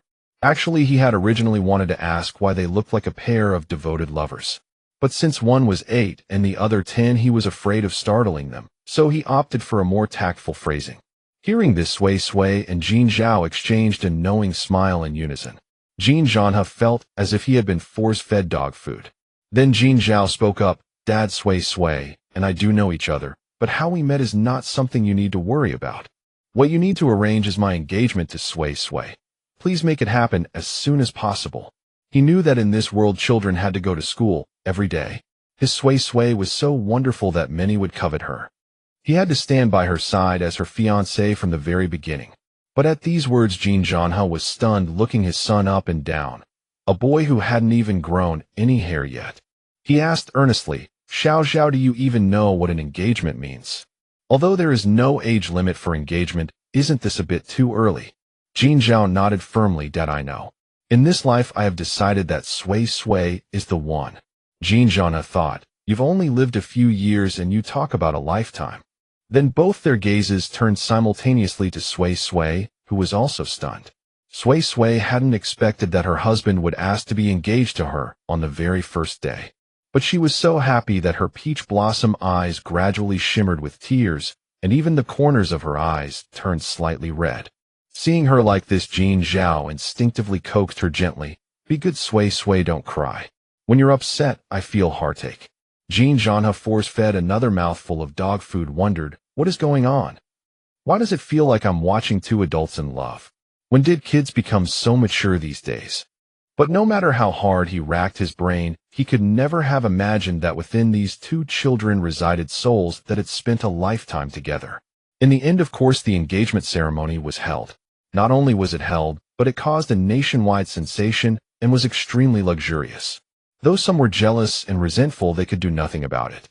After all, it was just an engagement, not a wedding, so there was no ground for attack. Once the engagement ceremony was done, Jin Zhao demanded to share a room with Sui Sui. Initially, Jin Zhan had disagreed, as they were at an age of curiosity. If something went wrong, it wouldn't be good. But under his son's repeated assurances and persistence, he helplessly agreed, only telling them repeatedly that they were still young and must not do anything inappropriate. "Dad, don't worry. At present, he and Sui Sui were still too young. Even if they were to do anything, it would have to wait until Sui Sui turned 18. Jin Janha gave him a glare. "Since you're so insistent, how could I disagree?" Although he truly believed his son would keep his word, he couldn't help but worry. Soon the sky was fully draped in darkness. The night was gentle, dotted with stars. Having crossed a time-space, the reunited lovers held each other tightly, as if trying to merge into each other's bones and blood. The joy of reunion after long separation and being able to sleep in each other's arms made every moment infinitely satisfying. Little Sui Sui nestled in Jin Zhao's not-so-big embrace. "Honey, I'm really so happy." He kissed the top of her head. "Be good, Sui Sui. I'm happy too. With you and with Father Emperor." After the engagement, the next matter was school. Jin Zhan had discussed with Sui Sui and Jin Zhao, but was told that they would review at home this semester, then directly take the final exam for the second grade of junior high after 3 months, and skip to the third grade next semester. Because they discovered that after drinking spiritual water and bathing in it, they seemed to have acquired photographic memory. They could remember how to solve problems after reading them once, and could apply the knowledge flexibly. Their move nearly made old Father Jin's jaw drop. After failing to dissuade them, he could only give them a chance to knock their heads against the wall. They really wouldn't turn back without hitting the wall. Recalling his own study days. Well, let it go. Next, the two plunged into intense review in their room, actually in the space. Not limited to textbooks, they also read various extracurricular books, as long as they weren't tired. Between work, Jin Janha wanted to check on their review progress, but worried about putting pressure on them. In this dilemma, the final exam arrived. Because they had informed beforehand, the two were able to take the exam smoothly. They, whom almost no one had favored, scored near perfect. As a result, almost everyone suspected they had known the answers in advance. One of those people was Yu Hao, who had long occupied the top spot in the second grade. So Yu Hao challenged them and live-streamed the whole process. Unsurprisingly, he was slapped in the face, but Jin Zhao inadvertently gained a loyal follower. This livestream event made Sui Sui and Jin Zhao go viral on the internet. Extremely popular. People marveled that the little golden boy and jade girl not only had stunning looks, but also extraordinary intelligence. After entering the third year of junior high in September, the two studied steadily and diligently. They went through high school, then a continuous program from bachelor's to master's to doctoral degrees. Yes, 11 years passed in a blink. Back then, due to their young age, they had to continue their studies. But using their professional knowledge, they enabled China's photovoltaic energy industry to no longer rely solely on imports. The Chinese Academy of Sciences invited them to work there, but they declined because their ambitions lay elsewhere. Besides, Jin Zhao had a family business to inherit. They had thought of developing the photovoltaic energy industry only because they saw the country relied heavily on imports and faced many restrictions. Almost immediately after finishing her doctorate, Sui Sui proclaimed her freedom. At 19, she was tall and graceful with striking beauty. She threw herself into the arms of the tall and handsome Jin Zhao, her peach blossom eyes smiling. Jin Zhao, we finally graduated. With lowered brows and starry eyes, standing nearly 1.9 meters tall, he held her tightly. Graduated, and Sui Sui is 19 now. Heaven knows how hard he had restrained himself every night since she turned 17. In the end, he could only kiss her fiercely, then take a cold shower himself. Sui Sui's lively peach blossom eyes turned cunning. I'm 19, so what? Jin Zhao gave a helpless smile. Sui Sui, you're being naughty again. His affectionate eyes were filled with heart-piercing tenderness and indulgence. But that night in the vast luxury villa, only Sui Sui and Jin Zhao were present. Sui Sui had bathed herself early, fragrant all over, and lit a special enchanting incense in the room. Like a peeled egg, she lay under the silky quilt, occasionally glancing toward the door. With a click, the door opened. Honey, you're back. Go wash up quickly. The bathwater is ready, and the bathrobe is laid out. Her crisp, sweet voice was full of joy. Okay. Jin Zhao wanted to go over and kiss her before entering the bathroom, but thinking he had just come back with dust on him, he refrained. When he finished washing and his warm palm touched her smooth, tender skin like a peeled egg, his beautiful phoenix eyes widened in surprise, then filled with a smile. Sui Sui, are you ready? Her jade-like arm hooked around his neck. The quilt slipped off, revealing her standing snow peaks. Sui Sui deliberately breathed orchid-like air near his ear. Honey, isn't my intention obvious enough? Her lingering, seductive tone combined with the intoxicating incense gradually heightened the ambiguous atmosphere. Jin Zhao pulled back slightly to meet her sweet and alluring gaze. Then the smile at the corner of his lips deepened. All right, I'll listen to Sui Sui. In gentleness, everything naturally fell into place. The joy that had been repeated millions of times in past lives, when done again in this life, was even more indescribable. 3 months later, they held an extraordinarily grand wedding. Almost the entire world witnessed their century-style wedding. A month after the wedding, Sui Sui discovered she was pregnant. At 2 months, an examination revealed she was carrying twins, a boy and a girl. Without a doubt, Hanhai Xingqian had arrived. Perhaps the most beautiful love in this world is to love each other and stay together day and night. Sui Sui will forever have Jin Zhao. Their happy life has just begun. The future will be 1,000 times happier and sweeter than now. For life after life, forever and ever.